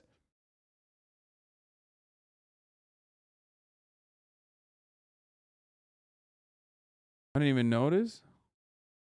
A lot of people are saying no. Some people are saying yes. What the fuck? To get us Romney care.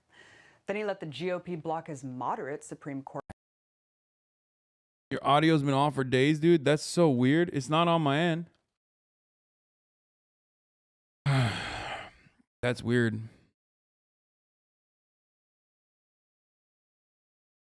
It's server side. It might be server side. Or it might be, you know, when I have like that rip, like that random fucking tear, and my camera goes black. You know what I mean? Bro, we gotta take this shit to the fucking streets in DC, dude. There's like, I don't know how else to like. I don't even know how to get that. I don't even know how to fix that. No matter what, even when you do take it to the fucking streets, I don't know how you actually solve this problem. I just don't know.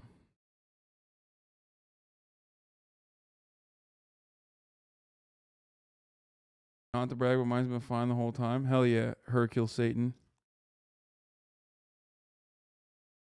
You have the largest leftist platform in the world. Fucking wing it. First of all, no. Okay, maybe. Of course, you can be a pro-life and feminist and be pro-life. By picking anti-abortion Tim Kaine, Hillary's testing feminist loyalty. Yeah. This is her. Yes, that is 100% her.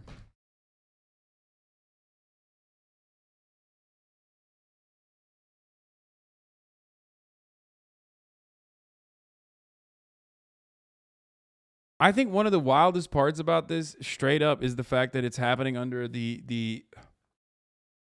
it's happening under a Democratic administration. So the Democratic administration has like at least some level of power to fix this. They need to do something. They need to do anything. They have to fucking not let this happen. I don't know what else to say other than this. Like, do anything, dude.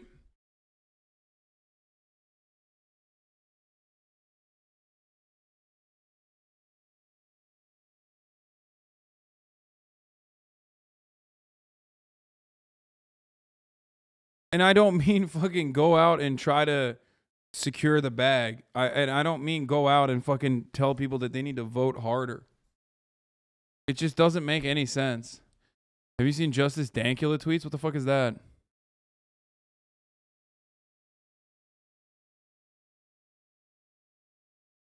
I just got back from the New York City March and it was gigantic. We walked by Fox News headquarters. We were showing fuck Fox News and people in the building were looking out the windows and we ended up packing Times Square.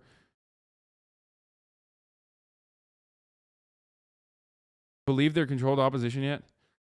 Dude, come on, dude. Banana Pond, you've been in here for 17 months, dude. You know already. You know what my fucking position is. What the fuck? How many years have I been talking about how the Democratic Party sucks ass, dude? How many fucking years? What do you think? I'm like a fucking annoying, like, lover of liberalism and the Democratic Party or something? Like, how? Do you think you're so fucking radical? Is that what it is? Yes. Okay. Thanks.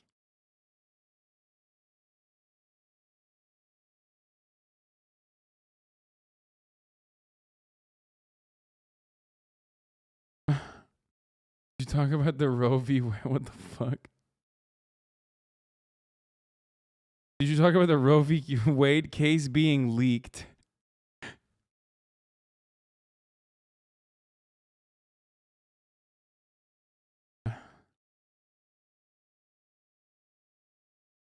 We know you're a fake progressive with how much... Oh, we know you're a fake leftist with how much you love our hero cops. That's true. Praised insurrectionist.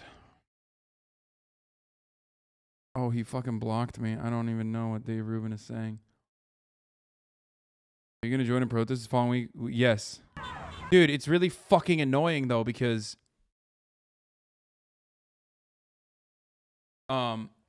I don't have an IRL backpack right now. Like, my IRL backpack's been broken, and I've been trying to get it fixed, but Unlimited IRL has not, like, been responsive. I don't know why. And now I'm kind of stuck, and I need to fix it before I go to Europe, too, so it's very, very frustrating. Okay?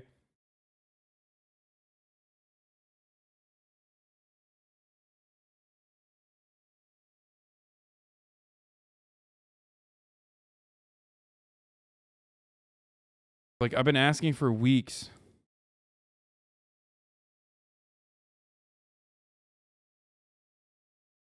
Ask Dan, he offered. He's a serious tech wizard. Ask Whoopi to get in touch. They'll help you out. Yeah, I mean, Dan said he would fix it, but, like, I have the main person that, like... I have the main person that's that is in charge of Unlimited IRL, you know what I mean?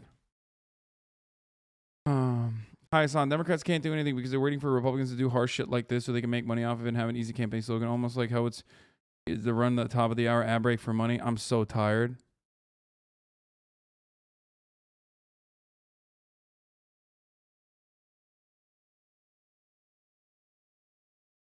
That's right. Top of the hour ad break, boys. If you no longer want to see those ads, all you need to do is subscribe for $5 or for free with the Twitch Prime, or by connecting your Amazon Prime account to your Twitch account, or by getting gifted a sub.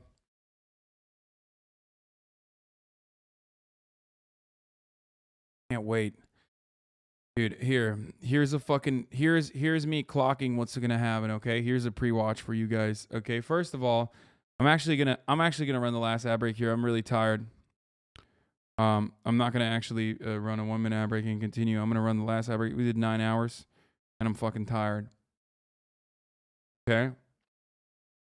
Yeah, my mods are saying I didn't get approved overtime. It's true. Secondly, okay.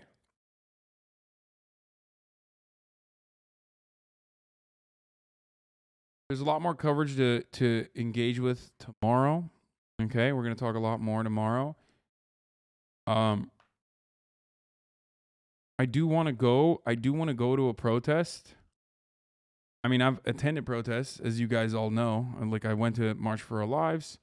I want to go to more protests, obviously. The issue is, like I said, streaming it. I want to be able to stream it. And right now, I am currently unable to. Anyway, with those of you who are out there protesting, be safe. You're starting to get the brown buffaloes, round face, man. You got to do some exercise. Me? My beard. What is this? You said the brown buffalo? You mean like jank? Are you like one of those fucking... For fuck's sake, anyone with a new iPhone and AT&T has unlimited non-tethered 5G? Is it brown buffalo? You're one of those like old school racist guys who used to fucking hate TYT? That's crazy. I haven't seen that word in a long ass time.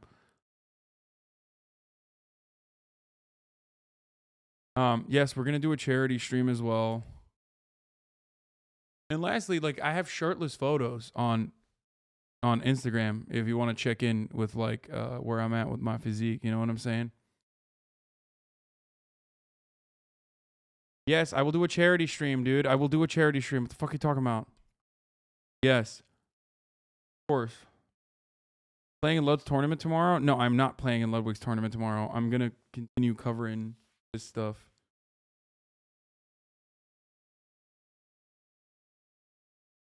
Motherfucker said brown buffalo.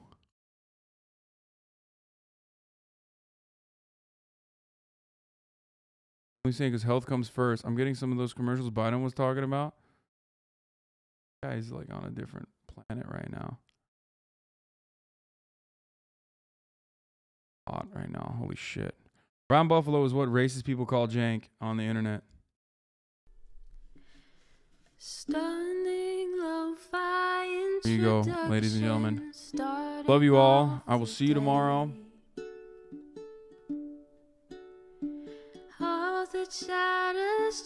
Be safe. And I will see you tomorrow. All right? Peace. Sunny Los Angeles, California, says Hasan. The starlock to the topic just begun. There he is again, Hasan is streaming. Hasan is streaming. There he is again, Hasan is streaming. Hasan is streaming. Reviewing the P.O. box, Uncle Uger's face. Sudden Discord agitprop, great names take on breath.